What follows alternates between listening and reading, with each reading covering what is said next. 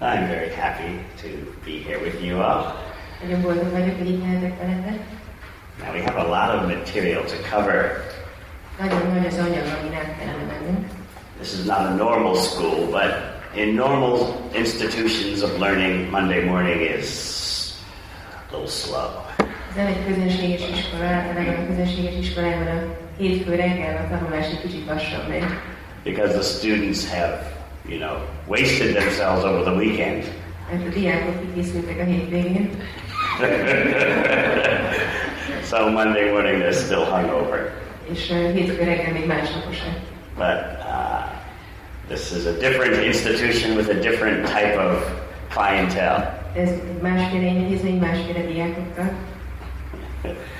So therefore I will plunge into the subject matter, feeling your full attention. Ezért rögtön belevetem magam a témában, és remélem, hogy a teljes figyelmeteket megkapom. I will begin telling you things that I wish someone had told me when I was doing my university studies. Olyan dolgokat fogok elmondani nektek, amit szerettem volna, hogy nekem elmondtak volna, amikor én egyetemista voltam. I began my monk's life after graduating from Yale University. Szerzetesi életemet egy ilyen egyetem elvégzése után kezdtem. And during my 4 years there, my professors allowed me to study whatever I wanted because they could see I was searching for something that was true. Az ottani 4 évem alatt a professzorok engedték, hogy bármit tanuljak, amit csak akartam, mert látták, hogy az igazságot keresem. So I studied the history and philosophy of every kind of subject matter. Tanultam történelmet, filozófiát, minden témában.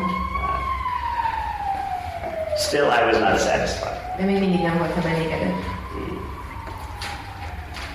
I sensed that there was some kind of monopoly in the business of knowledge.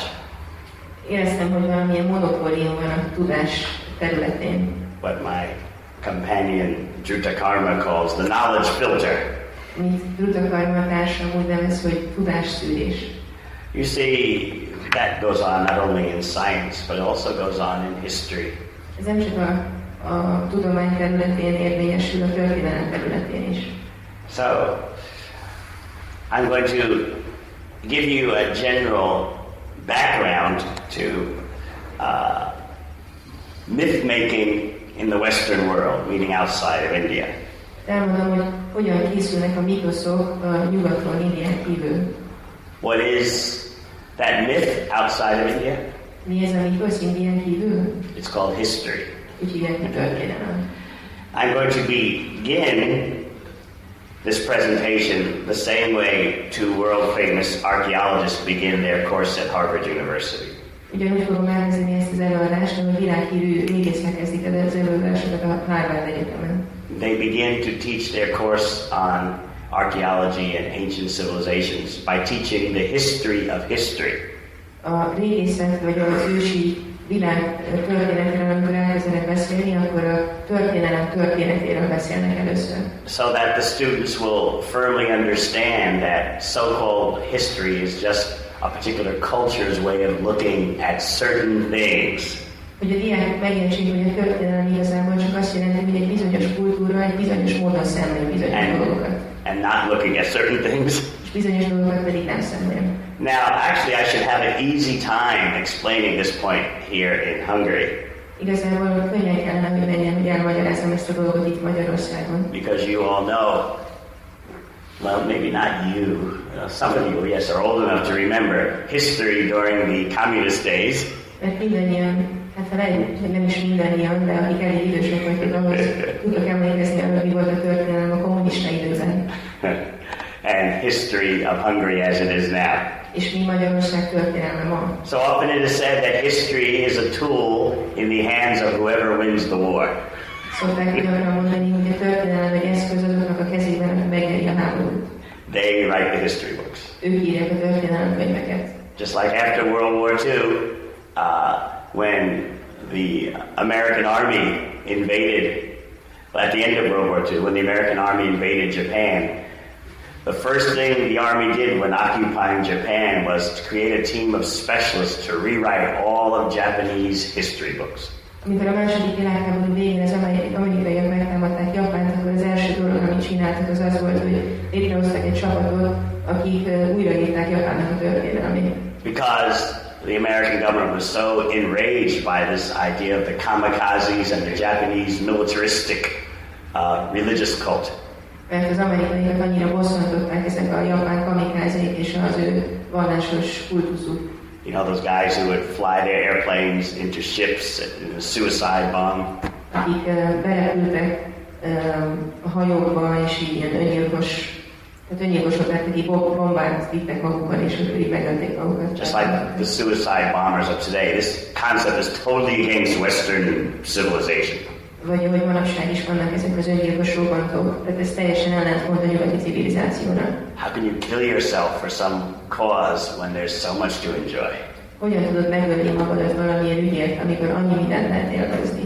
So the important point is the American army took all the history books of Japan and rewrote them in such a way that there's no mention of the Japanese militaristic cult.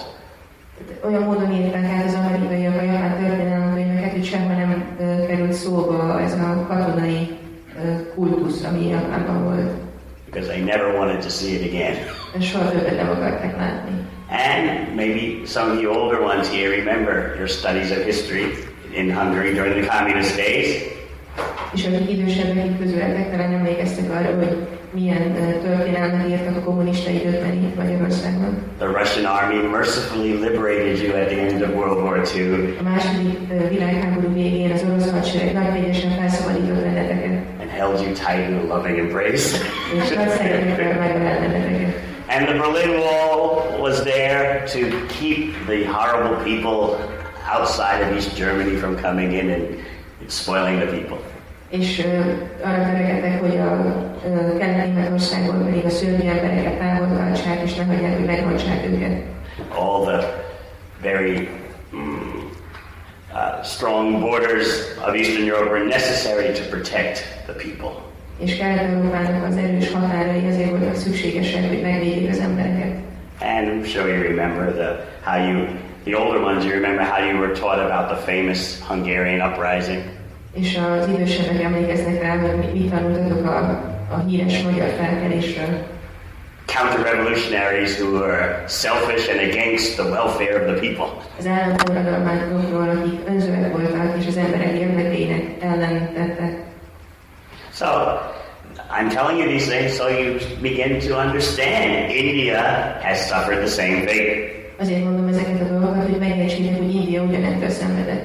And we're going to discuss today and tomorrow how the history of India for so long was dominated by the British, the colonial masters of India. És ma is holnap arról fogunk beszélni, hogy mennyire uralták Indiát az angolok, akik gyarmatosították. But first, let us try to understand why the ancient Vedic texts of India are so threatening. Először is próbáljuk megérteni, hogy Indiának az ősi szövegei miért olyan ijesztőek. They challenge your worldview. Kihívóak a világnézettel szemben. They tell of a worldwide civilization with interplanetary connections. Egy világon átszövő civilizációról beszélnek, ami bolygó közötti kapcsolatokról is szól. And this civilization thrived at a time when our historians today tell us human beings were simply primitive hunter-gatherers. És akkor virágzott ez a civilizáció, amiről a modern történelem azt mondja, hogy az emberek csak nagy ilyen primitív élőlények voltak. The ancient Vedic texts tell us of a civilization that had scientific understanding of not only gross matter, but also subtle matter and consciousness itself. A védikus szövegek olyan civilizációról beszélnek, ami nem csak az anyagról tudott, hanem magáról a tudatról is. And all these gross and subtle elements of matter had their source in a supreme conscious intelligence. És a durva és finom elemek a legfelsőbb finom intelligenciából származtak. And the purpose of life is to elevate the individual consciousness self to its pure relationship with the supreme consciousness self. És a szövegek az élet célját úgy jelölték meg, hogy a valányi élőlény összekapcsolódjon a legfelsőbb önvalóban. So, this kind of presentation is completely at odds with what people think civilization is today. És ez a nézet teljesen ellentmond annak az elképzelésnek, amit az emberek gondolnak ma, hogy mi a civilizáció. Therefore it has to be mythology. Tehát ezért biztos, hogy ez mitológia. The British had to cope with all these ideas in terms of their subjugation of India. És az angoloknak valamit kezdeni kellett ezekkel az elképzelésekkel, amikor meghódították Indiát. And there's now no longer is India a colony of Britain, but still we have to cope with these challenging ideas in our everyday life. India most már nem a mi a gyarmata, de még mindig ott vannak ezek a kérdések a mindennapi életben. Something is not right. Either the ancient Vedic texts are completely just a bunch of hot air, or civilization and its knowledge as we know it today has missed the point completely. Valami nincs rendben, vagy ezek az ősi védikus szövegek egyáltalán nem igazak, vagy a modern elméletek teljesen eltévesztették, hogy miről van szó. So, I'm telling you this so that you may start to think, why are the ancient Vedic texts such a challenge? Ezt azért mondom nektek, hogy próbáljuk elgondolkodni azon, hogy az ősi védikus szövegek miért okoznak olyan kihívást. You may think, well, if something is true, everyone will know about it. What's the problem? Azt gondolhatnánk, hogy hát, hogyha valami igaz, akkor mindenki tudhat róla, mi ezzel a probléma. No, people feel threatened. Those in the knowledge business who hold key positions feel threatened. Az emberek fenyegetve érzik magukat, azok, akik a tudás területén dolgoznak. What will happen to the world as we know it if people begin to think that deep in lost history, high civilizations thrived? Mi fog történni a mai civilizációval és az emberekkel, hogyha tényleg kiderül ez, hogy volt egy ősi civilizáció, ahol boldogan éltek az emberek? Actually, if you examine the major ancient cultures of the world, ha megvizsgáljuk a világ ősi kultúráit, most of them tell about how in the far past there were exceptionally powerful living beings. A legtöbb beszél arról, hogy milyen rendkívül nagyhatalmú élőlények éltek régi időkben. Not just the ancient Vedic texts of India say this. Ezt nem csak az ősi védikus szövegek mondják. But so many so-called primitive cultures around the world have this understanding. Hanem olyan sok úgynevezett primitív kultúrának van ez a megértése. But not the Western culture, where a 200-year tradition of scholarship has completely rejected the possibility. Kivéve nyugaton, ahol 200 éves tudományos kutatás elutasított ennek a lehetőségét. All right, you have two groups of scholars, the conservatives and the liberals. Tudósoknak két csoportja van, vannak a konzervatívok és a liberálisok. This is what you deal with when you try to study Indology in an ordinary way. Ezt kell látnunk, amikor az indológiát én közösséges módon tanuljuk. The conservative scholars say, these tales are fascinating, but they're just primitive myths. A közösséges tudósok azt mondják, hogy ezek a történetek nagyon lenyűgözőek, de csak primitív mitoszok. Now, most of you, of course, would not feel comfortable with such a gross and dismissing attitude. Persze legtöbben nem hiszem, hogy legtöbbötöknek nem tetszene egy ilyen nyers, a részleteket figyelmen kívül hagyó attitűd. Perhaps the liberal scholars, though, would more appeal to you. Lehet, hogy nektek jobban tetszenének a liberális tudósok. Yes, the tales of old are myths, but there is instructive value to these myths. Igen, ezek az ősi történetek, ezek mitoszok, de nagyon komoly tanításokat rejtenek. These myths can teach us how people thought in those days. Ezek a mitoszok meg tudják tanítani nekünk, hogy hogyan gondolkodtak az emberek azokban az időkben. Even though there's very little truth to them.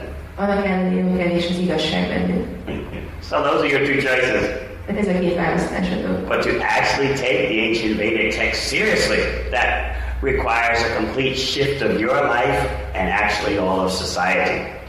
De ahhoz, hogy valaki valóban komolyan vegye a védikus szövegeket, ahhoz teljes mértékben meg kell változtatni a saját életét és az egész társadalmat. And that is very threatening. És ez ijesztő. Today's people are matter-based, and the Vedic texts say that the ancient people were consciousness-based. A modern emberek, ők anyagközpontúak, és azt mondják a védikus szövegek, hogy az ősi világban az emberek pedig tudatközpontúak voltak. Now, what is today's prevailing notion of human civilization? Mi a mai elképzelés az emberi civilizációról? A slow, linear progression. Egy lassú, fokozatos fejlődés. From primitive Neolithic beginnings to the technological wonders of today. A primitív neolitikus alapoktól a modern technológiáig a mai napig. So, this is the particular cultural view of society today. Ez a mai társadalom kulturális szemlélete. Now, in my presentation, I'm not going to try to convince you 100% that the current view is wrong. Az előadásom során nem akarok benneteket 100%-ban meggyőzni arról, hogy a jelenlegi szemlélet téves. I'm just going to try to motivate you to think, there is a problem. Csak arra próbálok motiválni benneteket, hogy elgondolkodjatok, hogy itt van egy probléma. This problem requires a lot of thought. És ezen a problémán nagyon sokat kell gondolkodni. There seems to be a lot of things we don't know, and a lot of things we're not being told. Úgy tűnik, hogy nagyon sok olyan dolog van, amiről nem tudunk, és nagyon sok dolog van, amit nem mondanak el nekünk. So, I'm going to try to stimulate your flexible thinking. De próbálom is stimulálni a rugalmas gondolkodásokat. And give you some food for thought so that you will seriously take the ancient Vedic texts as a source of knowledge. És el akarnak gondolkodtatni benneteket, hogy nagyon komolyan vegyétek a védikus szövegeket, és azt a tudás valódi forrásának tekintsétek. In other words, in the far distant past, there could have been a civilization with cultural achievements of a different nature. Más szóval az ősi időkben létezhetett egy olyan civilizáció, aminek más volt a természete. Now people are more familiar with the world of the ancient Egyptians, or even the world of the Mayas, although they're apparently of later origin. Az emberek manapság jobban ismerik az ősi egyiptomi történelmet, vagy a máják történetét, akik valamivel később voltak. But unfortunately, even today, scholars like to avoid the knowledge world of India because it's too threatening. It's just so far different from what we think today. De a modern tudósok szeretik elkerülni az Indiában rejlő tudást, mert annyira eltér attól a fajta gondolkodásmódtól, ahogy manapság gondolkodnak az emberek. This wasn't always the case, as you will hear today or tomorrow. Ez nem mindig volt így, ahogy erről ma is holnap hallhatok majd. India and Indian knowledge used to be the number one fad in Europe. Az India és az Indiából származó tudás a legnépszerűbb volt valamikor Európában. Then the British finished off all that. És aztán az angolok mindennek véget vetettek. So, in the coming days we'll be discussing archaeology. Az elkövetkező napokban beszélünk majd régészetről. We'll be explaining to you how actually archaeological study is a very recent thing. Beszélünk arról, hogy a régészet tanulmányozása igazából egy nagyon történetű dolog. At the most 2 centuries old. Maximum 200 éven tart. And archaeology in India didn't really take off until the early 20th century. És az indiai régészet nem kezdődött el a 20. század elejéig. We'll discuss that on the day when we discuss archaeology. Erről fogunk beszélni, amikor a régészetről lesz szó. We're also going to give you a overview of linguistics in relation to India. Áttekintjük majd a nyelvészetet is Indiával kapcsolatban. Perhaps in your previous education you've all heard about Proto-Indo-European. Lehet, hogy a korábbi tanulmányaitok során hallottatok a proto-indo-európai dolgokról. Yes, so we'll examine that truth or fiction. Meg fogjuk vizsgálni, hogy ez valóság vagy kitaláció. We're also going to discuss the history of the Vedas and the history of the study of the Vedas. A védek történetéről is lesz szó, és a védek tanulmányozásának a történetéről is. And we'll end up with the most fascinating subject matter for me, the history of research into Srimad Bhagavatam and the Puranas. És a végén a számomra leglenyűgözőbb témáról lesz szó, ami a Srimad Bhagavatam és a Puránák tanulmányozása. All right. Ennek a története. So, we have briefly discussed the standard story of human linear progress.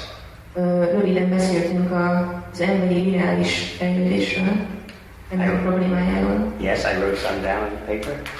Leírtam papírra.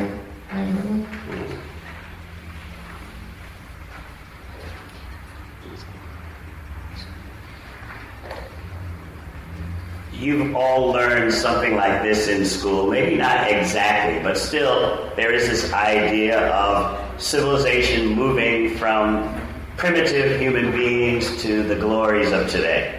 Mindennyian tanultatok az iskolában ezzel kapcsolatban legalább valamit, hogy hogyan fejlődött a civilizáció a primitív időktől a modern időkig. So let's see a list of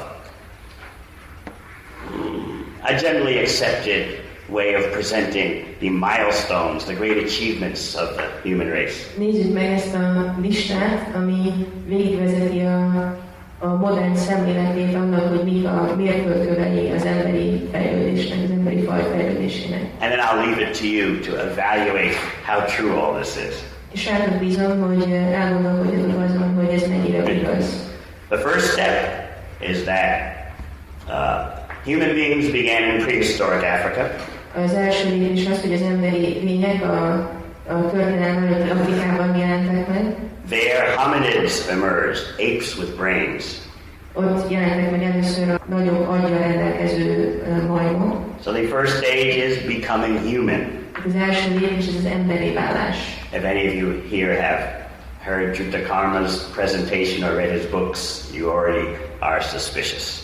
Hogyha valamelyikőtök hallotta már Jutta Karmának az előadását, vagy olvasta a könyveit, akkor már gyanakúak lehetnek. Anyway, let's give you the standard story. De elmondom nektek a standard történetet.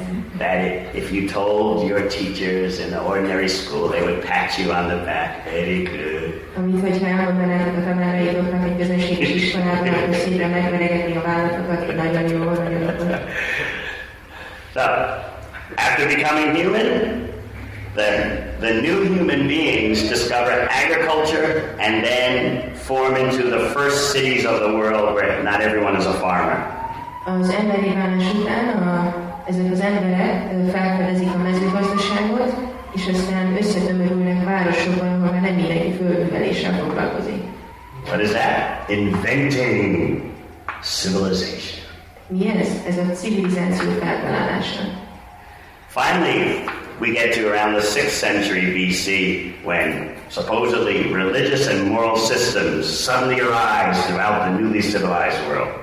És aztán Krisztus előtt a 6. században az erkölcsi rendszer is kifejlődik, és így beköszönt a világon. We can call this developing a conscience.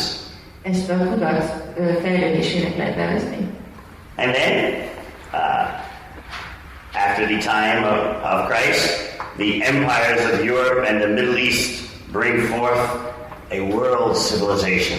És Krisztus után Európában és Közép-Keleten kialakítják a civilizációt. We'll call this seeking a lasting peace.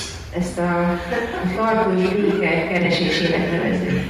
I'm just telling you what, the standard scholarly picture is given to unsuspecting students. Ez csak a szokásos tudományos nézet, amit elmondok nektek, amit a gyanakvástól mentes diákoknak átadnak. Then comes the Renaissance. És aztán a reneszánsz. The rise of rationalism and empirical science. A racionalizmus és az empirikus tudományok megjelenése. So this is called achieving rationality. Ez a racionalitás elérése nevet kapja. Then at the end of the 15th century, the human societies in Europe and Africa encounter the human societies in the Americas. És aztán a 15. század végén az emberi társadalmak Európában és Afrikában This is called uniting the planet. egyesítik a bolygót. The discovery of the new world. Ez az új világ felfedezése. And then the industrial revolution of the 18th century. Aztán a 18. század ipari forradalma. Affecting the whole world. Ami az egész világra hatással van. What is this called? Ezt hogy hívjuk? Releasing nature's energies. A természet energiájának a felszabadítása. And then, finally, the grand culmination. És aztán jön a nagy betetőzés. In the 19th and 20th century. 19.-20. században. Democratic governments. A demokratikus kormányok. Decolonization. A gyarmatosítások véget érnek. A world order like the European Union. És világrend lesz, tehát megszületik ez az Egyesült Nemzetek. CIS. Oroszország, Szovjetunióvá válik. What is that called? Ruling ourselves. Ezt úgy nevezzük, hogy magunkat uraljuk. So I'll let you think about this list. Gondolkodjatok ezen a listán. You can meditate on releasing nature's energies in terms of the ecological disasters of today. Meditálhatok a természet energiáinak felszabadításán a mai ökológiai katasztrófákkal kapcsolatban. You can think about all the war zones around the world in terms of uniting the planet. Gondolkodjatok a háború zónákra a világon a bolygó egyesítésével kapcsolatban. For example, more than 50% of all the government money in the USA is spent on military. Amerikában a kormány pénzének az 50%-át a hadászat területére költi. If the planet's united, why are they worried? Hogyha a bolygó egyesítve van, akkor miért aggódnak? And then mental illness is the fastest growing disease in the world. Mental depression is the fastest growing disease in the world. És aztán a mentális betegségek és a depresszió a leggyorsabban, tehát legnagyobb számban jelenlévő betegség a világban. It's number 2 behind heart disease. Második helyen van a szívbetegség után. So, where's the achieving of rationality? Hol van a racionalitás elérése? As far as ruling ourselves, where does anyone learn sense control? Ami pedig az önmagunk uralásáról van szó, akkor hol tudja bárki is fegyelmezni az érzékeit, vagy kontrollálni az érzékeit? Now I think you can easily understand. If people believe such foolishness as this, how are they going to approach ancient India and its knowledge? Mert láthatjuk, hogy ha az emberek olyan ostobaságokat elhisznek, mint ezek a dolgok, akkor hogyan tudnak megközelíteni Indiának az ősi tudását? Nevertheless, let's say before 1980 or so, if you wanted to study civilization, you always began at the gates of Greece and Rome. 1980 előtt, hogyha valaki az ősi civilizációkat akarta tanulmányozni, akkor mindig Görögországnál és Rómán elkezdte. And then the path goes through the Renaissance to the Enlightenment. És aztán a reneszánszon keresztül a felvilágosodásig. Finally, it arrives to what we have today. Végül eljut az ember oda, ahol ma vagyunk. The grand triumph of the democratic consumer society. A demokratikus fogyasztói társadalom hatalmas győzelme. So much study of ancient India is based on Western cultural prejudice. Az ősi India tanulmányozása a modern nyugati előítéleteken alapszik. One particular French scholar of Vedic philosophy calls this disposition the classical prejudice. Egy kollégám úgy nevezi ezt, hogy klasszikus előítéletek. The predisposition to attribute the origin of all civilization to the Greeks and the Romans.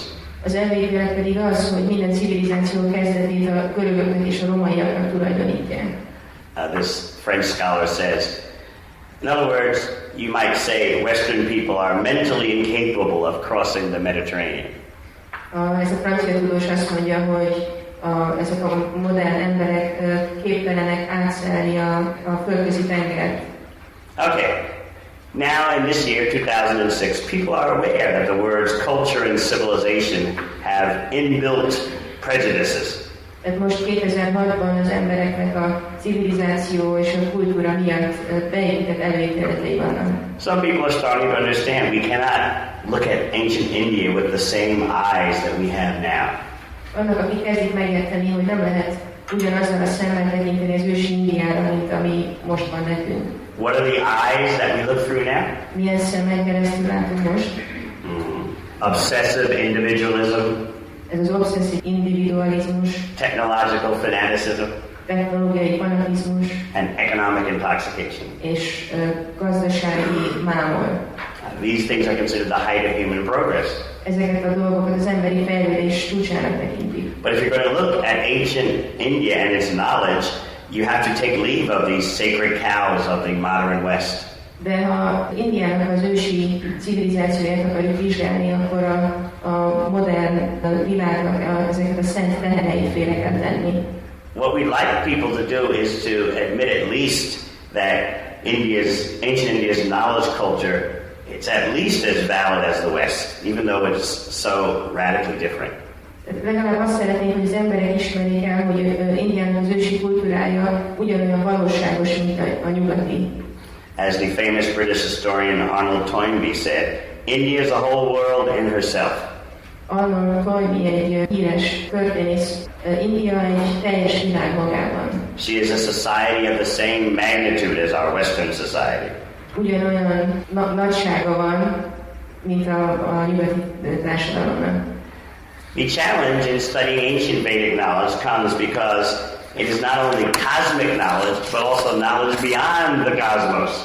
A védikus tudás tanulmányozása azért egy kihívás, mert nem csak a kozmikus világgal foglalkozik, hanem a kozmoszon túli világban is van tudása. And all these cosmic and trans-cosmic visions and informations are mixed in with the history. És ez a kozmoszról szóló tudás és az azon túlról szóló tudás bele van keverve a történelemben.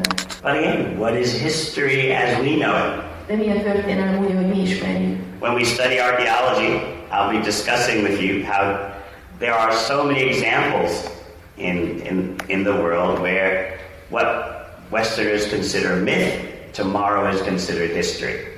Nagyon sok példa van rá, ha valaki régészetet tanul, akkor tudja, hogy vannak sok olyan dolog van, amire egyik nap azt mondják, hogy mitosz, másnap már történelem. There are examples in Egypt, Israel, Greece, Mesopotamia, even Denmark. So, 1 minute something is complete myth that's mentioned in some old literature. The next minute, we found some historical basis. Valami ez egyik pillanatban mitosz, a másik pillanatban pedig azt mondják, hogy jól találtunk történelmi alapot neki. But I'll explain on future days that this myth becoming history tendency, when it happens in areas within our comfort zone, it's not a challenge. De a következő napokban majd szó lesz róla, hogy amikor ezek a mitoszok valóságá válása a komfortzónákon kívül esik, akkor nem egy kihívás. No discovery in the Middle East or Scandinavia or Greece or Egypt really challenges our comfort zone. A közép-keleten, Magyarországban, Egyiptomban vannak ezek a rendelkezések, Skandináviában, akkor ezek nem zavarják a komfortzónákat. But any discovery about ancient India has the potential to completely turn people upside down. De minden ősi Indiával kapcsolatos felfedezés rendelkezik azon a potenciálval, hogy fejtetejére állítsa az embereket. So, there's no doubt that the history of Vedic India continues to reign as the biggest mystery today. Nincs kétség afelől, hogy India történelme a mai napig a legnagyobb rejtély. And yes, it is a challenge to you. És igen, ez egy kihívás. The only proof currently existing of this glorious ancient civilization is in its literature. Az egyetlen jelenlegi bizonyítéka ennek az ősi civilizációnak az irodalma. You won't find archaeological proof that will satisfy the critical mind. Nem fogtok találni a régészeti bizonyítékokat, amik elégedetté teszik a kritikus elméket.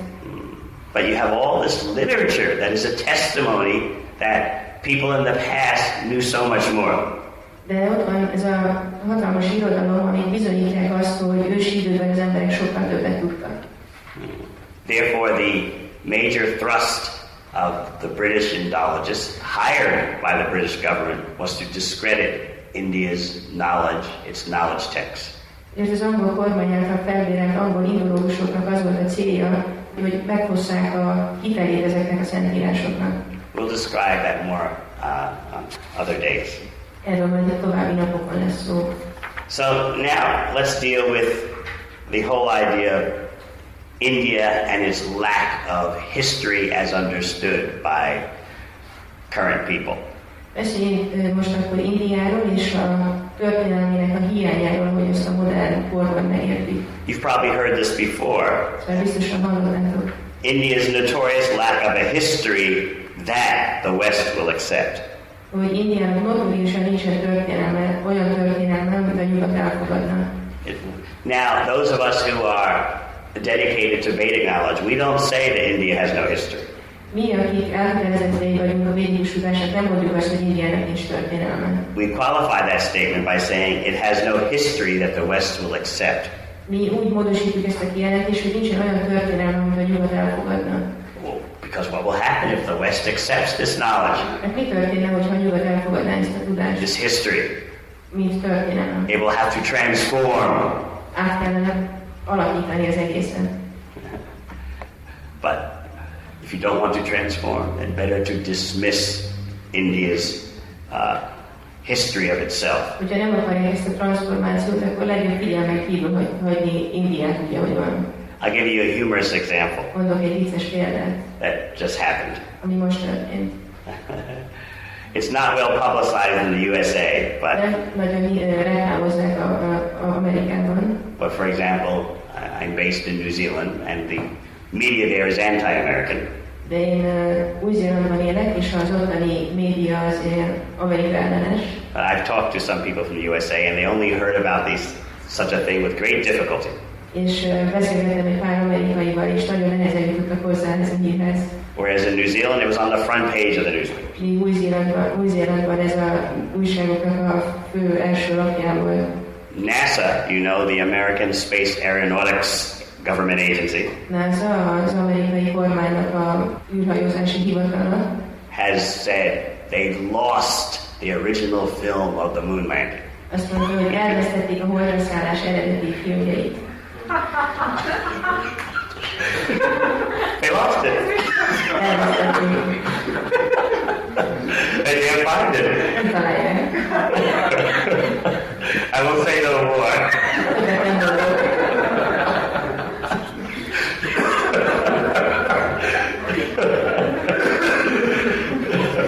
Can you imagine a government losing such a thing? One would probably have to establish some kind of proof. Ami egy nagyon komoly bizonyítékú szolgálatna. Gone, can't find it. Eltűnt, nem találjuk. But we're going to Mars next. De még most majd a Marsra megyünk.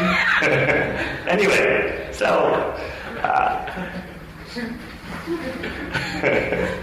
you see, this whole human enterprise of trying to acquire knowledge has many impediments. Láthatjuk, hogy így ez az emberi vállalkozás, hogy valaki tudásra tegyen szert, ez sok problémába ütközik. At least you should understand that there's a lot of things we don't understand.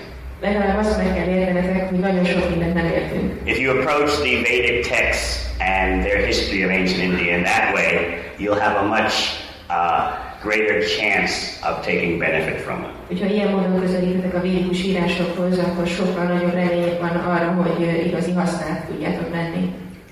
Otherwise, the first thing ethnologists teach you is India has a complete lack of historical tradition. Amúgy az első dolog, amit tanulni fogtok, az, hogy Indiának egyáltalán nincs történelmi hagyománya. You've all studied in school about how history as moderns like to read it began with the Greeks. Mindennyian ezt tanultátok az iskolában, hogy a történelem az a görögökkel kezdődik. I'm sure you all studied in your secondary school. Biztos, hogy mindannyian tanultátok középiskolában. The first great historian was Thucydides of Greece. Az első nagy történész 460 BC. 460-ban Krisztus előtt volt. He was followed by Herodotus. Okay, we'll skip the names. Elnézést. Anyway, these are the Greek fathers of Western history. Ezek a görög történelem ősatjai. You're all taught to offer your obeisances to them. És azt tanultuk, hogy a hódulatunkat neki. Then came the Romans with real history. Aztán jöttek a rómaiak az igazi történelemmel. Now, even China is accepted as having an approved historical tradition. Egy Kínát is úgy fogadják el, hogy hiteles történelme van. Archivists kept records as far back as anyone knows about Chinese history. Elég messze időkre visszamenve vannak archivált emlékek Kínában. Going back as far as 400 BC. Krisztus előtt 400-ig visszamenve. But in India, we don't find any conventionally accepted great historian. De Indiában nem találunk semmilyen ilyen hagyományos szempontból elfogadott történészt. According to the vision of ordinary scholars, India doesn't come up with an acceptable history until sometime after the appearance of Christ. A közönséges tudósok szemléletével nézve, India nem áll elő semmilyen komoly történelemmel egészen Krisztus utánig. In other words, India has nothing that conforms to our current models of history. Tehát India semmit nem tud felmutatni, ami a modern történelemről való elképzelésünkkel összhangban állna. Presenting its ancient history. Ahogy bemutatná az ősi történelmét. Now, it's not that this exasperation with India's apparent lack of history is a new thing. Ez nem egy új dolog, hogy azt mondják, hogy Indiának nincsen történelme. In the 11th century, one Arab scholar, A 11. században egy arab tudós, he just lamented, Hindus don't pay any attention to the historical order of things. így kesergett, hogy a hinduk egyáltalán nem fordítanak figyelmet a történelmi dolgokra. They're so careless about chronology. Nem világos számukra az időrend. And if you try to pin them down for dates, they reply with telling tales. És hogyha a dátumokat akarsz kiszedni belőlük, akkor meséket kezdenek mondani. He's referring to the Vedic histories. Így utal a védikus történelemre. So then, in the 19th century, European and American scholars took up the same chant. 19. században az európai és az amerikai tudósok ugyanezeket kezdték el mondogatni. And that loud chant continues today. És ez a hangos mondóka, ez ma is szól. For example, listen to one of the major Sanskritists of the modern age, Arthur MacDonald. Például az egyik modern fő szanszkrit nyelvvel foglalkozó kutató azt mondja, You should know these names. These are great acharyas in Indology. ismerni kell ezeket a neveket, ők nagy ácsárják az indológiában. History is the one weak spot in Indian literature, he said. A történelem az egyik gyenge pontja az indiai irodalmának. It is actually non-existent. Valójában nem létezik. This lack of history is so characteristic A történelem hiánya annyira jellemző, that all of Sanskrit literature is darkened by the shadow of this defect. hogy ennek a hibának az árnyéka lesötétíti az összes védikus írást. And just a few decades ago, Néhány évtizeddel ezelőtt the Indologist Kosambi stated, Kusumbi, az indológus azt mondta, India has no history worth the name. Indiának nincsen olyan történelme, ami megérdemelni ezt a nevet, hogy történelem. And what does the most revered archaeologist studying India say about history? Mit mond a történelem az egyik legnagyobb tiszteletet érdemlő indológus, régész? His name is F.R. Olchin. Ez a neve F.R. Olchin. Yes. He says, in India there's only vague popular tradition. Indiában csak homályos, népszerű hagyományok vannak. There is very little documentation above the level of myth and legend. Nagyon kevés dokumentációi vannak a mitoszoknak és legendáknak. Remember, he is the current number one person Emlékeztek rá, ő az egyik első számú személy. in the field of ordinary study of archaeology in India. India régészetének közönséges tanulmányozói között. So there's no Indian history worth reading. Tehát nincs ilyen indiai történelem manapság. If there's any book where the casual reader may find something interesting, Ha van valami olyan könyv, ahol egy olvasó találhat valami érdekesen, he said, you should just understand it's all like a romantic fiction. akkor úgy kell megérteni, hogy ez mind csak ilyen romantikus fikció, kitaláció, történetek. Just like he says some Indian railway timetables. Olyanok, mint az indiai vonatmenetrendek. Read it, but don't believe it. Olvasd el, de nem higgyek benne.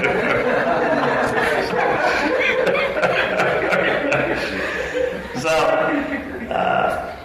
then you have the liberal scholars. Aztán vannak a liberális tudósok. Just remember your choice between the conservatives and the liberals. Emlékezzetek, hogy választottak a liberálisok és a konzervatívok között. Listen to how much relief the liberal scholars give you.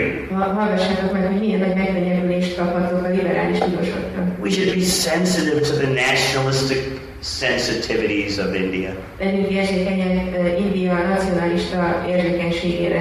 After all, it used to be a colony. Végül is ez valamikor egy...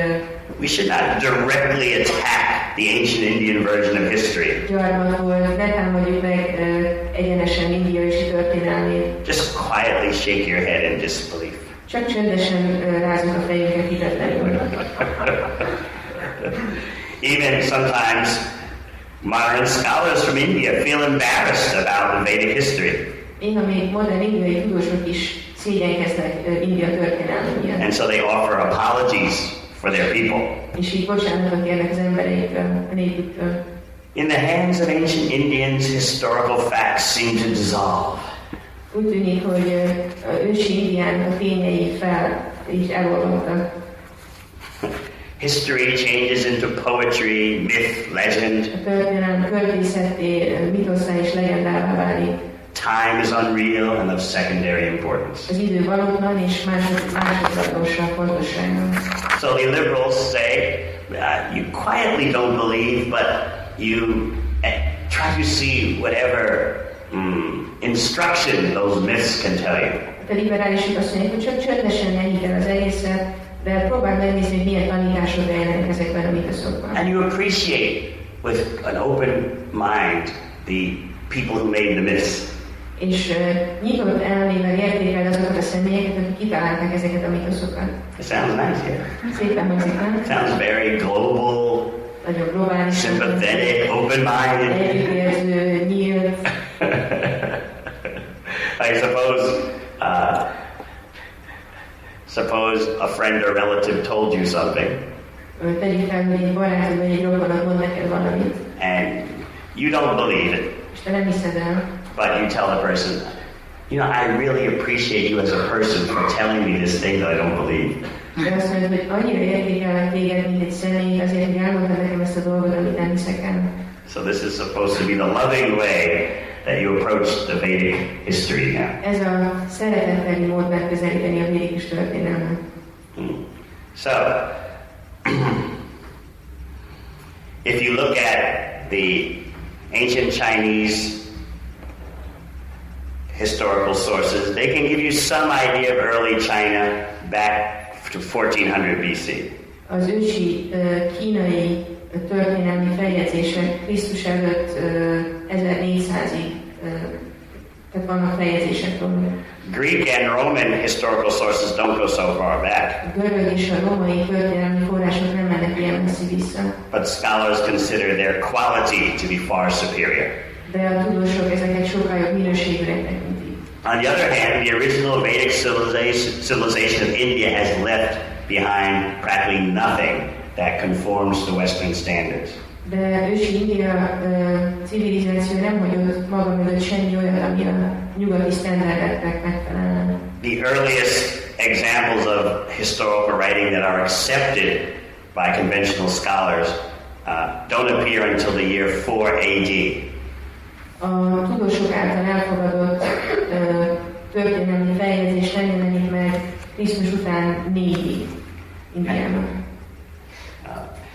These were chronicles written by Buddhist monks in Sri Lanka. Ezeket a kronológiákat Sri Lankán buddhista szerzetesek írták. Now the question is, why did apparently the ancient Indians pay no attention to chronology? Most felmerül az a kérdés, hogy Indiának az ősi népessége miért nem fordított semmi figyelmet a kronológiára. To understand this point, we have to get into the mind of the ancient Vedic scholars. Ennek a pontnak a megértése érdekében be kell lépnünk az ősi védikus tudósoknak a fejében.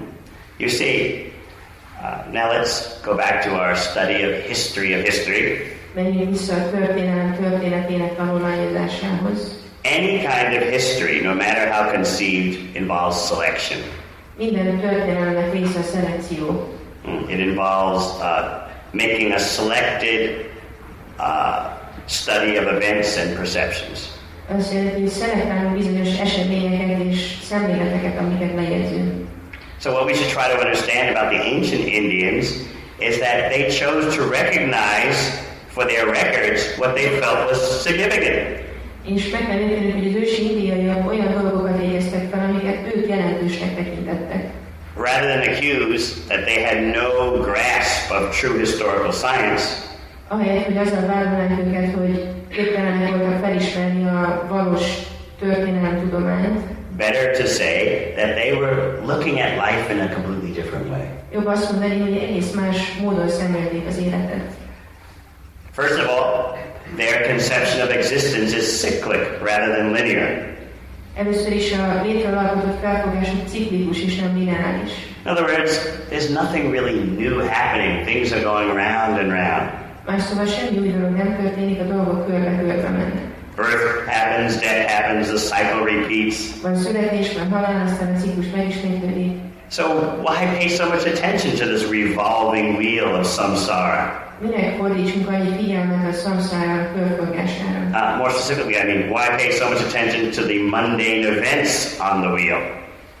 Vagyis konkrétabban miért fordítsunk figyelmet a világi eseményekre ezen a körön? Most of your attention should be on the wheel itself and how to escape it. A figyelmünknek magára a körre kell irányulnia, és arra, hogy hogyan kerüljön ki belőle. And the best thing to concentrate on are the exemplary personal characteristics and lifestyles of those who could free themselves from the wheel of existence. És a legjobb azokra a személyekre koncentrálni, akik példamutató jelenlegek voltak, és ők maguk képesek voltak arra, hogy kikerüljenek ebből a körforgásból. It's a completely different way of looking at life. Ez egy teljesen másfajta életszemlélet. Instead of fixing your mind on every detail that happens on the wheel of birth and death, you look at the wheel itself and how to get away from it. Tehát ahelyett, hogy a konkrétan megjelenő dolgokat szemlélhetnéd ezen a körön, inkább magát az egész kört szemléled, és azt, hogy hogyan lehet kikerülni belőle. So we admit it is true in terms of what contemporary people consider history. You won't find that in ancient India. Tehát elismerjük azt, hogy ahogy a modern szemlélet tekinti a történelmet, ezt nem fogjátok megtalálni Indiában. But then we should ask ourselves, what is our particular bias for making our version of history? Fel kell tennünk azt a kérdést, hogy milyen előítéletünk van nekünk azzal kapcsolatban, hogy hogyan szemléljük India történelmét.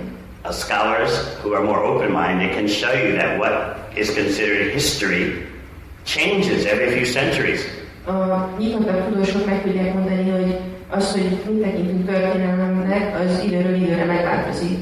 As people change. Ahogy az emberek változnak. For example, 50 years ago, was it a big thing to study ecological history? 50 évvel ezelőtt például a dolog volt ökológiai történelmet tanulni. Now, that is a very big reality. Most ez egy nagy valóság. The history of what's happening in terms of the polar caps melting. Északi sarkon lévő jégnek az olvadásának a vizsgálata az most egy nagy dolog. The history of climate change.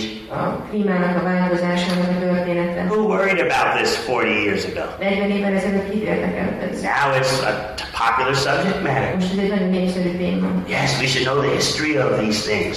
Ismerünk el ezeknek a történetét. What happens in the environment when humans interact with it. Mi történik a környezetben, amikor az emberek kölcsönhatásba lépnek vele? So there's an example of a new kind of history arising and of which people weren't so much concerned with a few decades ago. Tehát látjuk, ez egy példa arra, hogy hogyan jön létre egy történelem, amivel néhány évtizeddel ezelőtt senki sem foglalkozott. But suddenly they're aware of their environment, their ecology, and now they want a history of it. Most hirtelen nagyon tudatosak lettek a környezetükről, az ökológiáról, és annak a történelmét akarják.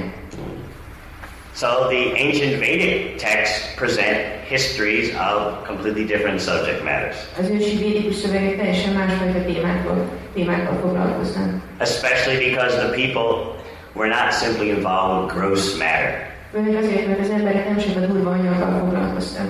They were concerned with subtle matter and then the spiritual realm. Érdekelt őket a finom anyag és a lelki birodalom.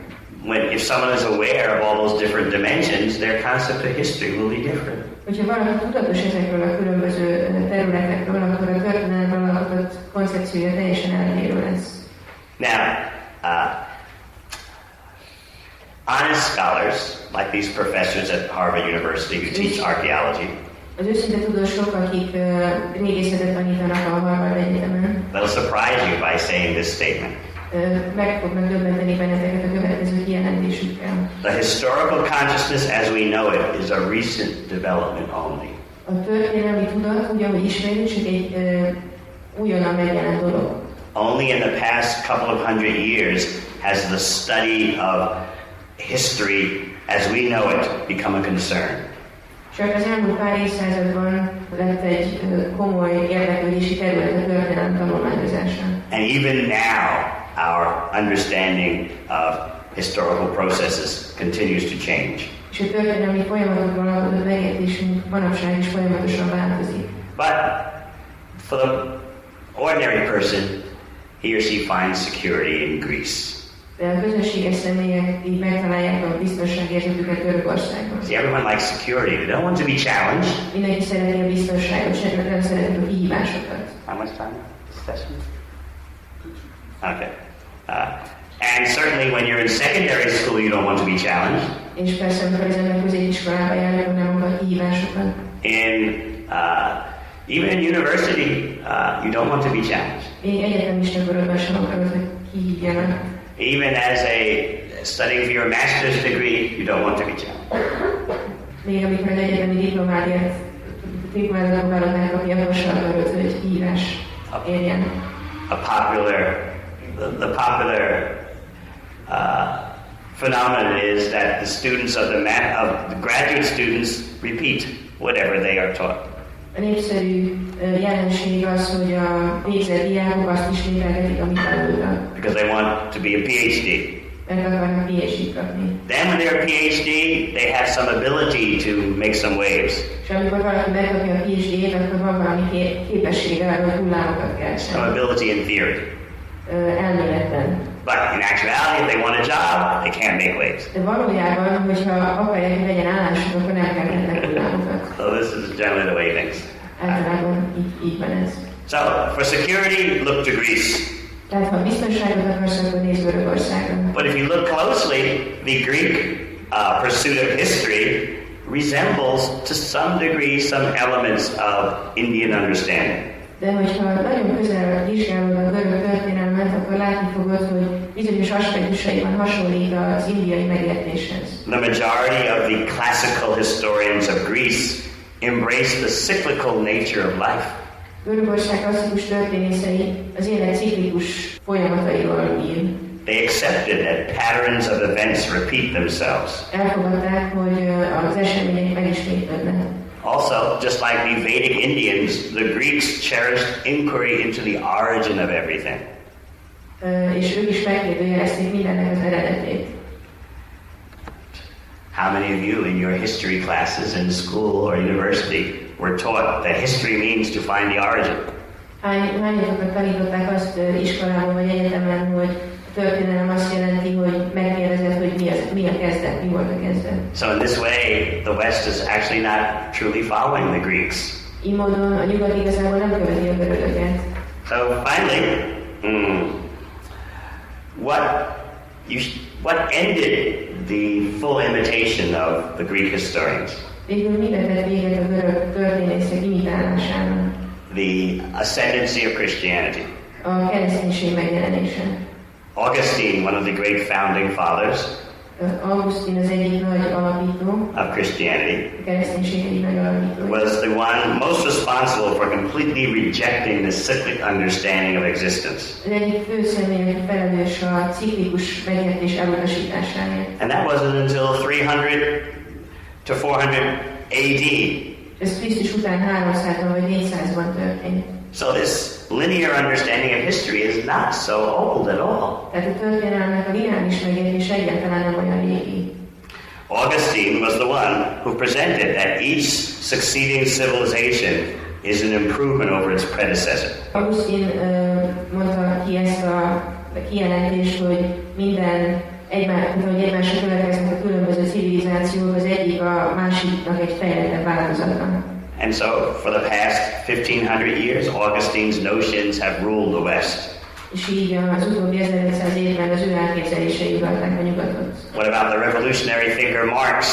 És akkor mi van a Marx-szal, a forradalmi gondolkodó? He also embraced this linear conception of history. Ő is a történelem lineáris elképzelését hirdette. Of course, his straight line ended not in Christian redemption, but in the workers' paradise. Persze nem a kereszténységbe gyökerezhette ezt az egészet, hanem a munkások paradicsomában.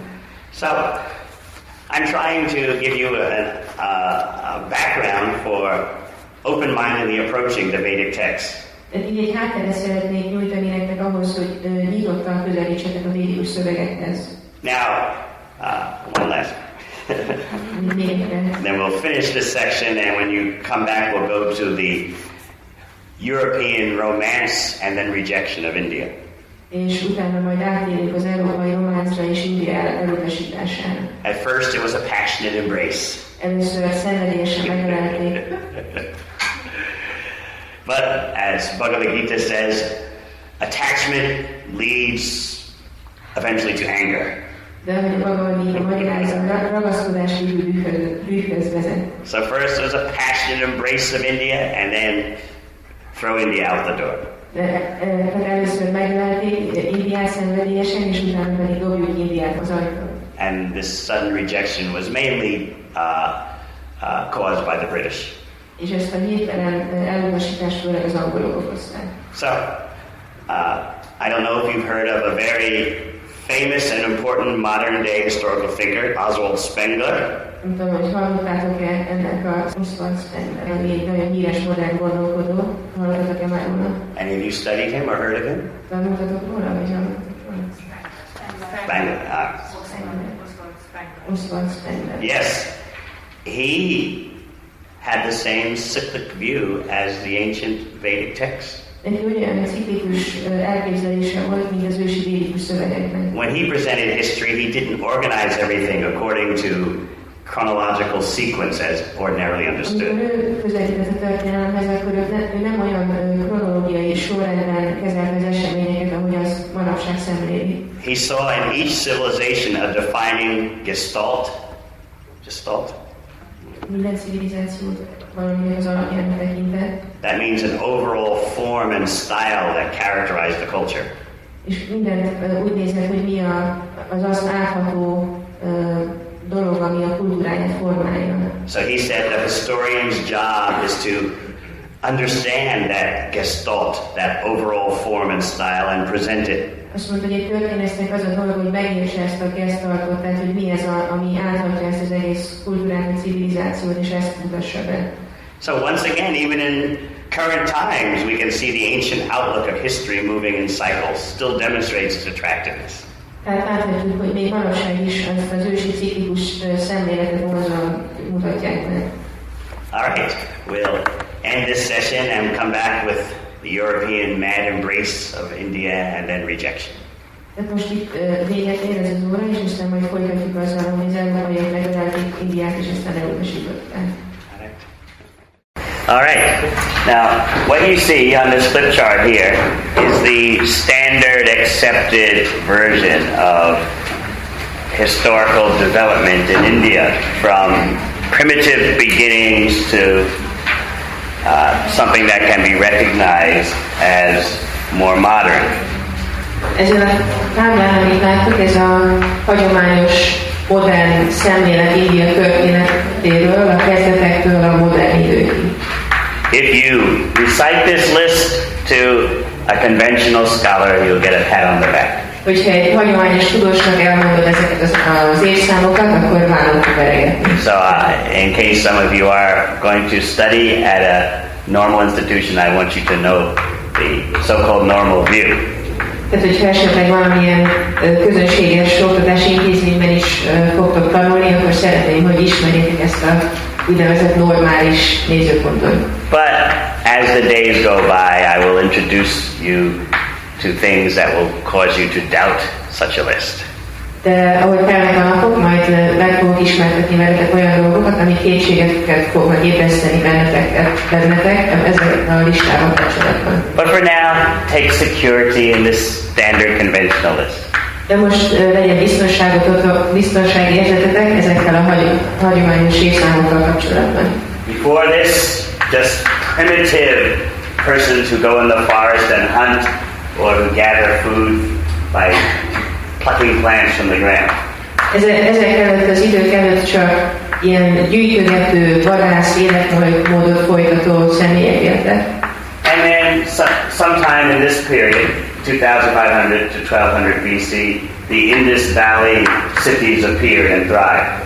És valahol ebben az időszakban Krisztus előtt 2500 és 1200 között megjelentek az indusvölgyi települések. Just in one limited part of what is now known as India. Indiának csak egy bizonyos területén, a jelenleg ismert Indiának egy bizonyos területén. And then sometime between 1200 to 500 BC, the Vedas emerged. És aztán valamikor Krisztus előtt 1200 és 500 között megjelentek a védák. Vedas just means Rig Veda, Atharva Veda, like that. Védek csak azt jelenti, hogy Rig Veda, Atharva Veda és ezek. Not those very difficult to understand Puranas and Bhagavad Gita. Nem ezek a nehezen érthető Puránák és a Bhagavad Gita. Those were a much later development, sometime in the first millennium after Christ.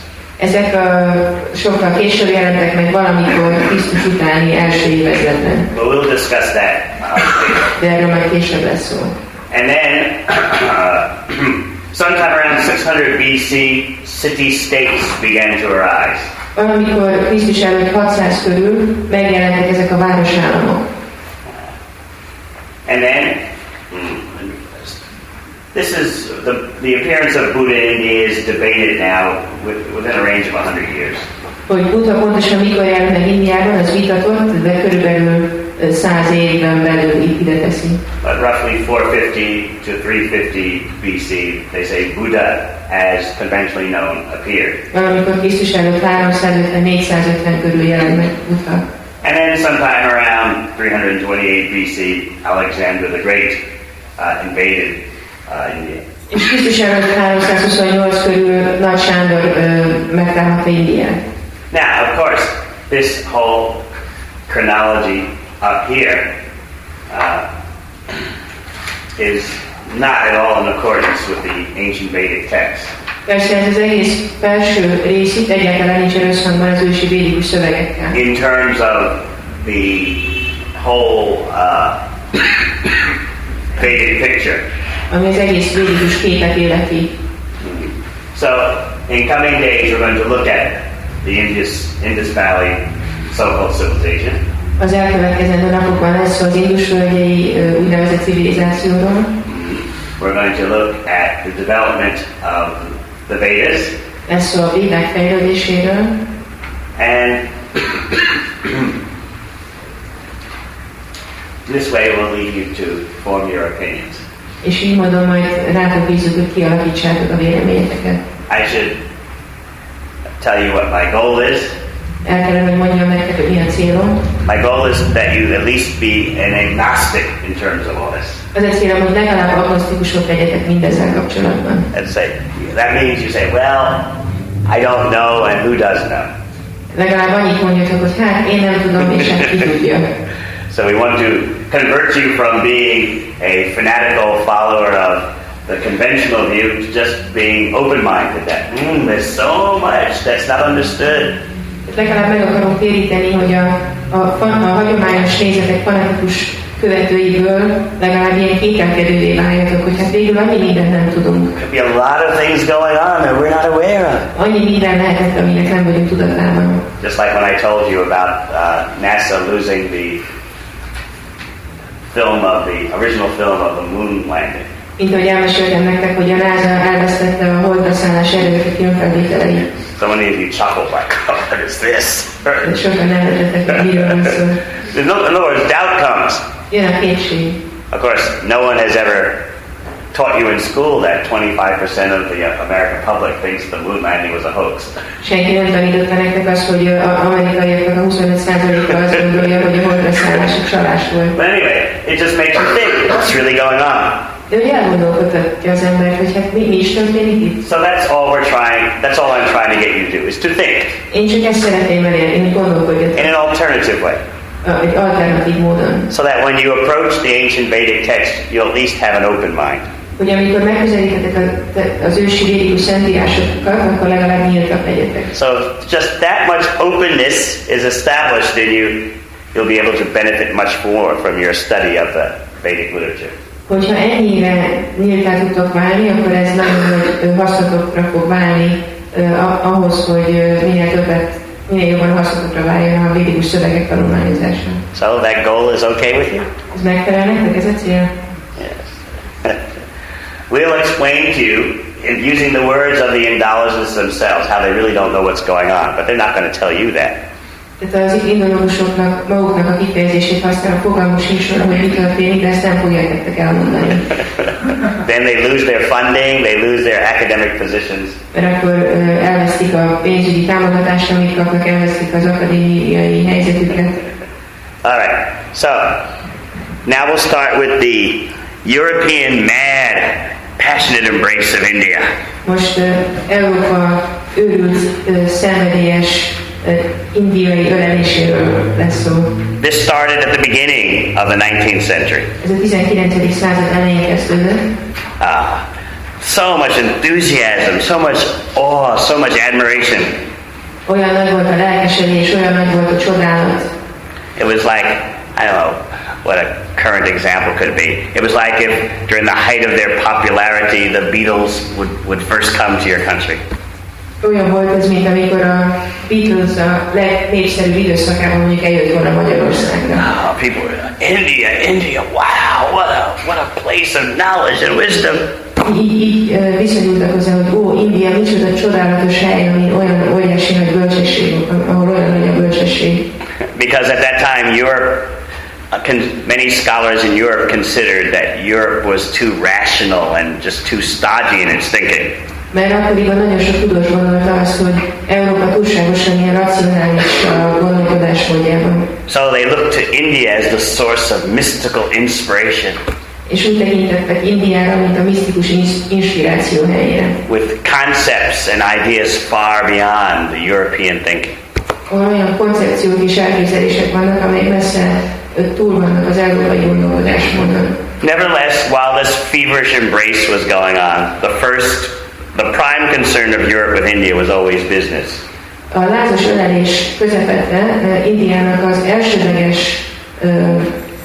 elképzelése Európának az elsődleges elképzelése Indiával kapcsolatban mindig üzleti volt. So I want you to see this picture of just waves of enthusiasm for India. Meanwhile, business is going on as the commerce as the main preoccupation.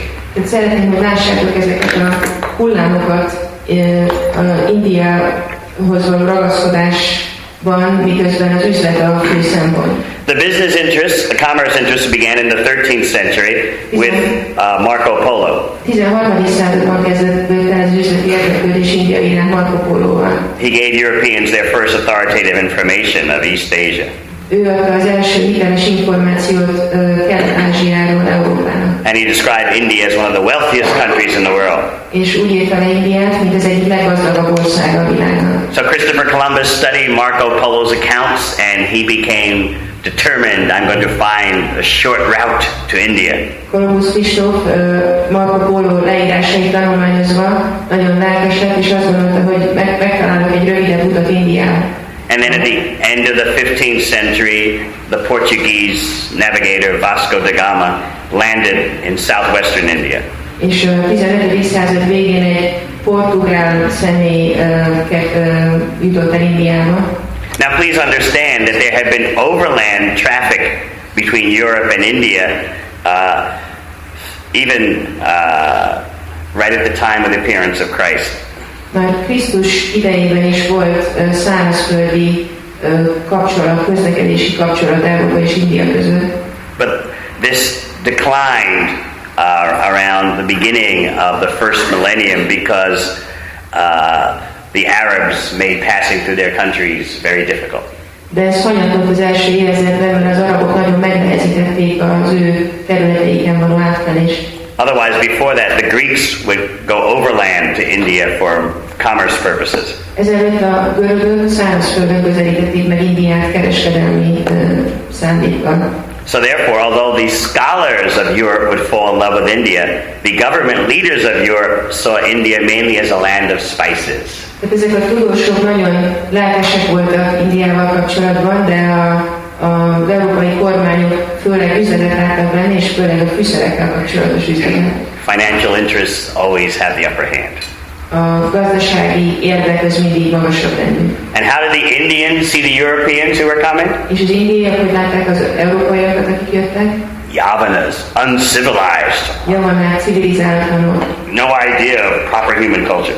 Elképzelésük sincs a megfelelő emberi kultúráról. All right. So, much of who would dominate the future of India depended on battles fought in Europe. És hogy India jövőjét ki fogják meghatározni, az Európában vívott harcokon dölt el.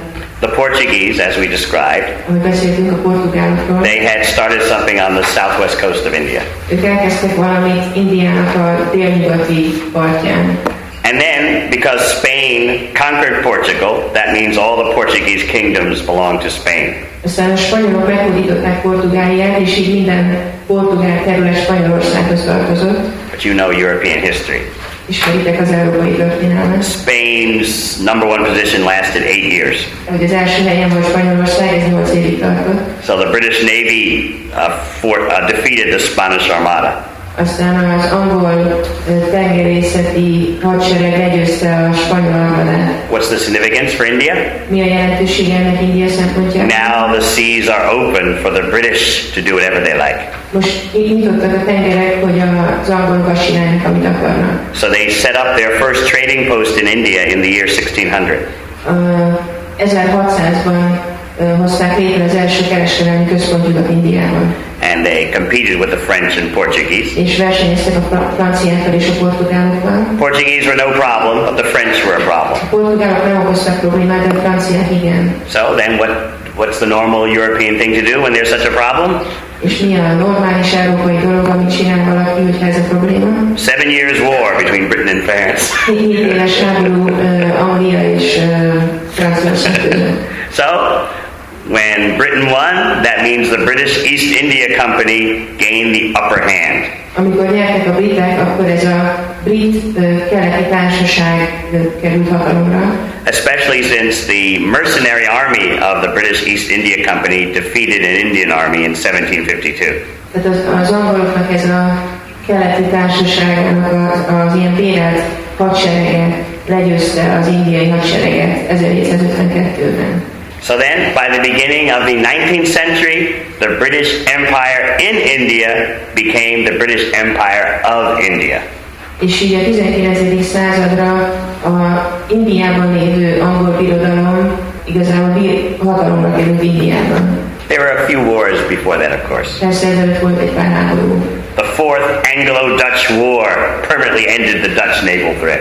A negyedik angol-holland háború véget vetett a hollandok fenyegetésének. And when the Napoleonic Wars finally ended, that was the end of the French. És amikor a napóleoni háborúk véget értek, ez volt a franciák vége. So then the British consolidated their rule over India. És akkor az angolok megszilárdították a hatalmukat India fölött. Now meanwhile, as all this international battling is going on for control of commerce in India, miközben zajlik ez a nemzetközi háború, ahogy kiuralja India kereskedelmét, the Europeans had become aware of Sanskrit. Az európaiak megismerkednek a szanszkrittal. And some intellectual members of the British military and bureaucracy began to learn the local languages. És az angol hadseregnek bizonyos tagjai elkezdik tanulni a helyi nyelveket. Their goal was to establish a lasting British colonization in India. Az volt a céljuk, hogy Indiát tartós angol gyarmattá tegyék. Therefore they began to learn the languages, but some of them started taking an interest in the Vedic texts. És ezért elkezdték tanulni a nyelveket, de voltak közöttük olyanok, akik érdeklődést mutattak a védikus szövegek iránt. So now let us discuss the first Indologists, those British based in India. Beszéljünk az első indológusról, azok között, az angolok között, akik Indiában éltek. In 1784 was established the famous Asiatic Society of Bengal. 1784-ben létrejött ez a Bengáliában ez a híres ázsiai társaság. And there you had the famous judge who became a linguistic scholar, William Jones. Ott volt egy híres bíró, aki egy nagy nyelvtudós lett, William Jones. You also had the first publication of Bhagavad Gita in a Western language. Ekkor jelent meg az első Bhagavad Gita nyugati nyelven kiadva, by Charles Wilkins in 1785. Amit Charles Wilkins adott ki 1785-ben. And someone named Thomas Colebrook, he was also a founding Indologist. És egy Thomas Colebrook, ő is egy híres indológus volt abban az időben. So this is the beginning of Western knowledge about the Vedic texts of India. És itt kezdődik a nyugati tudás India ősi szövegeiről, védikus szövegeiről. These are the founding fathers. Ők az alapítói ezeknek a Now, I'm sure you know about William Jones's discovery. Biztos, hogy hallottatok már William Jones felfedezéseiről. As he studied Sanskrit, he saw that Sanskrit is completely related to Latin and Greek. Ahogy tanulmányozta a szanszkritet, láttam, hogy ez teljesen kapcsolatban áll a latinnal és a göröggel. As well as Persian, Celtic, and Gothic. A perzsa, a kelta és a gót nyelvekkel is. So he announced this to the world, an amazing linguistic discovery that Sanskrit is completely connected to these other languages. És kinyilvánította a világ számára ezt a fantasztikus felfedezését, hogy a szanszkrit kapcsolatban áll a világ többi nyelvével. More than that, he was actually falling in love with Vedic knowledge. És emellett teljesen beleszeretett a védikus tudásban. And he even announced it to the world publicly. És ezt is nyilvánosan hirdette a világnak. What did he say? Mit mondott? I am in love with the gopis. Szeretem a gópit, szerelmes vagyok a gópit, szeretem a gópit. Charmed by Krishna. Akiket elbűvöl Krishna. An enthusiastic admirer of Ram. És nagyon lelkes vagyok Rámákról. A devout adorer of Brahma. Olyan a csodálója vagyok én Brahmának. Vishnu, Maheshwar. Vishnunak és Maheshwarnak. And of course Yudhishthir, Arjuna, and Karna. És persze Yudhishthirnek, Arjunának és Karnának. Now he considered himself a devout and convinced Christian. Odaadó hű kereszténynek tekintette magát. And Bhagavatam was tough for him. És a Bhagavatam egy nehéz terület volt a számára. He considered it a collection of assorted stories. Úgy tekintette, hogy ez válogatott történetek gyűjteménye. But even though a devout Christian, as he called himself, he publicly stated his appreciation of the Vedic doctrine of reincarnation. De mint keresztényként is kifejezte, hogy mennyire értékeli a reinkarnáció tanát. I'm no Hindu.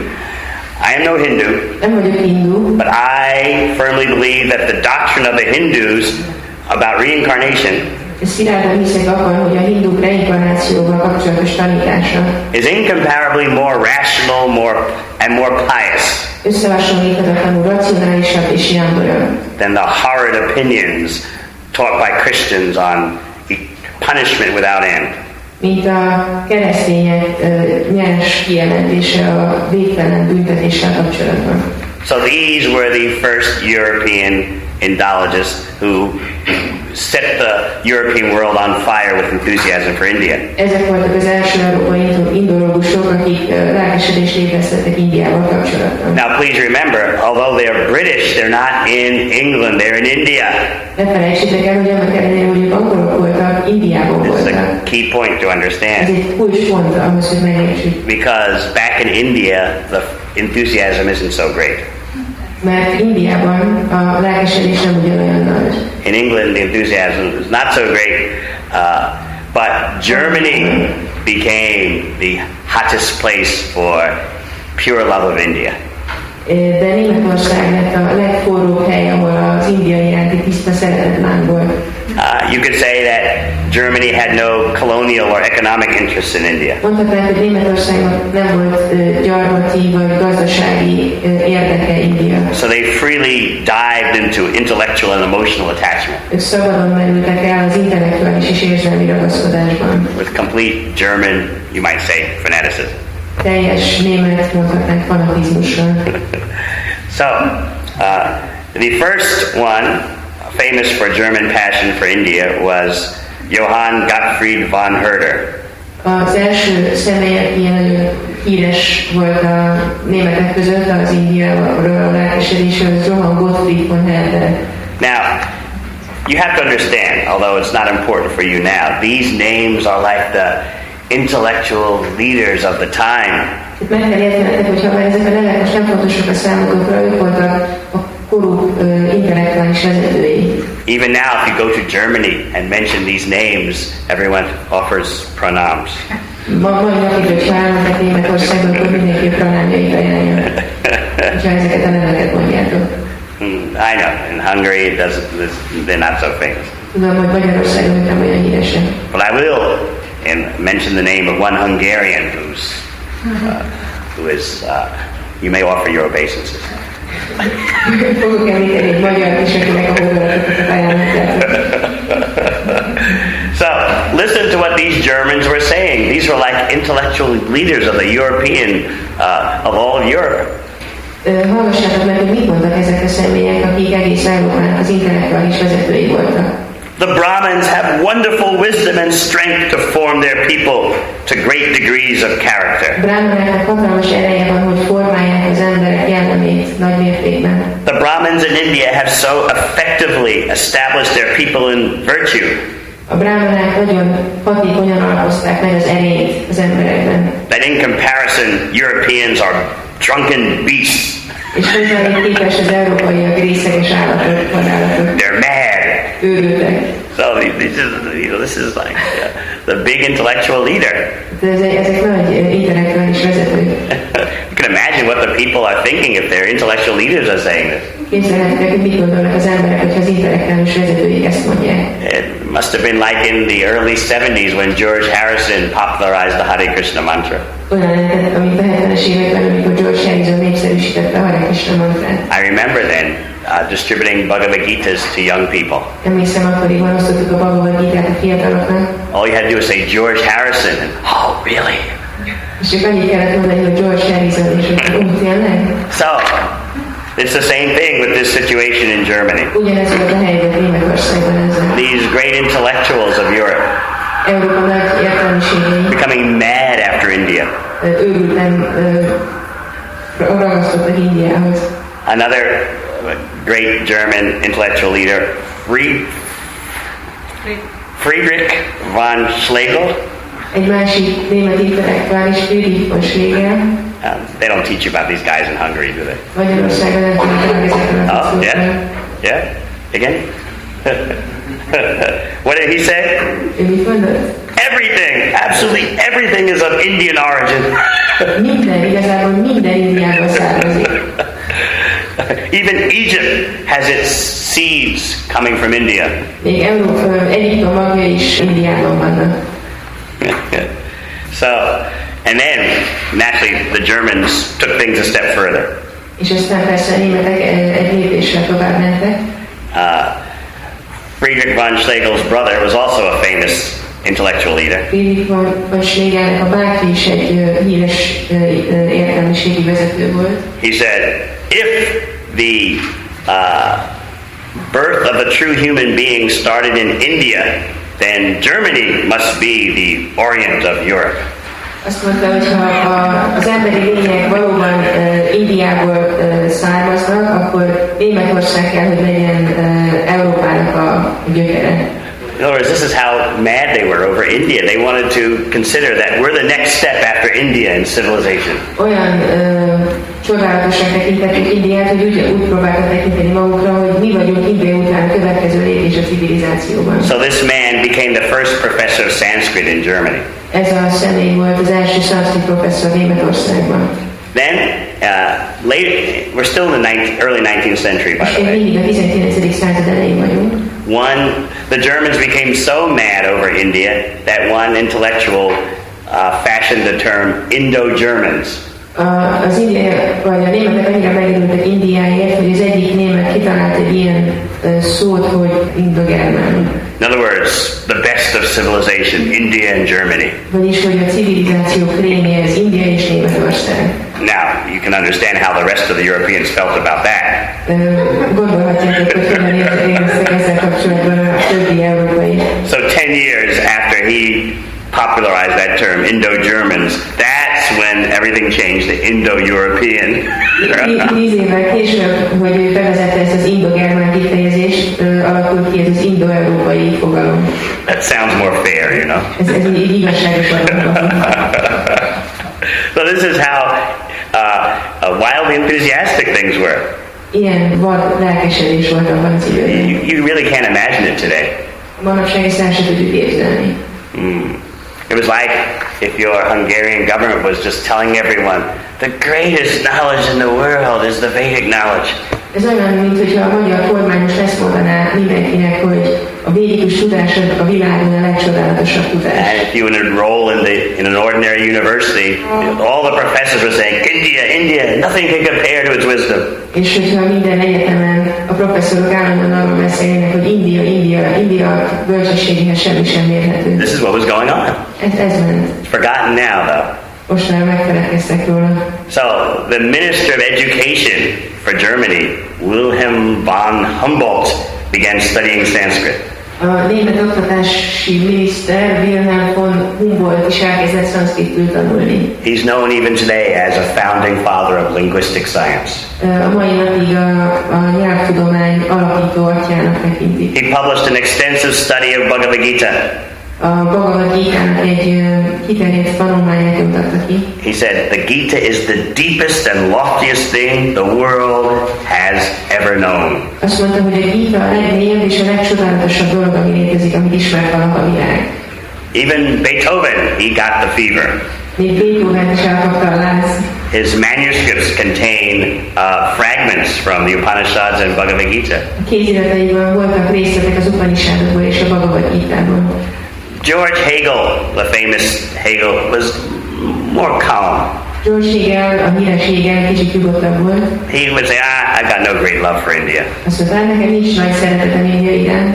But he said, the discovery of Sanskrit has established historic ties between the German and Indian people. De azt mondta, hogy a védikus szövegek felismerése történelmi kapcsolat hozott létre a németek és India között. Now this same Hegel who said he had no great love for India, listen to what he said. Ez a híres Hegel, aki azt mondta, hogy neki nincs nagy szeretete India iránt, ezt mondta. The Indian subcontinent is the starting point for the whole Western world. Az indiai szubkontinens a kezdőpontja az egész nyugati világban. This is how intense the fad was. Ilyen hatalmas divat volt. Another famous German philosopher, Arthur Schopenhauer, egy másik híres német filozófus, Arthur Schopenhauer, said the Upanishads were the production of the highest human wisdom. Azt mondta, hogy az Upanishadok a legmagasabb rendű emberi bölcsesség termékei. He said they contained superhuman conceptions. Azt mondta, hogy emberfeletti koncepciókat tartalmaz. He said it's the most satisfying and elevated reading. A legnagyobb elégedettséget nyújtó, legfelemelőbb olvasmány. He had to read a Latin translation. He was lamenting he couldn't read the original text. Neki egy latin fordítást kellett olvasni, és nagyon bánatos volt, hogy nem tudta elolvasni az eredeti szövegeket. He said the Upanishads are my solace in life and will be the solace of my death. Azt mondta, hogy az Upanishadok a menedékem az életemben, és ezek lesznek a menedékem a halálomban. Now, one final point about Germany. As you know, the unification of the various German states was a later achievement. Ahogy tudjátok, hogy a különböző német államok egyesülése egy későbbi időpontban történt. In 1871. 1871-ben. So mad and passionate was the German embrace of India that listen to a British analysis of the situation. A németek olyan őrülten és szenvedélyesen lelkesedtek India iránt, hogy hallgassatok meg, hogy hogyan elemezte ezt a helyzetet egy angol író. Some British authorities in India said that because the Germans together loved India so much, that's how their nation came together. Azt mondta egy Indiában élő angol, hogy németek, mint egy nemzet, annyira szerették Indiát, hogy ezt hozta őket össze igazából egy nemzetté. A bit of an exaggeration, but it shows you how wild things were in terms of the embrace of India. Ez valamennyire túlzás, de megmutatja, hogy mennyire vadak voltak a dolgok azzal kapcsolatban, hogy milyen elkesedés volt Indiával kapcsolatban. One British member of the high bureaucracy in India made this statement about Germany. Egy angol Indiában, aki a felső bürokráciához tartozott, a következő kijelentést tette. He said, a nation has been born out of Sanskrit. Azt mondta, hogy egy nemzet született a szanszkritből. He was referring to Germany. És Németországra utalt ez. So we actually have no idea how intense the romance was with India back then. Elképzelni se tudjuk, hogy milyen nagy lelkesedés volt Indiával kapcsolatban. It makes you think, what if such a thing happens again? Felmerülhet bennünk, hogy mi lenne, hogyha újra történne ez. Even today, you'll find consequences of that fever of the 19th century. A mai napig láthatjuk ennek a 19. századi láznak a következményeit. Every serious German library has a special collection of books on India. Minden komoly német könyvtárban van egy kollekció Indiáról szóló könyvekből. Every university in Germany has a departmental library of Indology. Minden német egyetemen a könyvtárban van egy részleg indológiával kapcsolatban. Almost every university in Germany offers Sanskrit instruction. Szinte minden német egyetemen lehet szanszkritul tanulni. And at 6 universities there are chairs of Sanskrit. És 6 egyetemen van német szanszkrit tanszék. And 3 German universities publish their own magazine on Indology. És 3 egyetem ad ki magazint indológiával kapcsolatban. So that goes on even today. Ez a mai napig. All right, what was happening in other countries? Jó, és mi történt más országokban? At the time that this India madness was sweeping Europe. Akkor, amikor Európában söpört az India láz. But remember, sweeping Europe, but not England. Emlékezzetek rá, hogy Európában söpört, de Angliában nem. The French also went wild once the Germans got into it. A franciák is megvadultak, amikor a németek belelkesedtek. The famous Enlightenment thinker Voltaire, he was overly fascinated. A híres megvilágosodott gondolkodó Voltaire is nagyon le volt nyűgözve. What did he say? Ő mit mondott? I'm convinced that everything has come to us from the banks of the Ganges. Meggyőződésem, hogy minden Ganges partjáról jött hozzánk. You can't imagine your leading intellectuals saying such things today. El tudjátok képzelni, hogy a mai vezető értelmiségek ilyen dolgokat mondanának nekünk?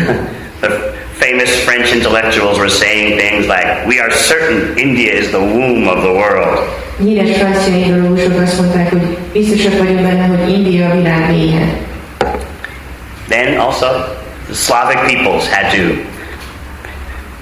to profess their love for India. A szlávoknak is ki kellett fejezniük az India iránti szeretetüket.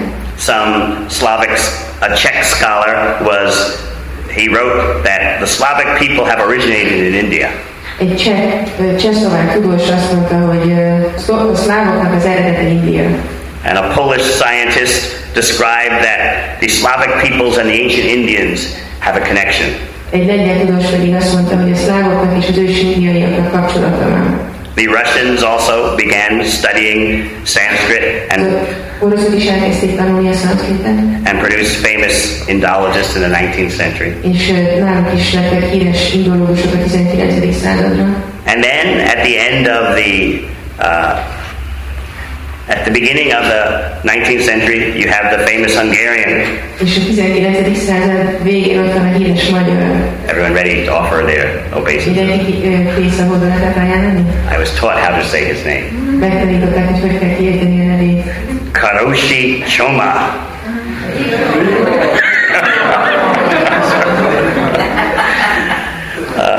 He visited India and studied languages and literature there.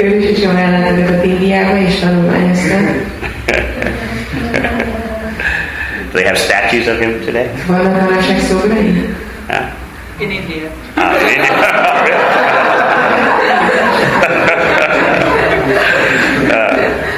And then across the Atlantic, the Americans also jumped onto this enthusiasm.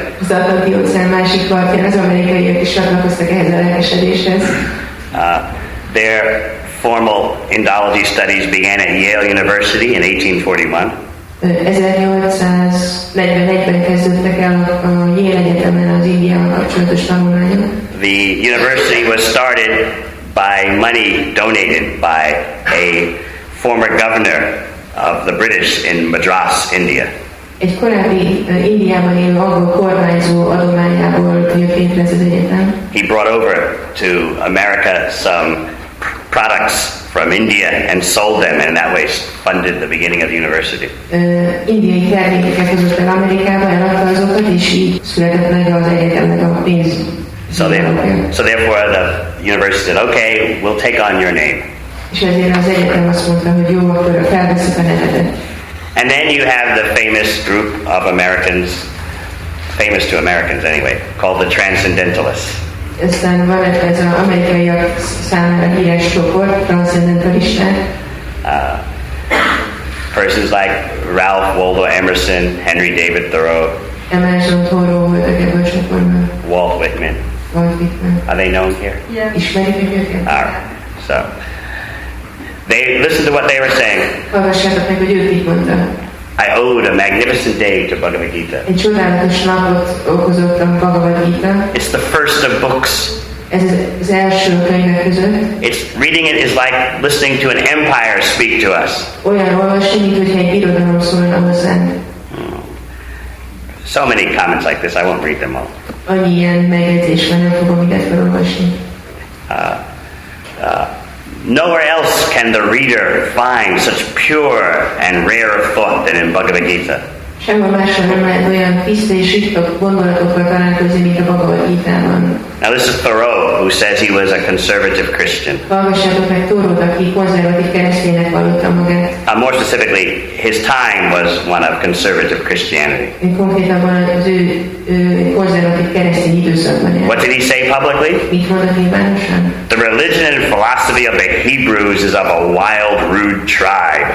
A héberek vallása és filozófiája egy vad törzsé valójában. The Hebrews lacked the civility and intellectual refinements and subtlety of Vedic culture. A héberek nem rendelkeznek a védikus kultúra intellektuális finomságaival. Can you imagine the greatest intellectuals of the USA saying such a thing now?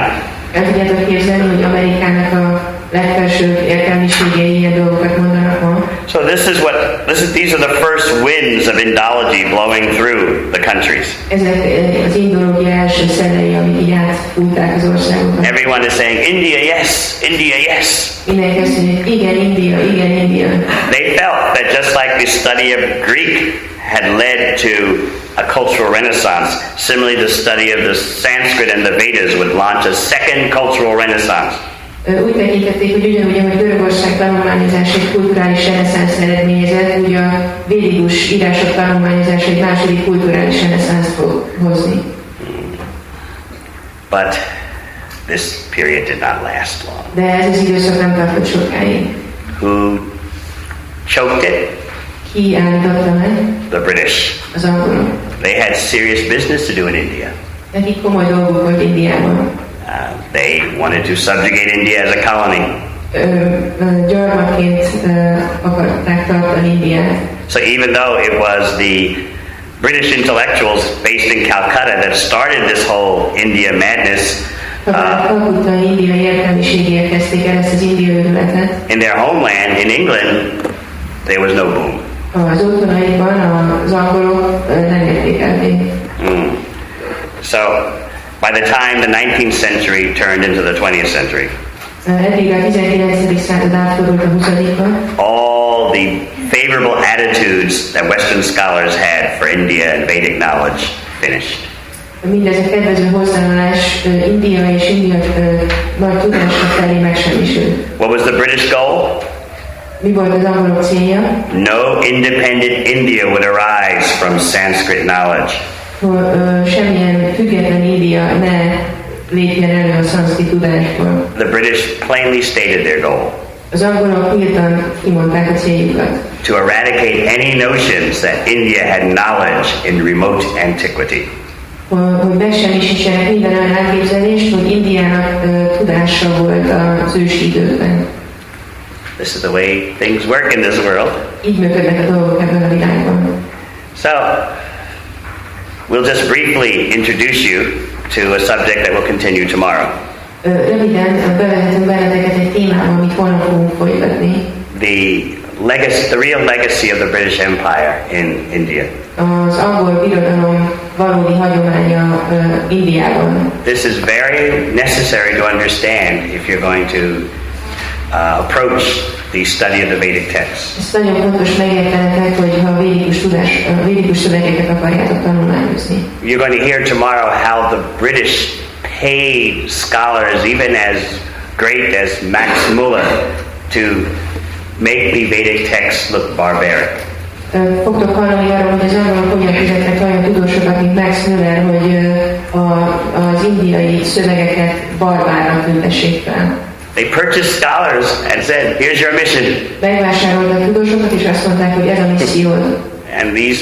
And this mission was so well done, the effects continue to today.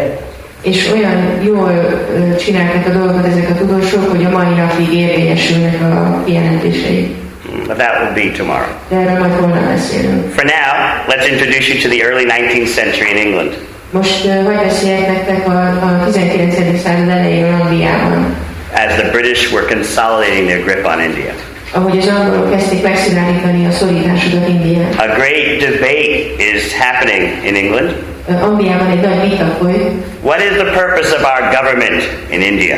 Mi az indiai kormány célja?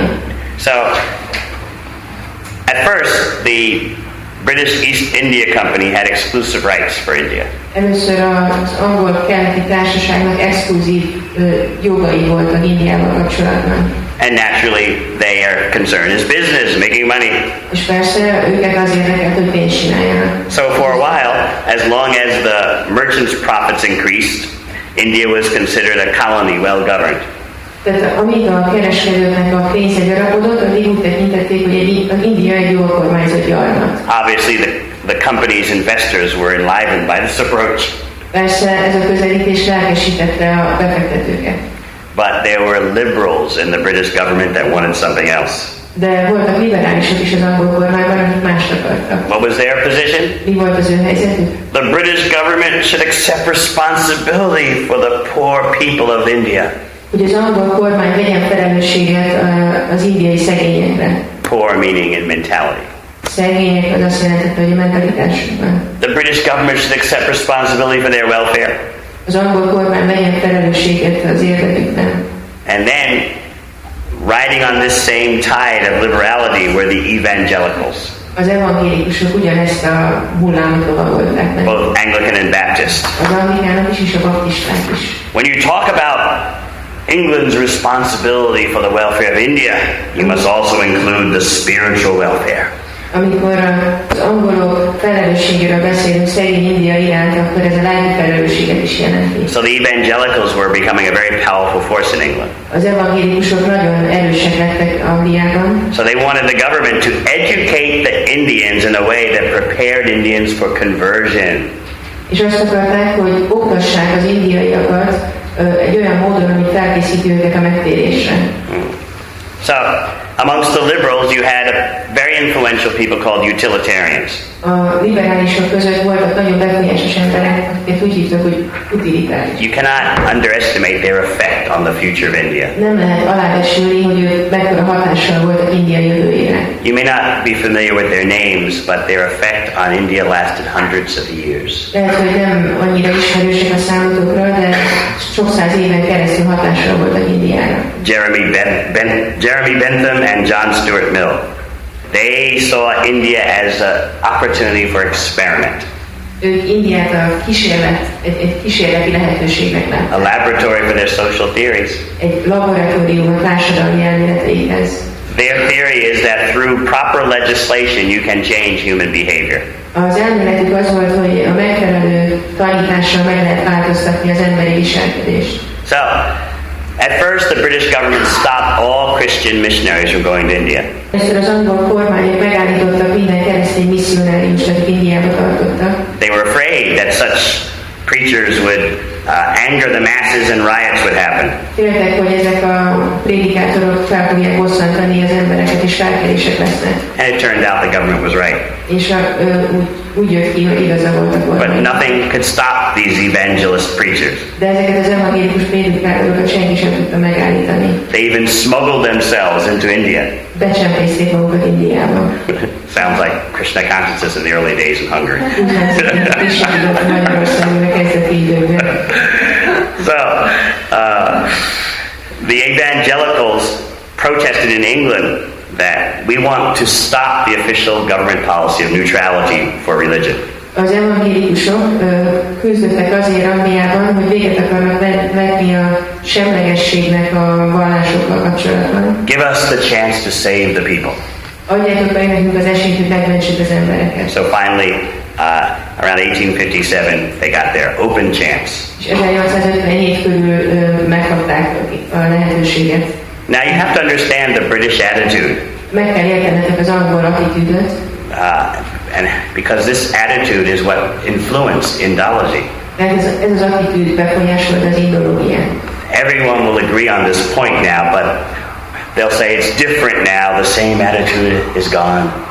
Ezzel mindenki egyet fog érteni ma is, de azt mondják, hogy nem, most már minden más, ez az attitűd eltűnt. But many disagree. De sokan nem értenek egyet. So what's the British attitude? És mi ez az angol attitűd? In approaching the Vedic texts in India? A India védikus szövegeinek a megközelítésében. As British, we represent the best and only religion. Mint angolok, a legjobb és egyetlen vallást képviseljük. The best civilization and the best race. A legjobb civilizációt és a legjobb fajt. We are confident that when we apply our superior intelligence to India, the poor Indians will be saved. Biztosak vagyunk benne, hogy ha a mi felsőbbrendű intelligenciánk megjelenik Indiában, akkor a szegény indiaiakat megmentjük. So the official government policy of the British government in India was how to make the Indians love the British rule. Tehát az volt a hivatalos kormány álláspont, hogy hogyan érjék el Indiában azt, hogy az indiaiak szeressék az angol uralmat. Listen to the statement of one British Governor General. Hallgassátok meg egy angol kormányhivatalnak, vagy kormányvezetőnek a kijelentését Indiában. The Hindu appears to be a creature merely limited to animal functions. A hinduk úgy tűnnek, hogy csupán állatias funkciókra képes lények. And even in those animal functions, the Hindu appears indifferent. És még ezekben az állatias funkciókban is közömbösnek tűnnek a hinduk. The Hindu has no higher intellect than a dog. A hindunak nincs magasabb rendű intellektus a kutyánál.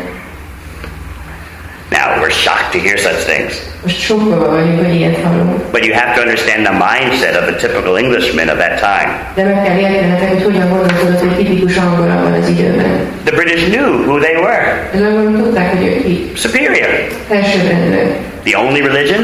Az egyetlen vallás. The only civilization. Az egyetlen civilizáció. The best race. A legjobb faj. So it was natural for them to think like that. Természetes volt így gondolkodni. Especially confronting such alien creatures like Indians. Főleg amikor olyan idegen teremményekkel konfrontálódtak, mint az indiaiak. They were not interested in modern concepts of egalitarianism. Nem érdekelt őket ez az egyenlőséggel kapcsolatos elképzelés. The British had a serious job to do in India. Nagy munkát az angolok előtt Indiában. And trendy intellectual fascination in India was not going to interfere. És a divatos elkápráztatás Indiában nem volt nagy hatással. So one very famous scholar, Indologist, híres tudós indológus, in his study of British India and its effect on Indology has said this. Aki tanulmányozta az angolok által uralt Indiát, a következőket mondta. Indomania in Europe did not die of natural causes. Indomania, tehát az India iránti őrület Európában nem ok nélkül halt ki. It was killed off. Megölték. And it turned into Indophobia. És indofóbiává változott. Because of the British. Az angolok miatt. All right. So now, this is an introduction to the background to Indology and its approach to the Vedic text. Ez volt egy bevezetés az indológiához és az indológia megközelítéséhez a védikus ahhoz, ahogy az indológia megközelíti a védikus szövegeket. It is necessary to understand this, otherwise you won't understand what's the foundation to modern indological studies. Ezt meg kell érteni, mert különben nem fogjátok tudni, hogy mi az alapja a modern indológiai elképzeléseknek, tanulmányoknak. Just like I can imagine in Hungary after the end of the Soviet regime, there's so much effort to understand what really went on and who collaborated and who did this, who did that. Ugyanúgy, ahogy Magyarországon a szovjet rezsim után biztos, hogy mindenkinek ez ment a fejében, hogy jó, de akkor most értsük meg igazából, hogy mi történt, ki szövetkezett, kivel, hogy mennek a dolgok. So similarly, to understand the history of Indology, it's necessary to understand the colonial rule mentality and how it affected academic study. Ezért fontos megérteni az indológia megértésével kapcsolatban, hogy ez a gyarmati embereknek a gondolkodásmódja milyen volt, és ez hogyan befolyásolta az ő tanulmányaikat. So tomorrow we'll deal with that. Holnap ezzel fogunk foglalkozni. We'll talk about Oxford and Cambridge, what they did. Beszélünk majd Oxfordról és Cambridge-ről, hogy ők mit csináltak. We'll talk about Max Muller. Beszélünk Max Mullerről. Monier Williams. Even today, some of these names are relied upon for their enormous contribution. A mai napig ezeket a személyeket nagyon tisztelik a nagy hozzájárulásuk miatt. And we'll look at the British manuals for how to govern India. És megnézzük majd az angol kéziratokat, amik arról szólnak, hogy hogyan kell uralkodni Indiában. Not the official manuals, but the intellectual guidebooks, so to speak. Nem a hivatalos kéziratok, hanem az értelmiségiek útmutatásai. And you'll be shocked at the attitudes. És az attitűdjük sokkoló lesz. And the specific identification of the Vedic texts of India as the greatest enemy to the British rule. És hogy úgy azonosították a védikus szövegeket, mint az angol uralkodás legnagyobb ellenségei. So the British government started a policy to discredit the Brahmanas and Vedic texts. És akkor az angol kormány arra törekedett, hogy megfossza minden tisztelettől vagy érdelemtől a brámanákat és a védikus szövegeket. All right, we'll stop here for a few questions if you have any. Megállunk néhány kérdésre, hogy esetleg vannak.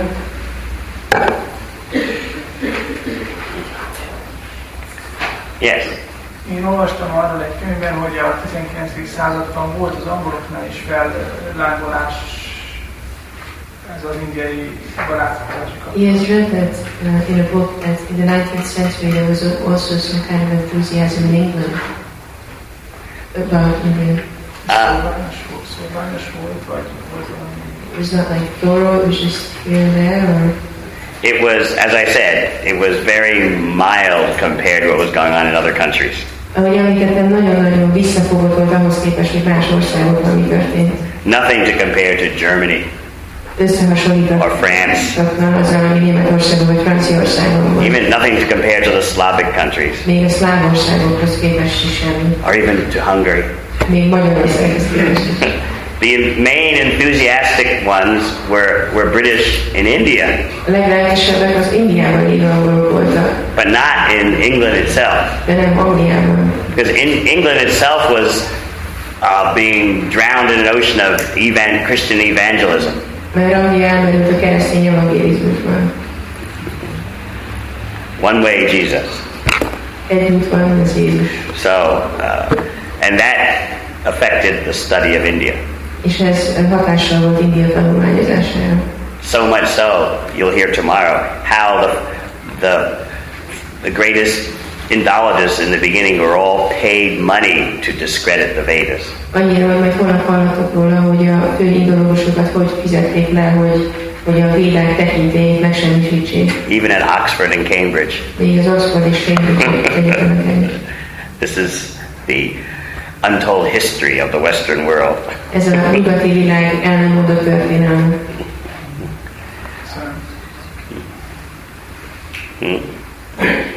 Mivel magyarázható az, hogy az emberek, akár a közemberek, akár a tudósok? How can we explain that ordinary people or scholars Ilyen nagyon viszonylag rövid időn belül szilárd hittel tudnak valahogy megváltani és elfordítani a régi. can change their paradigms in a very short time with great faith and forget their previous ones.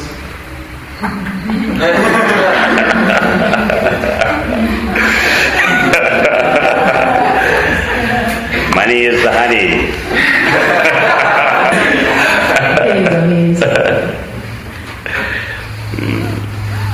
Money and pressure.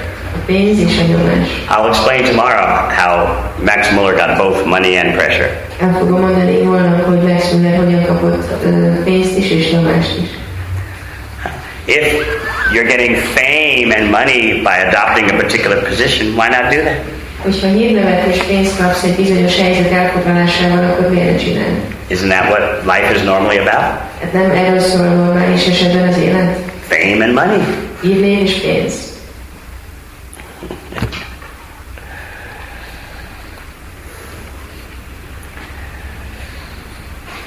Yes, it is true. Even today, so much of academic study is based on getting grant money. Ez a mai napig is igaz, hogy az akadémiai tanulmányoknak a nagy része azon alapszik, hogy valaki ösztöndíjat szerez. You may be a professor, but you have to get your livelihood from somewhere. Lehet, hogy professzor vagy, de valamiből meg kell élned. The economic reality is very important. Gazdasági valóság nagyon fontos. And anyway, what's wrong with criticizing some strange people with their strange books? És különben is mi baj van azzal, hogy valaki furcsa embereket kritizál a furcsa könyveikkel. Easy way to make money. Könnyű módszer arra, hogy pénzt csinálni az ember. Who cares about those people anyway? Kit érdekelnek ezek az emberek amúgy is? Just read their Bhagavad Purana. What would you think? Csak olvasd el a Bhagavad Puránájukat, és mit fogsz mondani? That was the attitude Ez volt az attitűd of the British. az angoloknak. It was different from the German attitude. Eltért a német attitűdtől.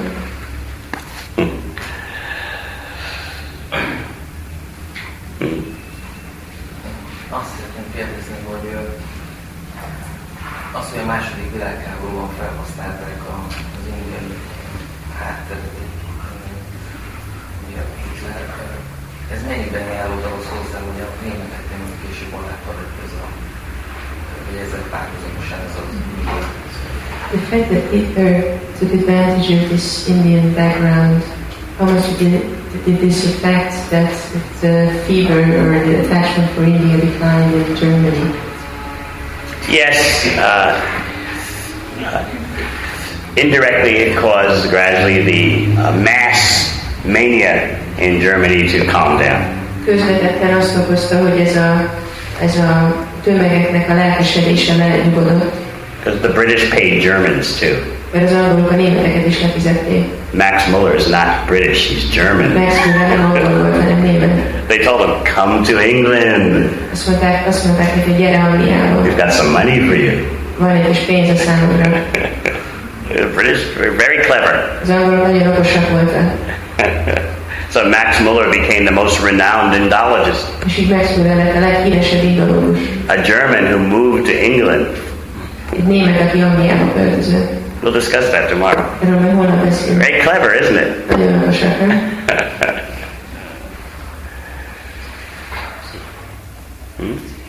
Hogy lehetett olyan tiszta ez az indiai rámtiszteletet, hogy akár csak egy pici időre is azt tudták mondani, hogy India volt a legfejlettebb és How is it possible that their fever for India was so great that even for a short period of time they were able to say that India is the origin of It was the first experience of the romance. Ez volt a szerelem első tapasztalata.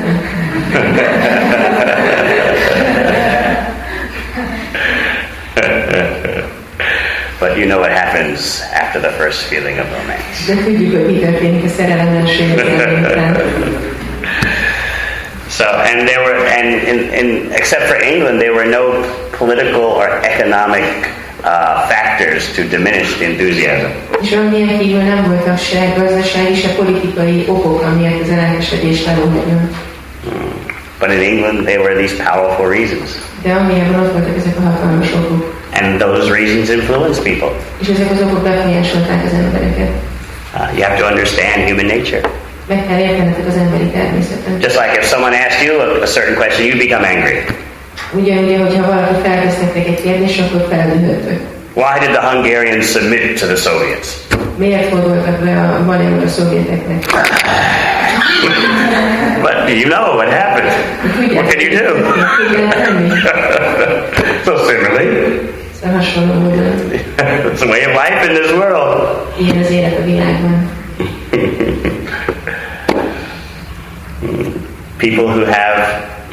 People can be manipulated. Az embereket lehet manipulálni.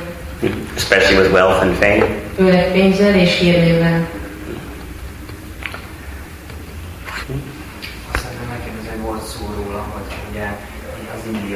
Indiával alakult az India iránti szeretet Európában. You mentioned how Indomania turned into Indophobia in Europe. De mégis ez már csak a második világháborúban már volt szó, hogy a Adolf Hitler és a német birodalom vezető személyiségében újra fölkapták a India iránti szeretetet, illetve a védek tanulmányozását, főleg a Devamrita, hogy mi volt ennek az oka, hogy miért jött mégis vissza.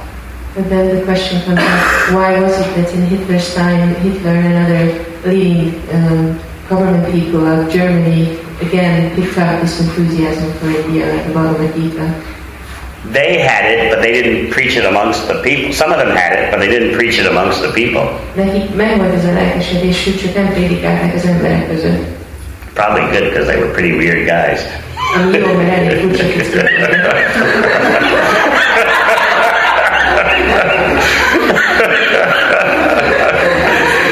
Probably good they kept their mouths shut. Lehet, hogy jó, hogy csukva tartották a szájukat.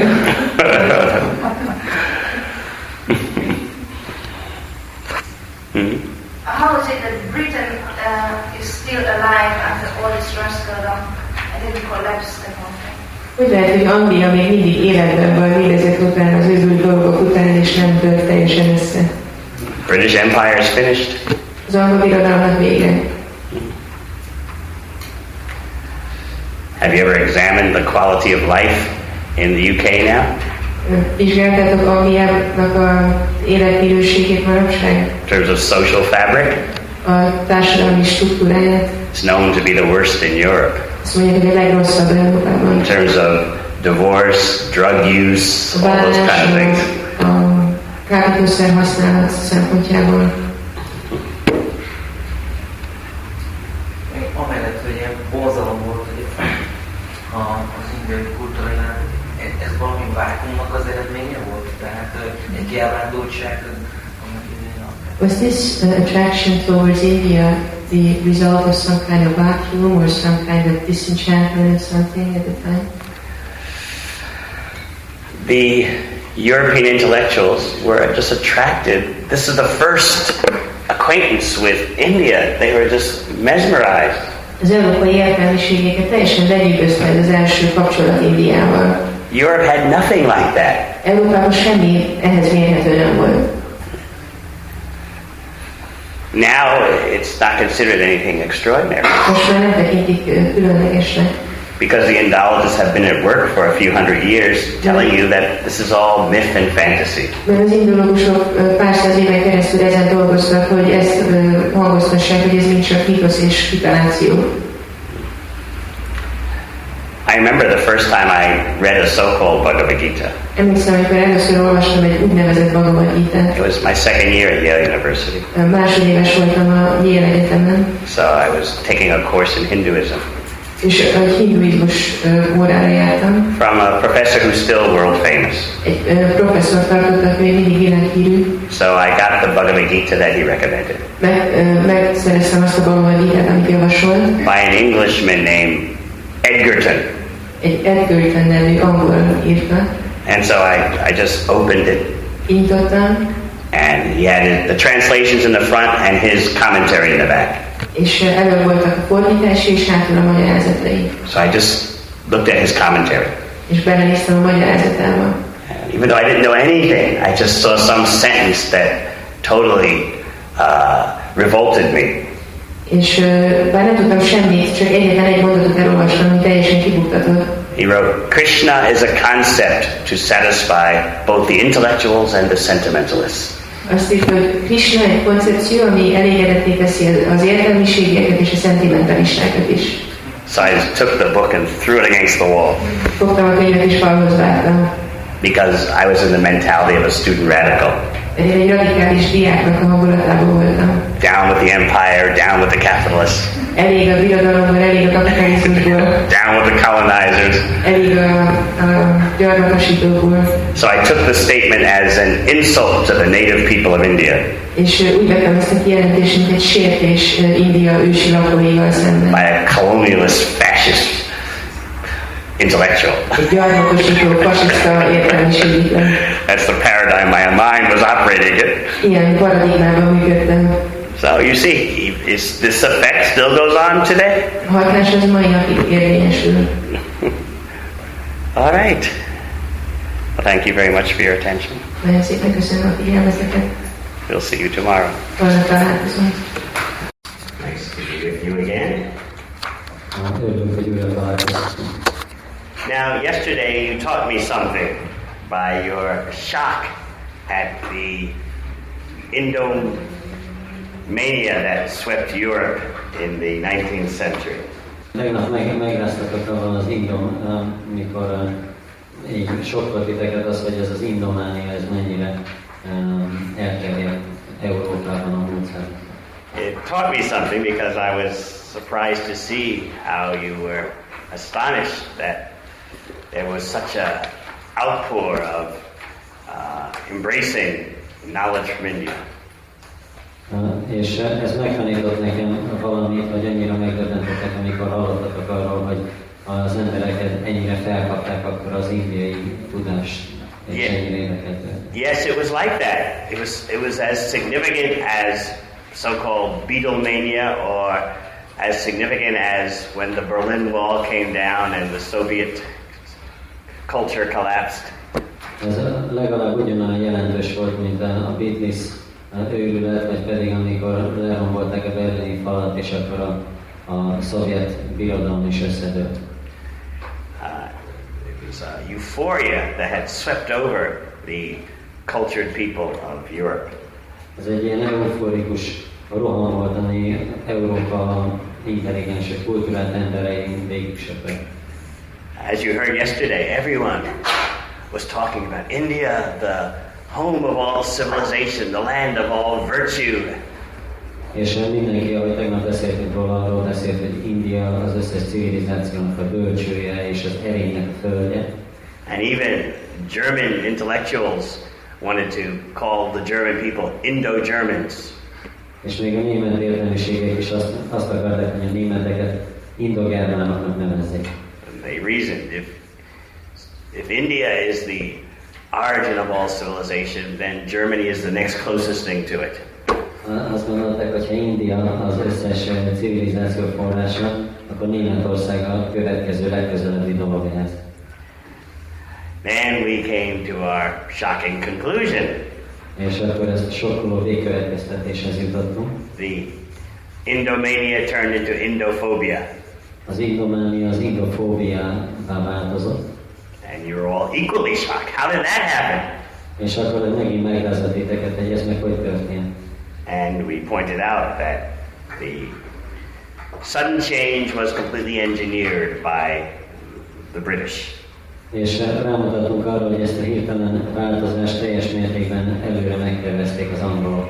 Because they had to rule India and they were determined that India would not have a reputation as being a superior land.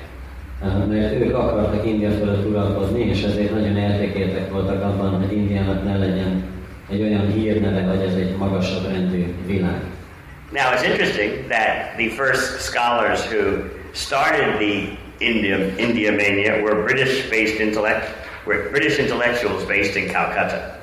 És érdekes, hogy azok az első értelmiségek, akik elkezdték ezt az indomániát, ezek angol értelmiségek voltak, akik Kalkuttában laktak. But remember, in England itself, the Indomania was very modest.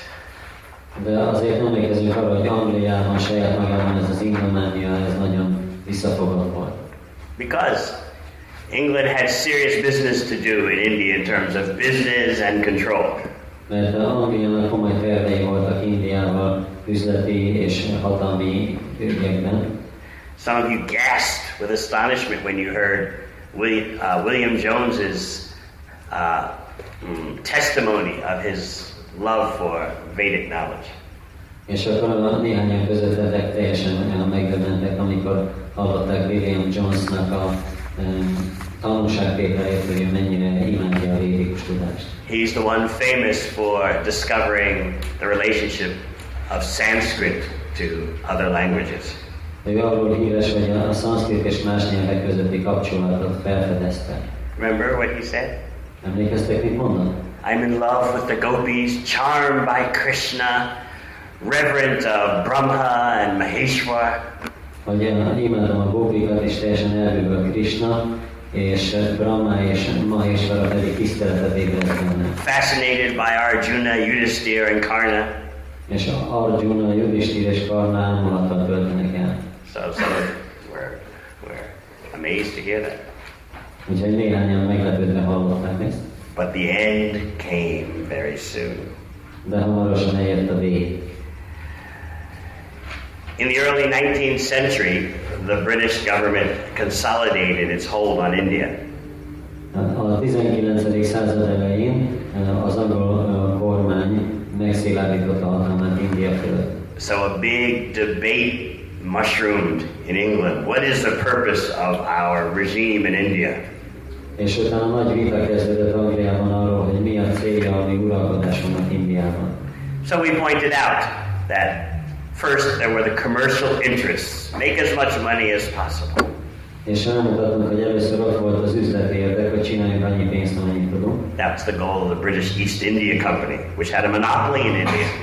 Ez a brit kelet-indiai társaságnak volt a célja, akiknek monopóliuma volt egész Indiára. But gradually a big liberal movement escalated in England, in which the idea was the British should save India from degradation. De utána pedig egy ilyen nagy liberális mozgalom kezdett kifejlődni Angliában, amelynek az volt az elképzelése, hogy meg kell menteni Indiát a degradációtól. There were two wings of this big movement, the secular wing and the evangelical wing. Két szárnya volt ennek a nagy mozgalomnak, az egyik szekuláris, a másik pedig az evangélikus. The secular wing were the utilitarians who wanted to experiment on India as a laboratory for their social theories. És ez a szekuláris szárny, ők a haszonelvek voltak, akik kísérletezni akartak Indiában, tehát a társadalmi elméleteiket ott akartak kipróbálni. In other words, they wanted to transform India through legislation. Tehát a törvénykezést akartak bevezetni Indiában. And then there were the evangelicals whose motivations were obvious. És ott voltak az evangélikusok, akiknek egyértelmű volt a motivációja. At first, remember, they were banned from India because the government was afraid that they would cause the masses to riot. Emlékeztek, először ki voltak tiltva Indiában, mert a kormány attól félt, hogy fellázadnak a tömegek miatt. But they kept pressuring the government. Let us save those fallen, degraded people. És addig nyomták a kormányt, hogy hadd mentsük meg ezeket az elesett degradált embereket. So we concluded with the statement by a contemporary historian and anthropologist, very well respected at the University of Michigan. És az egyik jelenkori történész és antropológus állításával fejeztük be, aki Michigani Egyetemen egy híres ember. Thomas Troutman. I mention names sometimes because some of you will want to understand that these are well-documented points that I'm making. Néha azért emlegetek neveket, mert néhányan közületek bizonyára arra vágynak, hogy legyenek megfelelő bizonyítékok azoknak az állításoknak a hátterében, amiket mondok. I'm not giving you my own opinions. Nem a saját véleményemet adom itt. So in this book that I've presented, there are like 50 footnotes for every chapter just to document all the points. És ebben a könyvben, amit írtam, körülbelül 50 lábjegyzet van minden egyes fejezethez, csak azért, hogy dokumentumok alá támasztjuk az állításokat. Because I want to give you the cream of the knowledge available at this time. Mert szeretném az jelenleg elérhető tudásnak a krémjét, vagy a lényegét adni nektek. And also because what I'm telling you is so dramatic that you may doubt, oh, it couldn't have been that bad. És azért, mert amiket mondok nektek, az néha annyira dramatikus, hogy ezt gondolhatjátok, ennyire csak nem lehetett rossz a dolog.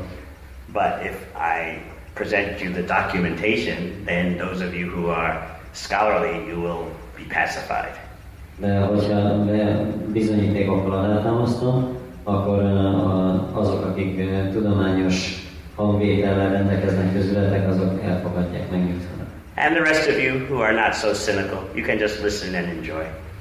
És a többi, aki nem igényli ezt annyira, az pedig csak nyugodtan hallgassa és élvezze.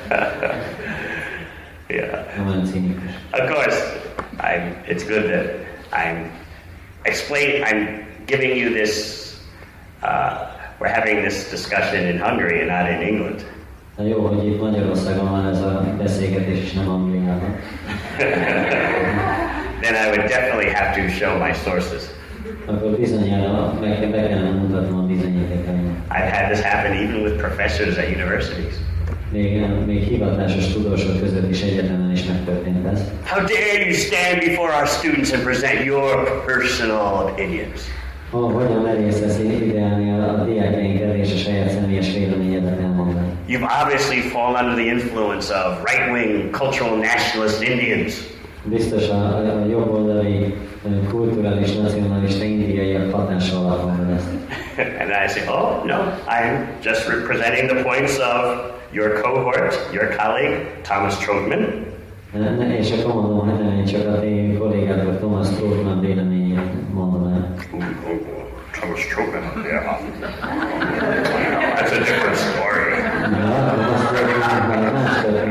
We'll go on speaking.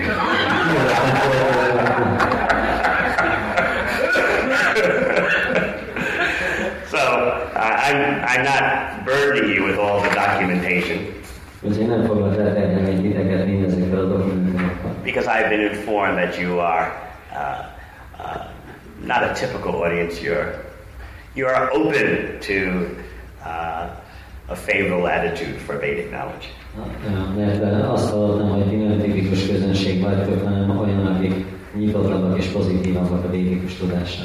So we concluded yesterday with a powerful quotation from this historian and anthropologist, Thomas Troutman.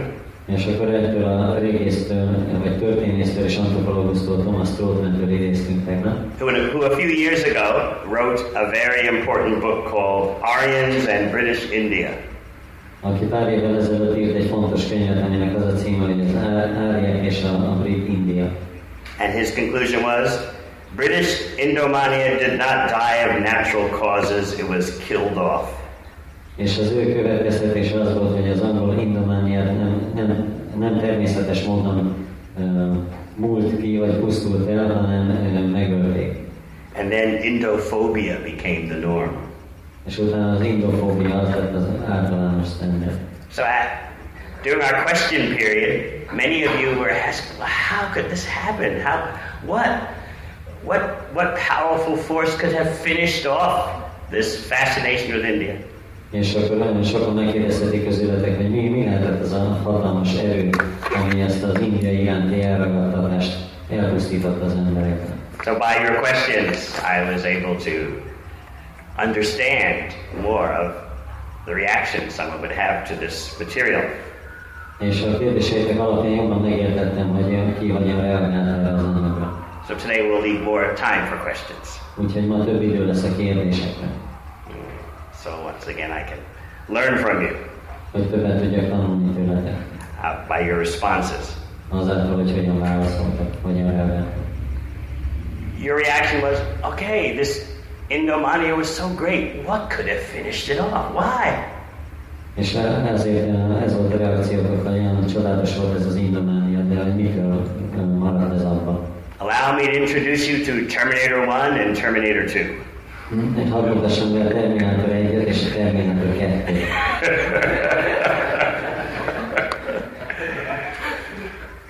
You don't know these names. Ezeket nem ismeritek, ezeket az embereket. But in 19th century England, these were the leading lights of the country. Ja, a 19. századi Angliában ezek az országnak ilyen vezérfényei voltak. Charles Grant fired the masses, and James Mill captured all the intellectuals. Charles Grant így lázította a tömeget, James Mill pedig az értelmiségeket gyűjtötte maga köré. Between the two of them, any love for India was finished. És így kettőjük hatására minden indiai iránti szeretet elpusztult. So, first Terminator 1, Charles Grant wrote a powerful book called Observations on the State of Society Among the Asiatic Subjects of Great Britain. Tehát, hogy a társadalmi állapotokkal kapcsolatos megfigyelések, amik az Anglián belüli ázsiai kutatásokat illetik. Title's not finished yet. Még nincs. Particularly with respect to morals and the means of improving it. Különösen arra való tekintettel, az erkölcsökre és azok fejlesztésére való tekintettel. Okay, so we'll just call his book the Observations for short. És röviden csak úgy fogjuk nevezni a könyvét, hogy megfigyelések. He served in the commercial company of the British East India, and then he returned to England. Az angol kelet-indiai társaságban dolgozott, és utána visszatért Angliába. He was a Scottish evangelical. És nagyon művelt evangélikus volt. Now, today I'm going to have to read to you a lot of quotations so that you'll actually understand the ideas that became mainstream in England. Sok idézetet fogok olvasni azért, hogy megértsétek azt, hogy milyen nézetek uralkodtak el Angliában. So please pay attention. Úgyhogy legyetek szívesek, figyeljetek. You see, just as television and movies control people's minds today, back then the printed word was so powerful. És ugyanúgy, mint most a televízió és a filmek irányítják az emberek elméjét, a múlt században a nyomtatott, írott szavaknak volt ilyen erejük. So Charles Grant had to deal with the Orientalists, those European scholars who were favorable and fascinated by Indian wisdom. És Charles Grantnek az orientalistákkal kellett küzdködnie azokkal az európai tudósokkal, akiket nagyon magában ragadt és csodálatot öltött el India. These were the ones like William Jones who were they were Britishers publicly expressing their love for Vedic knowledge. És ezek olyan angolok voltak, mint William Jones, aki nyilvánosan kimutatta a szeretetét a védikus tudás iránt. So Grant had to finish them off. És Grantnek ki kellett őket végeznie. And from his book came the reform policy, so-called reform policy of the British government in India. És az ő könyve lát az alapjában annak az úgynevezett reformpolitikának, amit az angol kormány Indiában bevezetett. His book became official government policy. És az ő könyve lett a hivatalos kormánypolitikának az alapja. Suddenly the British Crown in India had its mission statement. Hirtelen az angol korona képviselőjének Indiában megvolt a jelmondatuk. To give the twin benedictions of Anglo refinement and Christian salvation. Tehát azt mondták, hogy abban a kettős áldásban akarják részesíteni az indiaiakat, hogy angolosan kifinomítják őket, és a keresztény megváltást is odaadják nekik. Now, you're thinking, how could one person do so much? És arra gondolkozhatok azon, hogy egy ember hogy érhetett el ilyen sok mindent. One Terminator, how could he do so much damage? Egy Terminátor hogy okozhatott ennyi kárt? But what do the historians say? De mit mondanak a történészek? They say it would be difficult to exaggerate the effect of his book. És azt mondják a történészek, hogy nehéz lenne túlértékelni a könyvének a jelentőségét. Please remember that. Megemlékezzetek. Because some of his ideas guided the British rule in India for 150 years. Néhány gondolat, ami a könyvében van, 150 éven keresztül befolyásolta az angol kormányzást Indiában. Until India's independence in 1947. India 1947-es függetlenségének kivívásáig. So he wrote his book mostly in 1792. 1792-ben írta a könyvét. And his book quickly became the favorite warhorse for the Christian evangelicals to ride.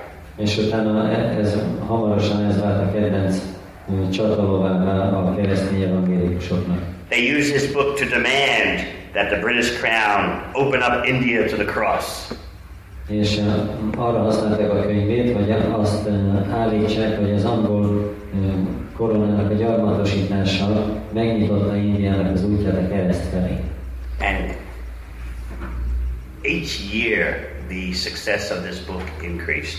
És minden évben növekedett ennek a könyvnek a sikere. Now first, as we said, Charles Grant, Terminator 1, had to do away with the favorable lovers of India, the Orientalists, like William Jones. És először, ahogy mondtuk, Charles Grantnek, az egyes számú Terminátornak el kellett pusztítani az indológusoknak, a tudósoknak ezt a kedvező hozzáállását Indiához. So listen to some of the things he said to do that. És hallgassatok még néhány dolgot, amit ennek érdekében mondott. It has suited the views of some philosophers to represent the Indian people as amiable and respectable. Néhány filozófusnak a nézetei számára kedvező volt az indiaiakat a tiszteletre méltó és erőből emberekként bemutatni. But what is the fact that the Indian natives themselves freely acknowledge of each other? De mi a tény, amit az eredeti indiaiak önmagukról is elismernek, hogy egymásról? They acknowledge, even for themselves, they are an exceedingly depraved people. Még saját maguk számára is elismerik azt, hogy ilyen nagyon elnyomott emberek. Now, he's very brilliant, so he goes on to argue. Nagyon ügyesen, de ezért tovább érve. I know many of you think that it's only because of the tropical climate in India that the people are so lazy and lusty. És bizonyára sokan gondoljátok azt, hogy Indiának a trópikus éghajlata miatt van az, hogy az emberek ott annyira lusták és kényesek. But let us not blame nature. We must blame the Indians themselves. De ne hibáztassuk a természetet, hanem hibáztassuk magukat az indiaiakat. Look at their government, look at their laws, and especially look at their religion. Nézzétek meg a kormányokat, a törvényeiket, és különösen a vallásokat. If you examine their history, you'll see they've always lived under a despot, and this fact has profoundly influenced their character. Hogyha megnézitek a történelmüket, akkor látjátok, hogy mindig egy zsarnok irányítása alatt álltak, és ez a természetüket nagyon erősen befolyásolta. Because they've continuously been forced to surrender to tyrants, both native and foreign, they could never develop good qualities. És azért, mert mindig valamilyen zsarnoknak kellett alárendelni magukat, vagy belföldi vagy külföldi zsarnoknak, akkor így a természetük nem tudott kifejlődni. They could never develop strength of character or integrity or brotherhood. Nem tudták kifejleszteni a jellemerőt, vagy az őszinteséget, vagy testvériséget. He said, from the remotest antiquity they have been under complete despotism. És a legrégi időktől kezdve ilyen teljes zsarnokság alatt álltak. The most powerful and long-lasting despotism that the world has ever seen. A legerősebb és leghatalmasabb, a leghosszabb ideig tartó zsarnokság, amit a világ valaha is látott. What are they like as a people? És milyennek ők, milyen nép? They're completely lacking public spirit and honor. Közösségi szellem nincsen bennük, és tisztelet.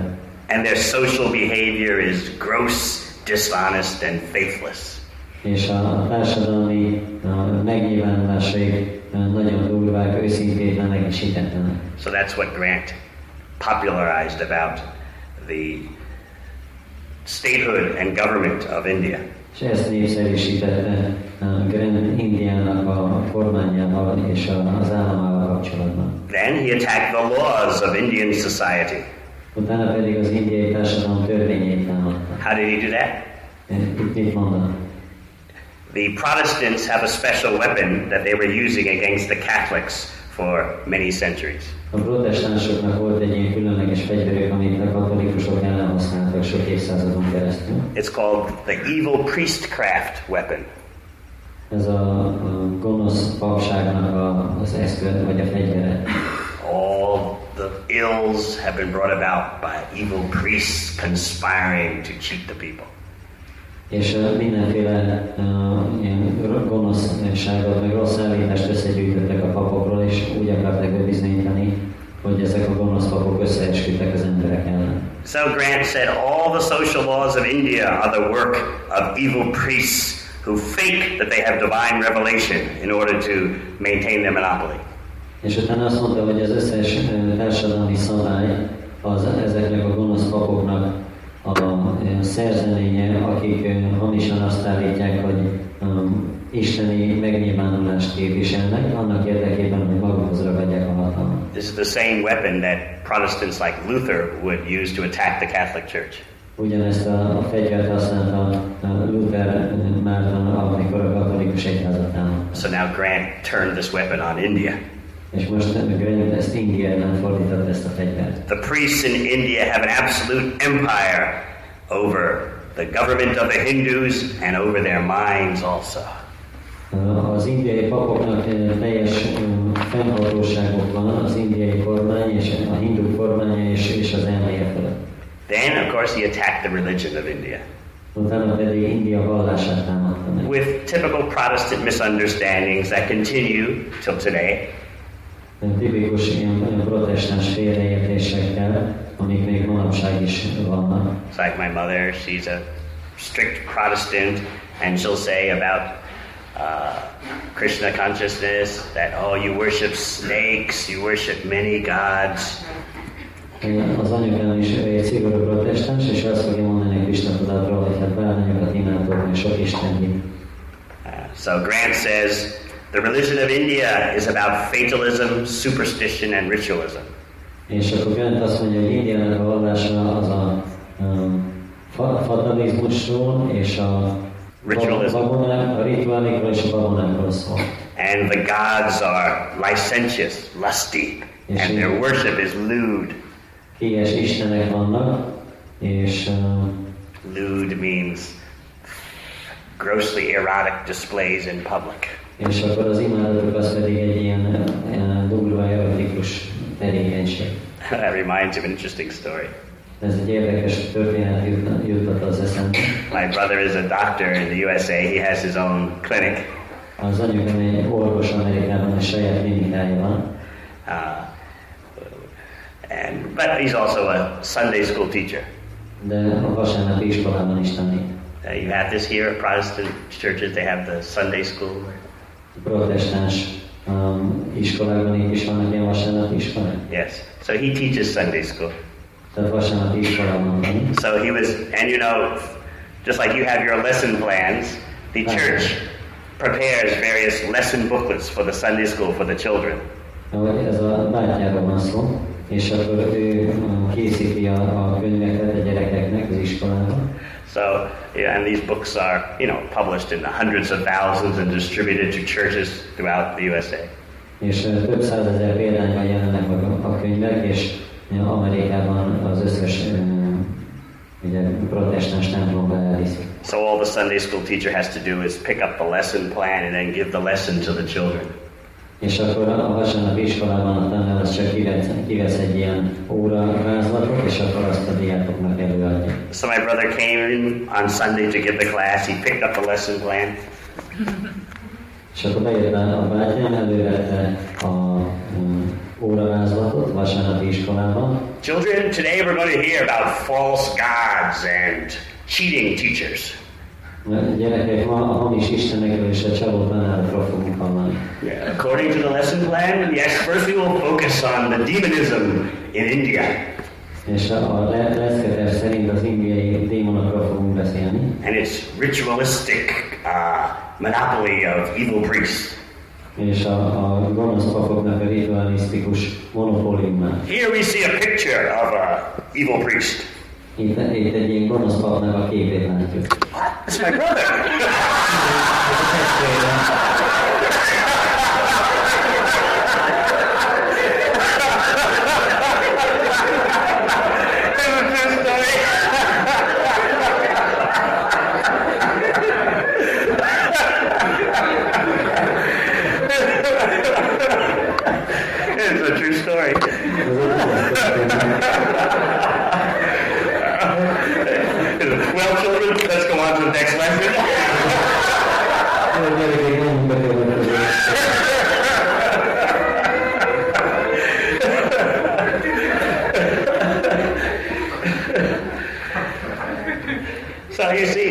propaganda continues till today.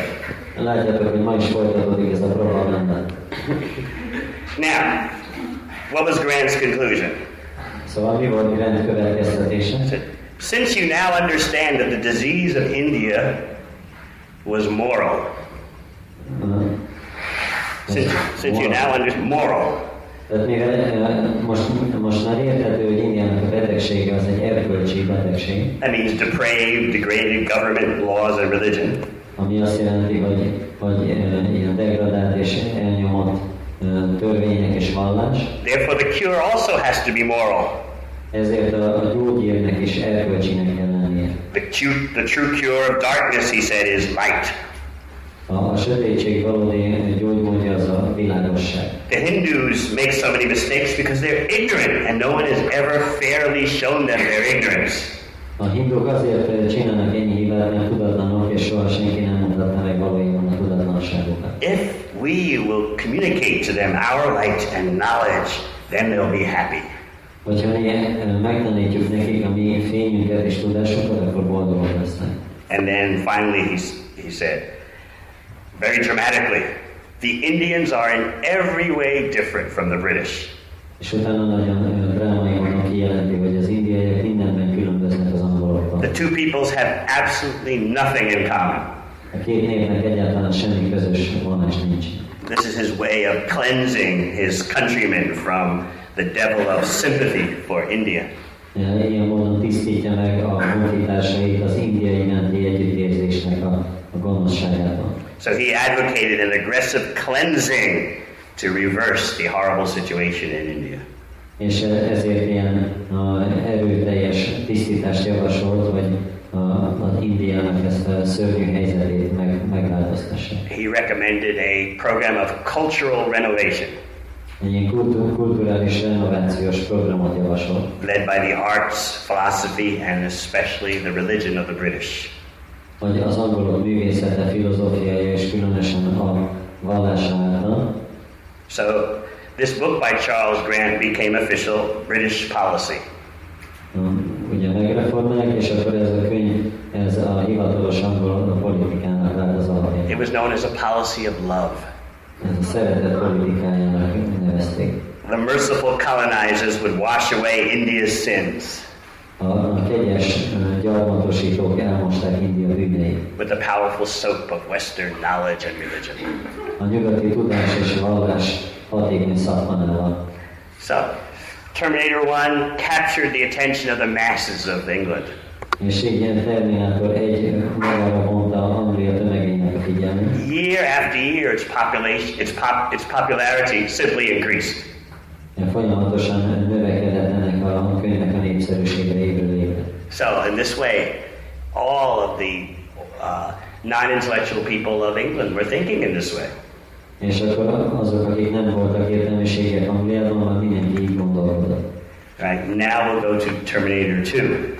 És most jön Terminator 2. James Mill. He is responsible for firing up the intellectuals and cultured learned people.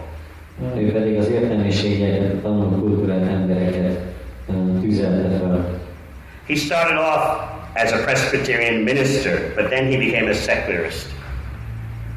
Presbiteriánus ilyen lelkész volt, és de utána pedig kilépett az egyházba. He was a chief promoter of a philosophy called utilitarianism. És a haszonelvűség filozófiájának volt a fő népszerűsítője. If you study political science, you'll certainly study this philosophy. Ha valaki politikatudományt tanulmányozza, akkor bizonyára találkozik ezzel a filozófiával. It stresses material progress and the greatest good possible for the greatest number of people. Mindig azt hangsúlyozzák, hogy az anyagi fejlődés a legfontosabb, és az, hogy az emberek legnagyobb számára a legtöbb jót tudjuk adni. So his book, in 3 volumes, The History of British India, became the wine and cheese of the intellectual elite. És ez a Brit India Története című könyvben ez vált az angol elitnek ez lett a bora és a sarkja. In 3 volumes, this book gave the first full account of the British domination of India.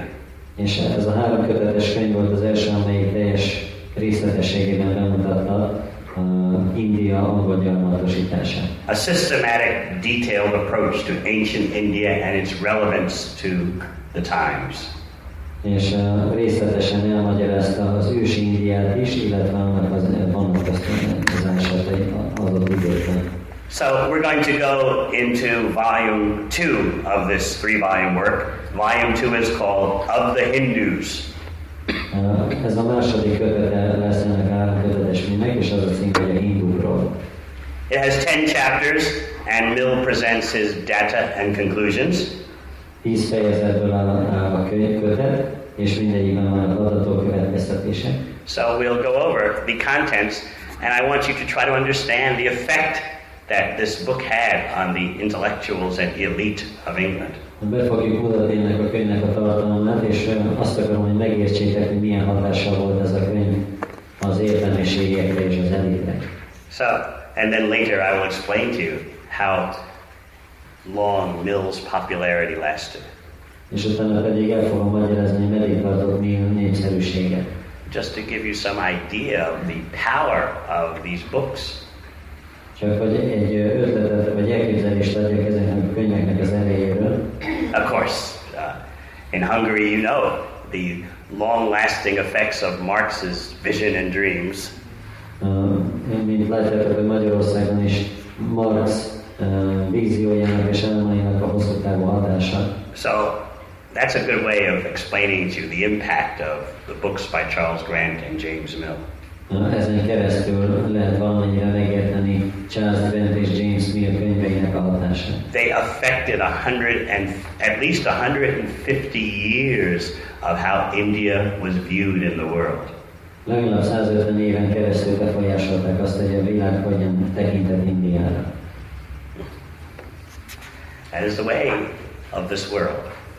Így működik ez a világ. Of course, now so many people wonder, how did anyone take Marx or Lenin seriously? Most sok ember persze azt mondja, hogy hogyan vehették Marxot vagy Lenint komolyan egyáltalán. Well, similarly you're wondering, how did anyone take Charles Grant and James Mill so seriously? És azon is gondolkodhatunk, hogy Charles Grant és James Mill hogyan vették ennyire komolyan.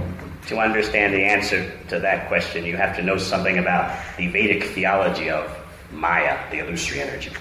És ahhoz, hogy ezt megértsétek, valamennyire meg kell értenetek Májának, vagyis az illuzórikus energiának a védikus teológiáját, teológiai magyarázatát. Okay, let's go to chapter 1. Az 1-es fejezet. Of the Hindus.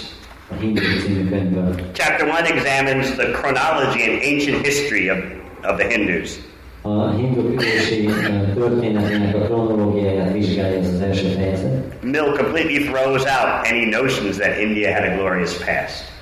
És teljes mértékben tagad mindenféle elképzelést arra vonatkozólag, hogy Indiának milyen dicsőséges volt a múltja. He just says, why in the world are Europeans who are respectable and intelligent falling for such foolish nonsense? És azok az intelligens és művelt európaiak, akik Indiát tanulmányozzák, miért esnek bele abba az ostoba hibába, hogy olyan komoly dolognak tekintsék. In chapters 2 through 5, he discusses his perceptions. A 2-es fejezettől az 5-ig a saját tapasztalatait írja le. Of traditional Indian economic, political, and legal structures. Vagy a saját megértését arról, hogy a hagyományos indiai gazdasági, politikai és jogi struktúra milyen. Especially the Varna divisions Különösen a varnákra vannak for occupational duties. vagy a foglalkozásbeli kötelességek. The whole thing is so crude and gross.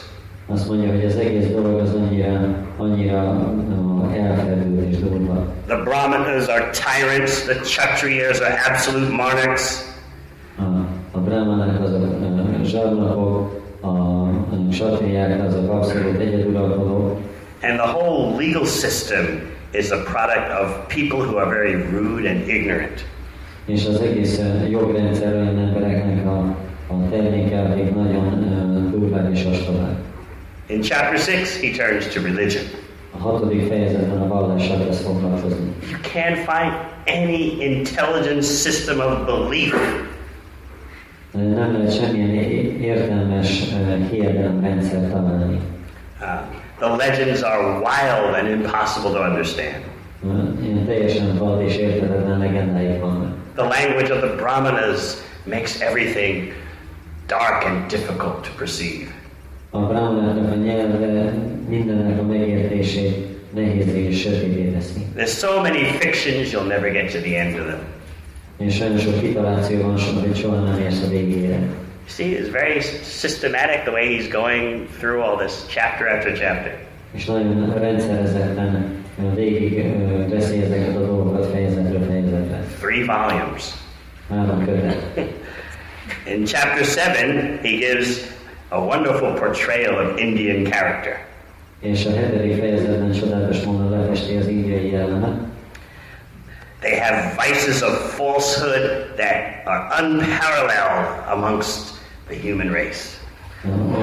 Hamis dolgaik vannak, aminek semmiféle párhuzama nincs az emberiség történetében. No other race of men are so unfriendly and unbeneficial to one another as the Hindus. Nincs egyetlen egy olyan nép sem, vagy emberfaj sem, amelyik annyira barátságtalan, vagy kedvezőtlen lenne egymáshoz, mint a hinduk. They are timid, lazy, apathetic, and weak. Félénkek, lusták, apatikusak és gyengék.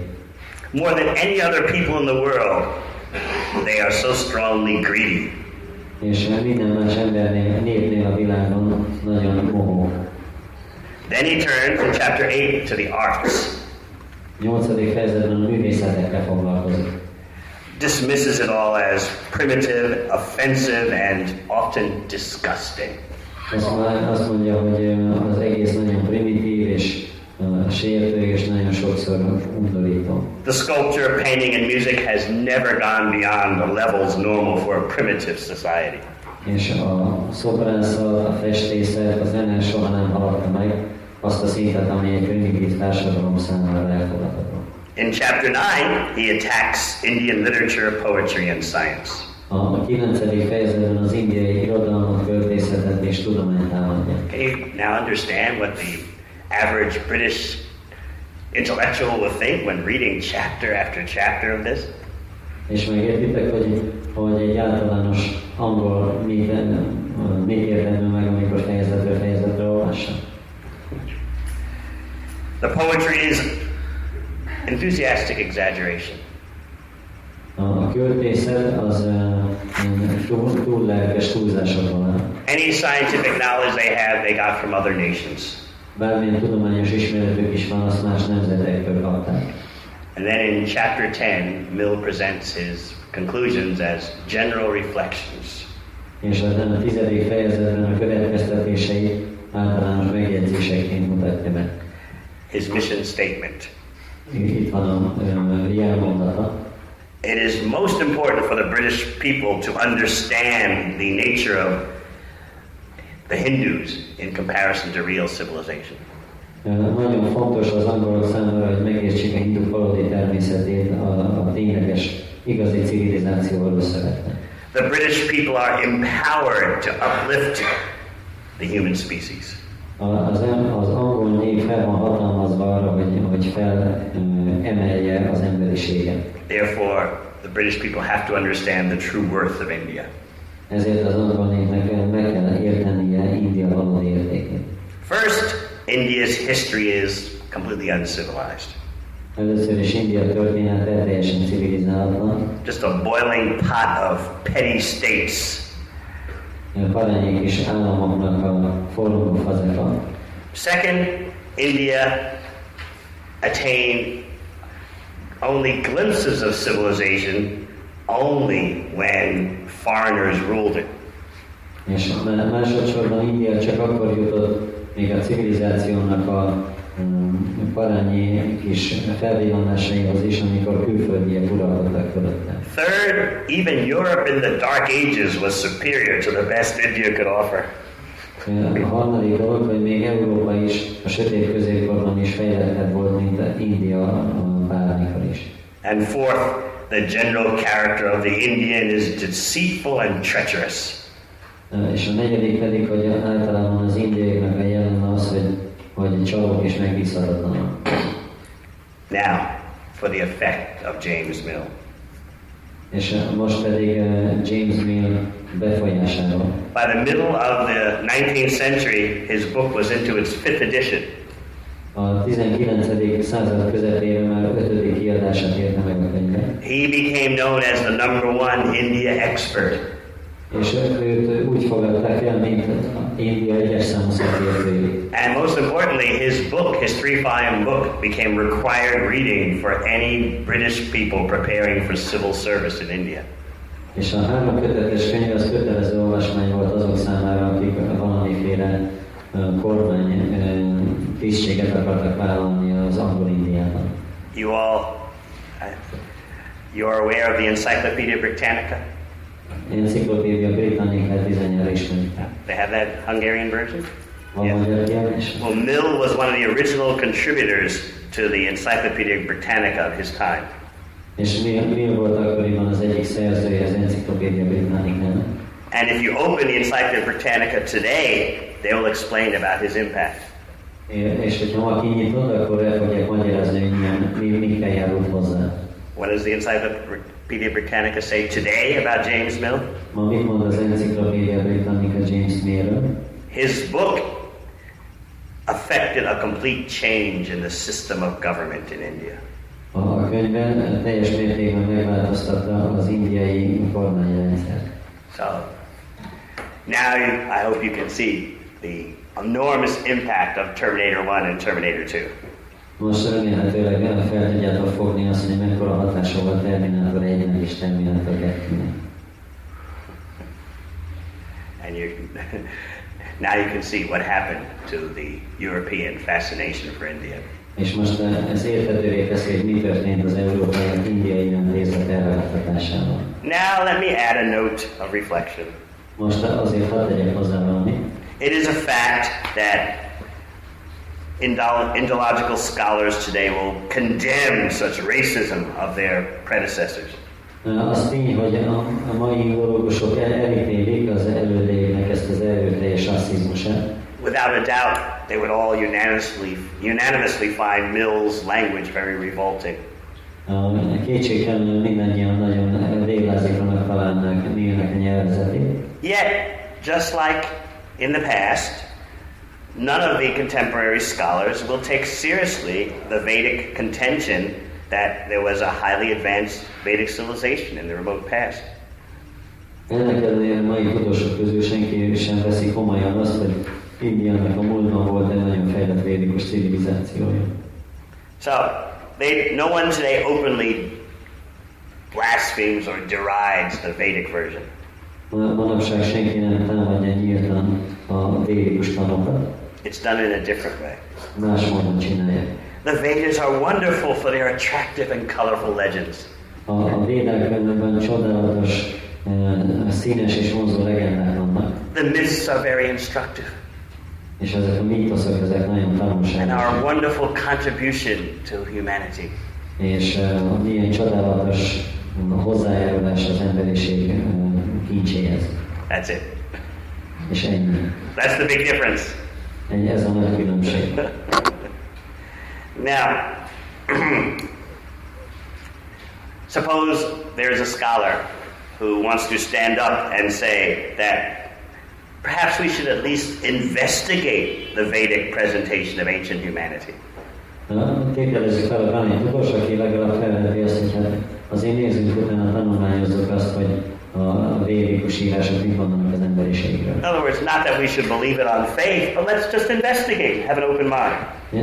Tehát nem azt mondják, hogy higgyük el, hanem csak azt, hogy kutassuk nyitott elmével. If he's Indian, immediately he'll be branded as a right-wing cultural nationalist. Ha indiai az illető, akkor azt mondják, hogy a jobboldali kultúrnacionalista. And that political bent is true in some cases. És bizonyos esetekben igaz lehet ez a politikai vonatkozás. That doesn't automatically mean that anything such Indian scholars say is completely useless. De ez nem jelenti automatikusan azt, hogy bármi, amit egy ilyen indiai tudós mond, az teljesen használhatatlan. So that's how Indian scholars are dealt with, who dare to say, let us investigate the Vedic version. Így vannak azokkal az indiai tudósokkal, akik azt mondják, hogy hát kutassuk a védikus állításokat, igazán. And what about if the researcher is a Westerner, non-Indian? És hogyha egy ilyen kutató az nyugati és nem indiai, akkor mi történik? Then he or she best have their own funding and career plans. Akkor legjobb, hogyha neki megvan a saját pénzügyi alapja és más elképzelés a karrier. Like our Druta Karma. Mint ahogy Druta Karmakra van. Because anyone who is seen to defy the academic establishment in such a vital way will not get any employment. Mert az, aki ilyen erőteljes módon támadja az akadémiailag elfogadott álláspontot, az semmiféle álláshoz nem fog jutni. You'll remain an intellectual outcast. Egy ilyen kaszton kívüli intellektuális lesz. So, this is the state of things as we are now in the 21st century. Tehát így állnak most a dolgok a 21. században. So I hope now that you understand what was that powerful force that terminated the European love for India. Remélem most érthetővé vált, hogy mi volt az az erő, ami megsemmisítette az európaiak szeretetét India iránt. Please understand the effects of Terminator 1 and Terminator 2. Próbáltok megérteni Terminátor 1-nek és Terminátor 2-nek a befolyását. Any questions? Vannak kérdések? Én úgy tudom, hogy ez a James Mill egyáltalán nem is volt Indiában. Lehet, hogy nem igaz, de úgy hallottam. I've heard of this James Mill, he has never been to India actually, is this true? No, he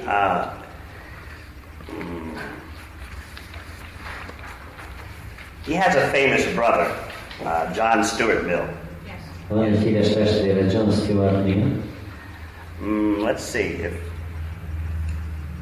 it may be true. I don't have it in my notes that whether he went to India or not. But Charles Grant started in India.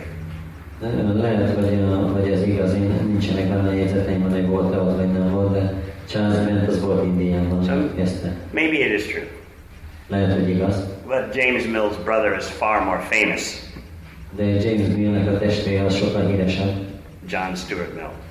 John Stuart Mill. But the effect on the world by James Mill was far greater. Viszont James Mill sokkal nagyobb hatást gyakorolt a világra. Because James Mill destroyed any appreciation of India in Europe. Mert ő megsemmisített bármiféle tiszteletet India iránt Európában. So it's interesting you brought that point. Ez érdekes pont. Because in our next session we're going to discuss the most powerful godfather of Indology. A következő órán majd Indiának vagy az indológiának a leghíresebb keresztapjáról fogunk beszélni. And he never went to India. Aki soha nem volt Indiában. And he was proud of it.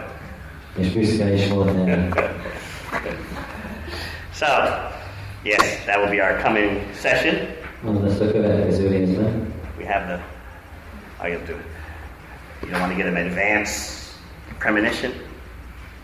You don't. Anyway, any other questions? Még vannak kérdések? Another one, all right. Múlt órán azt mondtuk, hogy hogy ezek az emberek ilyen hihetetlenül rossz indulatban támadtak Indiára, annak a elsősorban, hogy pénz és hírnév, hogy lepénzelték őket és hírnévre vágtak. De ezeknél az embereknél ezt nem láttam, hanem inkább az, hogy a hittérítő hevületből csinálták ezt a saját vallási meggyőződésükből, hogy ez a felsőbbrendű dolog. Nem? So, yesterday you said that most of these people who were trying to defend India, they had done it either for money because they got money for it, or out of the desire for distinction. But with these two people, I don't really see that type of motivation. Rather, they had their religious convictions and out of that thinking. Yesterday I was speaking about professors. Tegnap professzorokról beszéltem. Professors need money, you know. Professzoroknak pénz kell. And we'll talk about that in our next session. Következő részben is fogunk erről beszélni. But these two terminators were powerful persons already in their own right. De ez a két terminátor már amúgy is nagy hatalommal rendelkezett. And by writing their books, they became even more powerful and wealthy. És amikor a könyveiket megírták, akkor még nagyobb hatalomra tettek szert, és még vagyonosabbak lettek. As we pointed out, James Mill's book, 3 volumes, went into their 5th printing in a few years. Ahogy mondtuk, James Millnek ez a 3 kötetes könyve, ez 5. kiadást érte meg. Ilyen év alatt. And Encyclopedia Britannica explains that his book it was responsible for a complete change of the system of government in India. Az Encyclopedia Britannica elmagyarázza, hogy az ő könyve az teljes mértékben megváltoztatta az indiai kormányrendszert. And Charles Grant, the effects of his book lasted 150 years. És Charles Grant könyvének a hatásai pedig 150 évig érvényben maradtak. So they were already powerful. Hát ők már így is hatalmas emberek voltak. And obviously they became even more wealthy and prestigious. Nyilvánvalóan még nagyobb vagyonra és befolyásra tettek szert. Professors at universities, that's a different breed. Az egyetemi professzorok az egy más faj.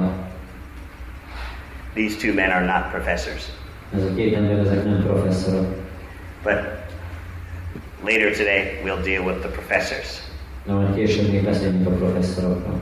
We'll explain all about what went on behind the scenes at Oxford University. El fogjuk mondani, hogy mi történt a színfalak mögött az Oxfordi Egyetemen. If you have faith that academia is pure and full of integrity, you shouldn't come to the next session. Ha valakinek nagyon erős tudatban van, hogy a tudományos világ az tiszta és teljesen őszinte, akkor ne jöjjön a következő órán. Because we'll be discussing life at Oxford University. Az Oxfordi Egyetemnek az életéről fogunk beszélni. The temple of Western knowledge. Ami a nyugati tudásnak a temploma.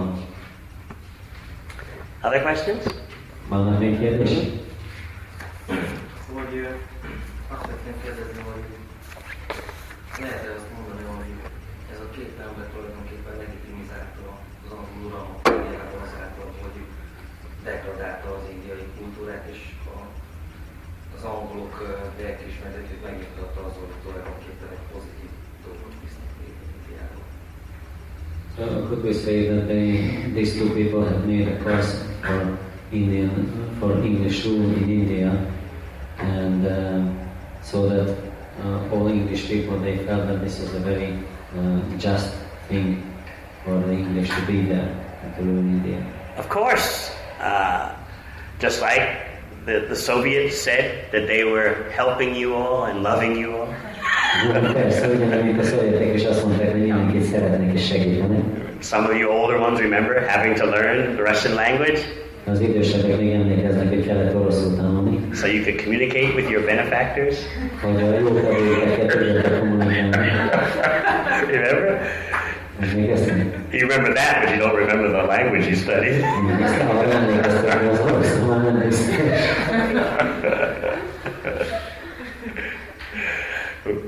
So, yes, that is the way things go in this world. Így működnek a dolgok ebben a világban. Yes, that was the rationalization, to bring civilization and Christianity to India. Igen, így lehetett megindokolni azt, hogy elhozzák a civilizációt és a kereszténységet Indiában. And that way save the country from extreme degradation. És így megmentik az országot a nagymértékű degradációtól. You see, there's nothing really new happening in this material world. Látjátok, hogy nincs semmi új, ami ebben az anyagi világban történik. Same thing again and again. Ugyanazok a dolgok újra és újra.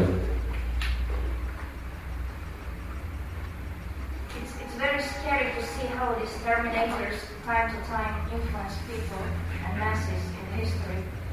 Is there any way to escape it unless somebody is actually Krishna conscious?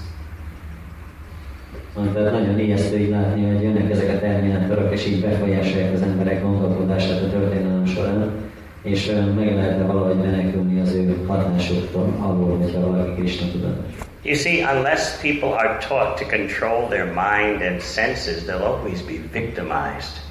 Amíg az emberek nem tanulják meg, hogy hogyan uralkodjanak az emlék és az érzékeik fölött, addig mindig áldozatául fognak esni valakinek. The best solution is to give people a culture in which the hankering for material things and the lamenting about material things is minimized.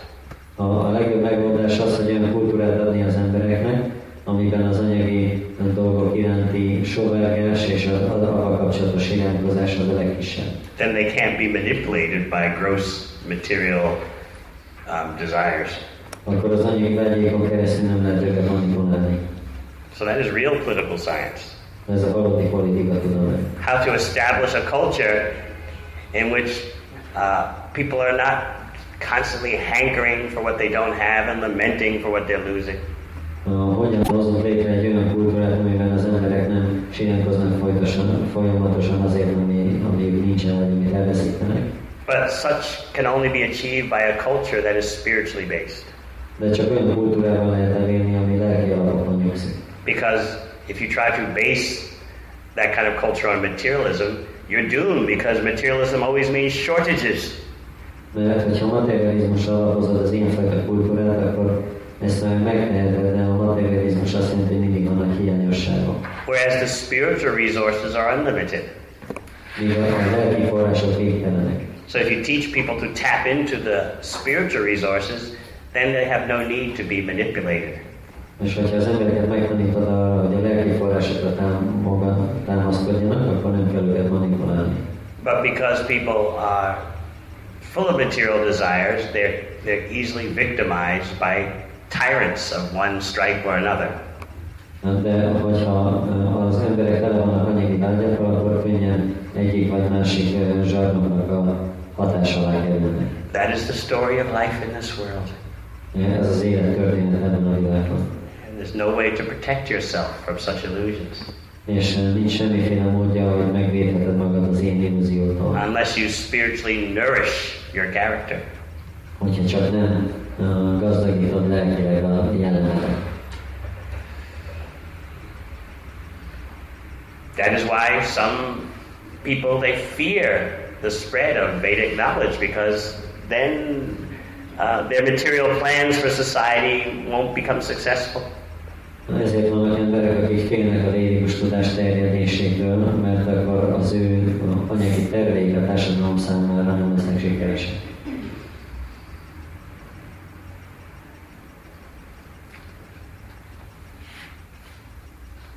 Anything else? All right. Thank you. Oh, I'm sorry. Yeah.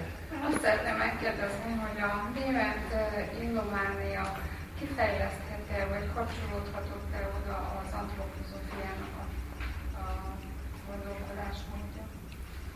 So you were speaking about Indomania in Germany. So could this have some relationship with the School of Anthroposophy? How do you find that? Ezt mivel gondolod? Hát abból gondolom, hogy az antropozófiai gondolkodásmódban vannak Indiához kapcsolódó elemek.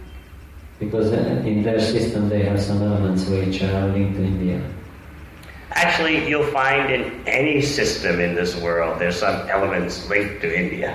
Igazából bármilyen rendszerben azt találja az ember, hogy van valami Indiához kapcsolódó elem.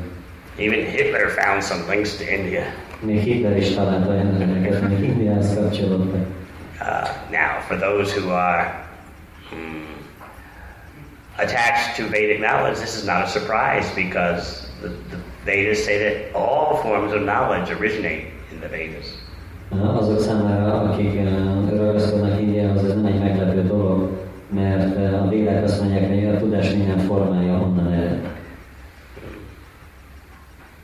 So yes, you'll find traces of original Vedic knowledge scattered in so many different ways throughout this world.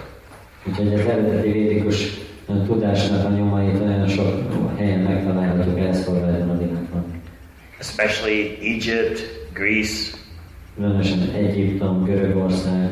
Also in the ancient civilizations of Central and South America. Valamint a közép- és dél-amerikai ősi civilizációkban.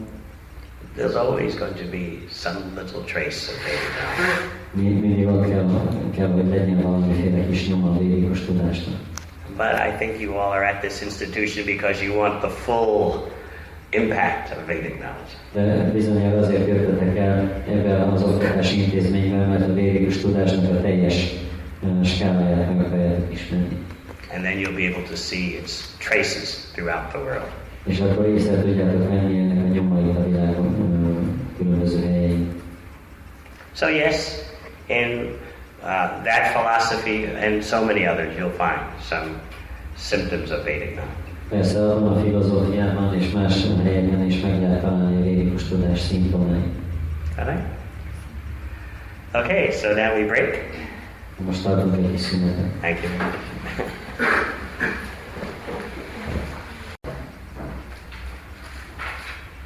Our next discussion will be very instructive for those of you who want to know what life is like behind the scenes at a major university, even today. A következő beszélgetés az nagyon tanulságos lesz azok számára, akik szeretnék tudni, hogy milyen a kulisszák mögött az élet egy ismert egyetemen manapság.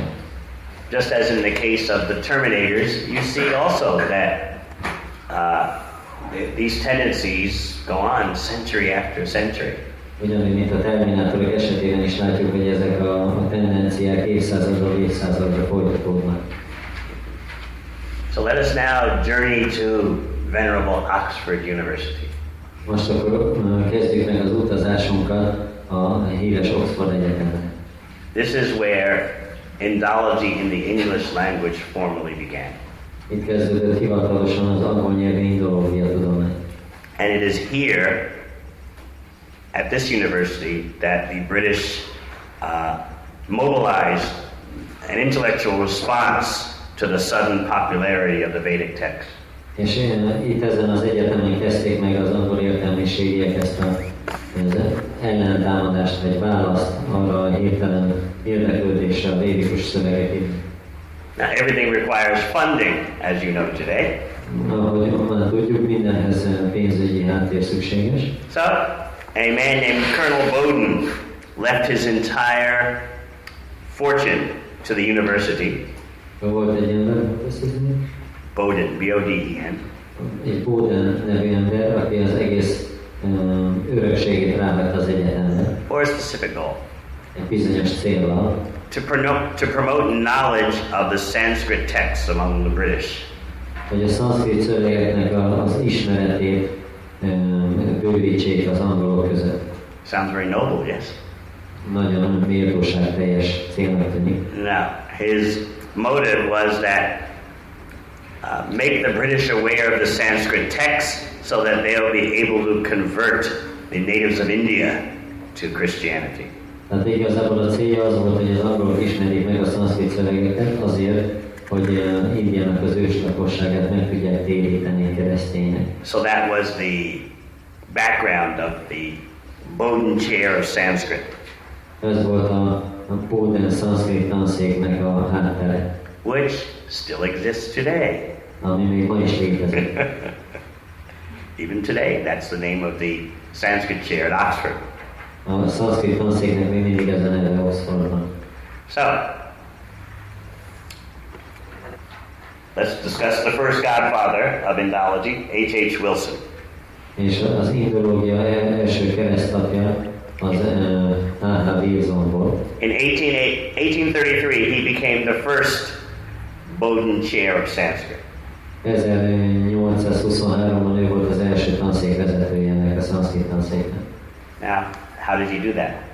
Hogyan érte ezt el? He had to fight against his friend, the famous German philosopher we spoke about yesterday, August von Schlegel. Harcolnia kellett a barátjával, a híres német filozófussal, August von Schlegel-el. Remember, von Schlegel was one of those in Germany who was saying, everything comes from India. Ő volt az egyik olyan tudós Németországban, aki azt mondta, hogy minden Indiából jön. All science, all knowledge, it all comes from the bank of the Ganges. az összes tudás, az összes tudomány minden a Ganges partjáról jön. So he was also trying to get the post as Bodhin chair of Sanskrit. És ő is megpróbált ezt a posztot megszerezni, hogy a szanszkrit tanszékvezető. And actually, he was a trusted friend of H.H. Wilson.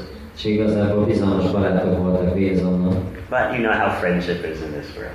De tudjátok, hogy milyen a barátság ebben a világban. Especially when you're competing for the same post. Különösen, mikor ugyanarra a pozícióra hajtotok. So behind his back, Wilson campaigned against him. És így a hátam mögött pedig kampányt kezdett ellene Wilson. He wrote confidential letters criticizing Schlegel's Sanskrit skills.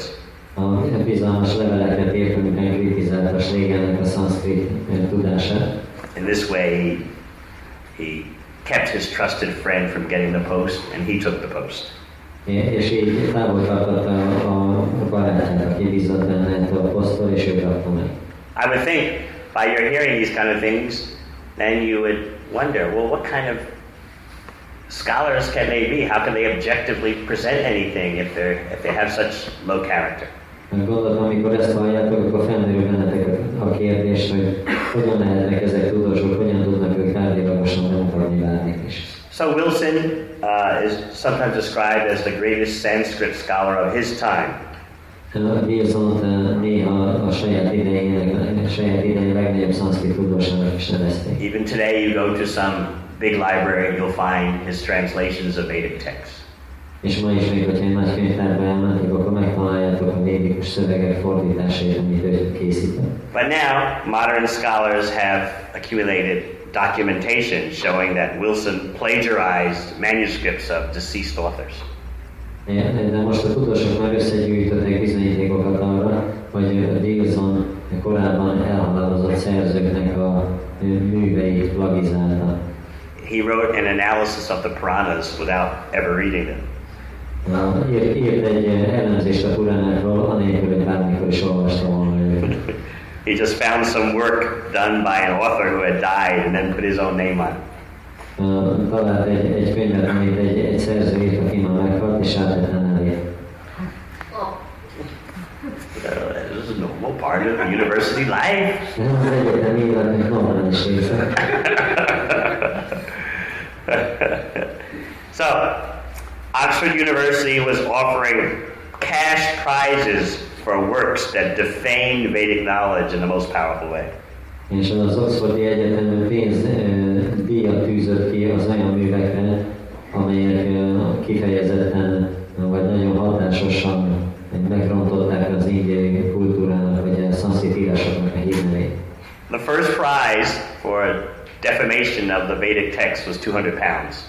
Az első díj az 200 font volt.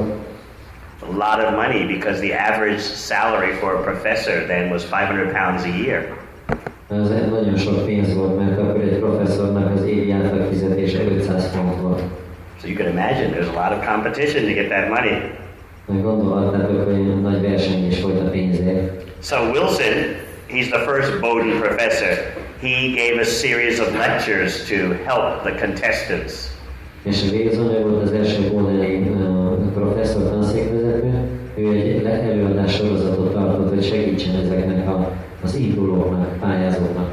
So I'm sure you can understand if all these kind of things were going on, what was the mentality of the people? Bizonyára megértitek, hogy milyen mentalitások lehetett ezeknek az embereknek. In other words, the British took so seriously the finishing of any conception that India had past glory. Más szóval az angolok nagyon komolyan vettek minden lehetőséget arra, hogy Indiának a múltbeli dicsőségét megtétázzák. Now actually, the first Indology godfather, H.H. Wilson, was a moderate compared to the evangelicals. És igazából ez az első indológus keresztapa, H.H. Wilson, ő még visszafogott volt az evangélikusokhoz képest. That meant he opposed forcible conversion. Tehát ez azt jelentette, hogy ő ellene volt annak, hogy valakit erőnek erejével megtérítsenek. He favored another strategy. Másik stratégiája volt. Attack the intelligent people in India, change their minds, and then you affect the masses. Hogy támadjuk meg Indiának értelmiségiei, változtassuk meg az elméket, és akkor a tömegeket meg fogjuk nyerni. Embarrass the intelligent people so much that they'll give up their ancient knowledge. Hozzuk zavarba olyan mértékben ezeket az értelmiségieket, hogy adják fel az ősi tudásukat. So let us hear some words from H.H. Wilson, the first Godfather.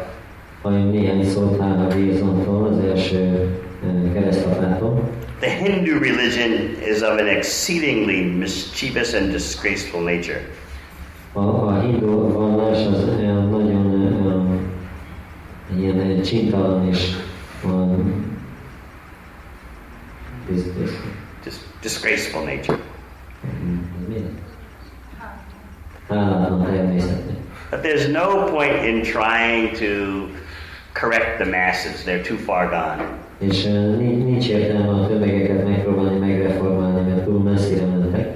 But if we can deprogram, so to speak, the brahmanas, the intellectual leaders, then the whole structure of Hindu religion will collapse.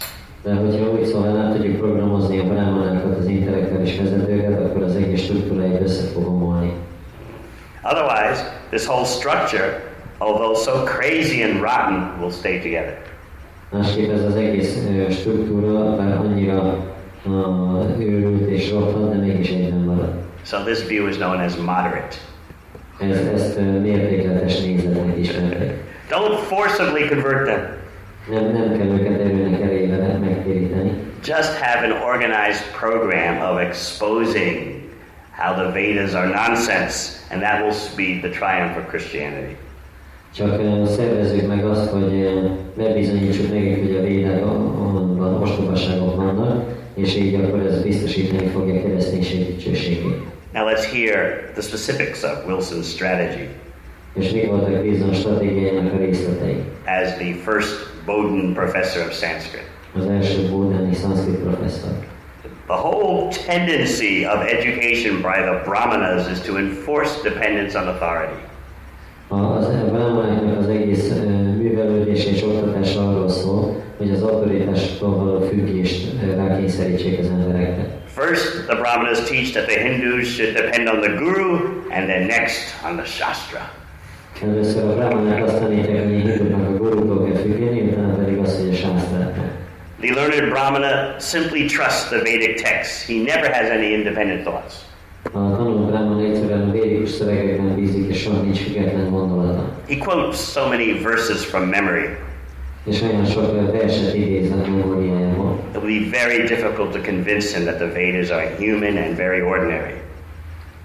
Nagyon nehéz lenne meggyőzni őt arról, hogy a védák azok emberi eredetűek és nagyon közönséges írások. And that the Puranas are modern and unauthentic.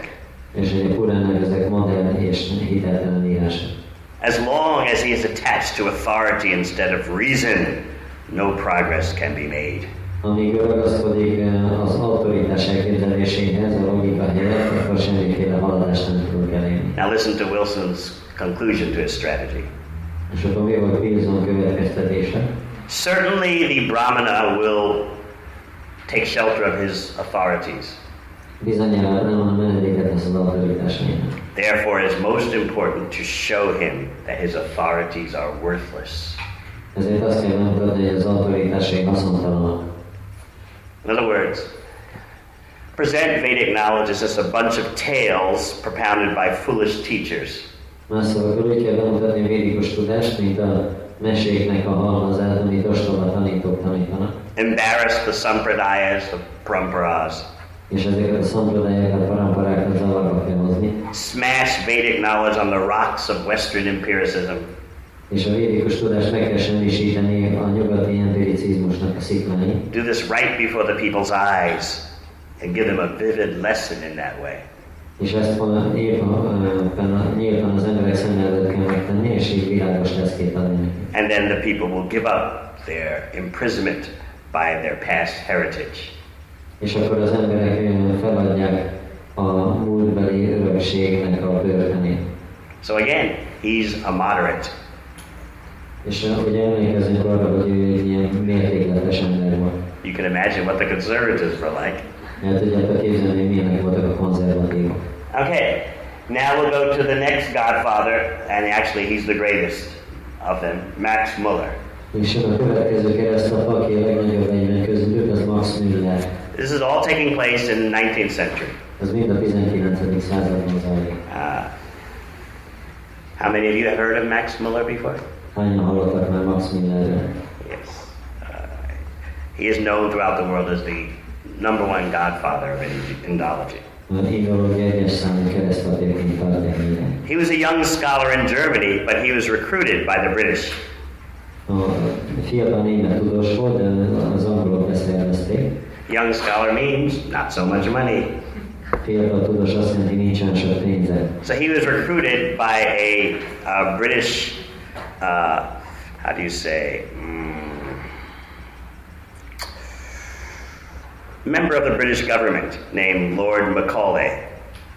Az angol kormány egyik tagja szervezte be. He served on the Supreme Council of India, and his particular portfolio was colonial education. Aki India legfelsőbb bíróságának volt a tagja, és a gyarmati oktatással foglalkozott. And he wrote an immensely popular 5-volume classic called The History of England. És írt egy ilyen 5 kötetes, nagyon híres könyvet Anglia történetéről. So, in other words, he was a very big gun. Tehát ilyen nagy ágyú volt. And he gave his strategy És megadta a stratégiáját. as the one in charge of colonial education in India. Aki az angol gyarmati oktatásának volt a felelős. I strongly believe that if our plans of education are followed, there will not be a single idol worshipper left amongst the respectable people in India. Én biztos vagyok benne, hogyha az emberek az oktatási terveinket követik, akkor egyetlen egy bálványimádó sem fog maradni India tisztelet remélt emberei között. And we'll do all this without any conversions, without interfering with religious liberty. És azt annélkül fogjuk megtenni, hogy bárkit megkérítenénk, vagy a vallásos szabadságba beleszólnánk. All this will happen by the superior demonstration of knowledge, reflection, and reason. Mindez a tudás, a megfontolás és érvelés magasabb rendű bemutatása alapján történik meg. So Lord Macaulay had a plan how to dissipate the darkness of Vedic India with the torchlight of Western knowledge. És Lord Macaulaynak ez volt a terve, hogy hogyan fogja India sötétségét megszüntetni a nyugati tudás lámpásával. He left India and went back to England just to search out a powerful scholar who could translate the Vedic texts in a way that everyone can see how stupid they are. És azzal a célon ment vissza Indiából, hogy találjon egy olyan tudóst, aki olyan módon tudja lefordítani a védikus írásokat, hogy mindenki rájöjjön, hogy ostobaságról szólnak. You see what powerful forces are at work in the whole study of India? Látjátok, hogy milyen hatalmas erők dolgoznak India tanulmányozásának történetén során. There's a lot at stake, the rule of a subcontinent. Egy egész egy ország, amely uralkodik egy szubkontinens fölött. So, first Lord Macaulay turned to H.H. Wilson. Please, you be my man. We pay you. You translate the Vedic text so everyone can see how nonsense they are. És először három végezonhoz fordult, és mondta, hogy legyél az emberem, és mi már fizetünk neked, és fordítsd le a védákat úgy, hogy mindenki lássa, hogy milyen ostobaságról szól. Please understand, he means not just translate the Vedic text, but translate them in a special way. És értsük meg, nem csak azt mondja, hogy fordítsd le a védákat, hanem hogy ő különleges módon fordítsd le. So, H.H. Wilson was already doing well as Bowden Chair of Sanskrit, so he said, not for me, I don't have time. És akkor hála végzem, mert amúgy is jól állt anyagilag, mert ő volt a tanszékvezető, és akkor mondta, hogy ez nem nekem való feladat, mert nincs rá idő. But I know a young German scholar named Max Muller. De mondta, hogy van egy fiatal német tudós, akit ismerek, Max Müller. So Max Muller was summoned to England. És akkor Max Müller így elküldték Angliába. And Lord Macaulay named his price. És Lord Macaulay pedig megnevezte az árat. Translate the Vedas in a way conducive for reprogramming the Indians. Fordítsd a védákat olyan módon, hogy ez elősegítse az indiaiak átprogramozását. And what will be your reward? És mit kapsz érte? An academic grant of 10,000 pounds. 10,000 fontos ilyen akadémiai támogatást kapsz. Remember, what was the average salary of a university professor then? Emlékeztek, mi volt az átlag fizetés az egyetemi professzorok? 500 pounds a year. Évi 500 font. 10,000 pounds in cash. 10,000 font készpénzben. All you do is translate the Vedic texts so that the Hindus can be deprogrammed. Csak fordítsd le a védikus írásokat úgy, hogy a hindukat át lehessen programozni. In other words, Muller has now broken into the big time. És így Müller ellenében volt. He's made it. Megcsinálta szerencsét. But he had to go through an historic preaching session, one-on-one preaching session with Macaulay. Egy ilyen történelmi prédikáló találkozón kellett keresztül menni Macaulayban. He writes about it in his memoirs. A visszaemlékezésében ír erről. So I had to sit silently for 1 hour while Macaulay poured upon me the fire of anti-heathen zeal. 1 órán keresztül kellett ülnöm, miközben Macaulay mondotta rám ezt az India ellenes lelkesedését. I couldn't even say a word. Egy szót sem nyöghettem ki. But he admitted, I took this preaching deep into my heart. De elfogadta Müller, hogy nagyon mélyen a szívemhez szólt. I went back to Oxford, a sadder man, but a wiser man. Visszatértem Oxfordba, mint egy szomorú, de bölcsebb ember. It's right from his memoirs. Ez a saját visszaemlékezéseiből van. In other words, he was sad that he had been thinking that there might be some slight value to India. Azért volt szomorú, mert lehet, hogy úgy érezte, hogy van azért valami kis érték Indiára. But Lord Macaulay, with such fired up preaching, had just completely changed his mind. So he said, I went back wiser to Oxford. De Lord Macaulay annyira lelkesen prédikált, hogy amikor visszatért Oxfordba, akkor azt mondta, hogy bölcsebben tértem vissza. So what was Muller's output? És mi volt Müllernek a produktum? He worked for 50 years and produced 51 volumes of the sacred books of the East. 50 éven keresztül dolgozott, és 51 kötetet adott ki a Kelet-Szent Könyvei címmel. Can you imagine? 51 volumes 51 kötet. of translations. Fordítás. Now, he was quite explicit about his views of Indian people. És nagyon nyilvánosan elismerte az indiai néppel kapcsolatos nézeteit. Let us hear from his number one godfather. Halljuk most ettől az egyes számú keresztapától. The Indian people are never destined to play a prominent part in the history of the world. Az indiai népnek soha nem adaték meg az, hogy lényeges szerepet játszanak a világ történetében. Social and political virtues are practically unknown by them. A társadalmi és politikai érvényeket gyakorlatilag nem ismerik. They have no concept of the ideas of anything useful and beautiful. És semmiféle hasznos vagy szép dologról nincs megértésük. This is his mentality. Ez volt a mentalitása. Now, as we said at the end of the first session today, actually he never once put a foot into India. De ahogy az első óra elején mondtuk, soha életében nem járt Indiában. But he took his mission so seriously that for 50 years he worked on translations. De olyan komolyan vette a misszióját, hogy 50 évig dolgozott a fordításokon. Listen to a letter that he wrote to his wife, Hallgassott meg egy levelet, amit a feleségének írt. which reveals his motivations are still the same even near the end of his life.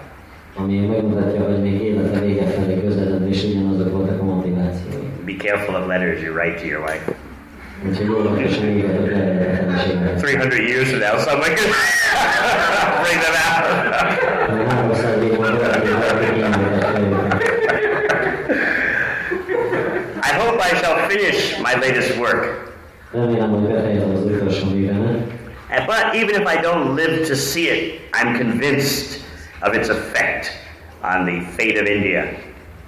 De még hogyha nem is érem meg azt, hogy megjelenjen, akkor is biztos vagyok benne, hogy milyen hatással lesz India sorsára nézve. I'm convinced of its effect on the growth of millions of souls in that country.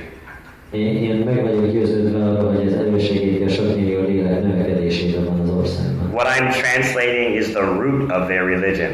Amit én fordítok, az az ő vallásuknak a gyökere. And to show them what that root is, I feel, is the only way of pulling it out.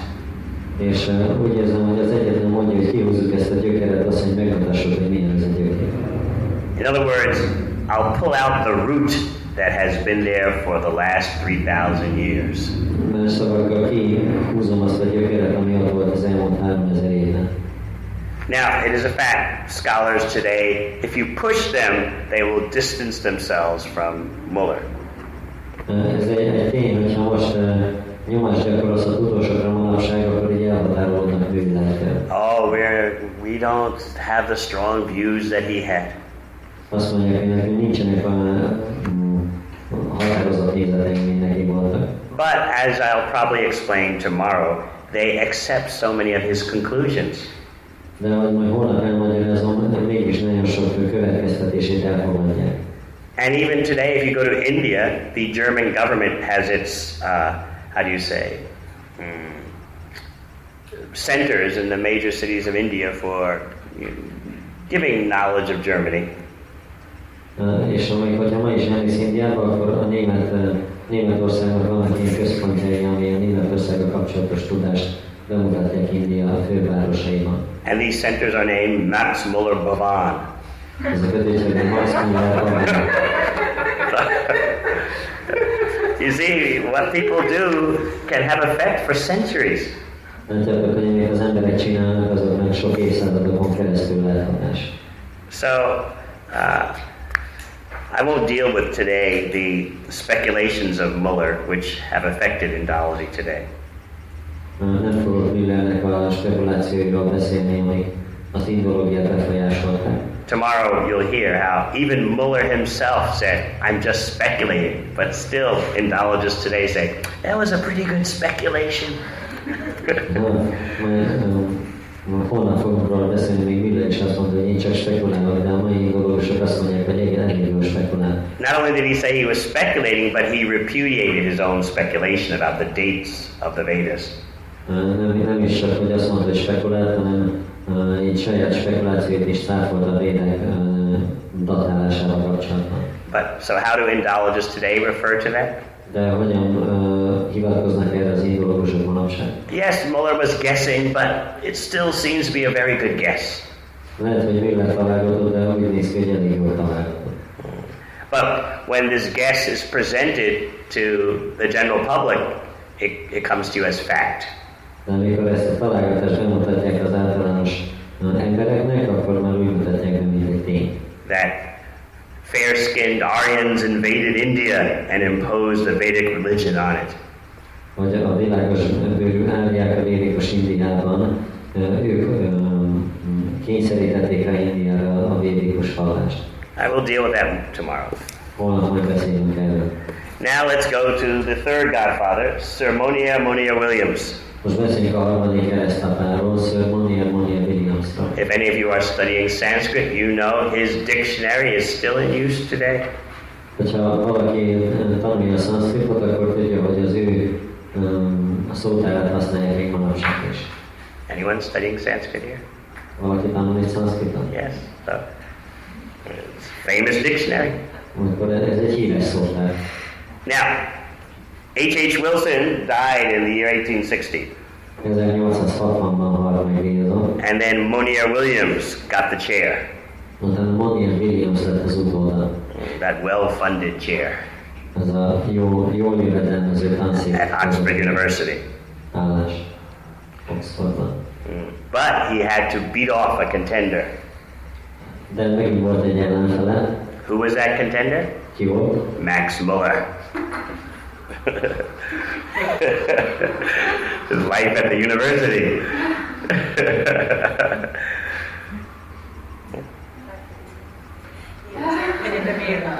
Ilyen az egyetemi élet. He's listening. Whoa, what's going on? Sounds very vicious, huh? These guys fighting each other to get the position, to get the money. Harcolnak egymással ezek az emberek, hogy megkapják a pozíciót, a Yeah, welcome to the material world. So, Muller had his supporters, and they were telling all the British professors, Muller's Sanskrit is world class. És Müllernek a támogatói mindenki mondta azt, hogy Müllernek a szanszkrit tudása az világszínvonal. Whereas they said Monia Williams can't even properly read Sanskrit except in transliteration. És azt mondták, hogy Monia Williams nem is tudja normálisan elolvasni a szanszkritot, csak az átírást. Now listen to how serious the British academic community took the selection of the Bowden Chair of Sanskrit. És most nézzük, hogy mennyire komolyan vette az akadémikus közönség ezt a tanszék vezetői választást. The eyes of Europe are upon our selection. Hogy egész Európa szemei ránk vetülnek. Shall we elect the man who cannot read a Sanskrit manuscript? Válaszok azt az embert, aki nem tud elolvasni szanszkrit kéziratot. So Muller was the better Sanskritist by far, but Monia Williams was more expert at academic fighting. Minden sokkal jobb szanszkritista volt, de Monia Williams viszont jobban értett a tudományos harcokhoz.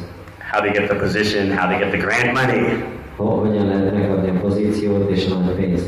So, he was more politically astute about the minds of the electors. There were 1,500 electors who would vote for you to get the Bowden Chair of Sanskrit. 1500 választó volt, akinek a szavazás alapján dőlt el, hogy ki lesz a tanszékvezető. So, he made a speech to them all. És akkor egy beszédet mondott. All 1,500 electors.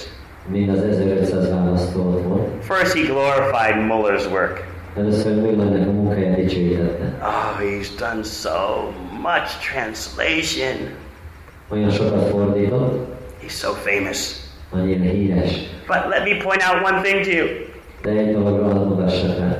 More money was spent to publish Muller's Rig Veda Müller Rig Védájának kiadására több pénzt elköltve. that was ever spent to publish one edition of the Bible.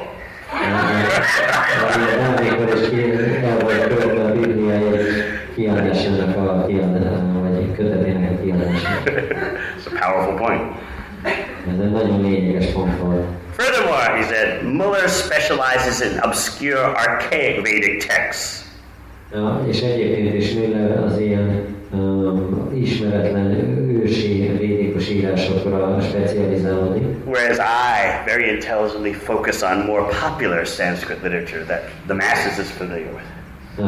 Én viszont sokkal intelligensebb vagyok, mert a népszerű szanszkrit írásokra koncentrálok, amiket a tömegek is ismernek. I'll provide superior value for your money. És én jó értéket fogok adni a pénzetekért cserébe. Because I have greater expertise in the literature of the masses. Mert én jobban értek a tömegeknek az irodalmához. And that expertise will be much more valuable for the missionaries in their uphill fight against the Hindu mind.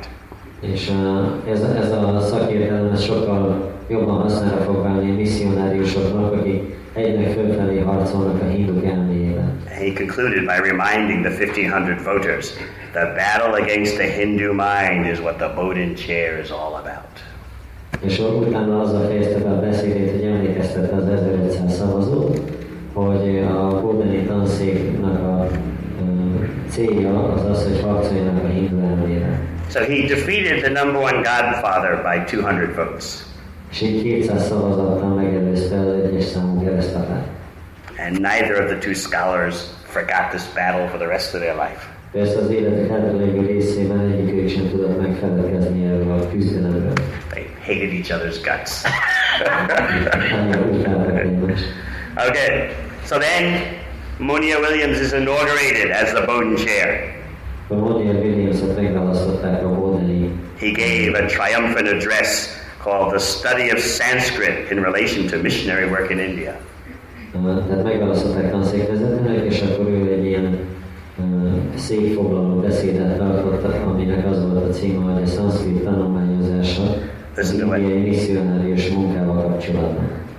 Listen to his words. És akkor hallgassuk meg a szavait. When the walls of the mighty fortress of Brahmanism are smashed, amikor a brahminizmus erős erődjének a falai leomlanak, Then the soldiers of the cross storm into the fortress. És akkor Soldiers of the cross. És a keresztnek a hordozói bemennek az erődbe. Then the victory of Christianity will be complete. Akkor a kereszténység győzelme teljes lesz. Now, to be fair, I should tell you that some scholars say that Monier Williams wasn't so bad. He was just speaking like this to ensure his funding. És néhány tudós persze azt mondja, hogy Monier Williams nem volt ennyire elvetemült, ez csak azért mondta, hogy a pénzügyi támogatását biztosítsa. They say he was actually more liberal. Azt mondják, hogy igazából liberálisan volt. He was speaking like this just to continue his financial support. És csak azért beszélt így, hogy a pénzügyi támogatását biztosítsa. But those who know the full mind of Monier Williams, they disagree. De azok, akik Monier Williamsnek az elmét ismerik, nem értenek egyetetben. And you'll see that. You'll see why they disagree when you look at his memoirs. És hogy miért nem értenek egyet, ezt meg fogjátok látni, hogyha belenéztek az emlékirataiba. As an old man looking over his years, öreg emberként, mikor visszanézett az éveit, he says, after a lifetime of studying the religious books of the Hindus, I feel compelled to publicly express my opinion of them.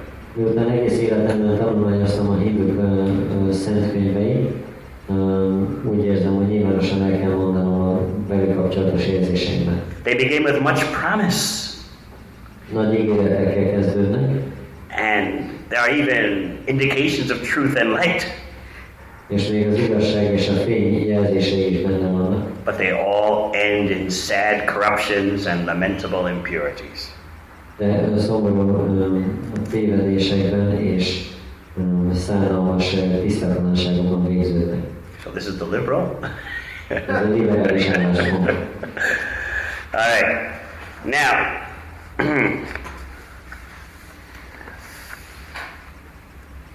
okay, we're going to stop for questions. So, what can I spoke with Usta City, Mataji, about just giving you a comparative analysis of the way another European power dealt with ancient knowledge.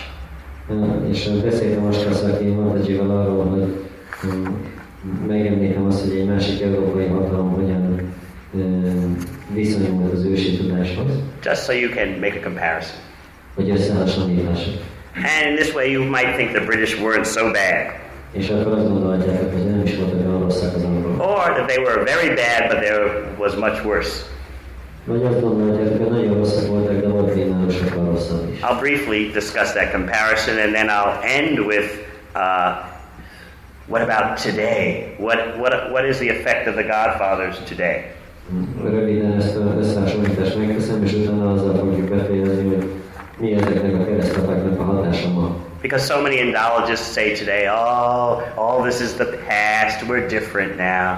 Olyan sok indológus azt mondja, hogy hát ez már a múlt év, mi már másmilyenek vagyunk.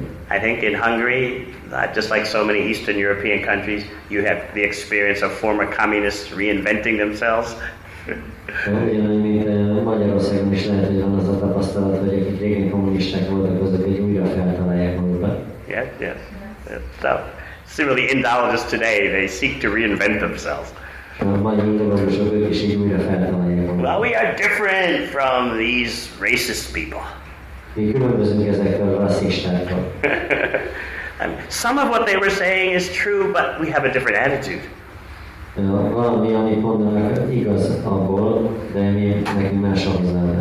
Without making any value judgments, it's kind of like someone saying, let's have communism without the Soviets. Ez olyan, mint hogyha valaki azt mondaná, hogy legyen kommunizmus a szovjetek nélkül. So similarly, let's have the good things these men did without the racist excesses. És ugyanígy lehet mondani, hogy hát fogadjuk el a jó dolgokat, amiket ezek az emberek csináltak, a rasszista szélsőségek nélkül. All right, but first the comparison. For that we're going to go and look at the Spanish in Mesoamerica. The Spanish in Mexico and Central America. Tehát a közép-amerikai spanyoloknak fogjuk megnézni a hozzáállását ebben kapcsolatban. The British technique was to discredit through propaganda. Az angol technika az volt, hogy elvegyék a hitelét az indiai kultúrának a propaganda In segítségével. that way they would smash the Indians' trust in the Brahmanas and the Shastra. És így megsemmisíti az indiaiaknak a bizalmát a brahminizmusban és sásztrában. The Spanish had no time for all that. Spanyoloknak nem volt elég idejük. Their policy was complete extermination. Az ő politikai az volt, hogy teljesen meg kell semmisíteni. So you may know that in the year 1521, the Spanish conquistador Cortés defeated the Aztecs. 1521-ben a spanyol conquistador Cortés legyőzte az aztékokat. Now, I've explained that it's sometimes hard for us to sympathize with the Aztecs because they sacrificed human beings. És azt akarom mondani, hogy néha nekünk nehéz együtt érezni az aztékokkal, mert ők meg emberáldozatokat végeztek. Nevertheless, the fact is that when the Spanish destroyed the Aztec culture, they made it extraordinarily difficult for historians to understand human antiquity. De mindazonáltal meg kell érteni, hogy amikor a spanyolok elpusztították az ősi azték kultúrát, akkor szélsőségesen megnehezítették a jelenlegi történészeknek a dolgát abban, hogy az ősi emberi kultúrát megértsék. So let's briefly look at what the Spanish did in Mexico and Central America. És nézzük röviden, mit csináltak a spanyolok Mexikóban és Közép-Amerikában. For comparative purposes. Összehasonlításképpen. Any written records they could find, they destroyed. Ha bármiféle írásos bizonyítékot vagy írásos emléket találtak, ezt megsemmisítették. They smashed statues or burned them or melted them down. A szobrokat pedig összetörték, vagy elégették, vagy elolvasztották. If the statues were too big to be smashed or melted down, they buried them deep under the ground. És hogyha pedig túl nagyok voltak a szobrok ahhoz, hogy összetörjék, vagy beolvasszák, akkor pedig mélyen a föld alá temették. Now, if you know anything about the culture of that time, there was the famous Aztec emperor Montezuma. Ha valamit tudtok az akkori kultúráról, akkor volt egy híres azték uralkodó Montezuma. He gave the conquistador Cortés 2 circular calendars with hieroglyphs on them. És ennek a konfiszkádónak, Cortésnak adott 2 ilyen kör naptárat, amin hieroglifok voltak. Each of these circular calendars was as big as a cartwheel for a cart. És mind a 2 naptár az olyan nagy volt, mint egy szekérnek a kereke. Each one was made of solid silver, the other solid gold. Az egyik az tömör ezüst volt, a másik tömör arany. And as I said, both were engraved with beautiful hieroglyphs. És gyönyörű hieroglifák díszítették. You know, a treasure for the scholars. Ami egy csodálatos kincs lehetett volna a tudósoknak. To examine such things is a major part of scholarship into antiquity. Az ókor történészek számára az egyik lényeges a feladat, hogy ilyen tárgyakat vizsgálják. So Cortés simply immediately ordered that these 2 wheels, these 2 circular calendars should be melted down. És akkor Cortés pedig szemtelenül azt az utasítást adta, hogy be kell olvasztani a 2 kereket. Into, what do you call them, ingots? You know, the bars of silver, bars of gold. Ilyen arany tömbörké, meg ezüst tömbörké. What about the newly colonized people of Mexico? És mi történt Mexikónak a gyarmatosított népével? They were ordered to convert to Catholicism or die. És azt mondták, hogy meg kell térniük a katolicizmusnak, vagy pedig meghalnak. And they were forbidden to write in their own language and forced to learn Spanish. És nem engedték, hogy a saját nyelvükön írjanak, hanem rákényszerítették, hogy spanyolul írjanak. And the Spanish regime prevented any scholars from publishing anything that would indicate Mexico had a worthwhile civilization in the past. És a spanyolok megtiltották, hogy bárki és bármi írjon, ami arról beszél, hogy Mexikó az egy értékes civilizáció volt a múltban. The most enthusiastic persons for enforcing this policy were the priests. És a papok voltak a leglelkesebbek, akik ezt a politikát erőltették. They carefully gathered and burned entire storehouses of ancient knowledge. Figyelmesen összegyűjtették az ősi tudásnak a különböző iratait, egészen nagy raktárakba, és azokat mindenek tették. One friar named Diego de Landa he personally describes that he burned thousands of Mayan scrolls. Az egyik ilyen gyarmatosító az leírta, hogy személyesen több ezer maja tekercset égetett el. All the scrolls had hieroglyphs and story paintings. És mindegyiken hieroglifok voltak és illusztráló képek. But the friar says, they just contain nothing but superstitions and falsehoods of the devil, so we burn them all. De azt mondta ez a pap, hogy semmi nem volt rajtuk, csak mindenféle babonák és értelmetlen mítaszok, ezért elégették. He even describes how the natives, when they were watching this, they were just in complete pain. És azt is leírja, hogy az őslakosok, amikor ezt látták, akkor teljes fájdalomban voltak. Then the Catholic Bishop of Mexico, Juan de Zumárraga, personally, he congratulated himself for destroying. És ez a katolikus püspök Mexikónak saját magának gratulált azért, hogy elpusztított ezeket. By his own account, 20,000 idols and 500 temples. A saját kalkulációja szerint 20 000 bálványt és 5000 templomot pusztított el. And so for 11 years he searched for manuscripts of astronomical writings, he searched for paintings, hieroglyphic scrolls. És 11 éven keresztül kereste ezeket a csillagászati írásokat tartalmazó kéziratokat, vagy más hieroglifákat, vagy festményeket. And after 11 years he made a huge mountain of these writings. 11 év után egy hatalmas nagy hegyet rakott ezekből az írásokból. And burned them all. Mindent elégette. So, this is the purposeful eradication of ancient Mexico by the Spanish.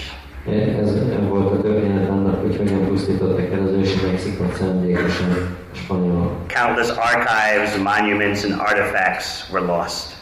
Számtalan archívumot és műemléket és műtárgyat veszítettek el. Even languages were lost because the people were forced to speak Spanish. Még nyelveket is elveszítettek azért, mert az embereket arra kényszerítették, hogy spanyolul beszélnek. So, out of the thousands upon thousands of astronomical and hieroglyphic scrolls that were burned, compared to the thousands that were burned, how many have survived today? És abból a sok ezer csillagászati és hieroglifa írásból, amiket elégettek, hány maradt meg ma? Less than 20. Kevesebb, mint 20. So, this is the way of the world. Így működik a világ. Now, the British didn't do that in India. Az angolok nem csinálták ezt Indiában. They took jewels from the temples and sent them to the museum in London. Azért elvitték az ékszereket az indiai templomokból és elküldték az angol múzeumokba. But their policies were more subtle. De kifinomultabb volt a taktikájuk. Still, the effect of those subtle policies of discrediting Vedic knowledge have lasted for centuries. Ennek ellenére, ennek a kifinomult taktikának, hogy a védikus írásoknak a hitelét lerontsák, ezt több évszázadon keresztül tartott. So now what about today? És mi van ma? No university offers prizes for the best refutation of Vedic knowledge. Egyetlen egy egyetem sem ajánl fel díjakat azért, hogy ki fogja jobban megcáfolni a védikus tudást. No one speaks the way their 19th century predecessors speak. Senki nem beszél úgy, mint a 19. századi elők. But you should understand the nature of scholarship. De meg kell érteni, hogy mi a tudósok természete. It builds very patiently upon the work done by past authorities. Nagyon türelmesen épül rá arra a munkára, amit a múltban az autoritások végeztek. This is especially true in fields of study where ancient languages are involved. Különösen az olyan területeken igaz ez, ahol ősi tanulmányokkal foglalkoznak. You can't just kick out all the work that is done in the past because the languages are archaic, they're difficult to understand. Nem lehet félreadni ezt a munkát, amit a múltban végeztek, mert a nyelveket nehéz megérteni. Even today, listen to the words of a professor at Columbia University, Indologist at Columbia University. Halljátok egy kolumbiai egyetem beli indológusnak a szavait. The foundations for recovering India's past were laid by these men.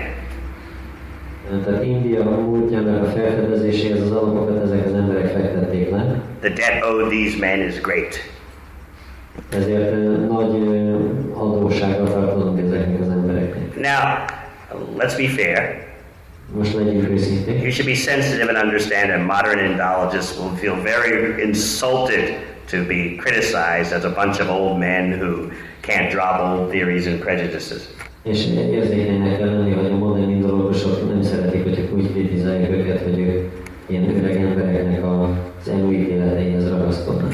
I know this because I would subscribe to their internet conferences amongst the Indologists.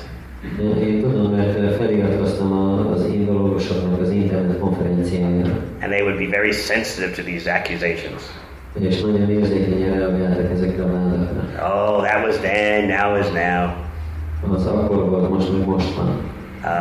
New blood has entered the field, new persons. Új vér került a területre, új személyek. But then, when we look at contemporary research, we find that many scholars are saying otherwise. They're saying there is still this prejudice, there is still this bias. De hogyha megnézzük a modern kutatásokat, akkor azt látjuk, hogy sok tudósnak mindig ott van ez az előítélete. So, when you say like that, current Indologists will, oh, it's not so. Hogyha ezt mondod, akkor a jelenleg indológusok azt mondják, ez nem így van. Then I bring out my quotations. Akkor hozom az idézeteimet. What does Thomas Troutman say? Mit mond Thomas Troutman? He writes, the racial theory of Indian civilization has proved remarkably durable. Ő azt mondja, hogy az indiai civilizációnak ez a rasszista elmélete, ez nagyon elismerendő. And resistant to new information. És nagyon erősen ellenáll az új információnak. And it persists to this day. És még ma is létezik. Now I won't go into all the academic scholars who say that today the same thing is going on. Nem fogom az összes tudóst idézni, aki azt mondja, hogy most is ugyanaz történik, mint régen. But there are quite a few of them. De sokan vannak. Especially in the USA. Különösen Amerikában. And they say the same biases, the same lens for viewing India still exists today. Azt mondják, hogy ugyanez a részrehajlás és ugyanez a szemüveg, amin keresztül Indiát nézik, az még manapság is van. Are any of you familiar with Thomas Kuhn and his book, The Structure of Scientific Revolutions? A Thomas Kuhnnak van egy könyve, hogy a tudományos forradalmak szerkezete. He explains that once a paradigm with all its sub-assumptions becomes hard like concrete, it's very difficult to get rid of. Azt mondja, hogy amikor egy ilyen paradigma az összes előfeltételezésével együtt megkeményedik, akkor nagyon nehéz bármit is kezdeni vele. Of course, when you go to a Western university, you don't find the crusading fire of Christianity anymore. Persze, hogyha nyugati egyetemre elmész, akkor nem találod meg ezt a kereszt ténységnek ezt a misszionárius tüzét. Instead of evangelism, you find empiricism. Az evangelizmus helyett az empiricizmus találod. The burden of mechanistic scientism. A mechanisztikus tudománynak a terhét. So that is what the Vedic literatures are struggling with today. Ezzel küzdenek manapság a védikus írások.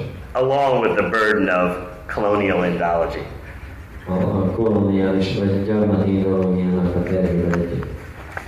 So, tomorrow we're going to go into archaeological and linguistic explanations for India's past. Holnap az India múltjával kapcsolatos régészeti és nyelvészeti magyarázatokról fogunk beszélni. Very controversial topic. Nagyon ellentmondásos terület. In summary, the truth is no one truly understands what happened. Összefoglalásképpen azt mondhatjuk, hogy az igazság az, hogy senki nem tudja igazából mi történik. But to the general public, scholars won't admit that.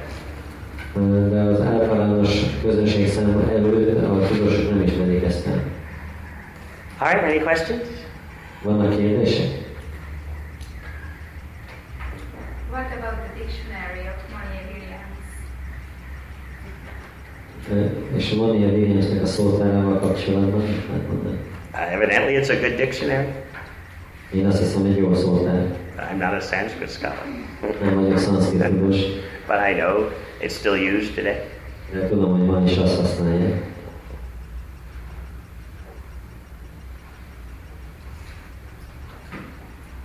Ha az ideológiai megkövesedik, akkor nem várható, hogy esetleg kivaj. Nem tud megújulni. So if Indology gets fossilized like this, can't we Gets expect what? fossilized? Okay. Can't we expect that it is going to die out after some time? No, because the university factories have to go on. Nem, mert az egyetemi üzemnek tovább kell működnie. And so, as Thomas Kuhn points out, these paradigms have a way of perpetuating themselves. És ahogy Thomas Kuhn is elmondott, hogy ezeknek a paradigmáknak van egy módja, hogy így fenntartják önmagukat. Until some huge breakthrough happens, which forces these scholars to leave aside the past. Ami csak nem történik valami hatalmas nagy áttörés, ami arra készíti a tudásokat, hogy feladják a múltat. Actually, briefly speaking, a huge breakthrough in Indology can happen when so many people take up the method that the Vedic texts prescribe for understanding them. És igazából egy ilyen nagy áttörés az indológián belül lehetséges akkor, hogyha elegendő ember fogadja el azt a módszert, ami elő van írva arra, hogy megértsük a védákat. But that's another seminar. Ez egy másik szeminárium. How Vedic knowledge is state-specific. State-specific. According to your state of consciousness, that's how much you can understand of it. Tehát, hogy a védikus tudás az attól függ, annyit tudsz még megérteni belőle, amilyen a tudatodnak az állapota. Whereas the Western conception of knowledge says, never mind what your consciousness is like, you can understand whatever you want simply according to your intelligence as ordinarily understood. És a nyugati tudomány azt mondja, hogy mindegy, hogy mi a tudatodnak az állapota, a tudományt azt akkor is megérteni, ettől függetlenül. In other words, I may be a professor who's addicted to cigarettes, intoxication, and all sorts of wild habits, but when I read Rasa Lila, I can understand it as good as any Brahmana.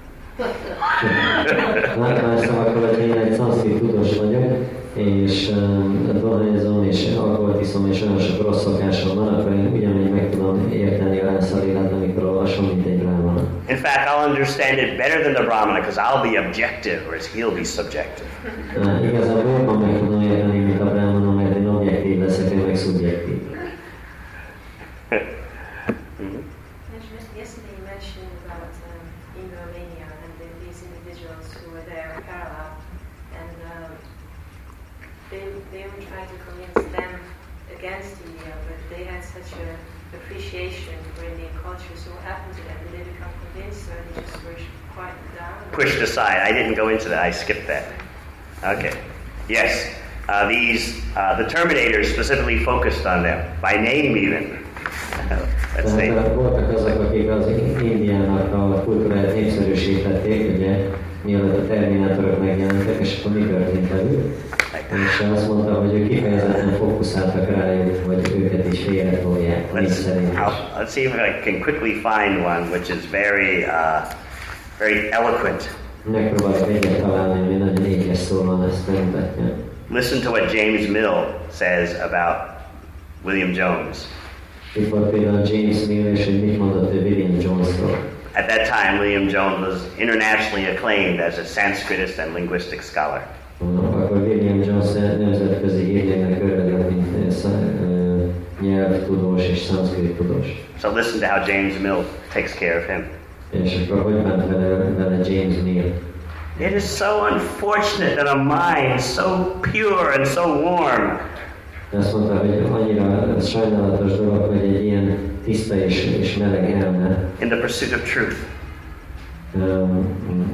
Amelyik az igazságot keresi. A mind so devoted to Oriental learning És annyira odaadó a keleti tudás iránt, should adopt the hypothesis of a high state of civilization in India. Elfogadta azt az elméletet, hogy Indiában egy magasabb rendű civilizáció létezett. He supports this with a brilliant reputation. Egy csodálatos hírnevével nem osztja ezt alá. That it would seem it's very difficult to hear the opposite. Ami alapján azt tűnhetne, hogy nagyon nehéz annak az ellenkezőjét elhinni. And listen to the words of an early British Indologist named John Bentley. John Bentley nevű korai angol indológus, amit mond. Listen to him thrash an Englishman who dared to praise the Vedic text. Tehát hogyan bánik egy angol, aki próbálja dicsőíteni a védikus írásokat. By your trying to uphold the antiquity of Hindu books, you support all the horrid abuses found in India. Azáltal, hogy próbálod bebizonyítani a védikus vagy a hindu könyveknek az ősiségét, ezzel támogatod az összes szörnyű visszaélést, ami Indiában történik. No, your sin goes even deeper. Igen, igazából még mélyebbre is hatsz. By attempting to uphold the antiquity of the Hindu books, you endeavor to overturn the Old Testament. Igazából azzal, hogy a hindu könyveknek az ősiségét próbálod alátámasztani, az Ótestamentum ellen is fordulsz. So they had these guys going after them directly. The favorable scholars they had all these heavy guys on their case. A kedvező tudósok után eredtek ezek a kemény fickók, és akkor így ellátnak a bajukat. What can you do? James Mill? You couldn't stand up to him. De mit lehet tenni James Mill szemben? You know, when the world is against you, what can be done? Mikor a világ ellenben van, akkor mit tudsz tenni?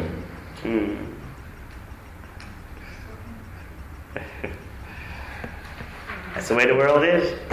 Így működik a világ. When you're out of style, you're out of style. Mikor kimentél divatból, akkor kimentél a divatból.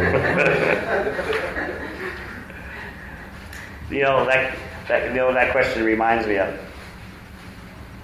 Do you know what that question reminds me of? Tudjátok, hogy mi emlékeztet engem az a kérdés? Well, couldn't he defend himself? Nem tudta megvédeni magát? Who was that famous Hungarian leader who was leading the uprising? Yes. Ugye Vladimir, aki vezette az 56-os forradalmat. Couldn't he defend himself?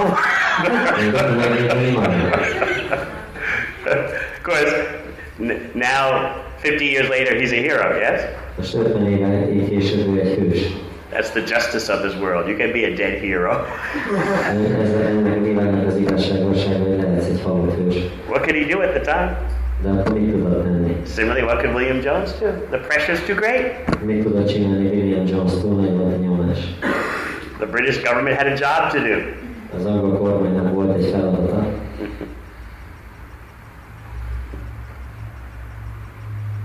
Just like the Soviets, they had a job to do in the Budapest uprisings, the Prague uprising. Ugyanúgy, mint a szovjeteknek is megvolt a maguk feladata, amikor Budapesten kitört a forradalom Prágában. That's the way of the world. Így működik a világ. Anything else?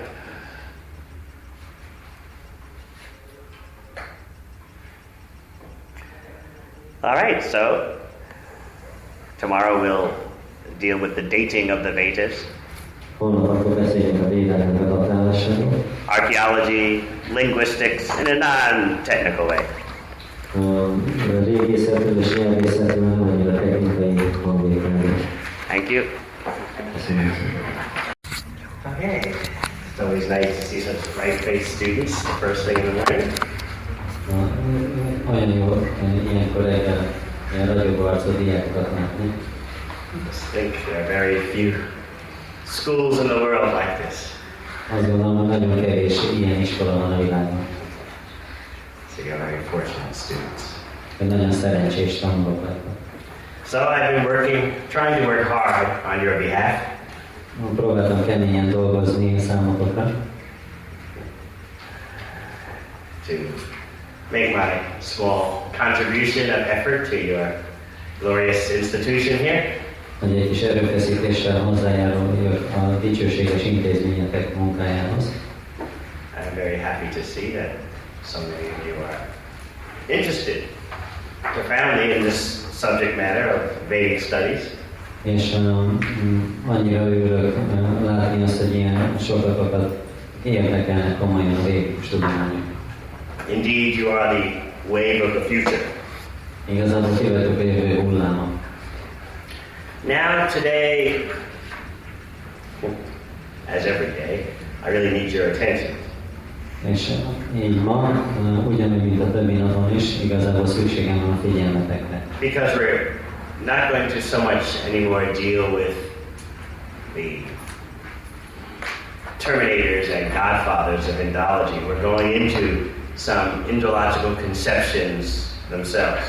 Most már nem annyira az indológia terminátoraival és keresztapjaival fogunk foglalkozni, hanem néhány indológiai terminus fogunk megtárgyalni. Now I realize that most of you are not going to be specialists in the field. És nyilvánvaló, hogy a legtöbben közületek nem jártasak kifejezetten ezen a területen. Although told me that some of you are studying Sanskrit, archaeology, things like that. Bár hallottam, hogy néhány közületek szanszkritról tanulnak, meg régészetet, meg ilyesmi dolgokat. Who are the Sanskrit students? Ki tanul szanszkritot? Okay.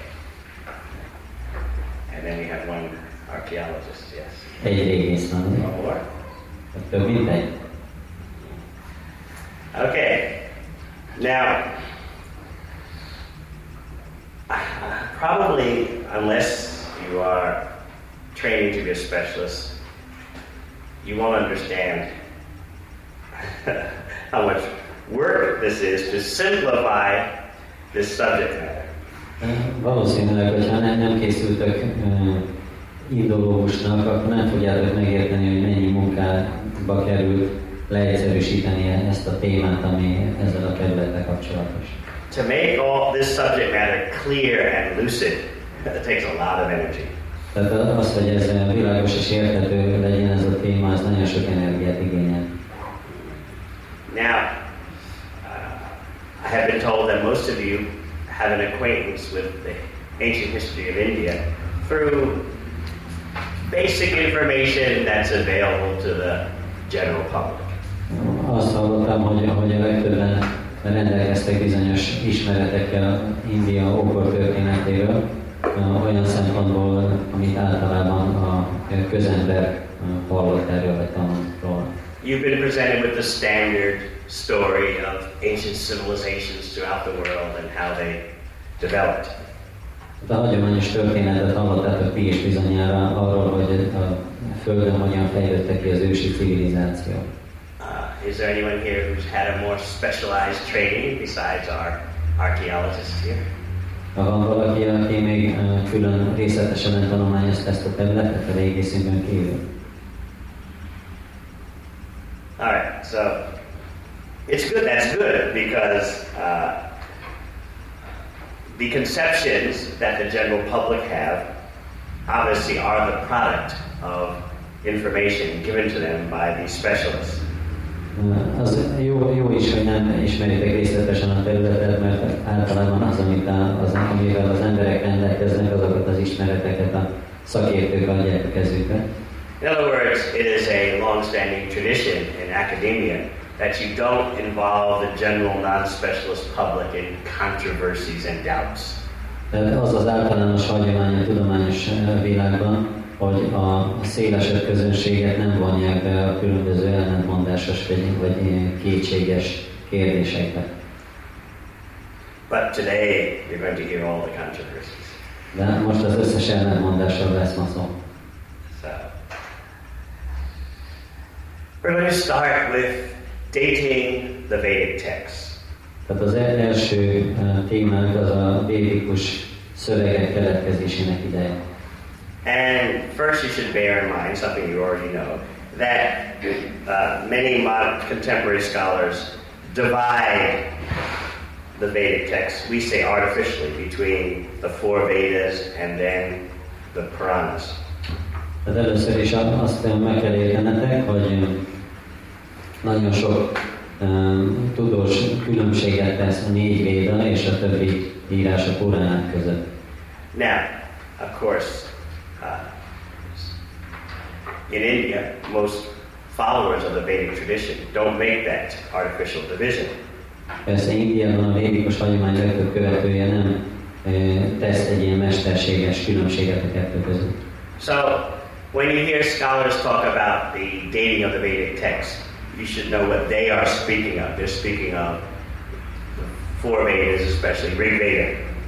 És amikor tudósokat hallottuk beszélni a védikus szövegek keletkezési idejéről, akkor meg kell érteni, hogy miről beszélnek, a 4 védáról és kifejezetten a Rig Védáról. Their opinion of Puranas, especially the Srimad Bhagavatam, is that they are later creations.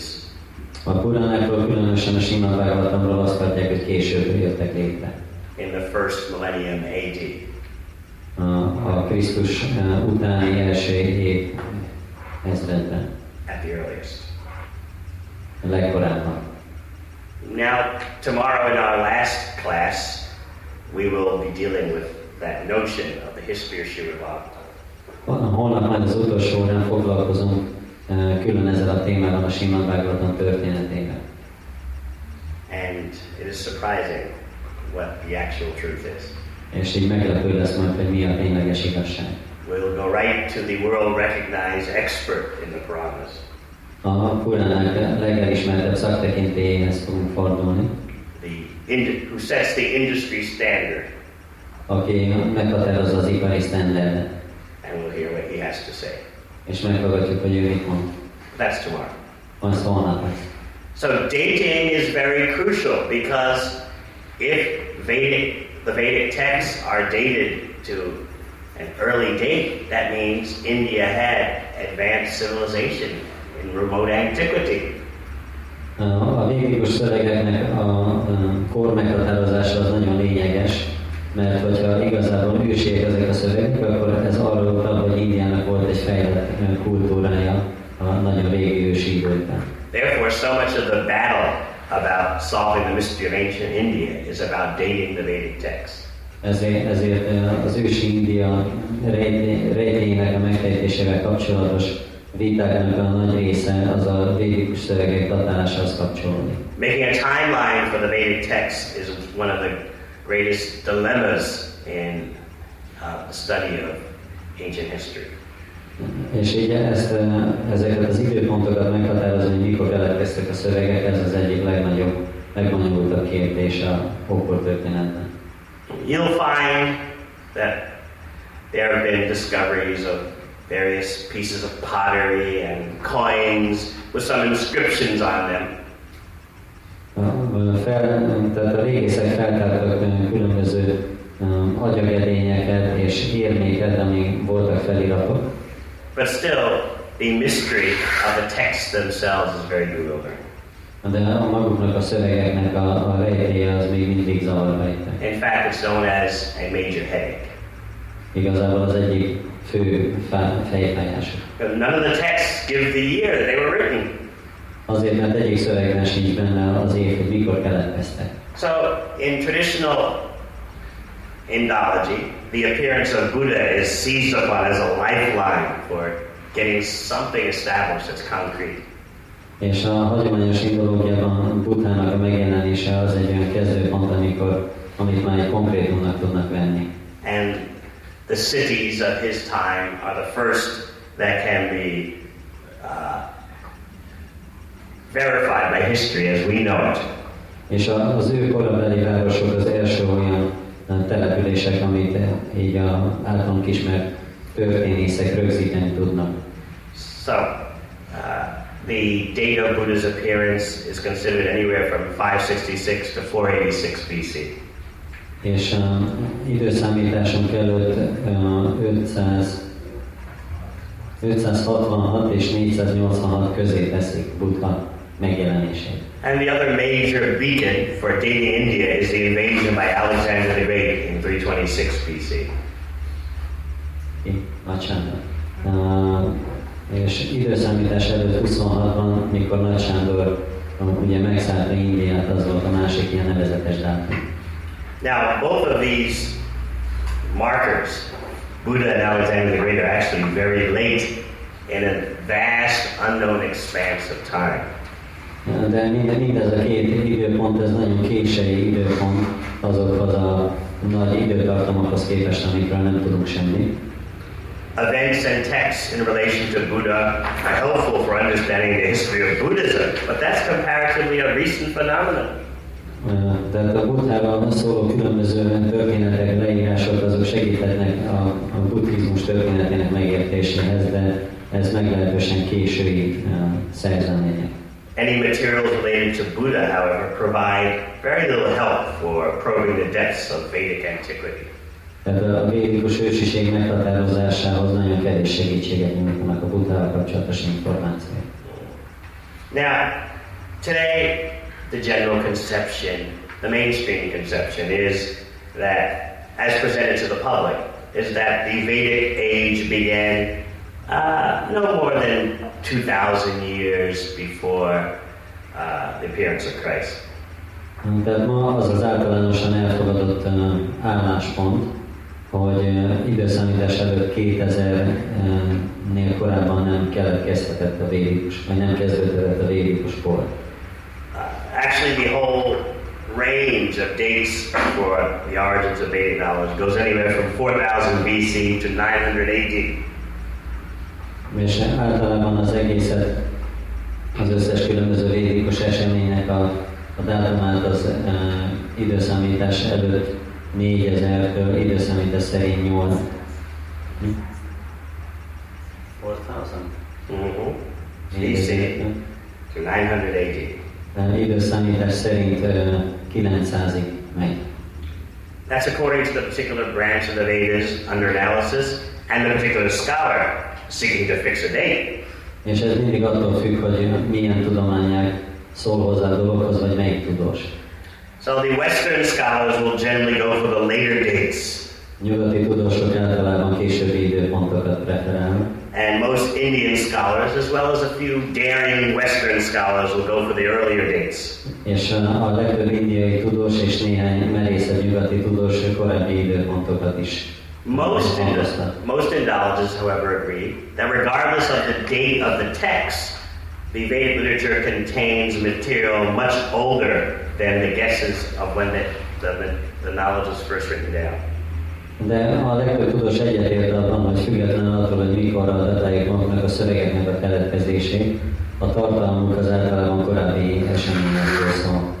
So, even if you say the Vedas appeared in 2000 BC, this is a huge amount of time to account for, 2000 years before the appearance of Christ. De még hogyha valaki azt mondja, hogy Krisztus előtt 2000-ben írták le a védákat, akkor is egy elég nagy időtartam, hogy mi történt az alatt a 2000 év alatt. So because this is uncomfortable, such a huge amount of time, although from the Vedic point of view it's a very short time, scholars have devised or theorized names for periods that they have come up with. És mivel ez egy ilyen nagyon kényelmetlenül nagy időtartam, ezért a tudósok különböző elméleteket találtak és különböző nevekkel illették ezeknek az alkorszakait. You've got to fill the time with something. Valamivel ki kell tölteni az időt. So therefore, you'll see in many books about India's ancient history, meant for the general population, you'll find these theoretical names for arbitrary periods. Tehát sok ilyen Indiával foglalkozó laikusok számára készült könyvben megtaláljuk ezeket a kisebb korszakokat, amiknek ott vannak a nevei. Do any of you remember some of the names? Valaki emlékszik ezekre? There's the Chandra period, the Mantra period, the Brahmana period, and the Sutra period. Tehát van a Chandra időszak, a Mantra időszak, a Brahmana időszak és a Sutra. Or someone else says there's the Vedic period, the Epic period. Vagy van, aki azt mondja, hogy van a védikus korszak, az epikus korszak. The Sutra period. Sutra korszak. And the Scholastic period. És a skolasztikus időszak. Others say there is the primitive period, the medieval period, and the modern period. Mások azt mondják, hogy volt a primitív időszak, a középidőszak és a modern időszak. Now, you should understand this device is purely fictional. Meg kell érteni, hogy ezek a felosztások teljesen képzeletbeliek. although it's quite common in introductory books about the ancient history of India. Bár az India őstörténetéről szóló bevezető könyvekben gyakori. It's like just educated visualization. De ez csak ilyen jól képzett találgatás. The actual historical evidence doesn't allow for such creativity. A tényleges történelmi bizonyítékok nem teszik lehetővé az ilyenfajta kreativitást. Now we should know that the Vedas do contain lists of dynasties and rulers, but these lists don't always conform to current understandings of India's past. Meg kell értenünk azt is, hogy a Védákban vannak leírások a különböző uralkodókról és dinasztiákról, de ezek nem mindig esnek egybe a jelenleg elfogadott elképzelésekkel. So remember, the range of the dates for the origin of the Vedic text goes anywhere from 4000 BC to 900 AD. Tehát még egyszer emlékezni kell arra, hogy a védikus szövegek keletkezésének az időtartamát Krisztus előtt 4000-től időszámítás szerint 900-ig bezárólag szokták elhelyezni. Remember, most Western scholars, they'll hug the latest dates. Tehát a legtöbb nyugati tudós az a későbbi időpontokat szereti. And the most Indian scholars, as well as some revolutionary Western scholars, they'll reach for the earliest dates. És a legtöbb indiai tudós és néhány forradalmár nyugati tudós is korábbi időpontokat is előveszi. Still, almost all of them, no matter what camp, believe that the Vedas have material in them that's much older than the date they were written down. De mégis a legtöbbjük elfogadja azt a tényt, hogy a Védákban rögzített szöveg vagy információ sokkal korábbi időpontról szól, mint amikor le lettek írva. Now, for the masses, the date you generally hear in popular books about ancient India is 1200 BC for the Rig Veda. Általában a legnépszerűbb időpont, amit általános publikációkban találunk, az időszámítás előtt 1200, vagy akkor keletkezett a Rig Veda. He just decided to come up with that date, and because he was the number one godfather, his speculation became engraved in stone, so to speak. Who was that? He assigned Who was that? Muller. Tehát ezt Max Müllertől származik ez az időpont, és akkor ő volt az egyes számú keresztapa, akkor ő ezt hangoztatta, és akkor azóta mindenki erre hivatkozik. So that is why, even right now, you get a book about ancient India, ancient civilization. They'll say 1200 BC, the Vedic texts. És ezért még ma is, hogyha egy ilyen könyvet olvasunk, akkor ott is az áll, hogy időszámítás előtt 1200-ban. And even they know he was guessing, they still say it's a very good guess that has turned out to be probably true. És még hogyha Max Müller csak találgatott is, azt mondják az őt követő tudósok, hogy hát egész jól találgatott. Just like if you get an introductory book on Hinduism put out by a famous professor at Oxford in 1996. 1996-ban egy híres Oxfordi professzor kiadott egy ilyen bevezető könyvet a hinduizmusra. Written by Gavin Flood. Written by a scholar named Gavin Flood. Gavin Flood, ez volt tudósnak neve. He just pushes aside any earlier dates for the Vedas and says the more sober chronology proposed by Max Miller, that's what we should be looking at. És akkor ő így félreteszi az összes korábbi datálással való próbálkozást, és azt mondja, hogy a józanabb datálás az Max Millertől származik, és azt kell figyelembe venni. So this is an introductory university textbook published in 1996. Ez egy ilyen bevezető egyetemi tankönyv, ami 96-ban adtak ki. Still Max Miller lives. Tehát még mindig él Max Miller. But what did Max Miller, before his death, admit about his own speculation? De mi volt az, amit Max Miller saját maga is elismert a spekulációjáról a halála előtt? He later, before he died, disowned his own guesswork. Mielőtt meghalt, akkor elhatárolta magát a saját találgatásaitól. And what did he say? És mit mondott? He wrote, whether the Vedic hymns were composed in 1000 or 1500 or 2000 or 3000 BC, no power on earth will ever know.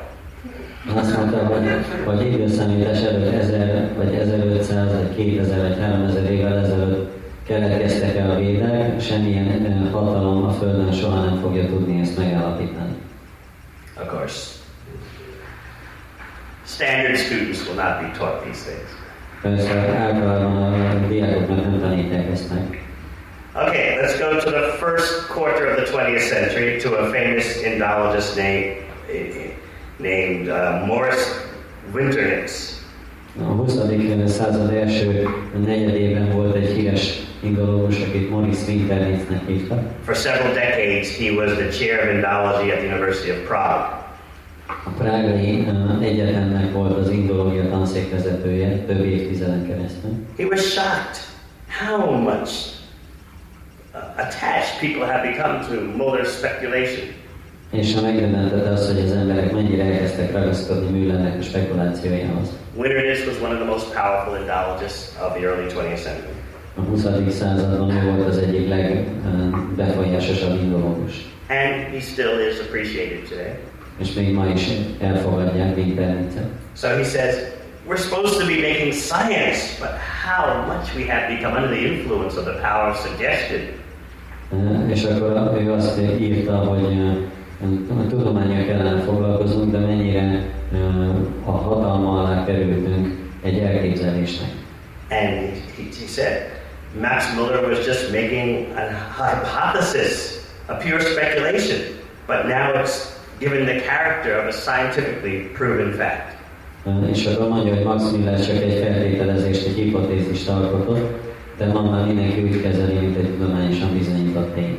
So he explained about the propensity for historians to manufacture names, to create periods in Vedic history and give them names. És akkor beszélt arról, hogy a történészeknek van egy ilyen hajlamok, hogy időszakokat hoznak létre és neveket adnak neki. He pointed out, this seems an attractive thing to do for the general public, and it would seem very gratifying and convenient to do so. És azt mondja, hogy ez úgy tűnik, hogy nagyon kényelmes dolog a közönség számára ezeket a korszakokat nevesíteni, és nagyon ilyen kellemes, kényelmes dolognak tűnik. But he said the creation of these artificial periods and giving them names is simply a delusion. De azt mondja, hogy ezeknek a mesterséges korszakoknak a létrehozása és azoknak az elnevezése, ez csak egy illúzió. And he concluded that the actual history of the Vedic texts is wrapped in darkness and unexplored. És az volt a végkövetkeztetése, hogy a védikus szövegek valódi története itt sötétség burkolja, és senki nem tette még fel. He said the mystery was so deep that the darkness is terrifying. Azt mondja, hogy annyira mély ez a rejtély, vagy a sötétség az félelmetes. All right. Now, in the inner rooms of Indology, some scholars will admit we have no idea when the Vedic texts originated. Amikor így egymás között vannak az indológusok, akkor néha elismerik, hogy fogalmuk sincs, hogy mikor keletkeztek a védikus szövegek. But what does the public want? De mit akar a közvélemény? The public wants dates. Dátumokat. Life at the university must go on. Az egyetemi életnek folytatódnia kell. Business has to be business. Az üzlet az üzlet. So, let's hear what current prominent Indologist at Cambridge University, D.K. Chakrabarty, warns. Cambridge Egyetem egyik jelenlegi hírneves indológus, a D.K. Chakrabarty következőt mondja. This is from Cambridge University. A Cambridge Egyetemről olvasni. The simple truth is that after more than 200 years of researching the Vedic text, az egyszerű igazság az, hogy több mint 200 éves a védikus szövegek több mint 200 éves kutatása után we have nothing more than a very general and hotly argued chronology for most of the early texts. Semmi többre nem jutottunk, mint hogy egy nagyon általános és nagyon forrón vitatott kronológiát tudtunk megalapítani a korai védikus szövegekben. So that's the honest truth. Ez az őszinte igazság. But rarely will that be admitted. De ezt ritkán ismerik el. You can't make the test yourself. saját magatok is kipróbálhatjátok. Open any introductory book about Hinduism or ancient India. Bármilyen bevezető könyvet vegyetek el a hinduizmusról, vagy és Indiáról. You'll find the date 1200 BC. És ott lesz benne, hogy időszámítás előtt 1200. And you'll know the ghost of Max Muller lives on. És akkor tudjátok, hogy Max Muller szelleme tovább él. And nowhere will you find in any book, any textbook, that Max Muller disowned his own speculation. És a semmilyen tankönyvben általában nincs benne, hogy Max Muller elhatárolódott a saját spekulációjától. And said, no one will ever figure out the origin of the Vedic text. És hogy azt mondta, hogy soha senki nem fogja tudni kideríteni, mikor keletkeztek a védikus szövegek. But you know the tendency for Western knowledge. Never admit you don't know. De tudjátok, hogy a nyugati tudománynak az a tendenciája, hogy soha ne ismerd el, hogy nem tudsz valamit. Always come up with a theory. Legalább mindig legyen egy elméleted. And if the theory is so good, it must be fact. És hogyha elég az elmélet, akkor biztos, hogy ez a valóság. All right, now we're going to go to a more difficult subject matter. Most egy bonyolultabb téma következik. Not immediately, we'll get there. Linguistic analysis.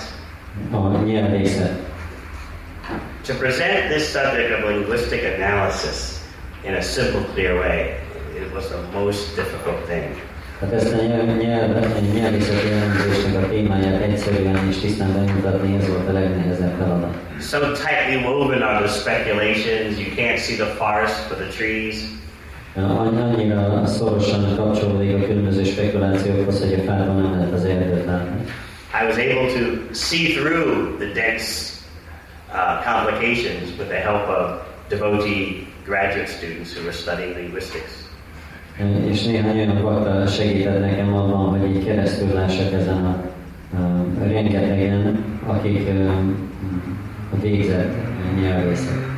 They would point out to me the hidden insights that are not revealed to the general public.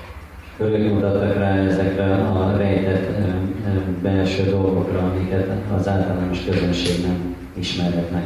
All right, let's introduce that difficult subject now. Akkor kezdjük el ezt a bonyolult témát. Now, most of you know that India predates civilization in Europe by thousands of years. A legtöbben bizonyára tudjátok, hogy India több ezer évvel megelőzi az európai civilizáció létrejöttét. But I think less of you know that India is the oldest continuous civilization in the world. De lehet, hogy kevesebben tudjátok, hogy India a legrégebbi folyamatosan fennálló civilizáció a világon. You understand that means continuous civilization? Értitek, hogy mit jelent egy folyamatos civilizáció? For example, you won't find any traces of Egypt during the time of the pharaohs in modern Egypt today. Például meg lehet találni a fáraók korabeli Egyiptomnak a maradványait a jelenlegi Egyiptomban. Sumer has long disappeared. Vagy a Sumer birodalom, ami rég eltűnt. And the Maya, forcibly converted to Christianity, have little connection with their ancient roots. És a Maya birodalom, akik ugye erőszakkal áttértek kereszténységre, nagyon kevés kapcsolata van a gyökereiknek. What fascinated the first Europeans who came to India was that it had a culture which possessed a full sense of its own origin in remote antiquity. És ami az első nyugati utazókat megdöbbentett, amikor Indiába érkeztek, hogy ennek kultúrának teljes megértése van a saját ősi eredetéről. You can imagine what the reaction of the Europeans was to. It's like landing on another planet. El lehet képzelni, hogy mi volt az európaiaknak a reakciója, olyan, mint hogyha egy másik bolygón szállnának. Here you are amongst people who all take it as normal that they had an advanced civilization thousands upon thousands of years ago. Olyan emberek között vagy itt, akik teljesen normálisnak fogadják el azt, hogy sok ezer évvel ezelőtt is fejlett civilizációjuk volt. Before the Europeans came to India, such a feeling was normal. Mielőtt az európaiak Indiába jöttek, mindenkinek természetesen volt az az érzés. So, this same sense of cultural identity continues on today. És a kulturális azonosságnak ugyanez az érzése folytatódik most is. You'll find things in India today that you can find thousands upon thousands of years ago. Olyan dolgokat lehet most találni Indiában, ami sok ezer évvel ezelőtt is lehetett. In that way, it's the world's oldest continuous civilization. És ilyen formában ez a világnak a legősibb folyamatos civilizációja. Now, most of the study of ancient India is tied up with linguistics. Az India őstörténet vagy ókor történetének a kutatása nagy mértékben a nyelvészethez kapcsolódik. Because for a few hundred years, the Sanskrit language itself was the only relic available for analysis. Néhány évszázadon keresztül az egyetlen ilyen fennmaradt emlék az maga a szanszkrit nyelv volt. Archaeology in India didn't really come into being until the 1920s. Indiában a régészet nem igazából bontakozott ki az 1920-as évekig. So the linguistic scholars had a practically 150-year jump on everyone else. Úgyhogy a nyelvtudósoknak volt kb. 150 éves előnyük mindenki mással szemben. And so therefore, their linguistic analyses and interpretations have set the stage for understanding India's past.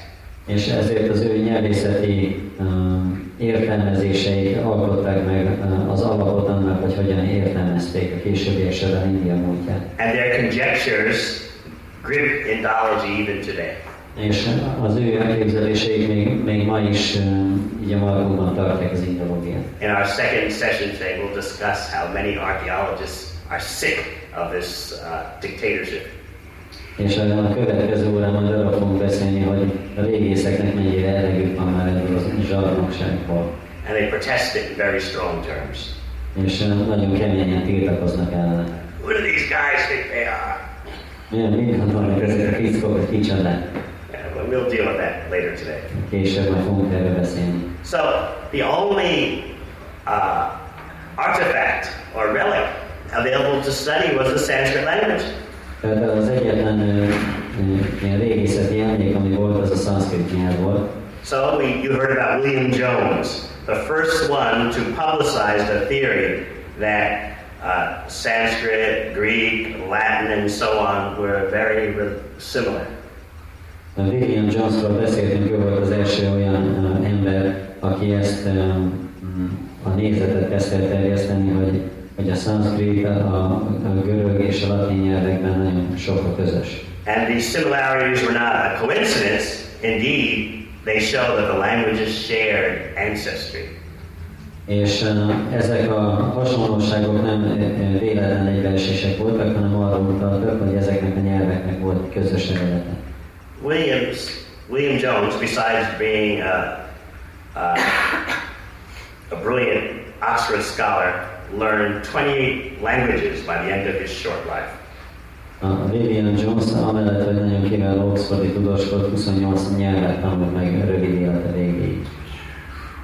This is what even a material mind can do without television and movies.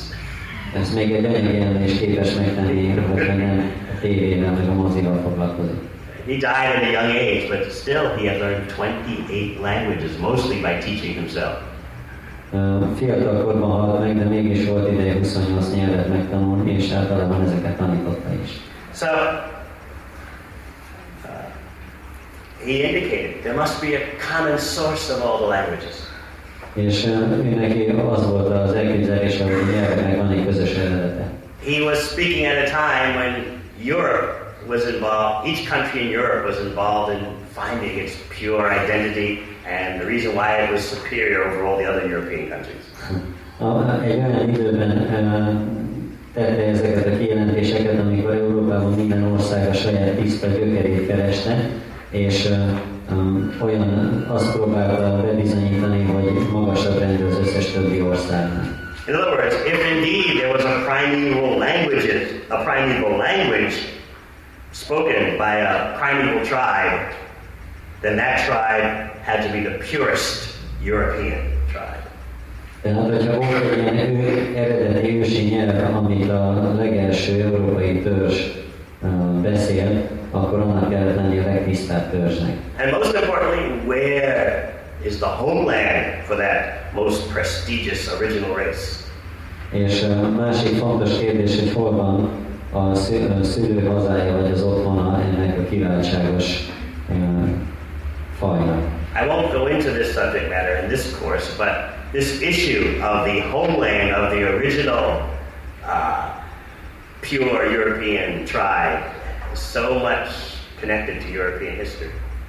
Ebben most nem fogok belemenni ezen a pulzuson, de az európai történelemnek egy nagyon fontos kérdés ez, hogy ez az eredeti törzs, ennek hol volt az otthona. And it's caused great havoc. Who are the Aryans? És akkor ez ilyen nagy felfordulást okozott, hogy kik az áriák. Since Hitler's time, no one likes to use that term anymore. Persze Hitler ideje óta senki nem szereti már használni ezt a kifejezést. Before Hitler's time, it was a very popular issue. Which European peoples are the Aryans? De a Hitler ideje előtt nagyon népszerű kérdés volt az, hogy melyik európai nép az áriáknak az őse az áriák. Since the Nazis, no one likes to talk about it. Nácik óta már senki nem szeret erről beszélni. Later, I'll explain briefly where the notion came from and who gets the blame. És később majd el fogom magyarázni, hogy honnan jött ez az elképzelés, és ki kell hibáztatni. It's the scholars who came up with this whole notion of the Aryans with their original European homeland. Tehát ezek a tudósok voltak, akik kitalálták ezt az ária elképzelést az eredeti európai otthonával együtt. Now they don't like to speak of this. Most már nem szeretnek róla beszélni. So the idea is that Indo-Europeans around 1500 to 1200 BC came from Europe or somewhere near Europe. Tehát ez volt a... When was it? 1500 to 1200 BC. Tehát időszámítás előtt 1500 vagy 1200 környékén ezek az indo-európaiak jöttek valahonnan Európából vagy Európa mellettről. Came through the mountain passes of Afghanistan into northwestern India. És Afganisztánnak a hegyein átjárói keresztül jöttek észak-nyugat Indiába. These fair-skinned nomads overran the dark-skinned primitive inhabitants. És ezek a világosan bőrű vándorló nomádok lerohanták a sötétbőrű primitív indiai és lakosokat. These fair-skinned nomads brought Sanskrit with them and imposed it on the primitive dark-skinned people. És tehát magukkal hozták a szanszkrit nyelvet, és kényszerítették ezekre a primitív, sötét bőrű emberekre. In other words, the scholars were thinking, since Sanskrit is glorious, actually it had to originate in Europe with fair-skinned people. Tehát a tudósoknak az volt az elképzelésük, hogy mivel a szanszkrit az egy olyan dicsőséges nyelv, ezért biztos Európából származik és a fehér emberektől. So, these fair-skinned invaders imposed Sanskrit and Vedic culture upon the primitive dark-skinned people of India. És ezek a világos bőrű nomádok, ezek hozták el a szanszkritot és a védikus tudást Indiának a primitív, sötétbőrű népéhez. Now, there were some scholars who thought maybe it all originated in India. In the beginning, some were thinking like that, but that idea quickly faded. Az elején volt néhány tudósnak olyan elképzelés, hogy lehet, hogy azért mégiscsak Indiában keletkezett az egész, vagy onnan ered, de aztán ez az ötlet, ez hamar elhal. By Max Muller's time in the 19th century, he had moved the location westward to somewhere in Asia. Max Muller idejére már egy kicsit odébb tették, hogy valahonnan Ázsiából jöttek az áriák. Then later, the homeland moved closer to Europe. És később pedig megint közelebb került Európához. Finally, the original Sanskrit speakers had nothing to do with India, and they were very busy on crucial business in Europe. És amikor végre odáig érkeztek, hogy az eredeti szanszkritul beszélő népnek semmi köze nem volt Indiához, hanem sokkal közelebb állt Európához. So by the first decades of the 20th century, the Aryan, fair-skinned, Sanskrit-speaking race was under exclusive contract to the Nazis. És a 20. század elejére ez a világos bőrű, szanszkritul beszélő árja faj, ez a náciknak a kizárólagos tulajdonát képezte. The Nazis had no doubt which part of Europe was the original home. A náciknak semmiféle kétségük nem volt arra, hogy Európa melyik része volt az eredeti otthon. So after World War II, scholars began to rethink the situation, how something they devised caused such havoc in the world. És a második világháború után a tudósok kezdték újra gondolni ezt a dolgot, hogy valami, amit ők kitaláltak, az milyen bonyodalmat okozott a világban. So one major Indologist in the world openly points the finger at Indologists. És az egyik híres vagy ilyen elismert indológus a világban, ő nyíltan az indológusokra mutat. So the Aryan conception is the central idea of 20th century fascism. Ő azt mondja, hogy ez az árja elmélet, ez a 20. századi fasizmusnak a központi gondolata. And the fact is, this conception was developed by scholars. És a tény az, hogy ezt az elképzelést a tudósok dolgozták ki. Therefore they should take some of the blame for all the havoc that was caused. Ezért nekik is magukra kell vállalni valamennyit abból a felelősségből, amit ez az egész bonyodalom okozott. So I hope you understand how all this speculation came about. Remélem érthető, hogy hogyan jött létre ez a spekuláció. Since all the languages known at that time seem to have similarities, there must be a primeval source. Tehát az összes nyelv, amit akkoriban ismertek, azok hasonlóságot mutattak, és ezért arra következtettek, hogy kell, hogy legyen egy közös eredetük. That source was called Indo-European. És ezt az eredetet, vagy forrást indo-európainak nevezték. Sometimes Proto-Indo-European. Néha proto-indo-európainak. So, where did they come from? Honnan jöttek? That's what the Aryan battle was all about. És erről szólt ez az egész árja vita. Such people had to be the most civilized. Therefore, who was it? Was it the French, the Germans, the Scandinavian people? Ezek az emberek nagyon civilizáltak voltak, akkor ki lehetett ez? A franciák, a németek, a skandinávok? Once the European fascination with India ended, no one thought the Aryans could originate in India. És amikor ez Európában ez az India iránti láz ez alábbhagyott, akkor már senki nem gondolta, hogy az áryak Indiából jöttek. Okay, now we're going to go into the most technical subject matter, and I'll try to make it easy for you. Most a következő az egyik legtechnikai téma lesz, de próbálom könnyíteni a dolgot. It concerns the family tree diagram of Indian European languages. Tehát ez az indiai és európai nyelveknek a családfájával kapcsolatos. 6 years before Darwin published his Origin of Species, a German linguist published the family tree diagram of Indo-European languages.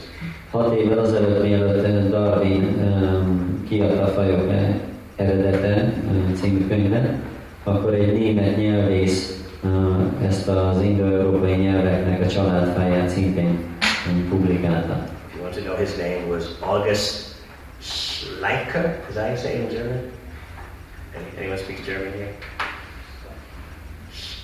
Schleicher or Schleicher? Schleicher. All right. August Schleicher. He made the trunk of a tree with branches of languages coming from.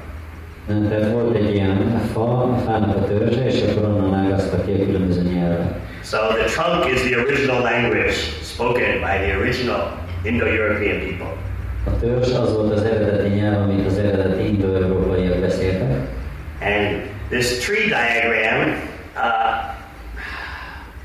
alludes to, is a mild word, this tree diagram necessitates a geographical reality.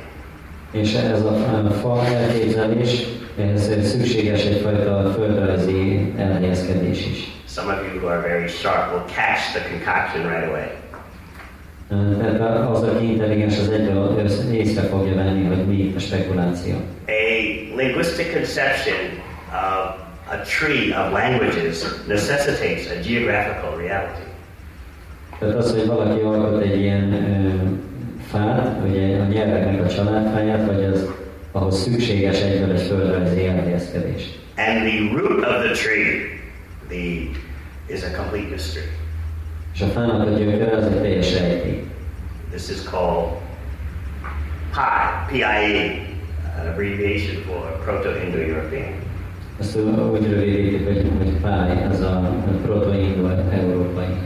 There's no direct evidence for this PIE. És ennek, vagy ugye a PIE az angol azt is jelenti, hogy sütemény. It is nincsen közvetlen bizonyíték rá. a theory formed by a very learned and brilliant supposition. És ez egy ilyen elmélet, amit nagyon tanult és nagyon ilyen képzett vagy kifinomult feltételezésekre alapoznak. Most scholars support this idea because they feel overwhelmed by the similarities amongst so many languages. És a legtöbb tudós azt támogatja ezt az elképzelést azért, mert annyira leengedő lesz, hogy milyen hasonlóság van a nyelvek között. Linguistic scholars will feel very insulted if you make little of their brilliant work that they've done. És a nyelvtudósok általában nagyon sértetnek érzik magukat, hogyha lekicsindik ezt a csodálatos munkát, amit végeztek. They've spent years in school, years in their studies, coming up with these theories. Éveket töltöttek az iskolában, és éveket töltöttek a tanulmányaikkal, hogy ezeket az elméleteket megalkossák. And they've done very brilliant work of linguistic reconstruction. És a nyelvészeti rekonstrukciónak a csodálatos munkáját is elvégezték. Do we have any future linguistic scholars here? Vannak itt ilyen, akik nyelvtudósnak készülnek? You're lucky. It's a very technical field. Nagyon ilyen technikai terület. With layer after layer after layer of supposition built up for hundreds of years. És sok-sok rétegen épülnek egymásra feltételezések sok száz éven keresztül. It's a beautiful tree they've made. Csodálatos fát csináltak. But no one knows where's the root. Senki nem tudja, hogy hol van a gyökere. But the tree must have a root. De kell, hogy legyen gyökere. Because it has branches. Mert vannak ágai. You understand?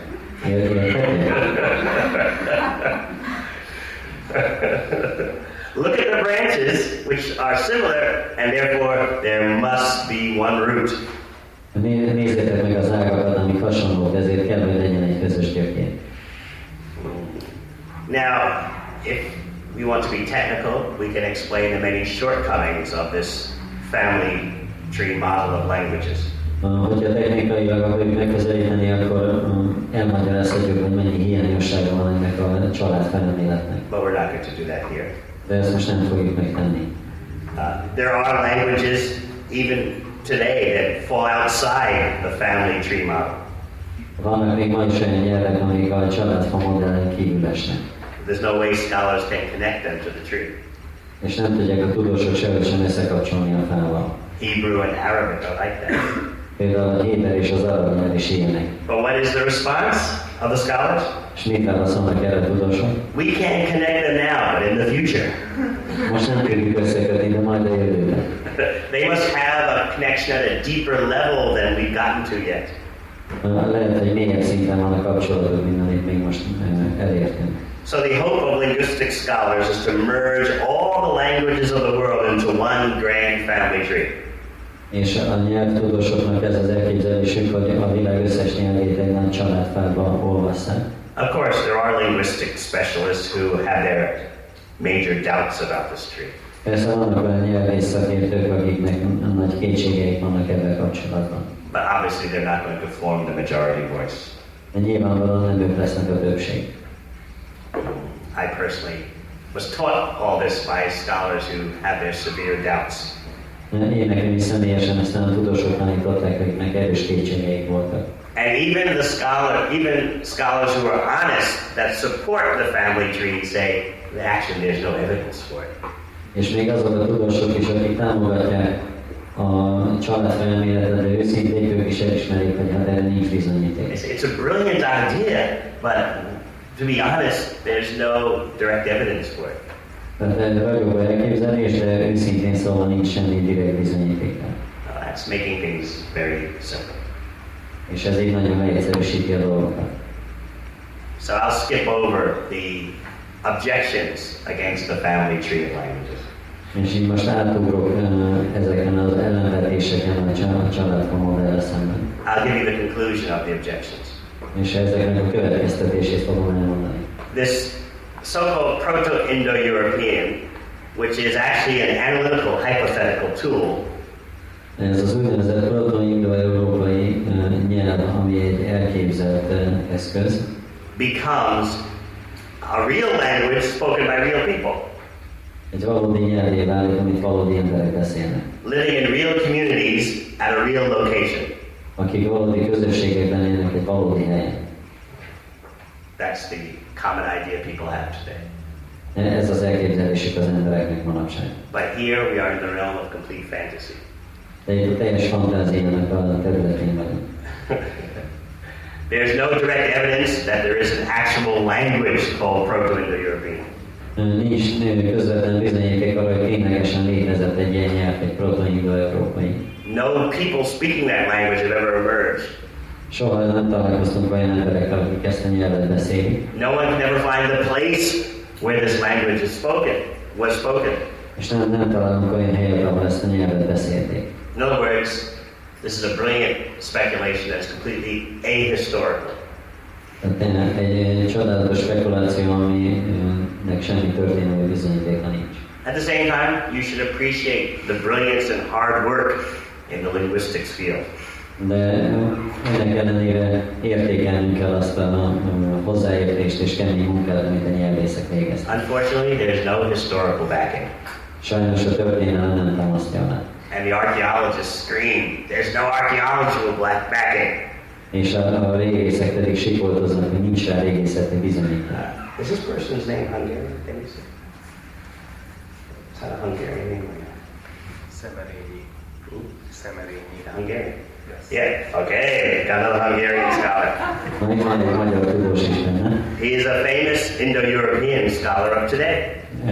Tehát egy híres, úgy hívják, egy Szemerényi, és akkor egy ilyen híres indo-európai kutató manapság. You've heard of him?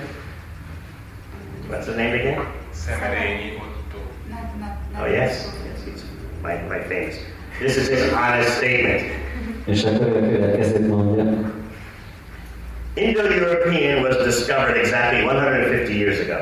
Az indo-európai nyelvet pontosan 150 évvel ezelőtt fedezték fel. Not in some land, in some unknown land of the world, És nem a világnak valami ismeretlen földterületén, but on a scholar's desk. hanem egy tudósnak az íróasztalán. So, still you have to, let me explain to you the reality. Almost every linguistic scholar respects the sheer explanatory power of the theory. De az igazsághoz hozzátartozik az, hogy majdnem minden nyelvtudós értékeli ennek az elméletnek a képességét, hogy megmagyarázza a dolgokat. But they all squirm in their seats when you ask, okay, give us the missing people who spoke this language. De mindenki elkezd fészkelődni a székében, amikor arra kérik, hogy mutasd be azokat az embereket, akik ezt a nyelvet beszélik. Because these would be the linguistic ancestors of nearly half the population of Earth. Mert ők lennének a nyelvészeti szempontból az elődei a Föld lakosságának majdnem a felének. But there's no Proto-Indo-European text. De a proto-indo-európai nyelven nem létezik egyetlen egy szöveg sem. No physical remains of Proto-Indo-European people. Nincsen semmiféle fizikai maradványa ezt a nyelvet beszél embereknek. There's no remains of their material culture. A kultúrájuknak sincs semmi nyoma. That scholars will agree upon without huge arguments. Ez nagy viták nélkül egyet fognak érteni ebben a tudósok. And unlike Hitler, no one knows where the people live. És ugyanúgy, tehát Hitlerrel ellentétben senki nem tudja, hol laktak ezek az emberek. So that is the truth. Ez az igazság.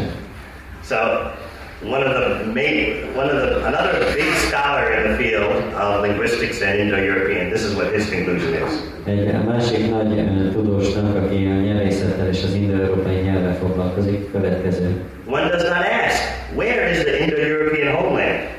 Az ember nem kérdezi meg, hogy hol van az indo-európai ős hazája. Rather one asks, where do they put it now? Hanem inkább azt kérdezi meg, hogy most hova helyezik.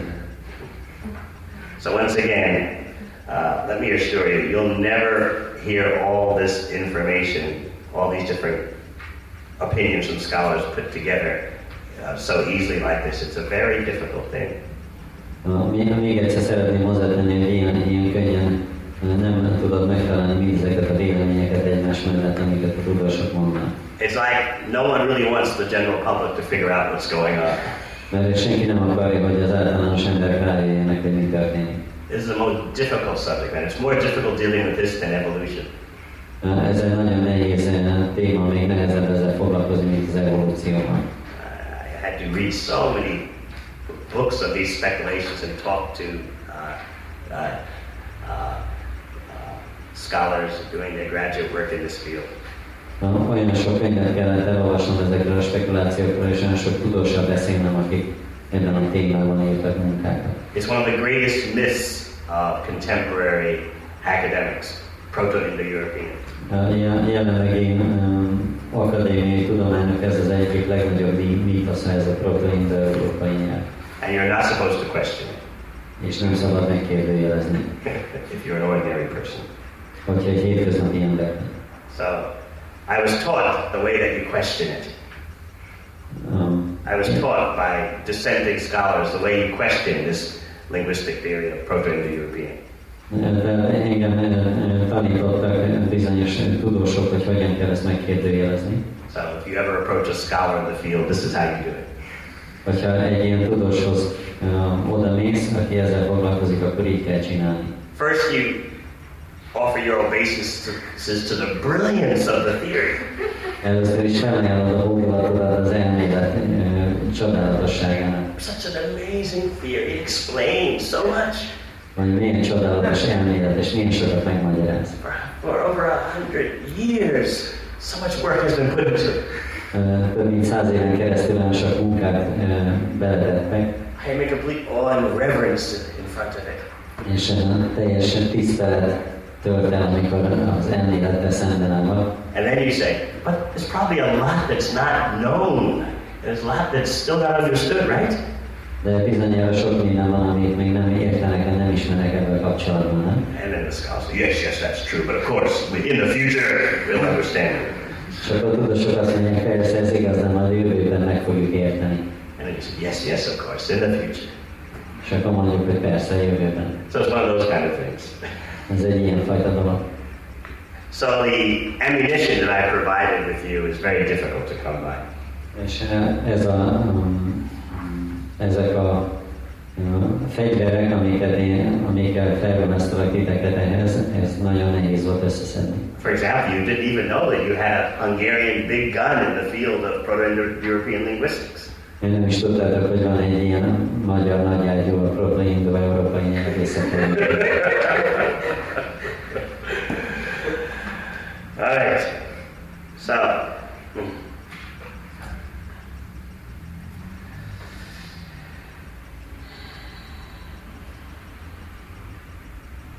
look at the situation of the Vedic texts.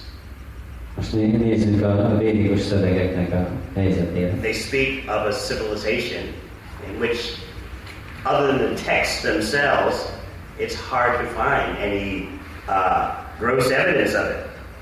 Tehát egy olyan civilizációról beszélnek, ami a szövegeken kívül nagyon nehéz kézzelfogható bizonyítékokat találni. Yet, people say, if you accept what the Vedic texts say, that there was an ancient civilization so advanced, you must be a mythological person because there's no proof of this. És akkor az emberek azt mondják, hogy ha te elfogadod azt, amit a védikus szövegek mondanak, akkor te is egy mitológiai személy vagy, mert erre nincs bizonyíték.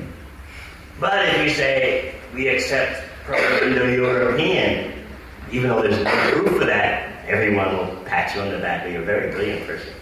De hogyha azt mondod, hogy elfogad a proto-indo-európai elméletet, bár arra sincs bizonyíték, akkor mindenki megveregeti a vállalat, hogy mennyire okos vagy. So at least we want a level playing field. Tehát ilyen szempontból legalább egyenlő esélyekkel indulunk. We'll say, yes, currently there is not so much ordinary material evidence for Vedic civilization, as long as you say there's no material evidence for Proto-Indo-European.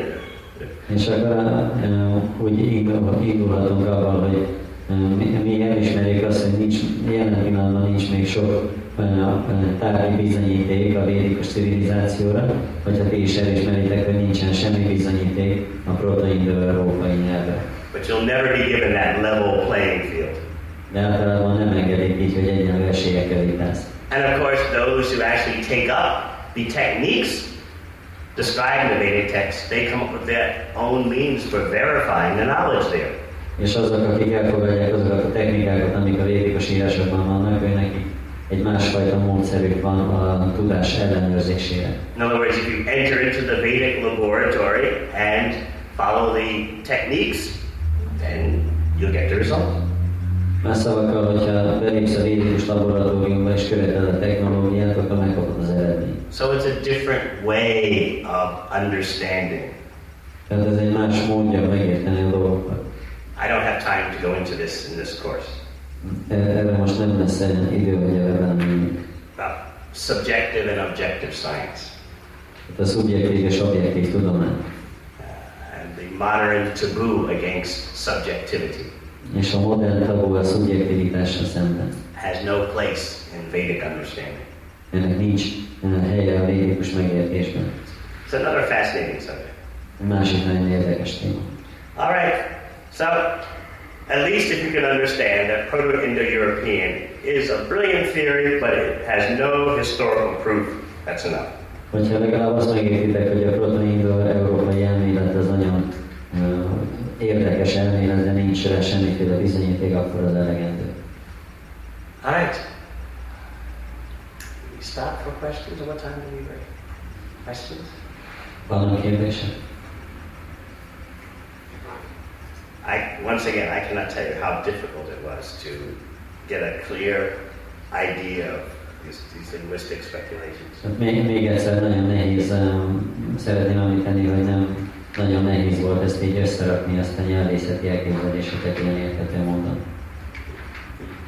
A tudósok nem tudnak annyira nyitottak lenni, hogy azt mondják, hogy ezek a nyelvek mind a szanszkritból erednek. Is the scientists, are they not open enough to accept that all these languages are coming from Sanskrit?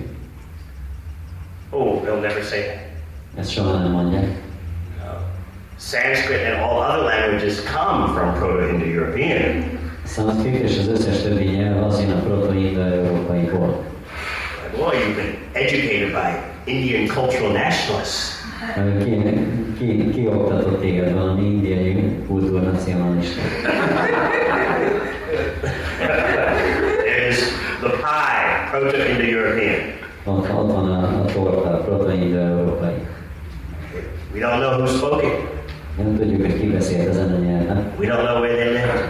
Nem tudjuk, hogy hol éltek. We never found any traces of such people. És semmi nyomokat nem találtuk. But believe us, they existed. De hinnel nekünk, hogy léteztek. All languages spoken on earth came from them. És az összes nyelv, amit a Földön beszélünk, az abból jön. Okay? That is the story. Ez a történet. Anyone? Lehet ennek valami köze a kereszténységhez és a judaizmushoz, hogy a politikai nyelveket nem engedik azt, hogy esetleg a nyelv bölcsőjét olyan szávoligra tegyék mondjuk a sumírok mellett. So could this have something to do with politics or Judaism, that they are not willing to put the cradle of languages too far from Middle East?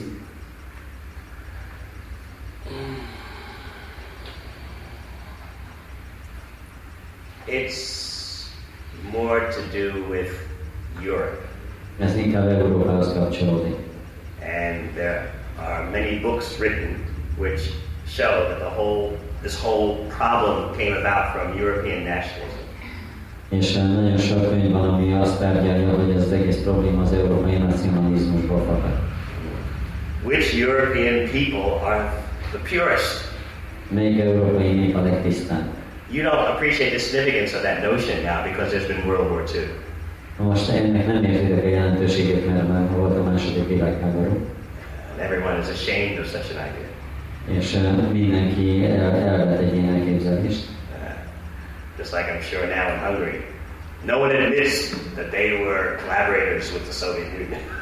Ami biztos vagyok benne, hogy most Magyarországon senki nem ismeri a magáról, hogy ő együttműködött a Szovjetunióval. Oh, I always knew that this was not good.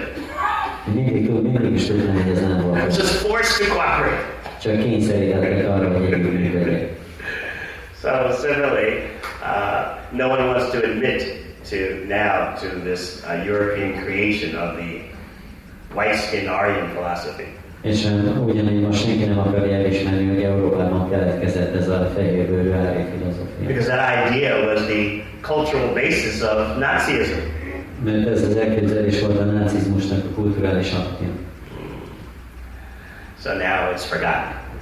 Úgyhogy most elfelejtették. But before World War II, it was completely common. De a második világháború előtt ez teljesen nyilvános volt.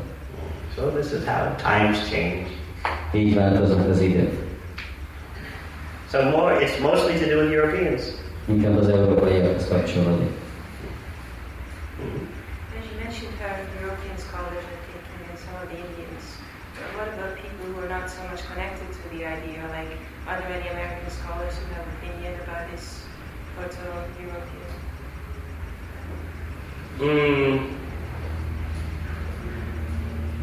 Yes, especially American archaeologists. Tehát az volt a kérdés, hogy mondjuk, akik nem európaiak, például az amerikaiak hogy állnak ehhez a kérdéshez, és vannak amerikai régészek. As far as major American linguistic scholars, I don't know of any. Általában az amerikai nyelvészekkel kapcsolatban nem tudok, hogy... But the American archaeologists who study India are quite outspoken about it. De az amerikai régészek, akik Indiát tanulmányozzák, ők eléggé szókimondó. In typical American way. Tipikus amerikai módon. It's just nonsense. Értelmetlen. Who can believe this? Ki hisz ebben? Of course, then the linguistic scholars say, but you don't understand our science. You're an archaeologist. Persze, a nyelvészek azt mondják, hogy én nem értesz a mi tudományunkhoz, mert te régész vagy. You haven't been properly initiated. Nem vagy a beavatott. Yes, all these battles are a major part of academia. És a tudományos világnak a részei ezek a nagy küzdelmek.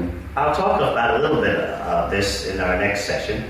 Következő részben majd beszélek erről egy kicsit. The fight between the archaeologists and the linguistic scientists, which is going on today. Tehát a régészet és a nyelvészet közötti harcol, ami most is történik. Védikus irodalomban találunk valami leírást a nyelveket keletkezésére.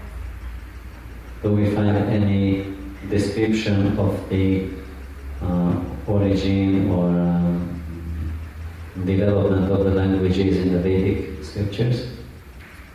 No, not that I know. Én nem tudok ilyenről. You can come up with some theory about the development of Sanskrit. Valamiféle elmélet létezik a szanszkrit nyelvnek a kifejlődéséről. The chairman of Indology Department at Harvard University, Michael Witzel, he's done that. A Harvardi Egyetemnek a indológia tanszékének a vezetője, what's his name? Michael Witzel. Michael Witzel, létrehozott egy ilyen elméletet. He's come up with, I think, 3 levels of Sanskrit's development through the Vedic texts. Azt hiszem, hogy 3 szintjét állapította meg a szanszkrit nyelv fejlődésének a védikus szövegeken keresztül. That's his theory.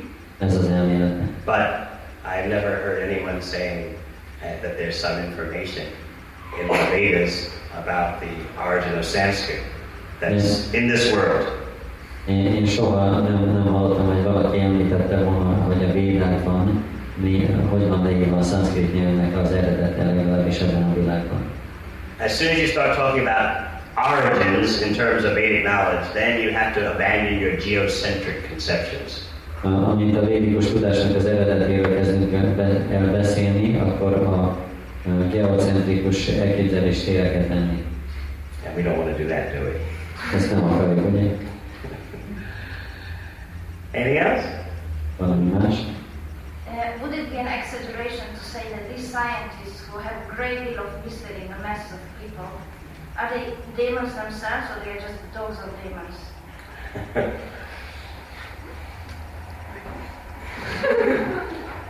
Mi volt a vég? Démonok vagy a démonoknak a kutyái? Oh, you have to understand the brilliance of the theories Az elméleteknek a kiválóságát kell megérteni. and their sheer explanatory power. És az, hogy mekkora magyarázó erővel rendelkeznek. And the 150 years of academic hard labor and sweat.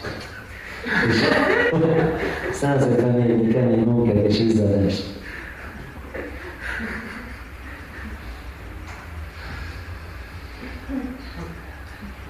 Most people in this day and age they're not malicious in motivation. A legtöbb ember ebben a korban nem rossz indulatú a motivációjában. Just like, let's give you an example.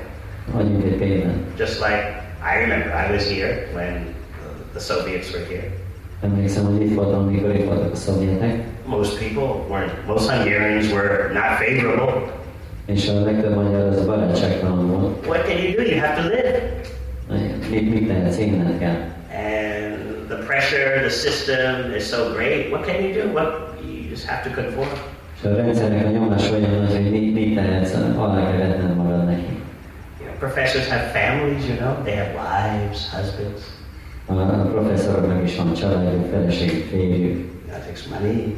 Ami pénzbe kerül. They have children. Gyerekeik vannak. They have their career. Ott van a karrierjük. So they have to learn decades of accumulated wisdom or speculation. Szóval sok évtizednek az összegyűlt bölcsességét és spekulációját kellett megtanulni. I know this from first-hand experience also.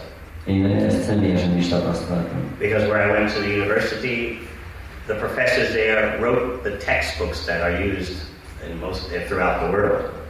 Mert amikor egyetemre mentem, akkor az ottani professzorok írták a legtöbb tankönyvet, amit a világban használnak. So I know of their personal lives. És én ismerem a személyes életet. The pressures they're under. Hogy milyen nyomás alatt vannak. So I would not make such a severe statement, as you said. Úgyhogy én azért ilyen durván nem jelenteném ezt ki.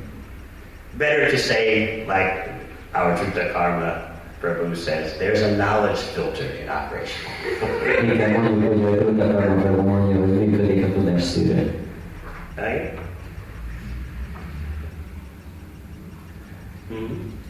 A kérdésem van, hogy azt lehet tudni, hogy a nagyon jó sikereti járatok rögtön a szanszkritból fejlődhetnek ki, vagy egy-egy férjesteni típusú kultúrákból jöttek? So his question was that the other Far Eastern languages, did they directly develop from Sanskrit or from maybe other unearthly cultures? How do you expect me to answer that question? What way do you want me to answer that question? Hogy akarod, hogy válaszoljak erre a kérdést? You tell me.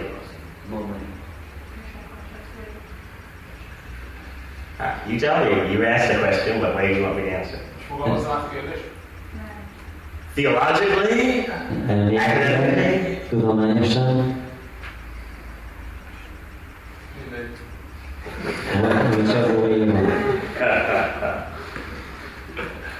Let me focus your attention once again on the sheer explanatory power of the family tree of languages. Tehát hadd hívom fel még egyszer a figyelmedet a nyelvek családfája elméletének a magyarázó erejére. There is a hidden root of all languages. Minden nyelvnek van egy rejtett gyökere. We don't know what it is, and we've never seen it, but we're sure it's there. Nem tudjuk, hogy mi az, és soha nem láttuk, de biztosak vagyunk benne, hogy ott van. That root includes Sanskrit and all other languages. És ebben a gyökérben benne van a szanszkrit és minden más nyelv. Even languages like Hebrew and Arabic that we cannot now connect to the tree, we're sure they're connected in a way that we'll find out in the future. Még a héber meg az arab is nem tudjuk, hogy hogyan kapcsolódnak hozzá, de már jövőben meg fogjuk érteni. Okay? Ez jó lesz?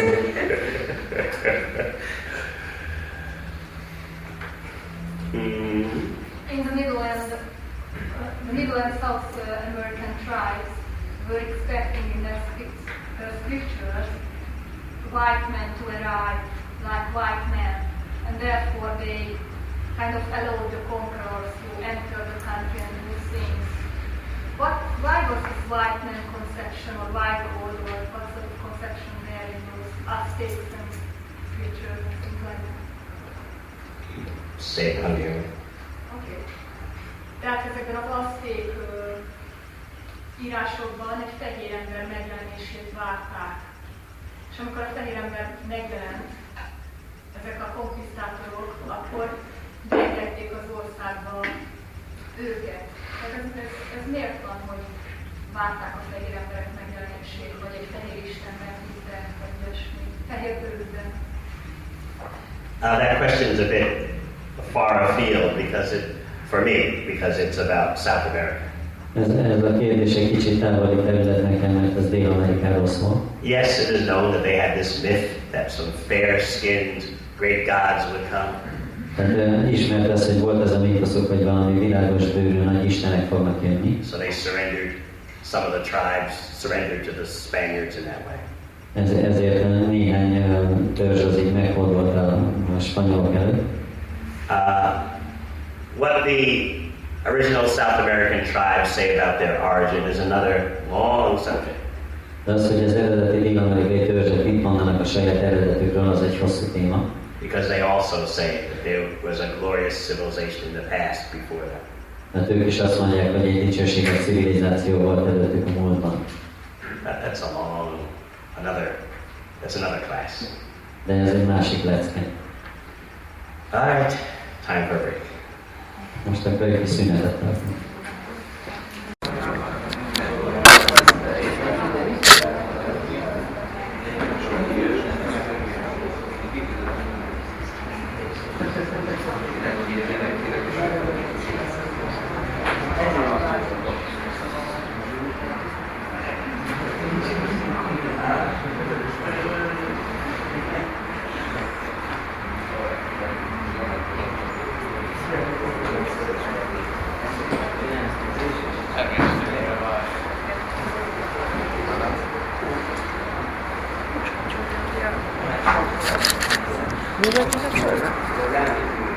Ki volt kapcsolva? Ez? Aha. Igen, de ha nem megy, akkor magától megáll.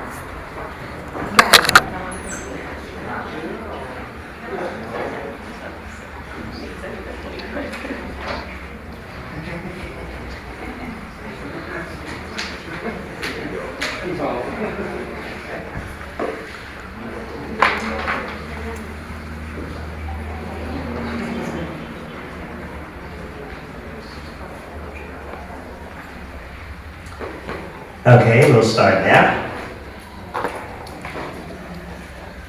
Most akkor elkezdjük. We're going to go into the hottest subject in contemporary Indology, into India, out from India, or both. A legvitatottabb témájához érkeztünk a jelen modern kori ideológiának, az, hogy Indiába be, vagy Indiából ki, vagy mind a kettő. This controversy is so intense that the scholars on both sides of the issue scream at each other, call each other bad names. Annyira feszült az ellenmondás a tudósok között, hogy a két tábornak a tagjai így kiabálnak egymással és szitkozódnak. They lose all their courteous manners. És akkor az összes ilyen udvariasságokat elveszítik, mikor erre kerül sor. It becomes like a football match. Ez mint egy foci meccs. Like, in Europe they have these football matches, and especially the British, they get on the airplanes and go to the overseas, to the country where the match is, and they're ready for a fight. Európában vannak ezek a foci meccsek, különösen az angolok olyanok, hogy felszállnak a repülőre, onnan mennek, ahol a meccs van, és harcra készen vannak. They do that in Hungary also? Magyarországon is They come történik. from England. There's some big team in Hungary that the British team plays. Valami nagy foci csapatnak a rajongói. Yeah. So, and the British come with their colors, the colors of their team, and Bejönnek az angolok a csapatnak a színeiben. ready for screaming and yelling and fighting. Akkor készek arra, hogy meg kiabáljanak és verekedjenek. So this is an issue in academia, which is that controversial. És ugyanennyire ellenmondásos ez a téma is a tudományban. The scholars on either side of the issue actually hate each other. Igazából a két pártnak a tagjai gyűlölik egymást. I've seen where for internet conferences amongst Indological scholars, they actually shut down the conferences because the battles were so intense and the language was getting so foul. Voltak ilyen internetkonferenciák, ahol vitatkoztak egymással a tudósok erről a témáról, és a végén felfüggesztették az egész konferenciát azért, mert olyan nyelvet használtak már egymással szemben. Yes, where did the Aryans originate? Outside India or from within India? That's the main issue. Honnan származnak az áriák? Indiából vagy Indián kívülről? Ez a fő kérdés. And then there's a growing number of neutral scholars who just say, why don't we admit we don't know and leave it at that for now? És egyre nagyobb számban van a tudósoknak egy csoportja, akik semlegesek, és azt mondják, hogy hát miért nem ismerjük el, nem tudjuk, és miért nem maradunk ennyiben egyelőre. Now, this whole battle started because of the linguistic scholars. Ez az egész perpatban a nyelvészek miatt kezdődött. By tracing Sanskrit and other European tongues back to the hypothetical pi, then there was a very dangerous conclusion made. Tehát amikor így visszavezették a szanszkritot és a többi európai nyelvet a proto-indo-európaihoz, akkor egy nagyon veszélyes következtetésre jutottak. Sanskrit is not native to India, and it was brought to India from outside. A szanszkrit az nem Indiának az őshonos nyelve, hanem meg kívülről hozták Indiába. The Vedic Indians came from outside. A védikus indiaiak is külföldről jöttek. So first you had that mysterious original Proto-Indo-European tongue. Először ott volt ez a rejtélyes eredeti proto-indo-európai nyelv. And that mysterious tongue developed into Vedic Sanskrit. És utána ez a titokzatos nyelv belőle kifejlődött a védikus szanszkrit. And Vedic Sanskrit developed into the classical Sanskrit you're familiar with today. És a védikus szanszkritból kifejlődött a klasszikus szanszkrit, amit ma ismertek. So this is the battleground. És ez a csatamező. And you can see now, I hope, why the linguistic scholars get so much blame. És remélem most már fogjátok látni, hogy miért hibáztatják ennyire a nyelvészeket. Because their Proto-European theory is dictating this judgment that Sanskrit comes from this original unknown language and then was brought to India. Azért, mert ez a proto-indo-európai elmélet ez a táptalat, amit az elképzelésnek, hogy ebből származik a szanszkrit, és akkor kívülről jött India. Therefore, the ordinary non-specialist public, what is the version they get about India's ancient history? És akik nem értenek hozzá, akkor őnek mi a megértésük India ős történetéről? Blue-eyed warriors from Europe or near Europe conquered northwestern India and then mixed with the backward natives. Hogy a kék szemű hódítók Európából vagy Európa környékéről jöttek Indiába, és észak-nyugat Indiát elfoglalták, és akkor ott így keveredtek az ottani lakosokkal. In this way the Vedic tradition originated. És ez az eredete a védikus hagyománynak. So, this hot debate is still going on. És még mindig folytatódik ez a heves vita. You can even find now standard university textbooks dedicated to this debate. Vannak most már elfogadott egyetemi tankönyvek is, amik erről a vitáról szólnak. Now, neutral experts have found that the very evidence that the into India people base their arguments on also works for those on the out of India side. És akkor a semleges tudósok úgy találták, hogy azok a bizonyítékok, amit az Indiába be oldalnak a képviselői hangoztatnak, azok alátámasztják az Indiából ki oldalnak a nézeteit is. In other words, the evidence known today for into India or out of India is very unchaste. Más szavakkal ezek a bizonyítékok, amiket a kétféle elmélet alátámasztására használnak, azok nem nagyon hűségesek. It can be pressed into service for either side. Bármelyik oldalt szolgálhatják. So therefore, neutral experts say, just admit that we don't know now. És ezért a semleges szakértők azt mondják, fogadjuk el, hogy jelen pillanatban nem tudjuk. But you know, such a thing cannot be said. De persze ilyen dolgot nem lehet hangoztatni. Otherwise, what happens to your university funding if you don't know? Másképp mi történik az egyetemnek a támogatásával, hogyha nem tudod? You can't tell that to the general public. Nem mondhatod ezt a közvéleménynek. The general public wants a story. A közvéleménynek a történet kell. So this is the situation today. Ez a helyzet manapság. Now, you may grasp that the whole argument has been forced into very narrow confines. Meg lehet érteni, hogy ezt az egész elméletet nagyon szűk tartományba kényszerítették. Either Sanskrit was imported into India from abroad, or it was exported from India to abroad. Vagy a szanszkritot külföldről hozták be Indiába, vagy Indiából származott el külföldre. You're forced to take one side or the other. El kell foglalnod az egyik vagy másik. No other alternatives presented. Nincs más alternatíva. So the linguistic scholars command you take your choice. És akkor a nyelvészek parancsolnak, hogy válasz. And of course, they know which side is right. És persze ők tudják, hogy melyik oldalnak van igaza. Now, if you go to India, to the universities in India, you'll find that almost all the Indian professors feel very uncomfortable about the Aryans into India theory. És hogyha Indiában bármelyik egyetemre elmész, akkor azt találod, hogy a legtöbb indiai professzornak nagyon nem tetszik ez az áryan bevándorlás elmélet. But so many Western scholars say, oh, you're just being nationalistic, you're just attached to your ethnic identity. De a nyugati tudósok azt mondják, hogy hát nacionalisták vagytok, és a nemzeti azonosságotokhoz ragaszkodtok. In some cases this is true, but in many cases these Indian scholars see that there has been so many oversights and so many unnecessary fabrications in making this Aryans into India theory. Bizonyos esetekben ez igaz, de más esetekben viszont ezek az indiai tudósok azt találják, hogy olyan sok dologtól eltekintettek, vagy nem vették figyelembe, vagy pedig olyan sok módosítást csináltak, hogy ezt az árja bevándorlás elméletet megindokolják.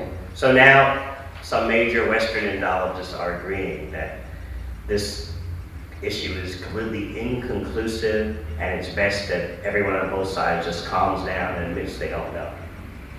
Most néhány vezető nyugati indológus is azon az állásponton van, hogy inkább jobb, hogyha mind a két oldal lenyugszik és elfogadják azt, hogy igazából nem tudják. Both sides have some points, but no one through academics can show for sure what really happened. Mind a két oldalnak vannak bizonyítékai vagy gondolatai, de tudományosan egyik sem tudja bebizonyítani, vagy pontosan mi történik. And you should understand that if you accuse Western Indologists of assembling a racist theory, they'll be very insulted. És azt is meg kell értened, hogy a nyugati indológusokat azzal vádolod, hogy egy rasszista elméletet akarnak összetákolni, akkor nagyon megsértődnek. We're just doing our job, honestly gathering data and objectively interpreting it. Ők azt mondják, hogy hát mi csak a munkánkat végezzük, őszintén gyűjtjük az adatokat, és objektívan értelmezzük azokat. Nevertheless, it is becoming increasingly accepted by them that what we now call India's ancient history was largely the product of 19th century notions in Europe. Persze azért a legtöbben elismerik, hogy amit most India okortörténetének nevezünk, annak a nagy részét a 19. századi gondolatok hozták létre. In other words, you won't be, even by academics, you won't be considered to be uneducated if you say such a thing. Tehát még a tudósok sem mondják, hogy nem vagy tanult, hogyha ilyen dolgot mondasz. They'll say, true, but it's not that bad. Azt fogják mondani, hogy hát ez igaz, de azért annyira nem szörnyű a helyzet. We've made a lot of progress in recent years. Az utóbbi időkben nagyon sokat haladtunk előre. Okay, now let's try to understand the huge stake that the British regime had in the Aryan conception. Tehát meg kell értenünk, hogy milyen tétje volt az angol irányításnak vagy kormányzásnak ebben az árja elméletben. Because if you say that the ancient Aryans came from Europe or nearby to India, what are you actually saying? Hát, hogyha azt mondod, hogy az ősi árják azok Európából, vagy Európa közeléből jöttek Indiába, akkor mit mondasz ebben? Think about it. Gondoljatok végig. You're saying that the arrival of the British in India is a modern reenactment of an ancient drama. Akkor azt mondhatod, hogy az angolok megérkezése Indiába az ennek az ókori drámának a felújítása. Instead of colonialism, actually what the Indians are experiencing is the natural return of their long-lost Aryan brothers. És a gyarmatosítás helyett, amit az indiaiak tapasztalnak, az a régen elveszett árja testvéreiknek a visszatérése. So this is why there's so much animosity and rancor about this issue. Ezért van ilyen nagy ellenségeskedés ebben a kérdésben. So the Western scholars often accuse the Indian scholars of being nationalistic. És így a nyugati tudósok sokszor megvádolják az indiai tudósokat, hogy nacionalisták. But it's only recently that the Western scholars acknowledge that in their closet they have many skeletons. És csak most kezdték a nyugati tudósok elismerni, hogy az ő szekrényükben is van néhány csontváz. So now they've come up with a new twist on the story, which you'll start to find in the latest popular books on India. És most egy kicsit módosították a történetet, aminek az elemét megtalálhatjuk a legfrissebb Indiával kapcsolatos publikációkban. Not an Aryan invasion, but an Aryan migration. Vagy nem árja invázió, hanem népvándorlás. Oh, you're very outdated and behind the times by accusing that we are pushing this idea of an Aryan invasion. És akkor azt mondják, hogy hát nagyon le vagytok maradva, hogy azt gondoljátok, hogy mi ezt az árja inváziónak az elméletét. Now we understand the situation better. Már jobban értjük a helyzetet. Groups of Indo-Aryan speakers arrived in northwest India and gradually spread their language. Az indo-áryan nyelven beszélő emberek csoportjai érkeztek Észak-Nyugat-Indiába, és fokozatosan elterjesztették a nyelvüket. After a period of interaction with the existing population. Egy idő múlva, amikor így kapcsolatban voltak a jelenlévő népességgel. So now you have the acculturated Aryan migrant rather than the Aryan conqueror. Tehát itt akkor egy ilyen kultúrált árja bevándorlóról van szó, inkább mint egy hódítóról. So in the latest books for the general public, you'll find that term migration used instead of invasion.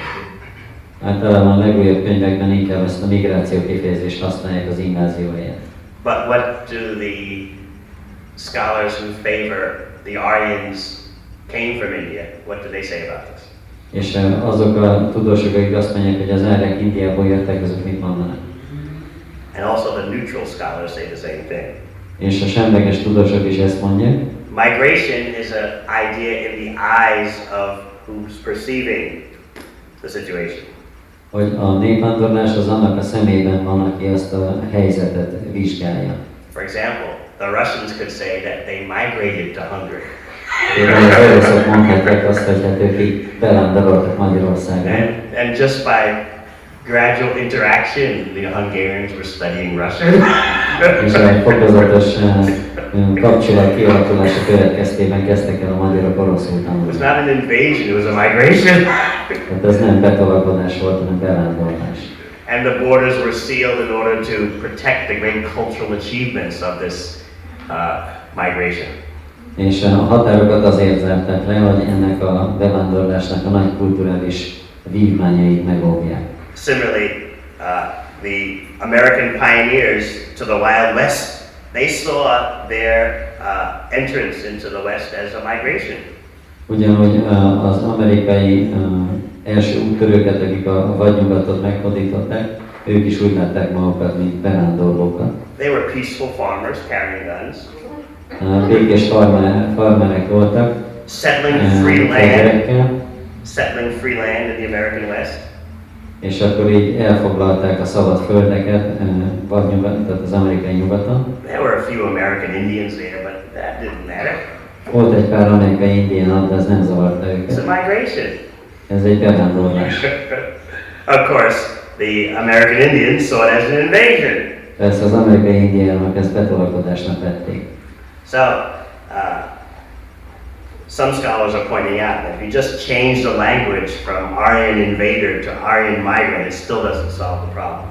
Úgyhogy néhány ilyen tudós azt mondja, hogy csak az, hogy megváltoztatjuk a kifejezést betolakodóról, bevándorlóra, az nem oldja meg a problémát.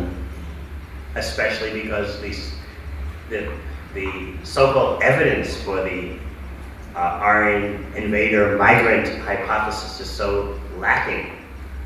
Különösen azért, mert a bizonyítékok erről az elméletben nagyon hiányosak. Now, before leaving this subject matter, you should understand the impact on this prestige of the Vedas. Mielőtt tovább lépünk ettől a témától, meg kell értenünk, hogy ennek milyen jelentősége a védek presztízse szempontjából. By putting together the Aryan invasion or migration theory, scholars have basically declared war on the traditional historical presentation of the Vedas themselves. Azáltal, hogy ezt az árni bevándorlás elméletet létrehozták, a tudósok tulajdonképpen megkérdőjelezték a védikus írásoknak a kulturális és történeti jelentőségét. Because the Vedas don't describe their origin in that way. Mert a védek nem ilyen módon írják le a saját eredetüket. Now here's a refreshing angle to consider. Most egy új szempontot figyelembe vehetünk. Rather than always demanding that the ancient Vedas prove themselves, ahelyett, hogy mindig azt akarnánk, vagy azt követelnénk, hogy a védek bizonyítsák be magukat, like it's some kind of newcomer, mint valamiféle új jövevény. Why not consider the Aryans into India notion as the newcomer that has to be challenged? Miért nem inkább azt tekintsük alapnak, hogy az árri bevándorlás elmélet az legyen az új jövevény, és annak kell bebizonyítani a magát. By changing the perspective, you will be able to see a newer insight into the situation. A perspektíva megváltozásával újabb bepillantást nyerünk ebbe a kérdésbe. So I'm not going to get into all the intricacies of the Aryan into India or Aryan out from India battle. Nem fogok ennek az összes részletébe belemenni, hogy az árják Indiába be, vagy Indiába ki vándoroltak el. Those of you who will become more specialized will find many very up-to-date current books talking about that. Azok, akik ezzel a témával akarnak részletesen foglalkozni, nagyon sok modern könyvet fognak találni erről. Not many, but I can think of maybe 3 or 4 in the past 3 years. Az elmúlt 3 évben szerintem legalább 3-4 könyv jelent meg. Whereas previously there was nothing. Ezelőtt meg semmi. In other words, it is a recognized battle now.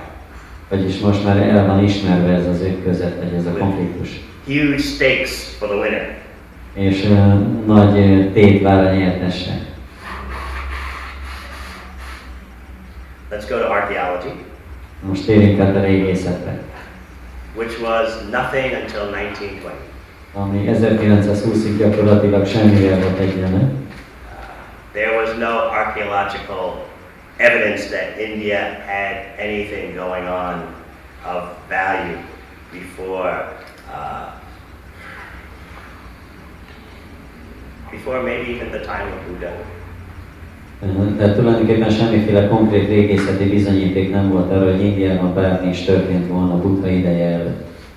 And then the Indus Valley cities were discovered. És akkor feltárták az Indus-völgyi városokat. I'm not going to go so much into the details of the Indus Valley civilization, as you'll find that in so many books meant for the non-specialist public. Nem fogok annyira belemenni a részleteibe az Indus-völgyi civilizációnak, mert olyan sok könyvet lehet ezzel kapcsolatban olvasni.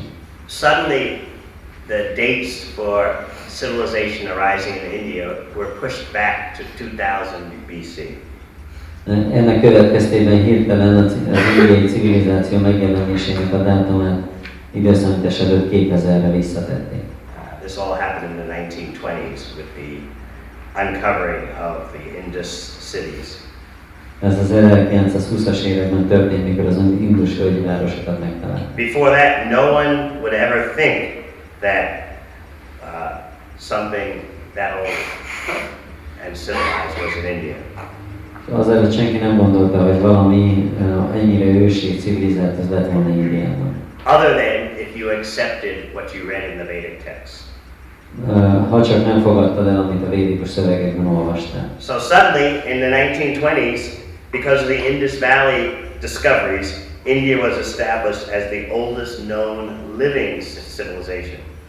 És hirtelen az 1920-as években, amikor ezeket a leleteket megtalálták, akkor Indiát kiáltották ki a legősi ismert élő civilizációnak. And this area of the Indus Valley culture covers 250,000 square miles. És ez az Indus-völgyi kultúrának a területe, ez 250 000 négyzetmérföldet fed le. From the mountains in North Afghanistan south to the Arabian Sea. Az Észak-Afganisztánban levő hegyektől kezdve, az Arab-tengertől délre. And from the coast near present Mumbai east to New Delhi. És a jelenlegi Mumbai-tól keletre egészen Új Delhiig. So this area is more than double the area of the Egyptian and Sumerian cultures. Ez az egyiptomi és sumer kultúráknak a területének a kétszerese. And this area has demonstrated it had a unity of culture that spanned the entire area. És az egész területre kiterjedően egy kulturális egységet mutatnak ezek a leletek. In other words, they were major indicators of a unified material culture. Tehát azt jelenti, hogy egy egységes anyagi civilizáció létezett. In place as early as 2600 BC. Olyan régi lelőhelyeken, ami 2600 időszámítás előtti 2600-as éveket jelentő. And current archaeological finds have pushed back the India's history of settlement even to agricultural communities dating to 7000 BC. És a legfrissebb leletek alapján időszámítás előtt 7000-ig vissza lehet származtatni a mezőgazdasági területeknek, illetve a településeknek a létezését. So, what is the significance of these Indus Valley cities for theories about the development of India? És milyen jelentősége az Indus-völgyi városok létezésének az India fejlődésével kapcsolatos elméletekhez viszont? It established that cultural diffusion was not a prerequisite for civilization to develop in India. The spreading of culture from outside India to India was not absolutely necessary for India's development of anything considered civilized. Ez alátámasztotta azt, hogy Indiának nem volt kifejezetten szüksége arra, hogy külföldről egy kultúrát bejuttassanak odahoz, hogy önmagában a kultúrát élet kialakuljon. Undoubtedly, what archaeologists discovered was a segment of India's own internal past. Kétségtelenül, amit a régészek feltártak, az India saját belső múltjának a része volt. Let me explain again. Hadd magyarázzam el még egyszer. These discoveries in the 1920s showed that civilization was not brought to India from outside. Tehát ezek a felfedezések az 1920-as években azt támasztják arra, hogy a civilizációt nem külföldről hozták el Indiába. But still there is the controversy. You see, okay, civilization was already going on in India, but the Vedas and Sanskrit came from outside. You see, that's still the controversy. De az ellentmondás még mindig ott van, azt mondják, hogy hát jó, rendben van, a civilizáció nem külföldről jött, de a védek és a szanszkrit azok külföldről jöttek. Before 1920 and the archaeologists' discoveries, the idea was everything came from outside to India. 1920-as évek előtt, a régészeti felfedezések előtt az volt az elmélet, hogy minden külföldről jött Indiába. But in the 1920s, because of the discovery of the Indus Valley cities, then things had to change. Az 1920-as években, amikor az indus-völgyi városokat felfedezték, akkor mindennek meg kellett változni. Civilization was already going on in India. Már működött a civilizáció Indiában. But the Vedas and Sanskrit came from outside. De a védek és a szanszkrit külföldről jöttek. I hope you understand the difference there. Mert remélem értitek a különbséget. Now, those Indian nationalists who want to firmly establish the native origins of Vedic culture, they have their own view of the Indus Valley cities. Azok az indiai nacionalisták, akik szeretnék megalapozni a védikus kultúrának az ősiségét Indiában, őnekik sajátos álláspontjuk van az indus-völgyi városokkal kapcsolatban. They try hard to show these Indus cities as Vedic. Nagyon keményen próbálják elhitetni azt, hogy ezek az indus-völgyi városok, ezek védikus városok voltak. Whereas the scholars who favor invasion or migration, they're quick to point out, there's nothing in these Indus Valley culture that is related to the Vedas. Míg azok a tudósok, akik a bevándorlás elmélet támogatói, azt mondják, hogy az indus-völgyi városokban nincsen semmi, ami a védákkal kapcsolatos. Neutral scholars will admit that you can't say one way or the other, it's a mystery. A semleges tudósok elismerik, hogy nem lehet egyértelműen eldönteni az egyiket vagy a másikat, mert ez egy rejtély. There are arguments over this statue or this artifact. It could be Vedic. No, it's not Vedic. Yes, it could be. They fight like this all the time. És ezek a viták, hogy mondjuk ez a valamilyen tárgy, amit találtak, ez védikus vagy nem védikus, mindig ezen vitatkoznak. You've seen some of these arguments? Yeah. Yeah, they really get into it, don't they? Yeah, very much. They scream and yell. Ott kiabálnak egymásra régészek. So, the truth is, it's so difficult to say this way around. Az igazság az, hogy nehéz eldönteni, hogy így volt vagy úgy volt. If the Indus Valley culture is connected to Vedic culture. Hogyha az indus-völgyi kultúra az kapcsolatban volt a védikus kultúrával. So please understand the point once again. Még egyszer értsük meg, hogy mi a lényeg. No one today denies that India had an indigenous civilization thousands of years ago. Ma már senki nem vonja kétségbe azt, hogy sok ezer évvel ezelőtt Indiának volt egy saját civilizációja. The question, however, is, was it a Vedic civilization? Kérdés viszont az, hogy ez védikus volt ez a kultúra. So, those who favor that the Sanskrit and the Vedas came from India, many of them are desperate to show that the Indus Valley culture is Vedic. Azok, akik azt akarják alátámasztani, hogy a szanszkrit és a védek Indiából származnak, azok elszántan próbálják bebizonyítani, hogy az indus-völgyi civilizáció védikus. Or at least a Vedic forerunner. Vagy pedig a védikusnak az elődje. In this way, they can conceptually throw out the hordes of Indo-European immigrants. Tehát akkor így koncepcionálisan ki tudják rúgni az indo-európai bevándorlóknak a hordáit. No intruders would be needed to account for Vedic culture.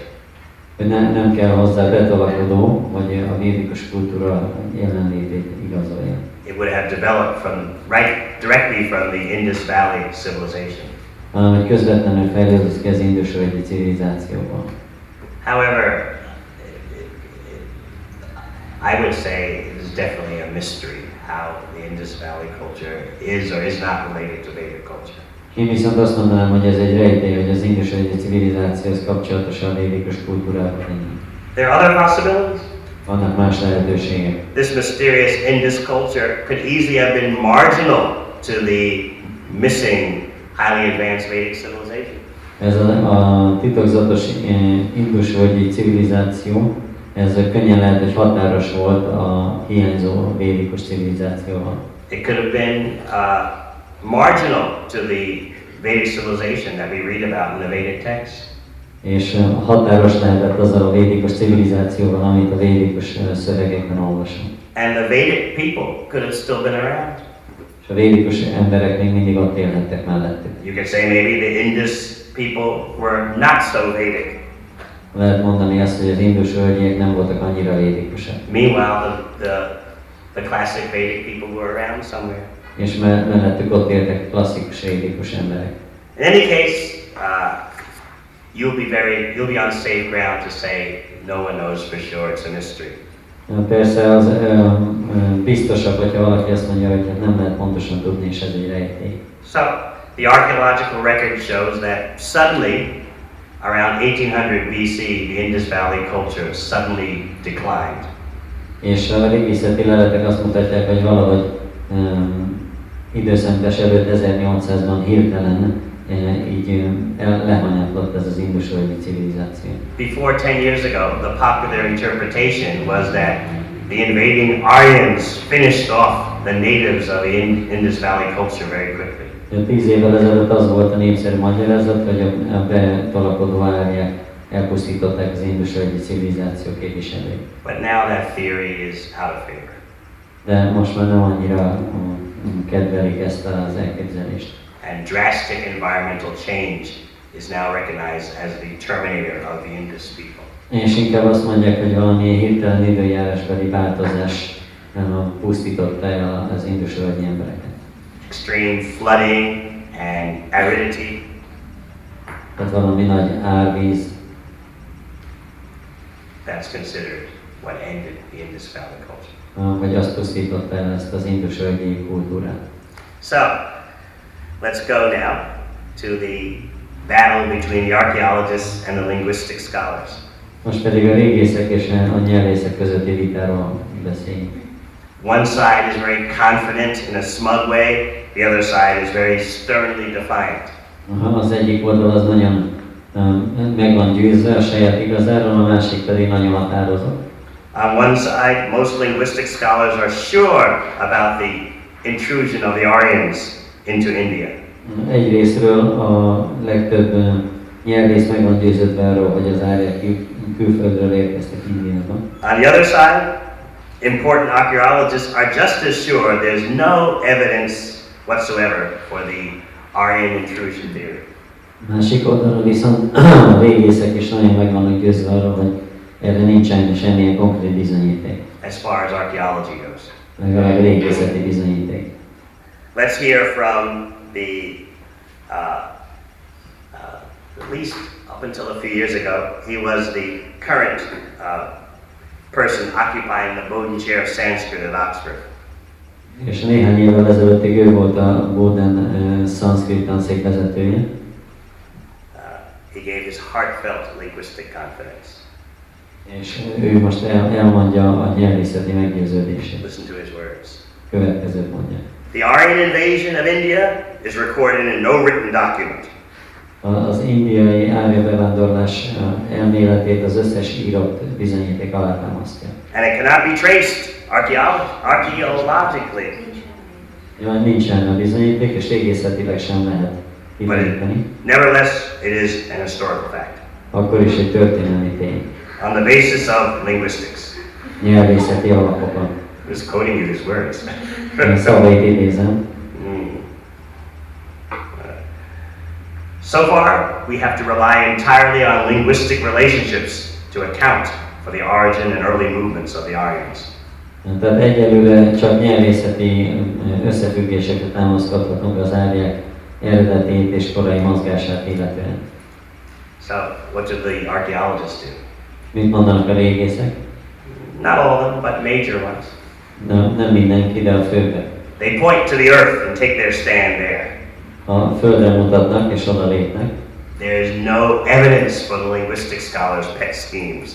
A nyelvészek állításaira nincs bizonyíték. There is no evidence, archaeological evidence, indicating a west to east movement of peoples permanently settling in India. Nincs semmiféle régészeti bizonyíték arra, hogy keletre vagy nyugatra mozogtak volna olyan népek, akik Indiában telepedtek le. But you have to remember that archaeology is a relative newcomer to the study of India. Emlékeznünk kell arra, hogy a régészet viszonylag új tudomány az India kutatásban. Because there was no real archaeology in India until the 1920s. Mert az 1920-as évekig bezárólag nem volt valódi régészet Indiában. Whereas the linguistic scholars have been going at it since the time of William Jones, 1785. Vagy a nyelvészek 1785 óta, William Jones óta foglalkoznak a témával. So one American archaeologist, Jim Schaefer, calls the linguistic effect on the study of ancient India as linguistic tyranny. És az egyik amerikai régész azt mondja, hogy ez egy ilyen nyelvészeti zsarnokság, amit a nyelvészek kifejtenek a India történetére. And he says there is no current archaeological data to support the existence of any Aryans or whatever coming into India at any time in the ancient historic period. És azt mondja, hogy nincsen semmiféle régészeti bizonyíték arra, hogy az árják bármikor is bejöttek volna nyugatról Indiába. Now, I'm going to have to skip over some technicalities of the archaeologists' arguments. A régészek vitáinak néhány technikai részletétől eltekintünk. Basically, they say the linguistic scholars made a theory and then look at India's past according to their theory. Általában azt mondják, hogy a nyelvészek létrehoztak egy elméletet, és annak alapján tekintenek India múltjára. But none of their schemes have any correlation with a culture that can be verified by archaeology. De az elképzeléseknek semmi kapcsolata nincs egy kultúrával, amit a régészettel alá lehet támasztani. Then we'll discuss another prominent Western archaeologist named Jonathan Kennoyer. Egy másik ismert nyugati asztrológus, vagy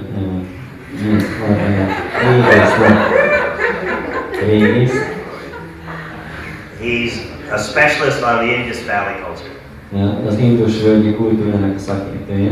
He says there is in fact no archaeological or literary evidence for invasions during the period of the Indus civilization's decline.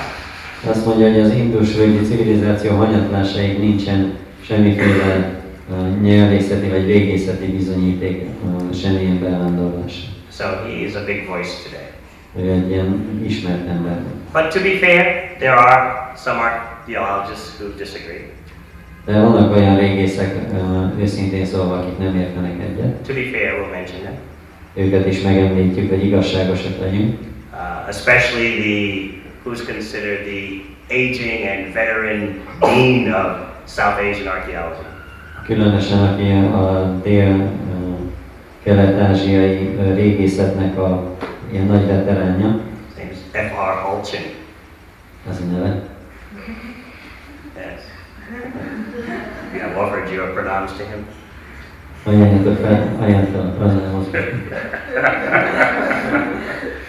He says, I have no doubts Azt mondja, hogy nincs kétségem about this Aryan invasion paradigm. Az árja bevándorlás elméletről. Why? Miért? He says, because almost all linguistic scholars agree. Mert majdnem az összes nyelvész egyet ért vele. That's his reason. Ez az érvelése. Needless to say, the younger archaeologists don't go for this. Persze szükségtelen mondani, hogy a többi régésznek ez nem tetszik így.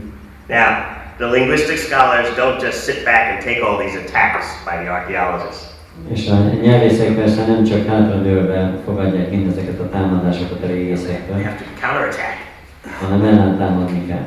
Archaeology, what is it anyway? Azt mondják, egyáltalán mi az a régészet? It actually cannot stand on its feet independently without the aid of linguistic scholars. Azt mondja, hogy a nyelvész tudósok nélkül nem tud a saját lábán megállni. It is subordinate. Why? Alárendelt tudomány. Miért? Because artifacts like pottery and tools don't talk. Azért, mert az olyan régészeti leletek, mint a használati eszközök vagy a agyagedények, azok nem beszélnek. Another shortcoming of archaeological material, they say, is azt mondják, hogy van egy másik hiányossága is a régészeti leleteknek. you have to find it. Meg kell találni. It's a fault. Ez egy hiba. Therefore, everyone should listen to what the linguistic scholars say. Ezért mindenki hallgasson a nyelvészekre. So these are some of the ways these academics are fighting. Így harcolnak ezek a tudósok egymással. Now, actually, if you look at the Encyclopedia Britannica, they make a very interesting conclusion. And the Encyclopedia Britannica is, it's written for a broad, educated audience. Az Enciklopédia Britannicát, hogyha megnézzük, akkor a következő dolgot olvashatjuk benne, hogy ez széles körű művelt közönséghez szól. It says that the Indo-European language theory has stirred unlimited speculation. Azt mondja, hogy az indo-európai nyelvnek az elmélete végtelen spekulációkat szül. And that the study of Vedic India is still problematized by the Aryan invasion theory. És a védikus India tanulmányozását még mindig az árja bevándorlás elméletének rendelik alá. Which clouds the genuine search for historical insight into ancient India. Ami elhomályosítja az ősi India történelmi kutatását. So you see, there is some light emerging these days. Látjuk, hogy valamennyire a fény az kezd felszínelni, de nagyon kemény az ütközet. Try to understand that you've studied something all your life. Próbáljátok megérteni, hogyha valamit egész életedben tanulmányoztál. And that particular field of study, it's like your reason for living.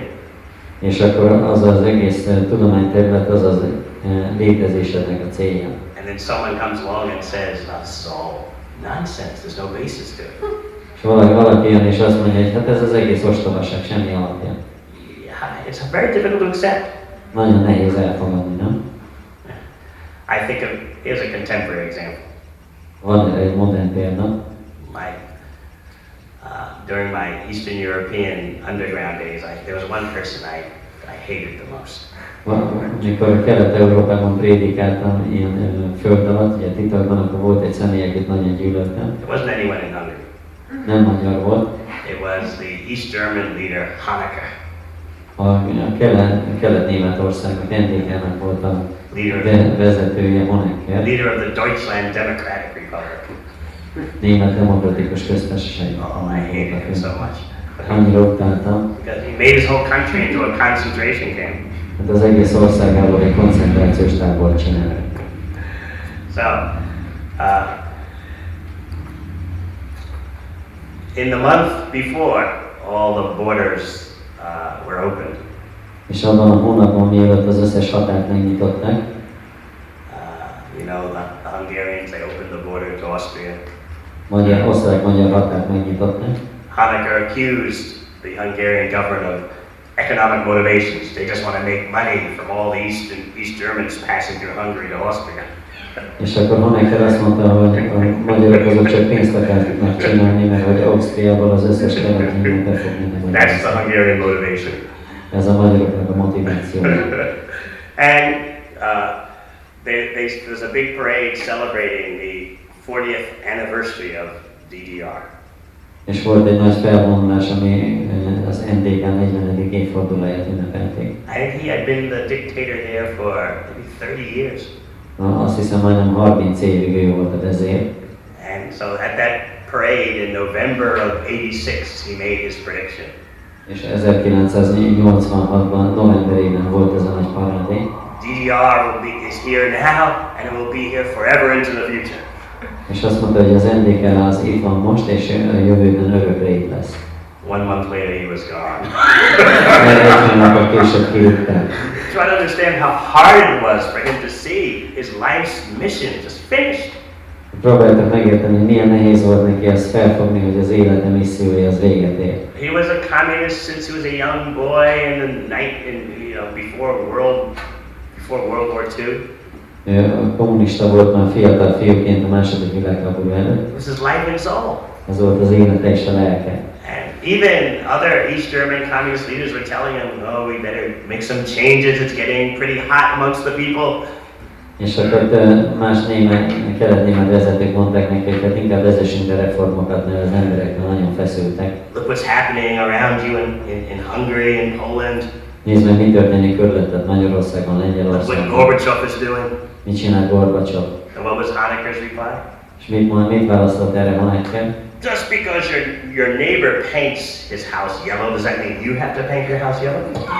Azt mondta, hogy a szomszédod sárgára festi a házát, az azt jelenti, hogy neked is sárgára kell festeni. So this is the power of attachment. Ez a ragaszkodásnak az You ereje. have to appreciate that. Ezt meg kell érteni. So you can't expect scholars to just change their paradigm overnight. It's too much. Psychologically, human beings don't act like that. Nem lehet elvenni egy tudóstól, hogy változtassa meg a paradigmáját egyik napról a másikra, mert ez túl sok. Az emberi, pszichológiailag az emberi lények nem így működnek. So you should have some sympathy for their position. Ezért együttérzéssel kell fordulnunk a helyzetük felé. It's very difficult to admit that you don't know everything or that you've been wrong. Nagyon nehéz elismerni azt, hogy nem tudunk mindent, vagy hogy tévedtünk. What time is the session with? Meddig tartozunk? Yes. We'll stop for questions. Most megállom kérdésekre. Tomorrow we're going to deal with the issue of writing and Vedic knowledge. Holnap majd az írással és a védikus tudással fogunk foglalkozni. When were the texts written down? Akkor írták le a szövegeket. As distinguished from when did the knowledge in the text originate? És ezt elkülönböztetjük attól, hogy a szövegekben foglalt tudás mikortól származik. You'll find that that's a very important distinction. Tehát ez egy nagyon fontos különbség lesz. We'll be dealing tomorrow with how Vedic knowledge is transmitted according to the scholarly view. És fogunk róla beszélni, hogy a tudományos felfogás szerint hogyan terjed a védikus tudás.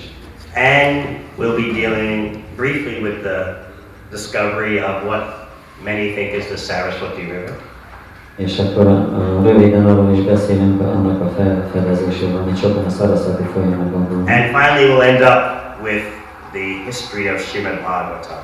És végül a Srimad Bhagavatam történetébe fejezzük be. In terms of scholars' attempts to date it. És hogy a tudósok hogyan próbálják meghatározni a korát. Right, questions?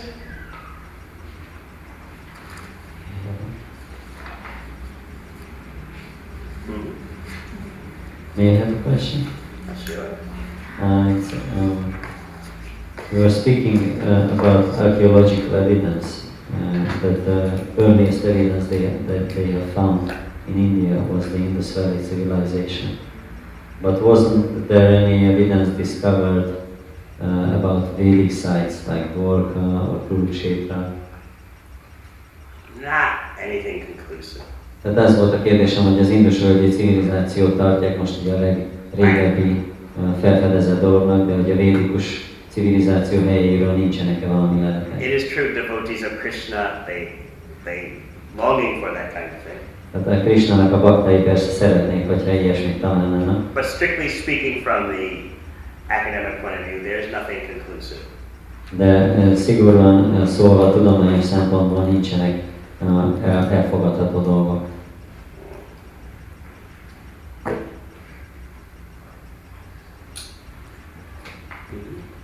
You mentioned that earlier that English had political and financial motivation for the whole theory about India. And now you said that nowadays, like in the modern age, it's more like attachments to their own kind of life work. But can we say that these political and financial motivations are still there, although India is not a colony anymore? Well, political and financial motivation in terms of university studies.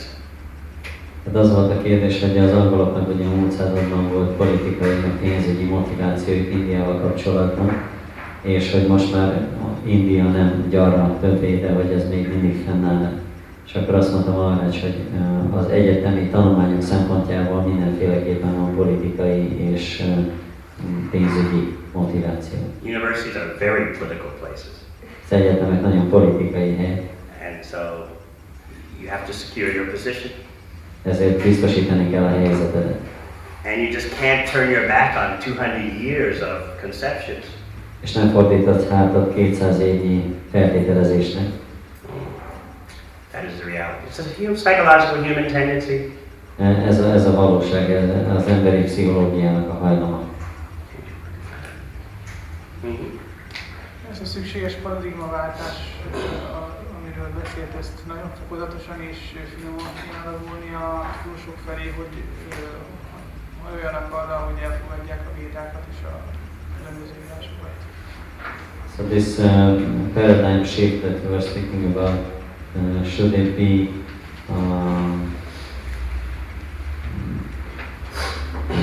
done in a step-by-step way so that the scientists could accept?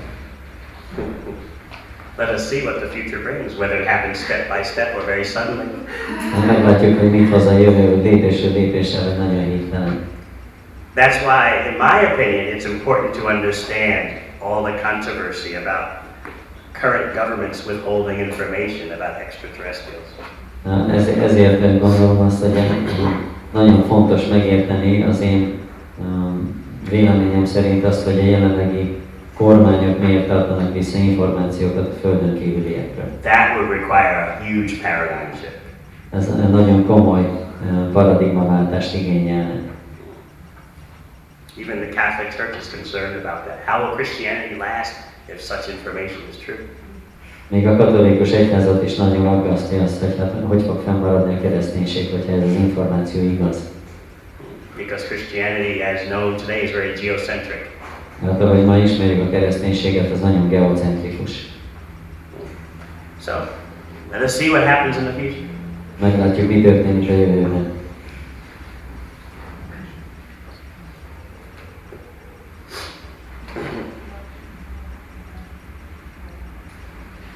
All right. So, we'll prepare for the next session. Készülünk a következő részre. For tomorrow. Holnapra. Thank you very much.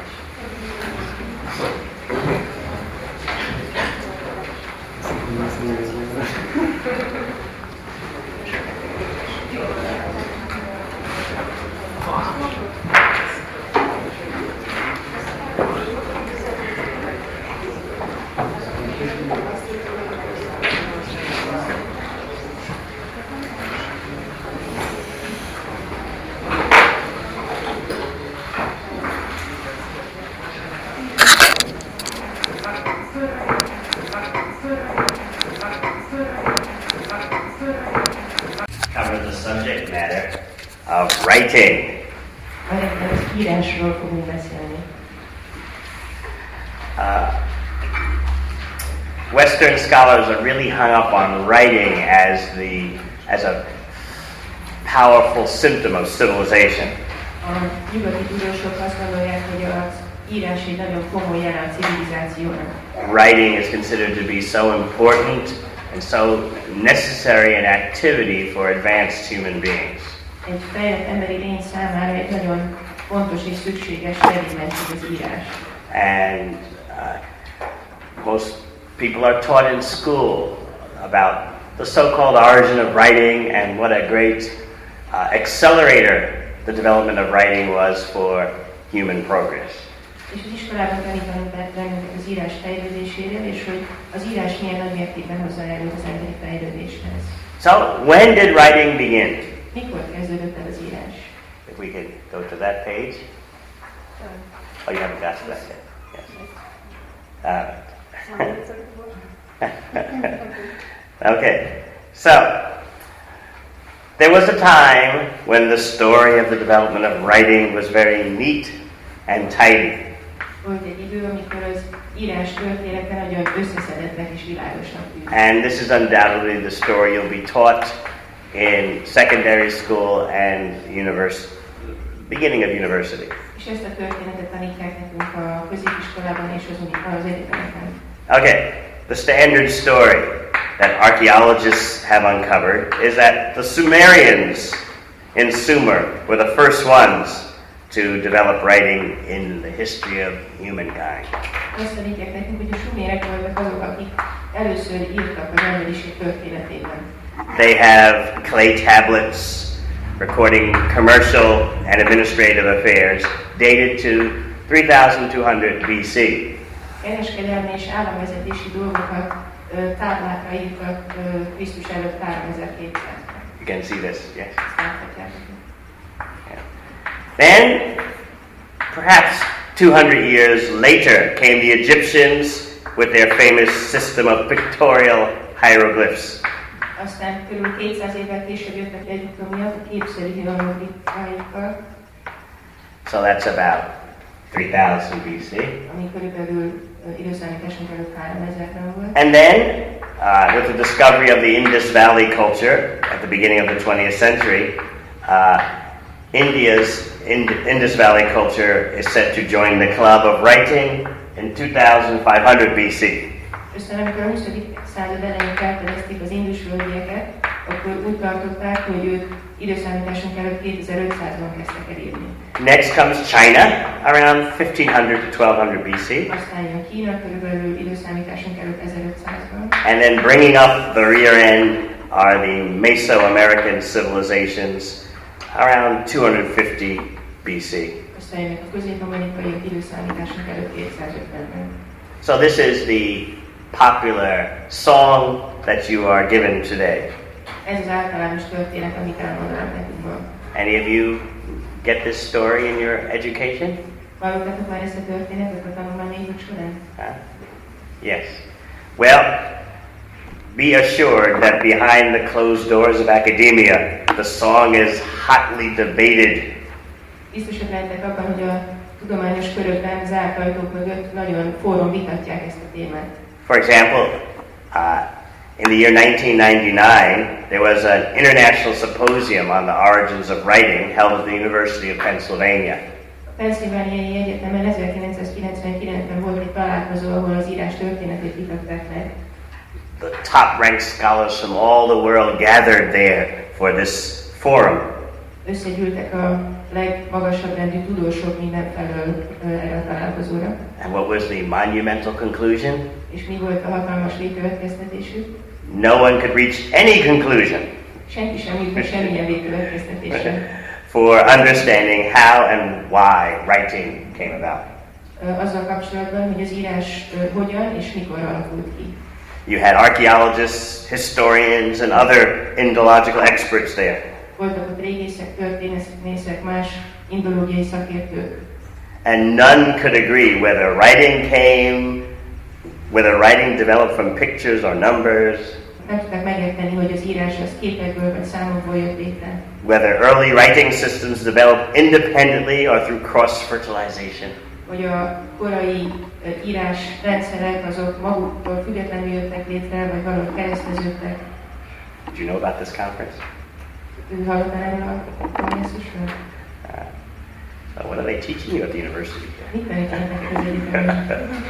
Hungarian archaeology, and on the archaeology department, they don't want to look out of Hungary or the Carpathian Basin because they say India is too far and there are no connections for us with India, so we should not teach it. Magyar régészetet tanítottak, mert azt mondják, hogy India túl messze van, és nem kell vele foglalkozni. We have to start a new theory that the Hungarians originated in India. That would be good for your research funding.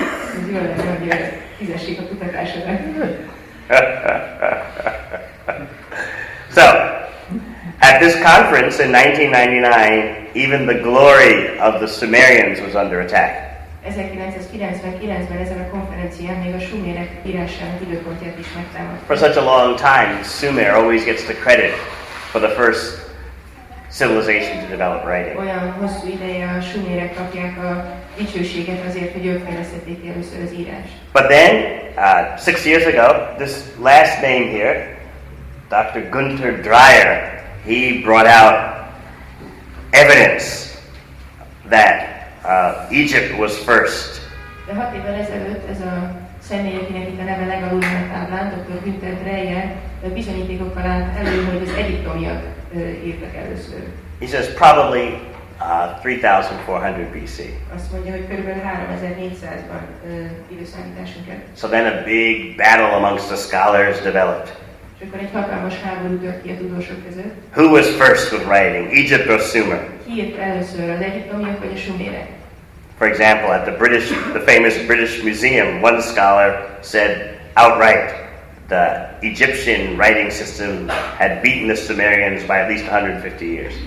A British Museumban volt egy személy, aki nyíltan kijelentette, hogy az egyiptomiak legalább 150 évvel előbb írtak, mint a sumérek. But her colleague at the same British Museum was a Sumerian scholar. De az egyik kollégája ugyanitt a British Museumban egy sumér tudós volt. She refused to surrender. Nem volt hajlandó meghódolni. Or he. He said, if the Egypt experts think that they have evidence of a fully developed script at such an early time, then the Sumerian scholars will have to start looking for earlier dates. Azt mondta, hogy ha az egyiptomi tudósok azt mondják, hogy ilyen korai időben az egyiptomiak már írtak, akkor a sumér tudósoknak csak el kell kezdeni kutatni még jobban, hogy ott is korábbi nyomokat találjanak az írásra. You see, if whatever you're studying has a reputation of being the earliest, then you can attract more funding. Hogyha amit te tanulsz, az a legkorábbi tudomány, akkor jobban jutsz pénzhez. And you get more prestige. És nagyobb betekintést kapsz. Okay. Now we have another angle Van egy másik nézőpont, that has recently developed. ami nem régen fejlődött. That means in the past 5 years. Az utolsó 5 évben. I'm sure you know about this. Biztos vagyok benne, hogy tudsz erről. We discussed it briefly. Röviden beszéltünk róla. The Indus Valley is mounting a new challenge. Az Indus völgye egy új kihívásnak néz elébe. Indus Valley culture archaeologists have come up with pieces of pottery that they feel indicate writing could be in the Indus Valley by as early as 3300 BC. Indus völgyében kutató régészek olyan leleteket találtak, amiben azt mondják, hogy legalább időszámításunk előtt 3400-ban már vannak írásnyomok.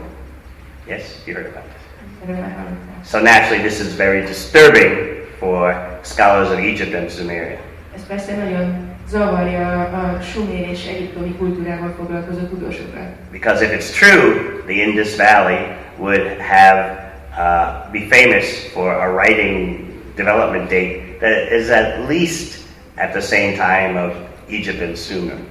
Mert hogyha ez igaz lenne, akkor az Indus völgyek arról lennének nevezetesek, hogy már legalább abban az időben, amikor a sumérek és az egyiptomiak írtak, ők is írtak. But it's a controversy because other archaeologists say, oh, we have to be very careful. Let's not be so convinced right away that these markings on the pieces of pottery led to fully developed writing. De vannak olyan tudósok, akik azt mondják, hogy hát inkább legyünk óvatosak, ne legyünk teljesen meggyőző róla, hogy azok a jelek, amiket ezeken a cserépedényeken találtunk, valójában írásnyomok. This writing discussion is very important because it relates to the dating of the Vedic literature. Nagyon fontos ez az írás téma, mert kapcsolódik a védikus irodalom datálásához. I want you to understand that subject from all angles, so you'll be able to have confidence in your Vedic studies. Szeretném, hogy minden szempontból értsétek meg ezt a témát, hogy megfelelő magabiztossággal tudjatok hozzálátni a védikus tanulmányaitokhoz. I'd like that you embrace the obvious, at least the obvious agnostic conclusion. Szeretném, hogy legalább a nyilvánvaló agnosztikus végkövetkeztetést fogadjátok el. And as far as the Vedic texts and Vedic culture, no one really knows for sure. A védikus szövegekkel és kultúrával senki sem tud igazából biztosat. If scholars would just admit that much, then that would be honesty and integrity. Ha tudósok csak ennyit elismernének, akkor őszinték lennének és lenne integritásuk. Okay, so regardless of how the new Indus Valley writing controversy is solved, the fact is no scholar in the world thinks that Indus writing derives from Sumeria. Tehát függetlenül attól, hogy hogyan vélekednek az indusvölgyiek írásának az időpontjáról, semmilyen tudós sem gondolja azt, hogy az indusvölgyiek írása az a sumerekéből fejlődött ki.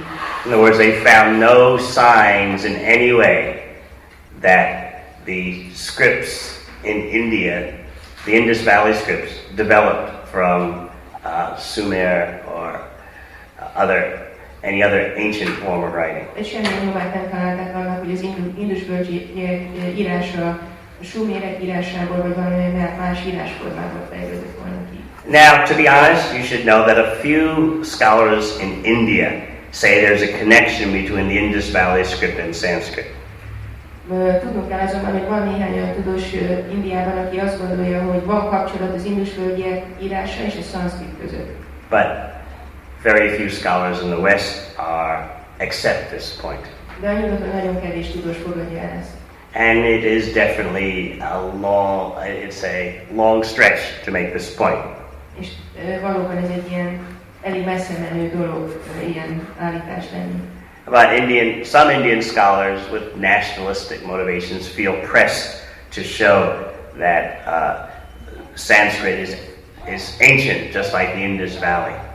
Néhány nacionalista motivációjú indiai tudós szeretné bebizonyítani, hogy a szanszkrit is ugyanolyan ősi, legalább olyan ősi, mint az indusvölgyi írás. Therefore they're trying to hitch Sanskrit to the Indus Valley script. És ezért szeretnék kapcsolni a szanszkritet az indusvölgyi írással. But as we discussed yesterday, how the whole Indus Valley culture fits in to the picture in relation to Vedic culture is not clear at all. De hogy az indusvölgyi kultúra hogyan illik be a védikus kultúra képébe, az egyáltalán nem világos. Okay, so once again, please understand that to this very day, right now, the origin of Vedic information is very perplexing and controversial. Tehát még egyszer szeretném felhívni a figyelmeteket arra, hogy a védikus szövegeknek az eredete a mai napig nagyon ellentmondásos, zavarodott. Now please notice I said Vedic information, not Vedic writing. Légy szíves, figyeljetek fel, hogy azt mondtam, hogy a védikus információ, nem pedig az, hogy a védikus írás. This is a very important distinction. Ez egy nagyon fontos különbség. So the dating of the scripts has long been an academic battlefield. Az írások datálása már hosszú ideje egy tudományos csatatér. Now, what do those within the Vedic tradition hold to? Mit mondanak azok, akik a védikus hagyományt követik? That the Vedas are a body of knowledge that are originally a revelation that can't be found in time. Azt mondják, hogy a védek igazából kinyilatkoztatás, aminek az időpontját itt nem lehet megtalálni időben. That's very important. The body of knowledge can't be found in time. Ezt a tudás tömeget nem lehet az időben megtalálni. The information. Az információt. Now, of course, if you're a skeptic, you'll say, oh, these ancient spiritual traditions always exaggerate how old they are. Hogyha szkeptikus vagy, akkor azt mondhatod, hogy hát ezek az ősi lelki kultúrák mindig túloznak azzal kapcsolatban, hogy mennyire ősiek. Of course, the Vedic partisans would point out that modern materialists drastically minimize the time span of human presence on Earth. Persze, akik a védikus kultúrák pártolják, azt mondják, hogy a modern tudósok próbálják minimalizálni, hogy az emberek mióta vannak jelen a Földön. So this issue of how long human beings, as we know them today, have been on Earth is a very crucial issue. Ez egy nagyon ellentmondásos kérdés, nagyon fontos kérdés, hogy az emberek mióta vannak jelen a Földön. Because if human beings can be shown to have existed on Earth for millions of years, then everyone can see the Vedas are not exaggerating. Mert ha kimutatják, hogy az emberek sok millió éve léteznek a Földön, akkor mindenki láthatja, hogy a védák nem túloznak. That's why our Dhutakarma Prabhu's work is so important. Ezért annyira fontos Dhutakarma Prabhunak a munkája. Because once you open the door to human beings as we know them today existing on Earth for millions upon millions of years, then suddenly the Vedic texts and their information looks quite feasible. Mert amint megnyílik ez az ajtó, és elfogadásra kerül, hogy sok millió éve léteznek emberi lények a Földön, a védikus szövegekből védekről lévő információ nagyon valószerűnek tűnik. Now, when scholars study the written language of each Vedic text, they see symptoms that they've been compiled over a long time. Amikor a tudósok a védikus szövegeket tanulmányozzák, akkor annak a jeleit vélik felfedezni, hogy hosszú idő alatt születtek meg. It is true you can see differences in the Sanskrit. Valóban lehet látni különbséget a szanszkritban. Therefore, some scholars argue that there's a development of the Vedic language, and in this way you can classify into a sequence the texts. Ezért bizonyos tudósok azt mondják, hogy a szanszkrit nyelvnek a fejlődése szerint meg lehet állapítani, hogy milyen sorrendben jöttek létre ezek a szövegek. Just by studying how the language changes. Csak a nyelv változását tanulmányozva. For example, this top name, Michael Witzel, the Harvard University Indologist, he theorizes 5 stages of Sanskrit. Például itt ez a felső név Michael Witzel, ő a szanszkrit fejlődését 5 stádiumban needed to go from the language of the Rig Veda to that of the Upanishads. Ami eljut a Rig Veda nyelvétől az Upanishadok nyelvéig. Now, scholars who are sympathetic to the Vedas remind us of a very important point. A védákkal szimpatizáló tudósok egy nagyon fontos pontra hívják fel a figyelmünket. I've already hinted at it. Erre már utaltam. Language and the knowledge that the language conveys are 2 different things. A nyelv és a tudás, amit a nyelv hordoz, ez 2 eltérő dolog. In other words, we should not be confused and think that the message has to share the same date as the medium of the message. Tehát ne zavarodjunk össze, és ne gondoljuk azt, hogy az üzenetnek ugyanolyan időből kell származnia, mint az eszköz, ami azt az üzenetet hordozza. Is everyone clear about this very important point? Ez érthető számotokra, ez nagyon fontos. Very, very important. And if you can grasp it, you'll save yourself a lot of confusion. És ha ezt megértitek, akkor nagyon sok zavartól maradtok távol. Look at the Vedas as a body of information. Nézzük a védákat úgy, mint az információnak egy mennyisége. And there's no doubt that at least much of it is orally derived. És kétségtelen, hogy a nagy része így a szájhagyomány útjából származik. So the written language indicates the form of Sanskrit prevalent when each Vedic component of knowledge was written down. És a szanszkrit nyelvnek a formája utal rá, ahol leírták ezeket a különböző szövegeket. That's the way a sympathetic Vedic person would answer. Így válaszolna erre egy védikus kultúrával szimpatizáló személy. The type of Sanskrit indicates what written form was prevalent when each Vedic component of knowledge entered the printed page. Tehát a szanszkritnek a különböző típusai utalnak arra, hogy milyen szanszkritet írtak akkor, amikor leírták egy bizonyos részét ezeknek a szövegeknek. But when did each Vedic component of knowledge, when did that information originate? De mikorról származik ez a védikus információ? That is a different question. Ez már egy más kérdés. So let's look at this issue. Nézzük meg ezt a kérdést. Now I'm going to tell you something that is universally accepted by scholars, but it sounds astonishing to you. Most mondok nektek egy olyan dolgot, amit a tudósok egyetemesen elfogadnak, de nagyon megdöbbentő lesz a számotokra. That is, we're going to talk about advanced memory skills in ancient India. Most a fejlett emlékező képességről fogunk beszélni az ősi Indiában. Even Indologists accept this. Ezt még az indológusok is elfogadnak. Without a doubt. Kétség That nélkül.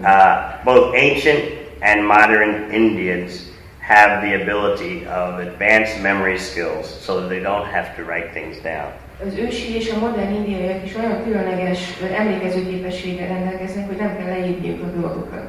Even skeptical Indologists accept that at least part of the Vedic literature has been transmitted orally with astonishing accuracy for 3,000 years. Még a szkeptikus indológusok is elfogadják, hogy legalább 3000 éven keresztül a védikus szövegeknek bizonyos része szájhagyomány útján adódott meg. Are you surprised to know that? Ez meglepő a számotokra? It's not a controversy, even amongst the most skeptical Indologists. Ez nem egy ellentmondás, és nem egy vitatott kérdés, még a szkeptikus indológusok között sem. They agree that at least part of the Vedic literature has been orally transmitted flawlessly for 3,000 years. Egyetértenek abban, hogy ahogy a védikus irodalomnak legalább egy bizonyos részét szájhagyomány útján adták át 3000 éven keresztül. Students of the Vedas had to learn the knowledge word for word with no errors in pronunciation or accent. A védek tanulmányozóinak úgy kellett megtanulniuk a védikus szövegeket, hogy semmilyen hibát nem ejthettek a kiejtésében. So there's absolutely zero controversy about this point. Abszolút semmilyen vita nincsen ezzel a kérdéssel. Think about what that means.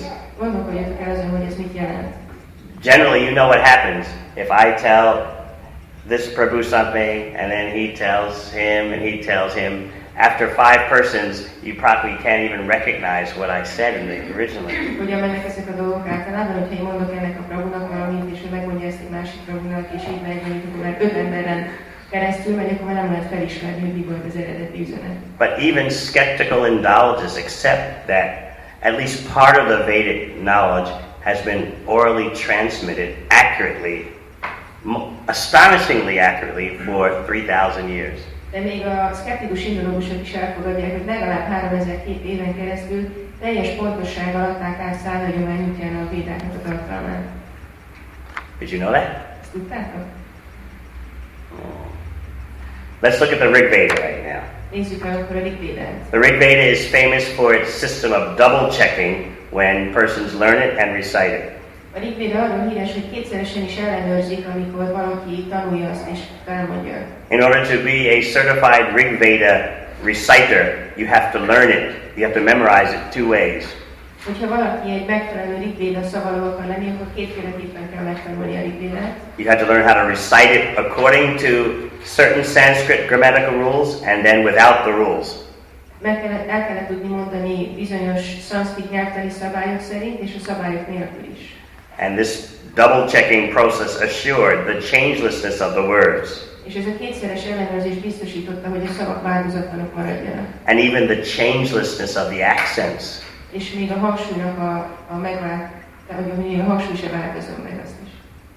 This system is quite amazing, and it has gone on for at least 3,000 years. Ez a rendszer nagyon lenyűgöző, és legalább 3000 évig tartott.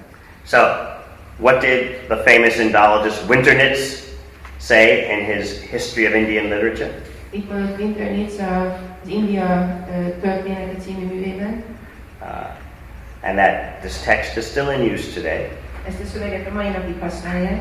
Said there can be no doubt that this kind of oral transmission kétségtelen, hogy ez a fajta szájhagyomány útján történő tudás továbbadás gives a greater guarantee for the preservation of the original text nagyobb mértékben garantálja az eredeti szöveg fennmaradását, than the copying and recopying of manuscripts. Mint a kéziratok másolása és újra másolása.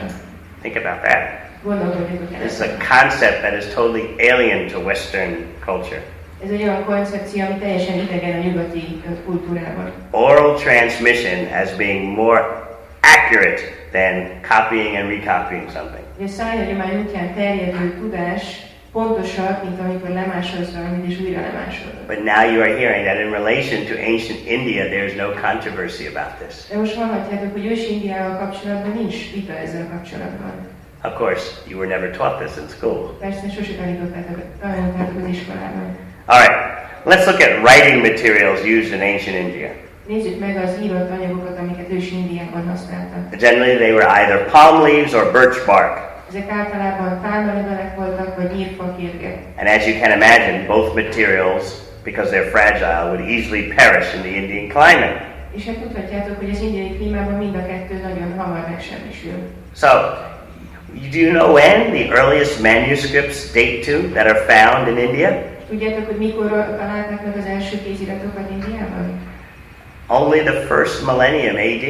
Csak az első évezredben. So when you look for manuscripts in India, you're really you're in for bad luck. Amikor kéziratokat keresel Indiában, akkor nem lesz szerencsét. But when you look for the astonishingly accurate system of transmitting the Vedic text, then you're amazed at what you find. De amikor a védikus szövegek pontos átadásának rendkívül megdöbbentő rendszerével találkozol, akkor nagyon le leszel nyűgözve. Therefore now, very few, if any, scholars poke at the Indian ability to pass Vedic knowledge down intact over thousands of years. Ezért nagyon kevés tudós van, hogyha egyáltalán van, aki beleköt ebbe, hogy képesek voltak az indiaiak sértetlenül adni tovább ezt a tudást 3000 éven keresztül. The second name, you could say he's the big gun in terms of writing and the history of writing as far as Asia is concerned. Ez a második név, ez a személy nagyon-nagyon meghatározó volt az Ázsiával kapcsolatos tanokban. You've heard of him? So, he explains that it is certainly true that intellectual activity in India has always strongly favored oral over written means of expression. Elmagyarázza, hogy Indiában mindig sokkal jobban kedvelték a szájhagyomány útján terjedő dolgokat, mint az írótakat. And he explains that the best German scholars have already done away with any skepticism about the possibility of the Vedas being preserved orally. És a német tudósok minden szkepticizmust feladtak azzal kapcsolatban, hogy fennmaradhatnak-e a védák szájhagyomány útján.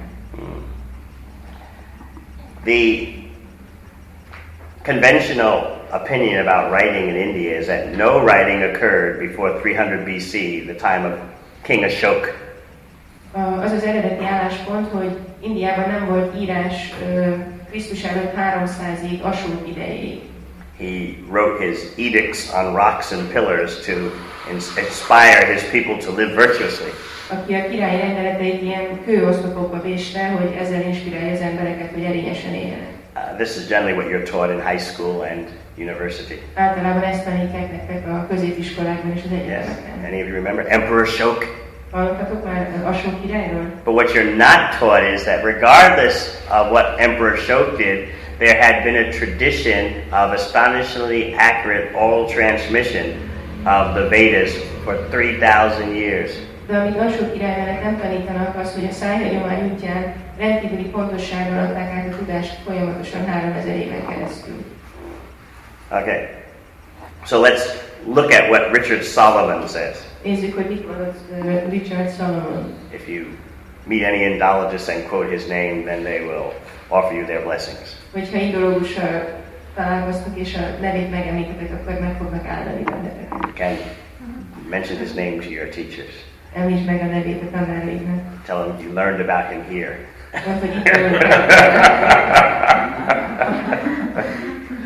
Because his research is very recent, just in the past 6 years. Mert az ő kutatásai nagyon új keletűek, az utóbbi 6 évben végezte őket.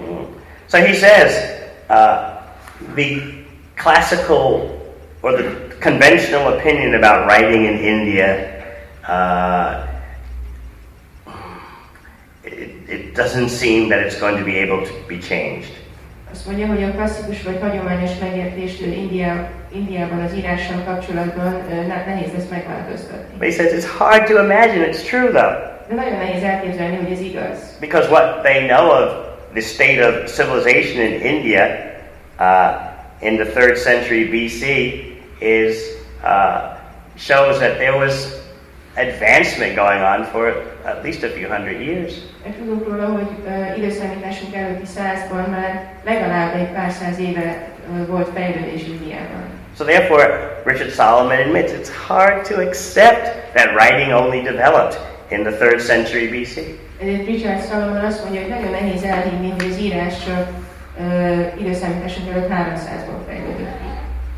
He says it's also hard to hope that after years of waiting and searching, some new major archaeological discovery will reveal a whole new picture of the origins of writing in India. Azt is mondja, hogy hát elég valószínűtlen arra várni, hogy fogunk találni valami olyan régészeti leletet, ami esetleg azt bizonyítaná, hogy korábban fejlődött ki az írás Indiában. Or reveal an actual rather than hypothetical connection with the Indus script. Vagy valami hipotetikus kapcsolatot fogunk kimutatni az indus szövegekkel kapcsolatban. But listen to his honesty, which is rare. De hallgassátok meg, hogy milyen őszinte, ami ritka. Nevertheless, it would be unwise to rule out surprises in the future, and we should leave the door open. Azt mondja, hogy még mindig nem lenne egy bölcs dolog azt gondolni, hogy a jövőben nem tűnhet fel valami új dolog, úgyhogy nyitva kell hagynunk az ajtókat. So this is all we are asking, this kind of honesty, that's all. Mi csak ezt kérjük, ilyen fajta őszinteséget. Is that too much to ask for? Ez túl sok? What is he saying in ordinary conversation? Mit mond közönséges nyelven szólva?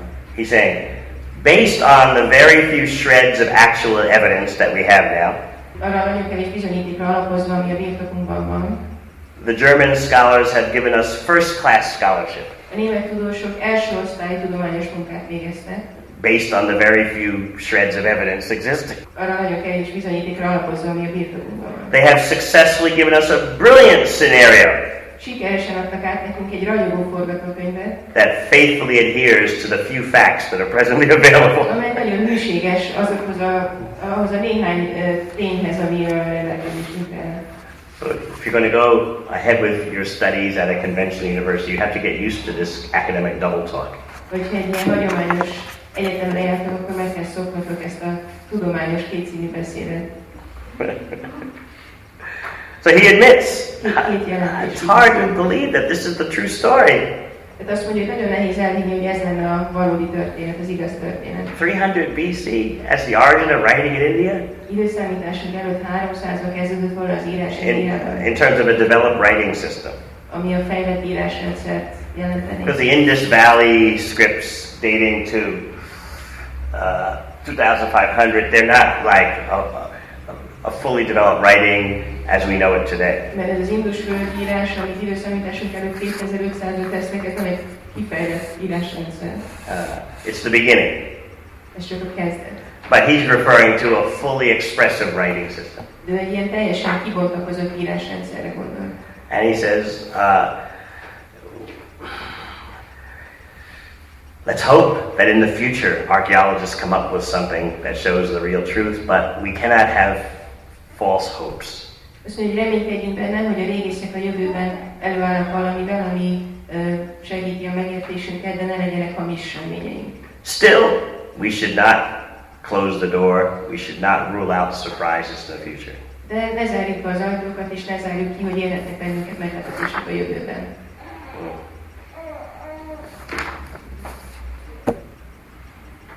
So, maybe you'll do something about this. Hát, hogy majd te teszel valamit ezzel kapcsolatban. For us, what is our conclusion? Mi a mi végkövetkeztetésünk? After all is said and done, dating the Vedic literature is still a trip into truly terrifying darkness. A mai napig a védikus szövegeknek a datálása még mindig egy nagy sötétbe utazás. Nothing has changed. Semmi sem változott.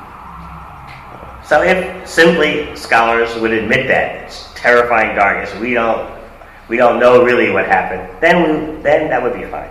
Hogyha tudósok csak ennyit elismernének, hogy ijesztő sötétségben vagyunk, akkor ez elég lenne. But the masses want dates and names. De a tömegek dátumokat és neveket akarnak. They want a popular song to sing. Népszerű dalokat akarnak énekelni. So that's what's going on. Hát ez megy. Now we're going to go to the Saraswati River controversy. Most átérünk a Saraswati folyó vitára. And this is also a contemporary battleground. És ez is egy új keletű vita, egy modern vita. You see, anything that seems to indicate India had a civilized past in remote antiquity becomes a scholastic battleground.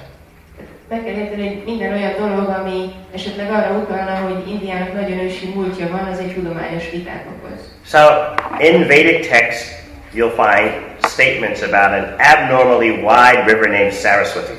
A védikus szövegekben leírást találhatunk egy szokatlanul széles medrű folyóra, amit úgy neveznek, hogy Sarasvati, which flowed from the Himalayan mountains to the sea. ami a Himalájákból folyt a tengerig.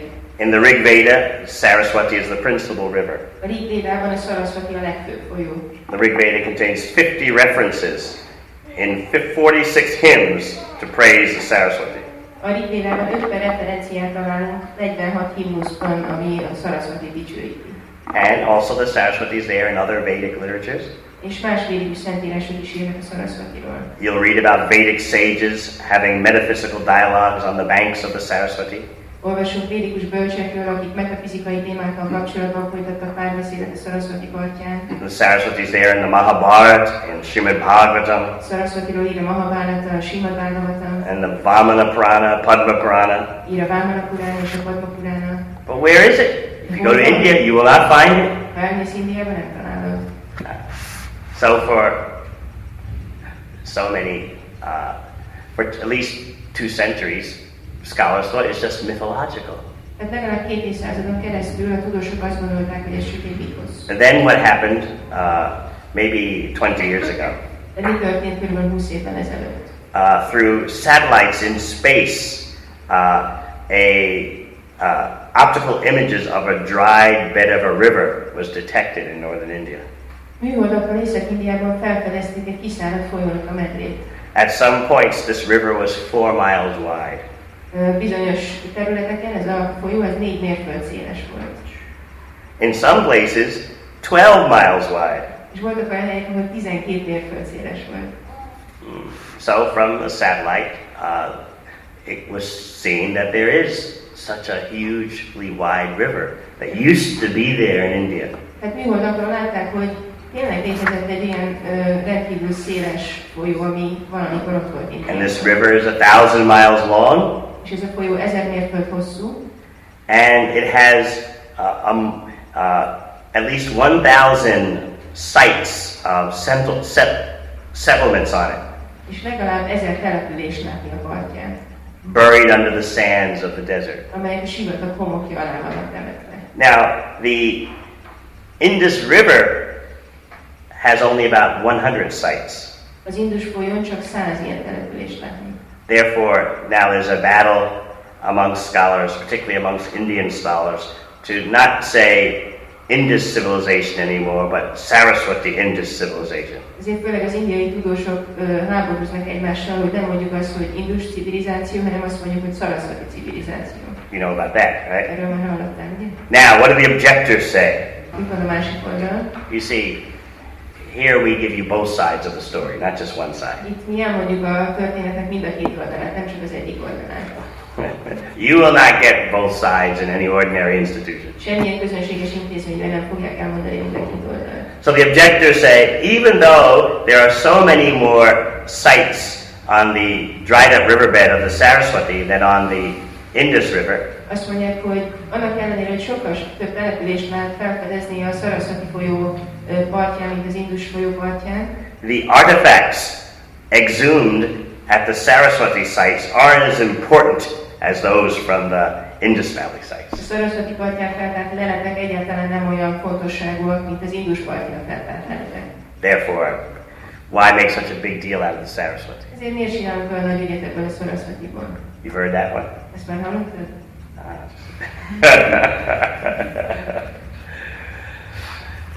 So, we'll go back to the number 1 godfather of Indology. Visszatérünk az indológia első számú keresztanyjához. Actually, I just found out yesterday that Moritz Winternitz studied under Max Muller for 10 years. Most tudtam meg, hogy Moritz Winternitz 10 évig Max Mullertől tanult. So, Max Muller made an amazing prediction. Max Muller egy különleges jóslatot tett. He predicted a possible shake-up in Indology based on if the Saraswati ever appeared.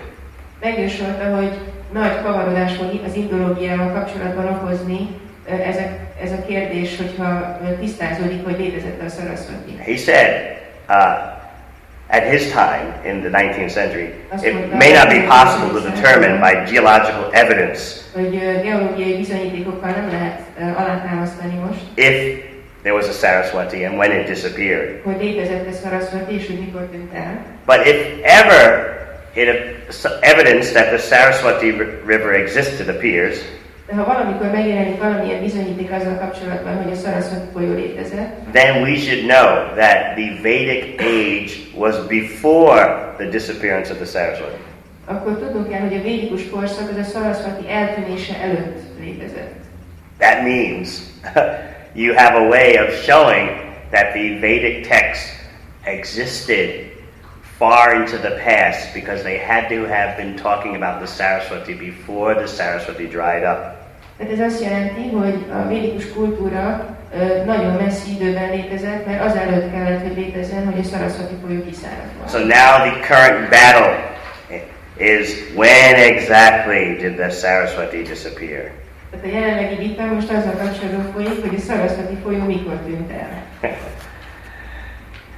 So,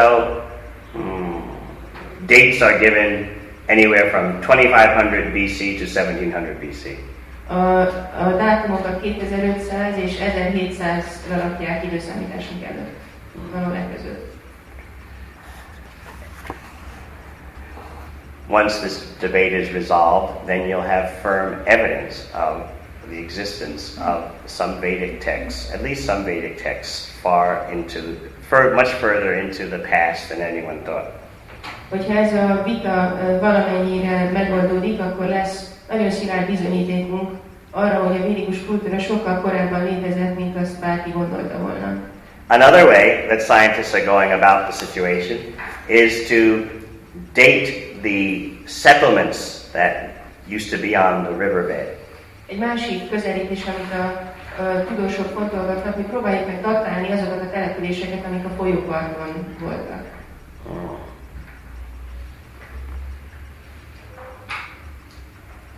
In other words, how do you build sites on a riverbed?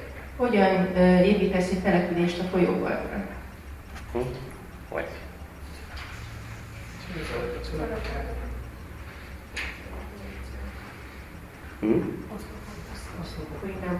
No, the river has to have dried up. Nem, a folyónak ki kellett száradnia. So, if you date sites on a riverbed at 3000 BC, what does that mean about the river? Hogyha a mederben találsz városokat 3000-rel időszámításunk előtt, akkor addigra ki kellett, hogy ott száradjon a folyó. That means the river dried up well before that time. Ez azt jelenti, hogy az idő, szóval jóval ez idő előtt kiszáradt a folyó. So now, most researchers agree that it is inarguable. Parts of the river dried up long before 3000 BC. És a tudósok sokan egyetértenek abban, hogy a folyónak legalább bizonyos részei sokkal időszámításunk előtt 3000 előtt kiszáradnak. A French scientific team has verified this. Egy francia tudós csapat igazolt ezt. If you want his name, it's Paul Henry Frankfurt. Paul Henry Frankfurt a neve. So, this is a big battle right now in the scholarly world. Ez egy nagy csata a tudományos világban. The Indian scholars are ecstatic. Just see! Az indiai tudósok extázisról van, csak nézzétek meg! And the Western scholars are trembling. Just wait! It's not sure yet. Just wait! Várjatok, ez nem biztos.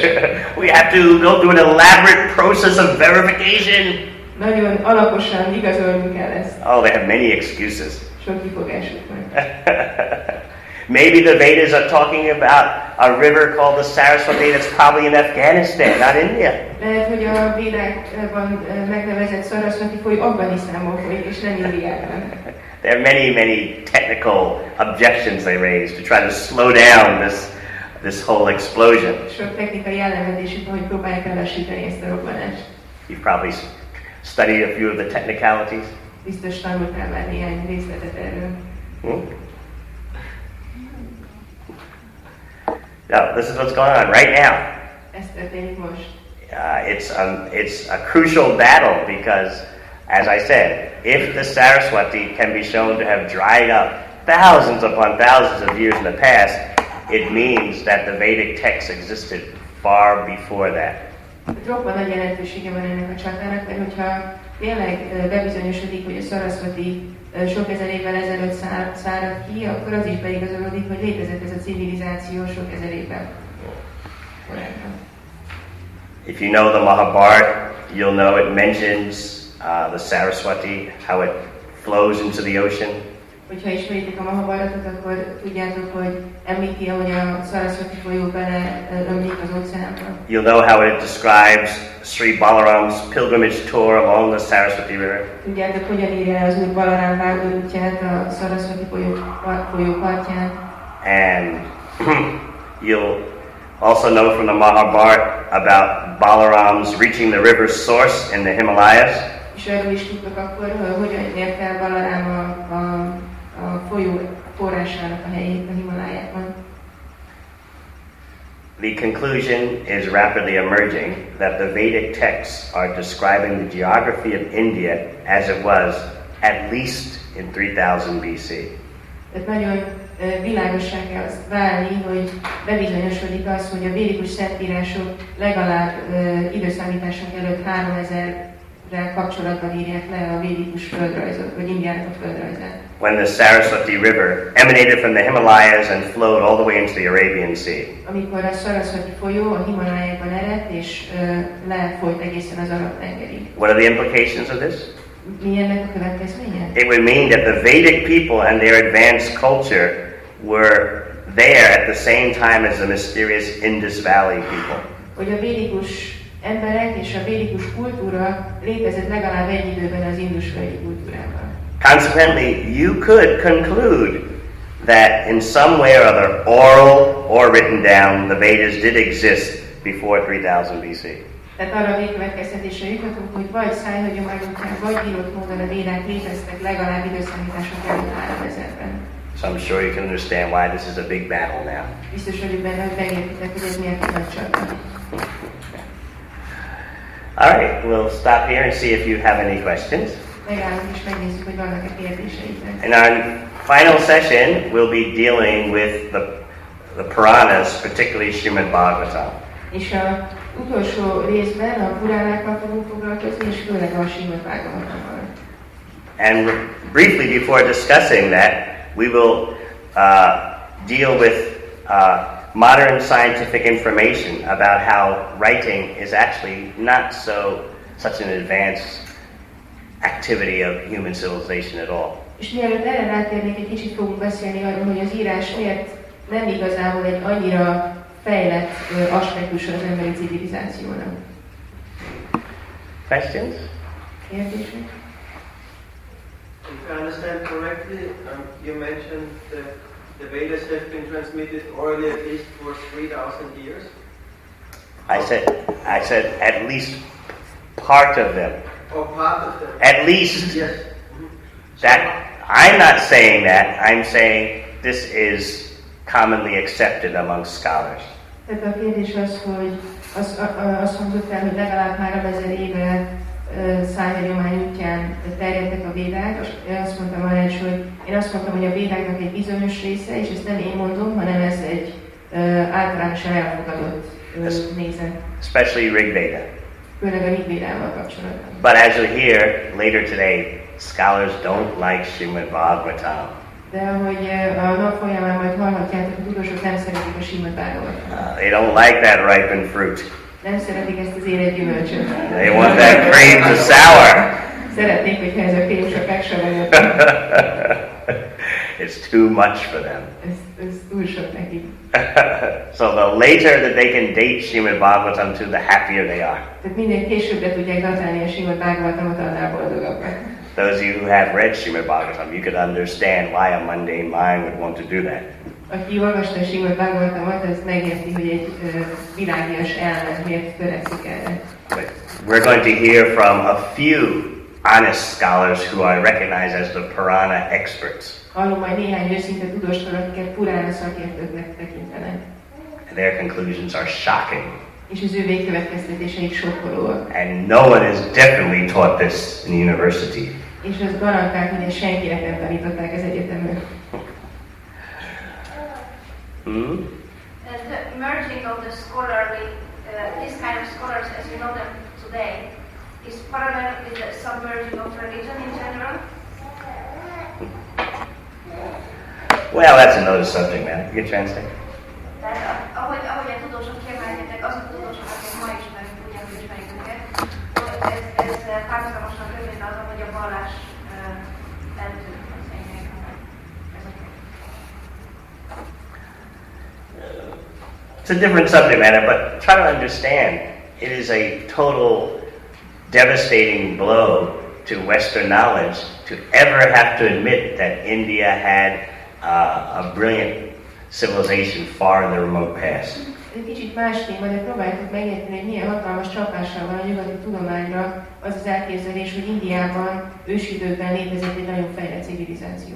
You've got to understand the emotional attachments of society today. Meg kell értenetek a mai társadalom érzelmi ragaszkodásait. When you hold an iPod in your hand, you know this is the pinnacle of human achievement. Amikor egy iPodot tartasz a kezedben, akkor azt gondolod, hogy ez az emberi eredményeknek a csúcsa. Life is getting better and better. Az élet egyre jobb. You can download music from the internet. Letölthetsz zenét az internetről. And randomly shuffle the contents of your iPod. És bármilyen sorrendben eljátszhatod az iPododnak a tartalmát. So you're surprised at what song comes next as you walk down the street. All right, we'll begin our final session. For me, with you all. Elkezdjük az utolsó órát, legalább nem. The last of my good fortune. A jó szerencsém utolsó része. But just for my own information, so I can tell others in other lands about you all. Csak azért, hogy majd más földeken beszélhessek másoknak rólatok. What is the statistics? How many of you, maybe you can tell me, just to see how many are, shall we say, full practitioners of Bhakti Yoga, how many are sympathizers, how many are completely just curious, like that? Tehát, hogy azt hiszem, hogy elmondhatnám nekem, hogy itt a hallgatóság közül mennyien teljes idős gyakorlók, mennyien szimpatizánsok, és mennyien csak kíváncsiskodók. Or is it a secret? Vagy titok?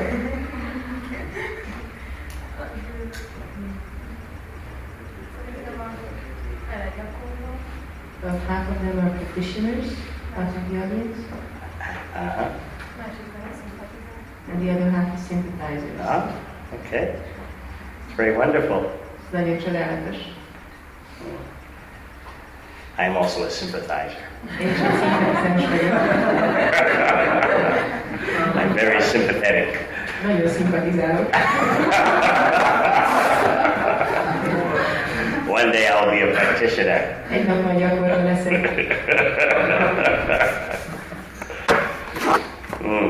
Okay. In the last session we talked about writing. Az előző órán az írásról beszéltünk. And we talked about the astounding information of how parts of the Vedic literature, parts of the Vedic knowledge were transmitted over 3,000 years without any change. És arról megdöbbentő információról, hogy a védikus szövegeknek bizonyos részei évezredeken keresztül szájhagyomány útján lett minden módosítás nélkül továbbadnak. Briefly, now we're going to look into the issue of what's the big deal about writing anyway? De most meg tudjuk vitatni ezt a kérdést, hogy egyáltalán mi a nagy dolog az írásról.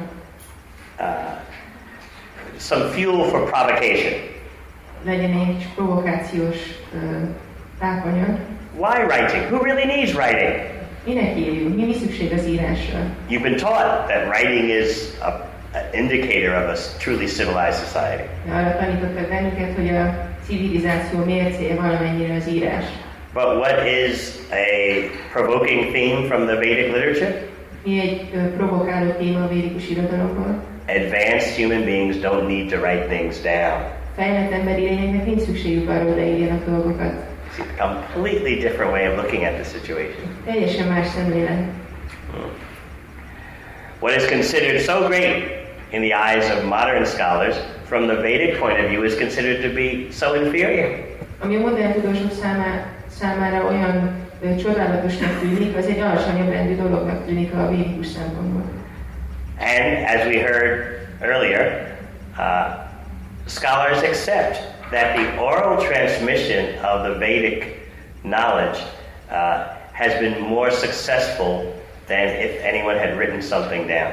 És ahogy beszéltünk róla, a tudósok elfogadják, hogy a szájhagyomány útján történő tudásátadás sokkal sikeresebb volt, mint hogyha az írásban történt volna. Okay, let's get some cross-cultural comparisons. Nézzünk néhány más kulturális összehasonlítást. The culture of ancient Greece is much more recent Az ősi görögök története sokkal új keletű, than what we've been talking about. mint amiről mi beszéltünk. Still, in ancient Greece, the point is that the reciters knew Homer and other poets by heart, memory. De még mindig elmondhatjuk, hogy a görög történelmi időben az emberek kívülről ismerték Homérosznak a műveit. Their memories were trained to retain hundreds of thousands of lines of poetry by heart. Úgy voltak képezve, olyan memóriájuk volt, hogy sok százezer verssort tudtak fejből memorizálni. And this way, classics like the Iliad and the Odyssey were originally passed down by memory. És így adták át az Iliászt és az Odüsszát emlékezetből egymásnak. By oral transmission. A szájhagyomány útján. So it's an interesting parallel from another culture. Ez egy érdekes párhuzam egy másik kultúrából. So the Vedic tradition tells us that up until approximately 5,000 years ago, the memory of intellectuals was so sharp that just by hearing knowledge once, they could retain it perfectly. A védikus hagyomány azt mondja, hogy 5000 évvel ezelőttig az emberek memóriája annyira éles volt, hogy ha csak egyetlen egyszer hallottak valamit, akkor képesek voltak emlékezni rá. So in complete reversal of current conceptions, the Vedas tell us that recording knowledge in books indicates not human progress, but human decline. De teljesen ellentmondva a modern elképzelésnek, a védikus tanítás azt mondja nekünk, hogy az írás az nem a civilizáció fejlődésére utal, hanem a hanyatlására. What do you think about that? Erre mit gondoltok? The prevalent Western assumption has been that writing is a decisive development in the linear ascent of human culture. A nyugati elképzelés az, hogy az emberi kultúra lineáris fejlődésének a egyik komoly fejlődési pontja az írás megjelenése. On one side are the pre-literates, who are not so smart, and on the other side, the writers, and that's when civilization really went to another level. Az egyik oldalon vannak az írástudatlanok, és utána vannak az írók, akiknek a megjelenésével a civilizáció nagymértékben előrelépett. So according to the current knowledge filter, a civilization, although it may be very artistic, if it doesn't have writing, it's considered substandard. A jelenlegi tudásszűrő szerint lehet, hogy egy civilizáció nagyon művészi, de hogyha nincs benne írás, akkor alacsonyabb rendőnek számít. How many of you ordinarily can consider that there can be an advanced society that lacked writing? Hányan tudtok elképzelni egy ilyen dolgot, hogy létezik egy fejlett civilizáció, ahol nem írnak? Just that inability shows you how we have certain strong preconceptions. Ez a képtelenségünk megmutatja, hogy mennyire feltételekhez vannak kötve a gondolataink. So the question is writing indeed a prerequisite for advanced intellectual expression and invention? Tehát felmerül ez a kérdés, hogy a fejlett intellektuális kifejeződésnek feltétele az írás. Let's go to the work of Steven Pinker. Nézzük meg Steven Pinker. Now he's a very famous brain and cognitive science professor at MIT. Ő az MIT-ben egy nagyon híres agy- és kognitív tudományok professzora. If you mention his name at the university, again, the professors will offer pranam. Hogyha nevét az egyetemeteken megemlítitek, akkor a professzor a pranamját fogja ajánlani. He has shown in his research that many scientific breakthroughs do not depend on thinking in words. Kimutatta a kutatásaival, hogy sok tudományos átterés nem a szavakban való gondolkodásból származik. He explains that the actual method is mind visualization. Azt mondta, hogy a valódi folyamat vagy módszer az a mentális vizualizáció. Who's the most famous visual thinker according to his own description? Ki a leghíresebb vizuális gondolkodó az ő leírása szerint? Albert Einstein. Albert Einstein. He arrived at many of his insights by imagining, for example, that he's riding a beam of light and looking back at a clock. bizonyos felfedezéseit úgy érte el, hogy azt képzelte el, hogy egy fénysugáron lovagol, és aztán ránézett az órájára. Or dropping a coin while standing in an elevator that's quickly crashing to the ground. Vagy lejjebb egy pénzérmét egy liftben állva, ami hirtelen a földre hullik. So he explained that thinking about this through conventional words, through writing, is very, very difficult, and it only happens in the secondary stage. Tehát azt mondta, hogy így, amikor a szavakban kifejeződnek dolgok, az egy nagyon nehéz dolog, és ez csak a második szinten nyilvánul meg. So many great scientists have said that ideas come to them in the form of images. Nagyon sok tudós mondta azt, hogy az elképzelések képek formájában jelennek meg az elméjükben. You've studied science, then you recognize the names. Tanultatok tudományokat, úgyhogy felismeritek a neveket. James Maxwell, Michael Faraday, Watson and Crick all say this mental visualization is their primary way of understanding truths. Ezek a személyek mind azt mondják, hogy a mentális vizualizálás egy elsődleges módja az igazság megértésének. Therefore the question is, ezért a kérdés, ami felmerül, why should historians today insist that the ancients needed to write in order to demonstrate advanced intellect? Hogy a történészeknek miért kell ragaszkodniuk ahhoz az elképzeléshez, hogy a fejlett intellektusnak a mutatója az írás? Current research in cognitive science has shown that humans think in symbols rather than in words. Kognitív tudományok kimutatják, hogy az emberek szimbólumokban gondolkodnak, nem pedig szavakban. So in this way, I hope you can look at this writing situation in a new way. Remélem, hogy ennek kapcsán egy kicsit máshogy tudjátok szemlélni ezt az írás történetet. In other words, there are other possibilities for encoding and transmitting knowledge. Vagyis, hogy vannak más módszerei a tudás átadásának és kódolásának. One more example from Greece, ancient Greece. Egy másik példa az ősi görögöktől. Socrates relayed to Plato a legend that indicated the ancient Egyptians may not have been so enthusiastic about writing. Szokratész elmondott Plátónak egy történetet, amiben arról beszélt, hogy lehet, hogy az egyiptomiak nem voltak olyan lelkesek írni. An Egyptian god gave writing to the pharaohs.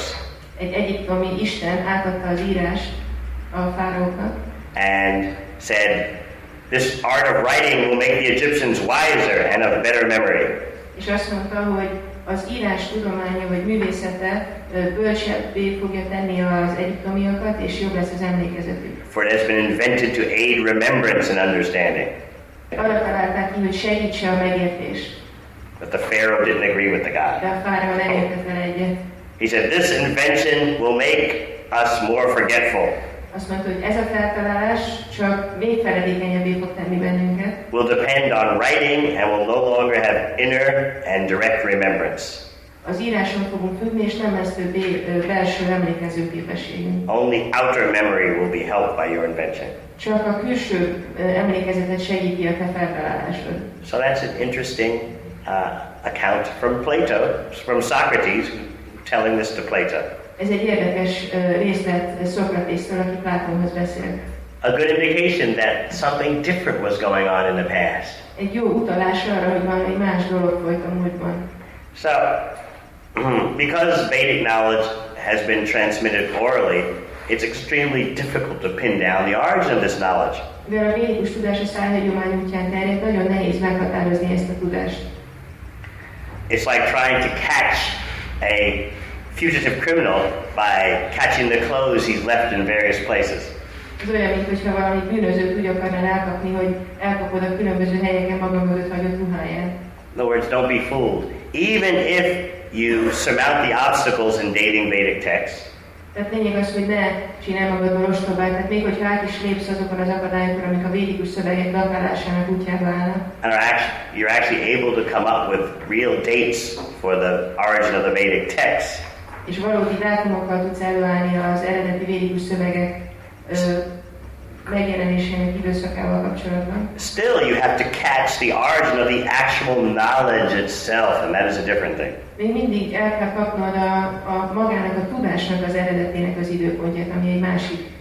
So don't be fooled. The texts are just a medium when did the actual knowledge in the text originate? Tehát ne legyetek becsapva, az írott szövegek azok csak egy hordozó eszköz, de honnan, mikortól származik ez az eredeti tudás? I'll give you a comment from a prominent Indologist at the University of Chicago. Chicagói Egyetem egyik fő indológus professzora mondta a következőt. She's on the previous page. Wendy O'Flaherty. Anyway, she says, when we look at Vedic texts, we have no problem telling what is there, but we have complete difficulty telling where it is in space and time. Tehát amikor a védikus szövegeket nézzük, akkor nem az a problémánk, hogy azt lássuk, hogy mi van ott, hanem hogy hol van időben és térben. Another problem in writing is how is it that primitive barbarians who swept into India through Afghanistan spoke a language that's so much more sophisticated than even modern languages? Egy másik probléma, ami felmerül, hogy lehet, hogy akik az Afganisztánból bevándorló barbár indiaiak egy fejlettebb nyelvet beszéltek. According to the predominant Aryan invasion theory of Indian civilization, nomads speaking Sanskrit poured into the Indian subcontinent. Az áryan bevándorlás elmélet szerint nomádok törtek be Indiában, akik a szanszkrit nyelvet beszélték. But somehow or other, although these nomads had primitive habits, they spoke Sanskrit. Valahogy ezeknek a nomádoknak primitív szokásai voltak, de szanszkritről beszéltek.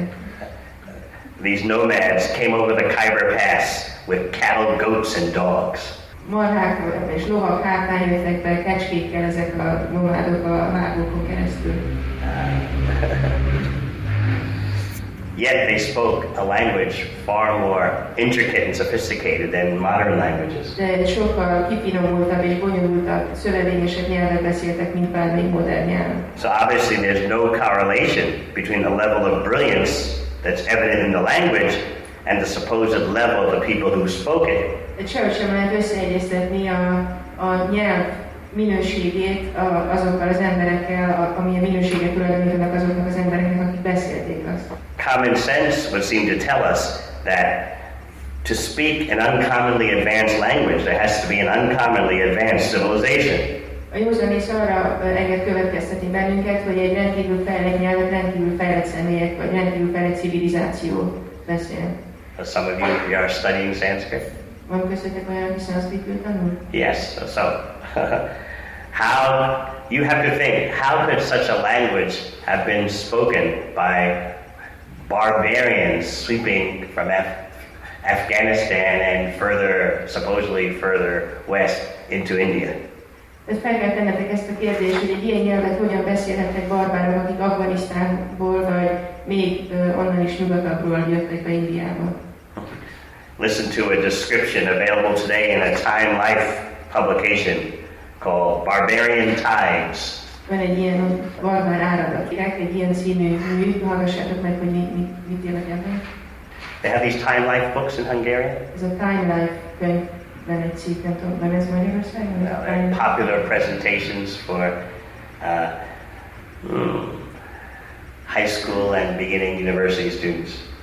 Középiskolásoknak, kezdő egyetemistáknak népszerű kiadvány. So this one's called Barbarian Tides. Ennek az volt a címe, hogy barbár áradat. Tides in the ocean.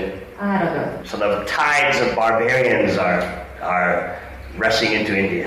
A barbárok áradata, barbárok elárasztják Indiát. Speaking Sanskrit. Szanszkritül beszélve. Listen to the description. Hallgassátok meg a leírást. This is a contemporary book meant for the population, general population. Ez egy mai könyv, amit az általános embereknek írnak. They are proud, tall, fair-skinned people. Büszkék, magasak és világos bőrű emberek. With great herds of cattle and horses. Nagy csordáik és lovaik vannak. Flocks of sheep and goats. Juhaik és kecskéik. And packs of yapping, frisky dogs.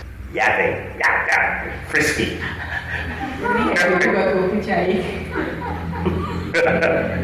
At night on the trail they dressed in wool and hides to protect themselves against the bitter cold. Éjszaka gyapjút és írhát viselnek, hogy az erős hidegtől megvédjék magukat.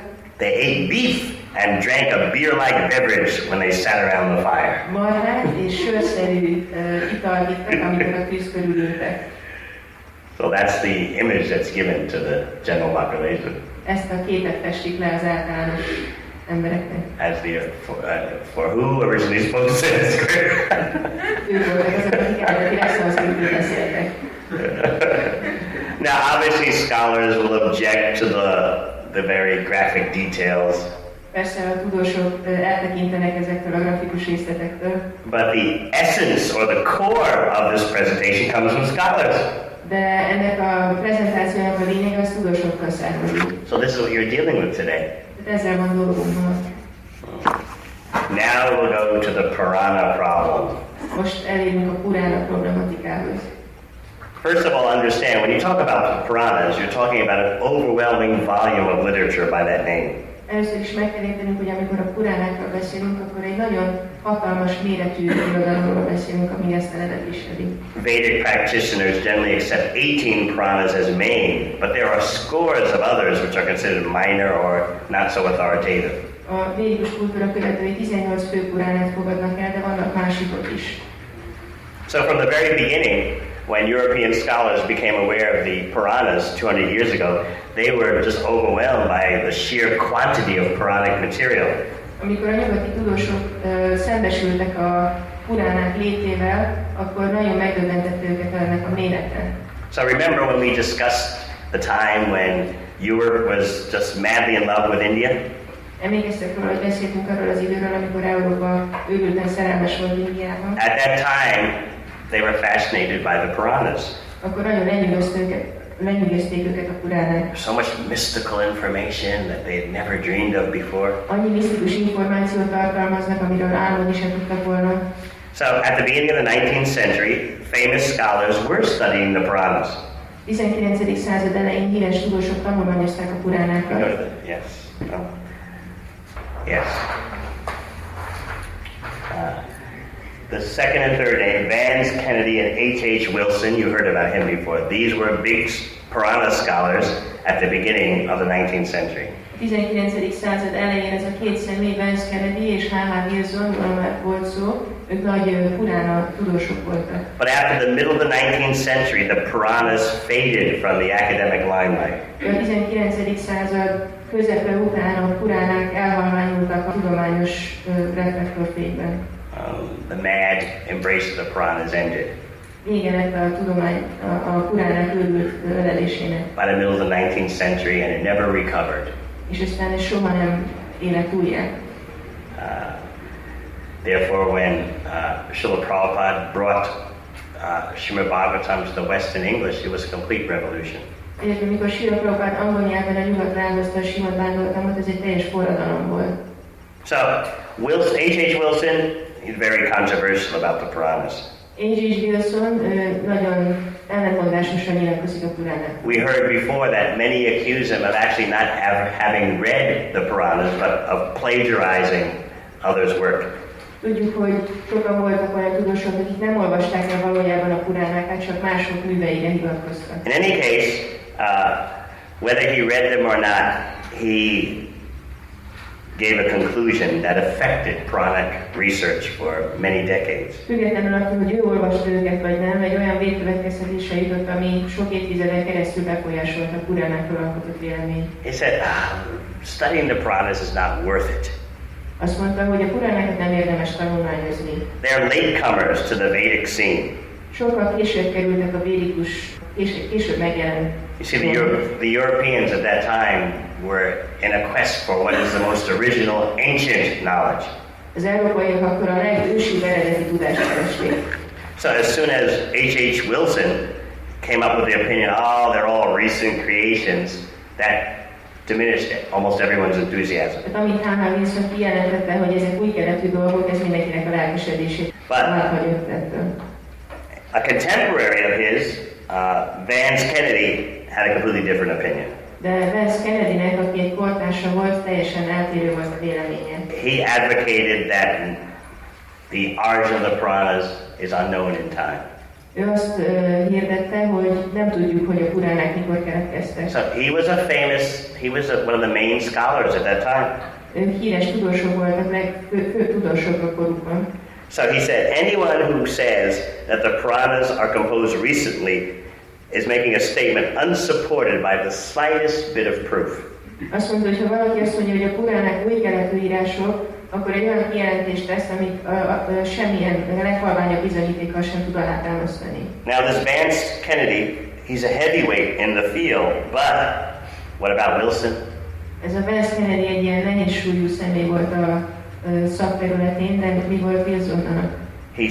Wilson sat on the Imperial Bowden Chair of Sanskrit at Oxford. Ő ült Oxfordban a Bowden szanszkrit tanszék vezetőjének az ülés a székében. So how can you compete with that? Hogyan lehetne ezzel versenyezni? And also Wilson's opinion was the most appropriate for subjugating barbaric India. És Wilson véleménye volt a legjobban megfelelő ahhoz, hogy meghódítsák a barbár Indiát. For convincing the Indians that any pride they had in a glorious lost past was completely imagination. És hogy meggyőzik az indiaiakat arról, hogy a múltbeli dicsőséges vezetésükről alkotott kép az csak egy képzelet. Now, it is a fact that Indologists today will be upset if you accuse them that their founder, H.H. Wilson, has set the academic agenda far into the 20th century. Persze sértésnek tekintik a mai indológusok, hogyha azt mondjuk, hogy H.H. Wilson egészen a 20. században nyúlóan meghatározta az elképzeléseivel az indológusok elképzelését. But have no doubt that's exactly what happened. De ne kételkedjetek, pontosan ez történt. And this can be demonstrated. És ezt be lehet mutatni. One man's original speculation had an effect of more than 150 years. Egy ember eredeti spekulációja több mint 150 évig kihatott. Vance Kennedy was a heavyweight of his time, but what could he say when the Bowden Chair of Sanskrit gave another opinion? Vance Kennedy egy nehéz súlyú személy volt abban az időben, de mit mondhatott, amikor a Bowden szanszkrit tanszék más véleményt alkotott? So by H.H. Wilson's calling the Puranas recent material, it caused all the other scholars to lose enthusiasm for studying the Puranas. Amikor H.H. Wilson új keletűnek nevezte a puránákat, akkor a tudósok elvesztették a lelkesedésüket, hogy tanulmányozzák azokat. Now, I'm giving you this information from a current German Indologist, Ludo Rocher. Ezt az információt egy jelenlegi német indológustól vettem, akit úgy hívnak, hogy Ludo Rocher. Right now he is considered the greatest Puranic scholar in the world. Most őt tekintik a világ legnagyobb purána tudósának. Whenever I would participate in Indologists internet conferences, whenever a question came up about the Puranas, they would always say, Rocher knows. Amikor néztem ilyen indológus internet konferenciákat, akkor ha bármilyen kérdés felmerült a puránákkal kapcsolatban, akkor mindig azt mondták, hogy Rocher tudja. Because most Indologists don't deal with the Puranas. Mert a legtöbb indológus nem foglalkozik a puránákkal. They like to deal with Rig Veda. A Rig Vedával szeretnek foglalkozni. Puranas, they're just too mind-blowing for them. A puránák túlságosan felrobbantják az elméiket. So they would always say, Rocher, he knows. Mindig csak azt mondják, hogy Rocher, ő tudja. But then I discovered none of them ever read what Rocher said. De aztán rájöttem, hogy egyikük sem olvasta el soha, hogy mit mondott Rocher. He's recognized as the world's authority, but no one knows what he said. A világ tekintélynek tekinti, de nem is tudják, hogy mit mondott senki. They just say, Rocher knows, he knows. Csak azt mondják, hogy Rocher tudja. But when he says completely contradicts what people are taught in high school and university. De amit ő mond, az teljesen ellentmond annak, amit az embereknek a középiskolákban és az egyetemeken tanítanak. He says, number one reason why the Puranas are considered late texts Az egyik oka annak, hogy a puránákat késői szövegeknek tartják, is because scholars are lazy. Hogy a tudósok lusták. It's too much work studying the Puranas. Túl sok munka a puránákat tanulmányozni. It's so overwhelming. olyan hatalmas. Before you even approach the Puranas, you have to think of ways and methods to control this huge mass of material. Még mielőtt hozzájuk kezdesz, valahogy ki kell találnod, hogy ezt a hatalmas mennyiségű szöveget hogyan fogod kezelni. So therefore, because the size of the Puranas is so unmanageable, it's very easy to just dismiss them. Recent production. Igen, annyira kezelhetetlen a mérete a Puránáknak, ezért sokkal egyszerűbb azt mondani, hogy ne foglalkozunk velük, csak ilyen új keletű dolgok. First of all, and secondly, he says, the contents of the Puranas shock scholars. A második dolog pedig az, hogy a Puránáknak a tartalma az sokkolja a tudósokat. Whether they're European or modernized Indian. Akár európaiak, akár modern, hát indiaiak.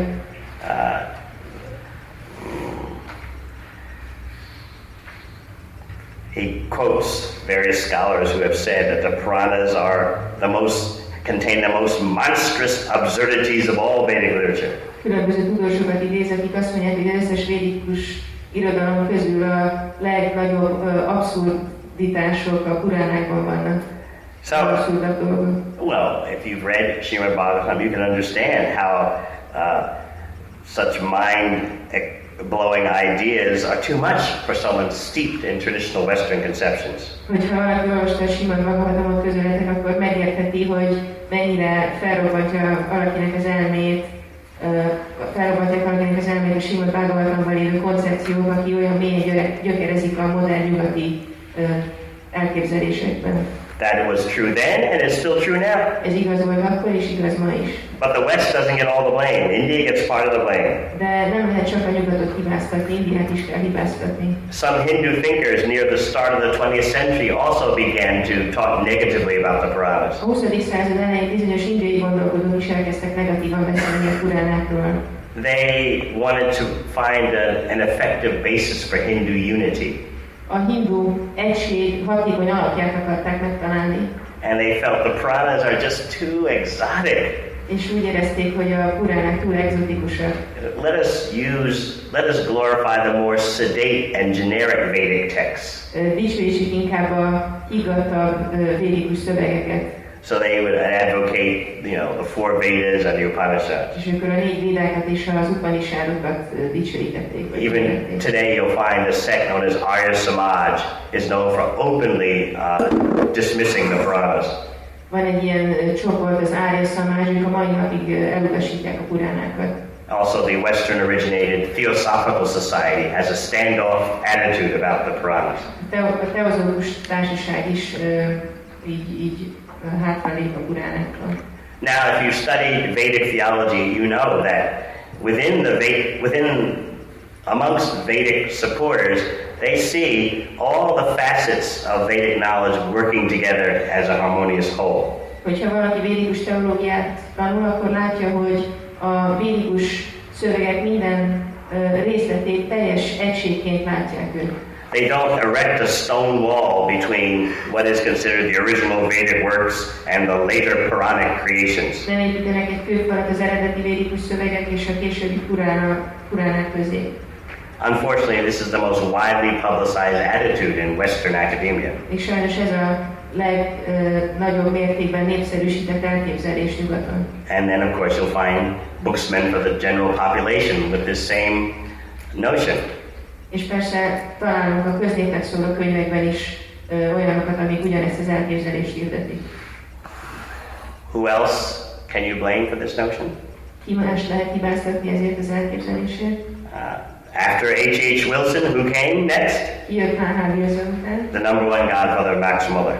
Az első számú keresztapa Max Muller. After H.H. Wilson dismissed the Puranas, Max Muller followed and closed the door tight. Miután H.H. Wilson elutasította a Puránákat, Max Muller követte a lábnyomait és szorosan bezárta az ajtót. And he said, just completely discard the Puranas. And they have no connection to the early period of Vedic literature. De csak teljesen vessétek el a Puránákat, semmi kapcsolatuk nincs a korai védikus írásokhoz. He said this is true of Mahabharata and Ramayana, and even more true of the Puranas. Azt mondta, hogy ez igaz a Mahabharata és a Rámájára, és még inkább igaz a Puránákra. Now, what does Ludo Rocher say about this wall put up between the four Vedas, Upanishads, and the Puranas. Itt van Buddha Roser a fallal kapcsolatban, amit a 4 védák és a Puránák közé építette. He doesn't give an opinion himself, but at least he recognizes that people who are part of the Vedic tradition completely uphold the fidelity of the Puranas and refuse to divorce them from the Vedas. Saját véleményt nem alkot, de felismeri azt, hogy a védikus értelmiségiek mindannyian elfogadják a Puránák valóságát és hitelességét. And refuses to divorce the Puranas in any way from the Vedas. És semmilyen módon nem akarja elválasztani a Puránákat a Védáktól. In fact, he says that they see, Vedic intellectuals see the Puranas as natural continuations and developments of the four Vedas. És azt mondja, hogy a védikus értelmiségiek a Puránákat a 4 Véda folyamatos folytatásának látják. And he said they see the Puranas as essential companions for correct understanding of the four Vedas. És nagyon fontosnak tartják őket, sőt nélkülözhetetlennek a 4 Véda megértéséhez. So that is the world's number one authority on the Puranas. Ezt mondja a Puránákkal kapcsolatos első számú tekintély, szaktekintély. Is very important for our work because he says that the general consensus of those within the Vedic system, Vedic intellectuals, do not reject the Puranas. Nagyon fontos, hogy azt mondja, hogy a védikus értelmiségek nem utasítják el a Puránákat. And see the Puranas as complementing and explaining the four Vedas. És úgy látják, hogy a Puránák kiegészítik és magyarázzák a 4 Védát. See, what happens is so many Indologists, they say, oh, you're not really Vedic, you're into the Puranas. Tehát annyi értelmiségi mondja azt, hogy hát, ti nem vagytok igazából védikusok, titeket a Puránák érdekelnek. It's not only our opinion that the Puranas are something else, but most Vedic intellectuals in India think the same way. Nem csak mi mondjuk, hogy a Puránák egy másik kategória, hanem a védikus értelmiségiek is ezt mondják Indiában. And then what's the next step? És mi a következő lépés? You're following a recently developed cult. Egy újonnan kitalált szektát követtek. But now you have the number one authority in the world on the Puranas saying otherwise. De itt van az első számú szaktekintély a Puránákkal kapcsolatban, akinek más a véleménye. So as I said before, Indologists always mention Rocher's name, but they never read him. Tehát ahogy említettem, az indológusok gyakran említik Rochernek a nevét, de sosem olvasnak tőle. Okay, now here's another surprising thing. Itt van egy másik megdöbbentő dolog. Vedic sympathizers aren't the only ones to think that Puranic knowledge existed deep in the uncharted past. A védákkal szimpatizálók nem az egyetlenek, akik azt gondolják, hogy a Puránák már az ősi időkben is léteztek. Rocher's study of the Puranas surprises us by pointing out that many modern scholars believe Rocher tanulmányai kijelentik, hogy sok modern tudós azt gondolja, that lost in antiquity is an original singular Purana. Hogy az ősi időkben létezett egy eredeti egyetlen Purána, known as the Purana Veda. Amit úgy hívtak, hogy a Purana Veda. Indologists, they sometimes use the Germanized term Ur Purana. A tudósok néha ezt a német kifejezést használják, hogy Ur Purana. The original Purana. Az eredeti Purana. So what does Rocher, the greatest authority in the Puranas in the academic world, point out about this? Mit mond ezzel kapcsolatban Rocher, aki az első számú szaktekintély a tudományos világban? He says, amazingly, a main opinion of modern scholars actually comes quite close to the Puranic version of the Puranas. Azt mondja, hogy megdöbbentő módon a modern tudósoknak ez a véleménye nagyon közel áll a maguknak a Puránáknak a véleményéhez. You've read Srimad Bhagavatam, you know the part where Vyasadeva divided the Vedic literature. Olvassátok a Srimad Bhagavatamot, és azt a részt, amikor Vyasadeva felosztotta a védikus írásokat. So amazingly, many scholars actually believe that there's an original Purana Veda, and from that one Purana Veda came the many different Puranas we recognize today. Tehát sokan gondolják azt, hogy létezett egy eredeti Purana Véda, amiből származik az a sok szentírás, amit ma ismerünk. The Bhagavatam talks about the fifth Veda. A Bhagavatam beszél az 5. Védáról. Chandogya Upanishad talks about the fifth Veda. A Chandogya Upanishad beszél az 5. Védáról. So without knowing it, Indologists many of them are actually agreeing with what the Bhagavatam says. Tehát anélkül, hogy tudnák, sokan egyetértenek azzal, amit a Bhagavatam mond. Okay. Now there is a difference, a huge difference between Bhagavatam and Rig Veda. Nagy különbség van a Bhagavatam és a Rig Veda között. When you deal with the Puranas, you're trying to grasp knowledge, not linguistic perfection of transmission. Amikor a Puránákkal foglalkozik valaki, akkor a tudással foglalkozik, nem pedig a nyelvészeti tökéletességgel. The Rig Veda is famous for its impeccable tradition of fidelity in the syllables passed down over thousands of years. A Rig Veda arról híres, hogy nagyon pontosan adja át a különböző szótagjait sok ezer éven keresztül. The Bhagavatam is not like that. A Bhagavatam nem ilyen. See, the Rig Veda is a ritualistic source book. A Rig Veda az a rituálisoknak a forráskönyve. You may know one mispronunciation of a syllable and the whole yajna, the whole sacrifice is spoiled. Hogyha egyetlen szótagot rosszul ejtenek ki, akkor az egész áldozat hiába való. So the Rig Veda demands an absolute rigor in transmission of the language. Tehát a Rig Veda megköveteli azt, hogy teljesen hibátlanul adják át a nyelvet. Puranic literature is not like that. A puránikus írások nem ilyenek. More important than the minute details of communication is the purport. A kommunikáció apró részleteinél fontosabb a magyarázat. The Puranas stress the original clarity of the purport. A Puránák a magyarázat világosságát hangsúlyozzák. Therefore, no one boasts that every syllable of the Puranas is exactly the way it was thousands of years ago. Ezért senki sem dicsekszik azzal, hogy a Puránáknak minden egyes apró részlete pontosan olyan, hogy az több ezer évvel ezelőtt volt. For the Puranas, the clarity of the purport is important. A Puránák szempontjából a magyarázat tisztasága fontos, világossága.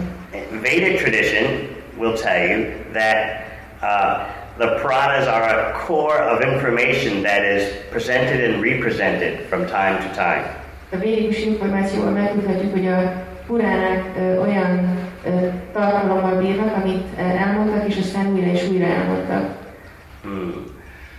Just like in the Bhagavatam, you'll read Shukadeva Goswami made his presentation, Sutta Goswami was in the audience, then he made his presentation. Mint ahogy a Bhagavatamban olvashatjuk, hogy először Shukadeva Goswami beszélt, és akkor Sutta Goswami hallott tőle, és aztán ő elmondta. So this is a difference, a major difference. Ez egy nagy különbség. You will find mention of the Puranas in the four Vedas. Említik a Puránákat a 4 Védában. This is another objection that people will make. Ez egy másik ellenvetés az embereknek. The four Vedas are original and the Puranas are later, and there's no reference in the four Vedas to the Puranas. A 4 Véda eredeti és a Puránák későbbiek, és a Védák nem utalnak a Puránákra. It's completely untrue. Ez nem igaz. I won't go into the details now about that. You've probably studied it in other classes. Nem megyek ennek a részleteiben, erről biztos hallotok más órákon. Okay, now we're going to move to the topic of the Puranas originating from sectarianism in India. Most pedig arról a témáról fogunk beszélni, hogy a Puránák az indiai szektarianizmusból származnak. The title of this discussion is called Let's Make a Sect. Ennek a témának az a címe, hogy csináljunk egy szektát. So, there is a notion that the Puranas were created in the first millennium AD. Van egy ilyen vélemény, hogy a Puránák az első évezredben jöttek létre. By the Brahmanas who saw they were losing their monopoly. És a brahmanák hozták létre, úgy látták, hogy kezdik elveszíteni a monopóliumukat. And so they wanted to establish the supremacy of their particular sect. És a saját csoportjuknak a felsőbbrendűségét akarták megerősíteni. Because the so-called real period of the four Vedas and Upanishads had ended. Mert a 4 Véda és Upanishadok időszaka azt mondták, hogy véget ért. So now there was a battle amongst rival priests representing various sects. És most a különböző csoportokat képviselő papok között csata folyt. Some champion Krishna, the Hindu forest love god. Volt, akik a hindu erdei szerelemistennőt dicsőítették. Others supported Shiva, the Hindu god of ghosts. Mások Shivát, a hindu szellemistenét. Others chose Durga. Mások Durgát választották. So the whole point is, according to this misunderstanding, the Puranas were the product of the priests trying to establish their sect as supreme. Tehát a félreértés szerint a Puránák csak annak a termékei, hogy a bráhmanák próbálták magukat felsőbbrendű helyzetben. And from their sectarian efforts at the beginning of the first millennium come the modern Hindu sects we know about today. És az ő szektáriánus erőfeszítéseiből származnak a modern hindu szekták, amiket ma ismerünk. Sometimes quite often you can hear this notion. Elég gyakran hallani ezt a véleményt. Now, I hope that you've developed a sixth sense by now. Remélem, hogy mostanra kifejlődött a hatodik érzéketek. As soon as you hear any popular notion today about Indology, what alarm bell in your mind should go off? Hogyha hallottok modern indológusokról manapság, akkor milyen vészcsengőnek kell megszólalni a fejetekben? Follow the trail back to the first European Indologist. Kövessétek vissza a nyomot az első európai indológushoz. Particularly follow the trail back to London. Kövessétek a nyomot vissza Londonban. Yes. All of these notions come out of the first British Indologist. Ezek az elképzelések mind az első angol indológustól származnak. Who was the first one to brand the Puranas as sect material? Ki volt az első, aki úgy bélyegezte meg a puránákat, hogy szekta anyag? H.H. Wilson. H.H. Wilson. He's the one who came up with the evil priest theory. Ő állt elő az ördögi papság elmélettel. So the world's recognized #1 Purana expert, Ludo Rocher, he did a whole study of this situation. Ludo Rocher, aki a világ legelismertebb első számú purána szaktekintélye, tanulmányozta ezt a kérdést. I won't give you all the details. Nem mondom el az összes részletet. But he presents the trail of the so-called sectarian Puranas notion from Wilson all the way up to the 20th century. De Wilsontól végigköveti ezt a szektás puráni elképzelést a 20. századig. He quotes from book after book, scholar after scholar, generation after generation. Megmutatja, így idézi az egyik könyvet a másik után, az egyik tudóst a másik után, generációról generációra. And so if you get books about India today, you'll find the same notion. Úgyhogy ha Indiával kapcsolatos könyvkéről kezdetek a manapság, akkor ugyanezt az elképzelést találjátok meg benne. So it's very important for us to be able to show that this idea is a complete concoction. Nagyon fontos a számunkra, hogy meg tudjuk mutatni, hogy ez az elképzelés egy teljes kitaláció. And Ludo Rocher's work verifies that. És ezt Ludo Rocher munkája igazolja. It's a concoction that originated with the British, particularly H.H. Wilson. Kitaláció, aminek az eredete az angolok, és konkrétan pedig H.H. Wilson. And Rocher shows how one scholar repeats it, and then the next scholar quotes that scholar, the next scholar quotes that scholar, and on you go up into the 20th century. És Rocher megmutatja, hogy megy ez, hogy az egyik tudós idézi a másikat, akit idéz egy következő, és így megy ez a 20. századig. The only one who dissented in the 19th century was Vance Kennedy. Even though he was a heavyweight, gradually he faded. Az egyetlen, aki eltért tőlük a 20. században, az Vance Kennedy volt, de aztán ő is elhalványult. Annak ellenére, hogy nehéz súlyú volt. Let me give you some proof about the current existence of this speculation. Hogy mondjak nektek néhány bizonyítékot arra, hogy ez a spekuláció mai napig létezik. That the Puranas are development of recent sects. Hogy a puránák új keletű szektáknak az eredményei. Right now, you can go get the Penguin Encyclopedia of Classical Civilizations. Van ez a Penguin Encyclopedia a klasszikus civilizációkról.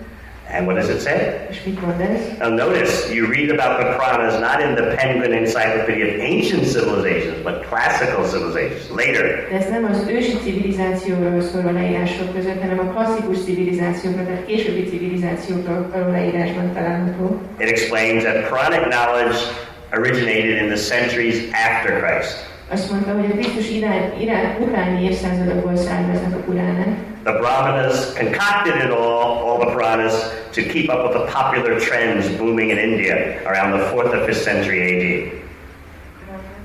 Concocted all the Purana knowledge. Ki ezt a puránikus tudást. To maintain their position amongst the population. Az emberek között. They were being very innovative. Oh, this is what the people want. Okay, let's make a Purana. Nagyon innovatívak voltak. Erre van szükség az embereknek, csináljuk Puránát. And we'll be the priests of the particular cult that we're making. És akkor mi leszünk a papjai annak a szektának, amit létrehozunk. So, do the few scholars who specialize in the Puranas do they still accept this recent sect theory? Ezt az új keletű szekta elméletet kevés tudós fogadja el. No. Ez igaz, nem? You'll never know that from your studies at school. Az iskolai tanulmányitokból ezt sosem fogjátok megtudni. What does Rocher say? Mit mond Rocher? He said, among current Purana specialists, this recent sect notion is not accepted. A jelenlegi Purána specialisták nem fogadják el ezt a Purána szekta alkotást. All right, now that we've made a sect, let's make a date. Most, hogy már szektát csináltunk, csináljuk hozzá egy dátumot. When did the Puranas originate? Mikorról származnak a Puránák?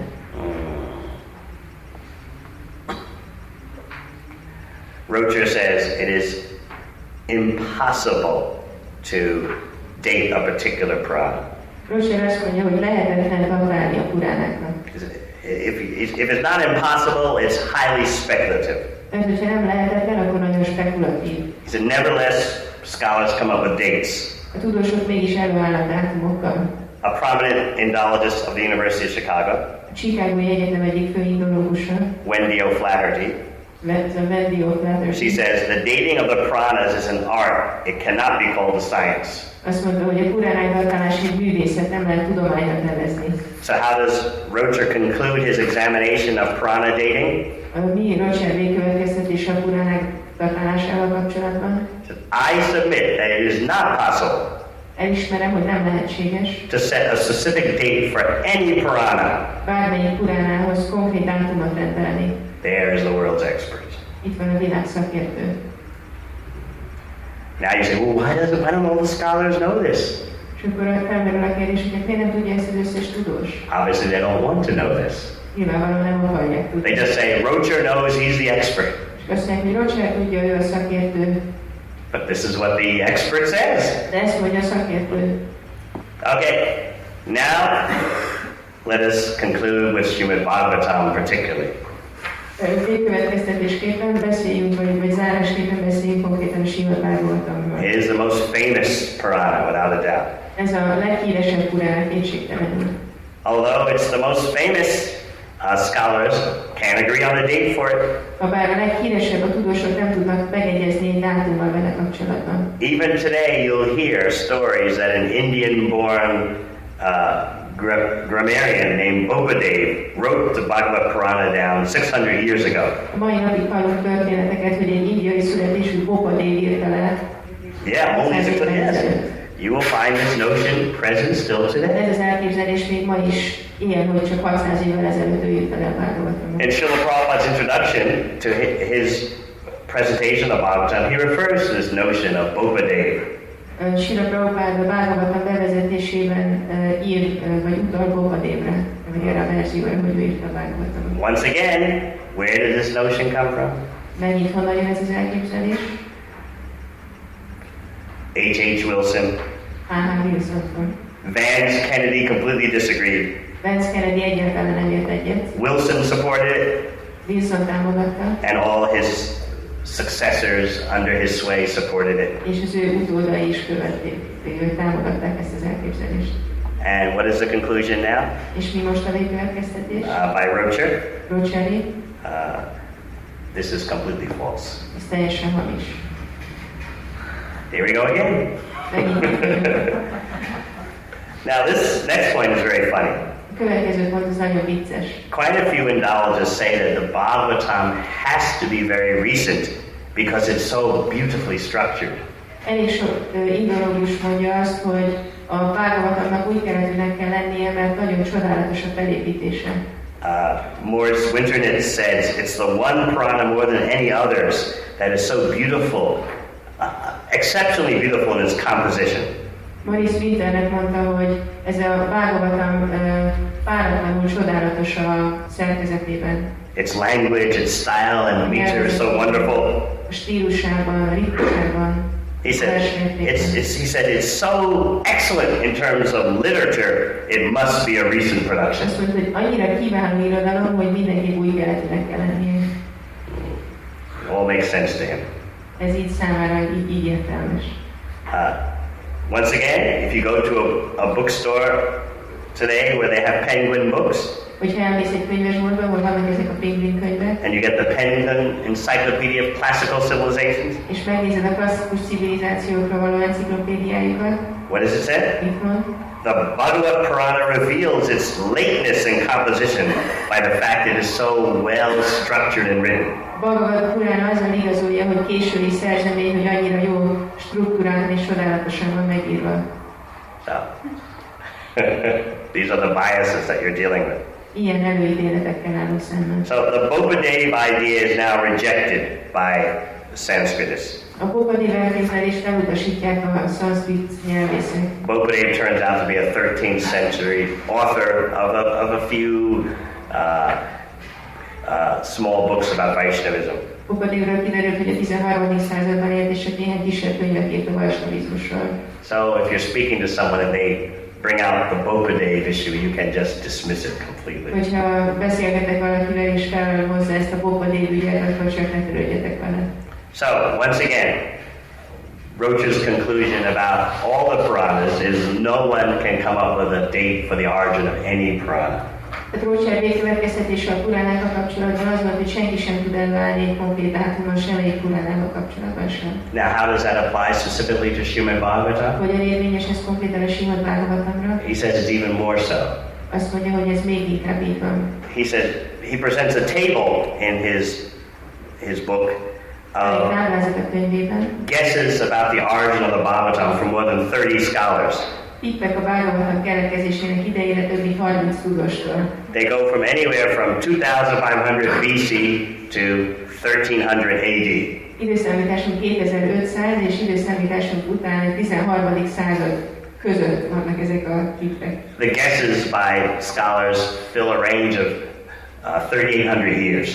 Tehát a tudósok 3800 évben belül teszik valahova. So Rocha says this demonstrates that no one knows what they're talking about. Rocha azt mondja, hogy ez bemutatja azt, hogy senkinek sincs fogalma arról, hogy miről beszél. So that is what the number one Purana expert in the world says. Ezt mondja az első számú Purána szakértő.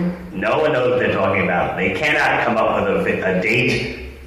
Senki sem tudja, hogy miről beszél, senki sem tud előállni egy dátummal. The myth about the Bhagavatam coming from being a product of a recent sect in India is totally false. Az az elképzelés, hogy a Purána indiai szekta eredetű, ez teljesen hamis. The myth that most Vedic intellectuals in India don't appreciate Bhagavatam and they see it as separate from the four Vedas, that's false. Az a mitosz, hogy a védikus értelmiségiek nem értékelik a Bhagavatamot, és külön választják a védikus írásoktól, ez is hamis. And the myth of Bopadev is false. És a Bopadev mitosz is hamis. So, if you know these things, you'll not be disturbed when anyone complains about the Bhagavad Purana. Hogyha ezeket a dolgokat tudjátok, akkor semmi sem fog zavarni benneteket, amikor valaki furcsa dolgokat mond a Bhagavatam Puránával kapcsolatban. And I can assure you that on this point, you will know more than 99% of Indologists.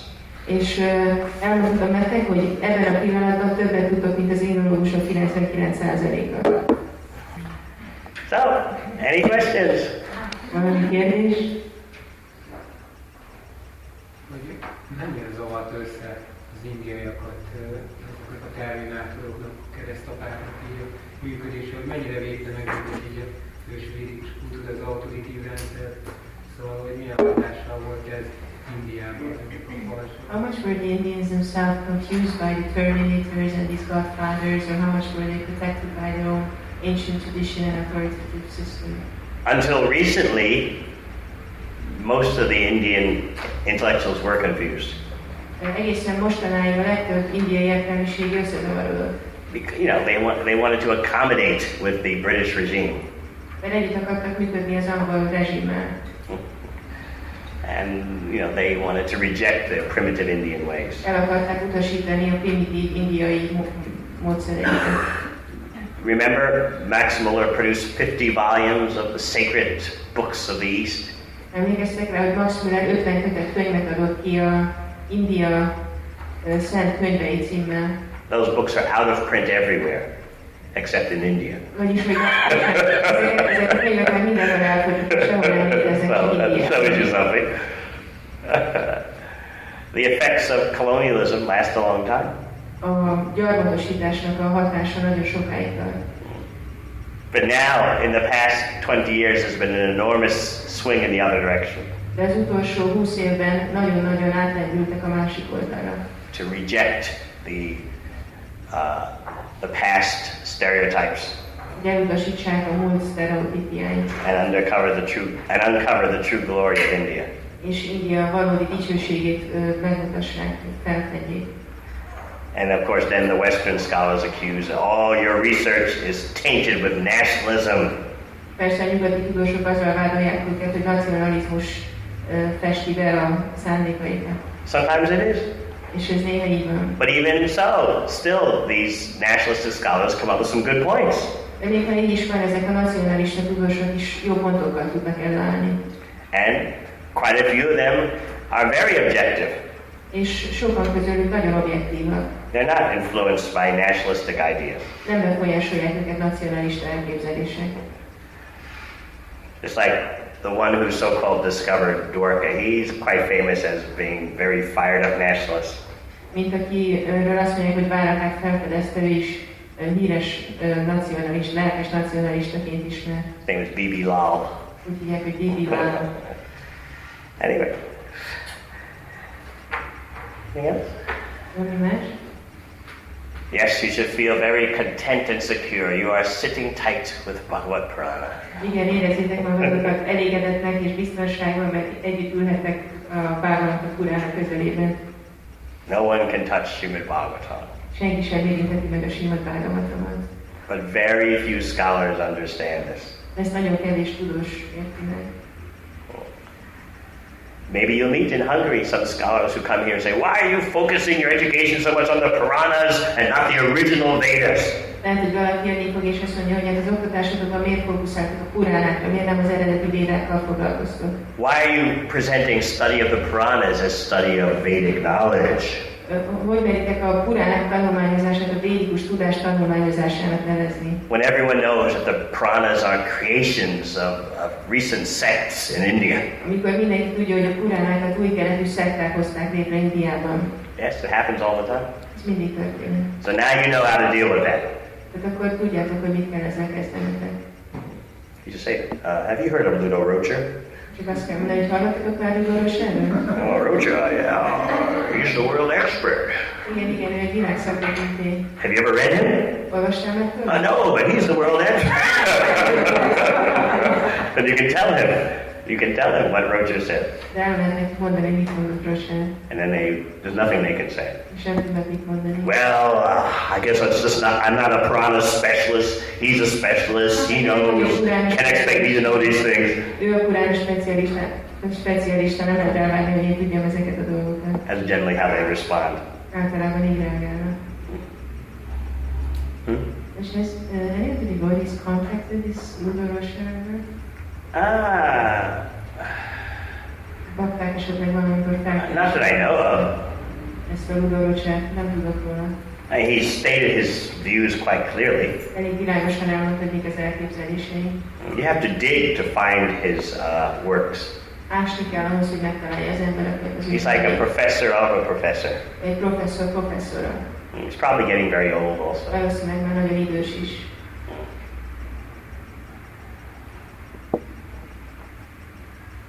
And it's the most difficult field, studying Puranas, because there's so many. Terület a Puránák tanulmányozása, mert olyan sok van. It's much easier to specialize in Rig Veda. Sokkal könnyebb a Rig Védára specializálni. Get your reputation in that way. És akkor itt hírneved lesz.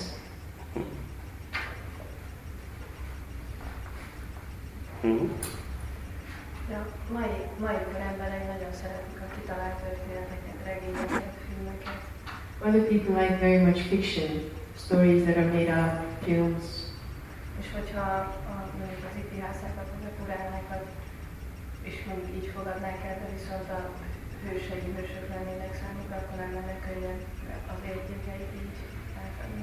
Even if they would accept the itihasas and the stories of the Puranas in such a way, wouldn't it be easier for them to be able to relate to the values there and accept those values that are carried by them? Yeah, well, of course it would be easier, but that's what they don't want. Persze, hogy könnyebben, de pont ezt nem akarják. They don't want those values. Nem akarják ezeket az értékeket. Yeah, but it's all mythology. Ezért ez mind mitológia. Draupadi being chased. Draupadi erényes. People don't even use that word anymore in English. I don't know about Hungarian. Angliában már nem is használják ezt a szót, nem tudom, hogy Magyarországon. Really? In Hungarian, do people use that word? Chaste? Magyarul használják ezt a szót, hogy valaki erényes? Huh? Sometimes. Yes. In New Zealand, a class of high school girls, they came to our center. Új-Zélandban középiskolás lányok eljöttek a központunkba. And I asked them, have you ever heard the word chaste? Megkérdeztem tőlük, hogy hallottatok valaha ezt a szót, hogy erényes? They'll scratch. Chaste? What's that?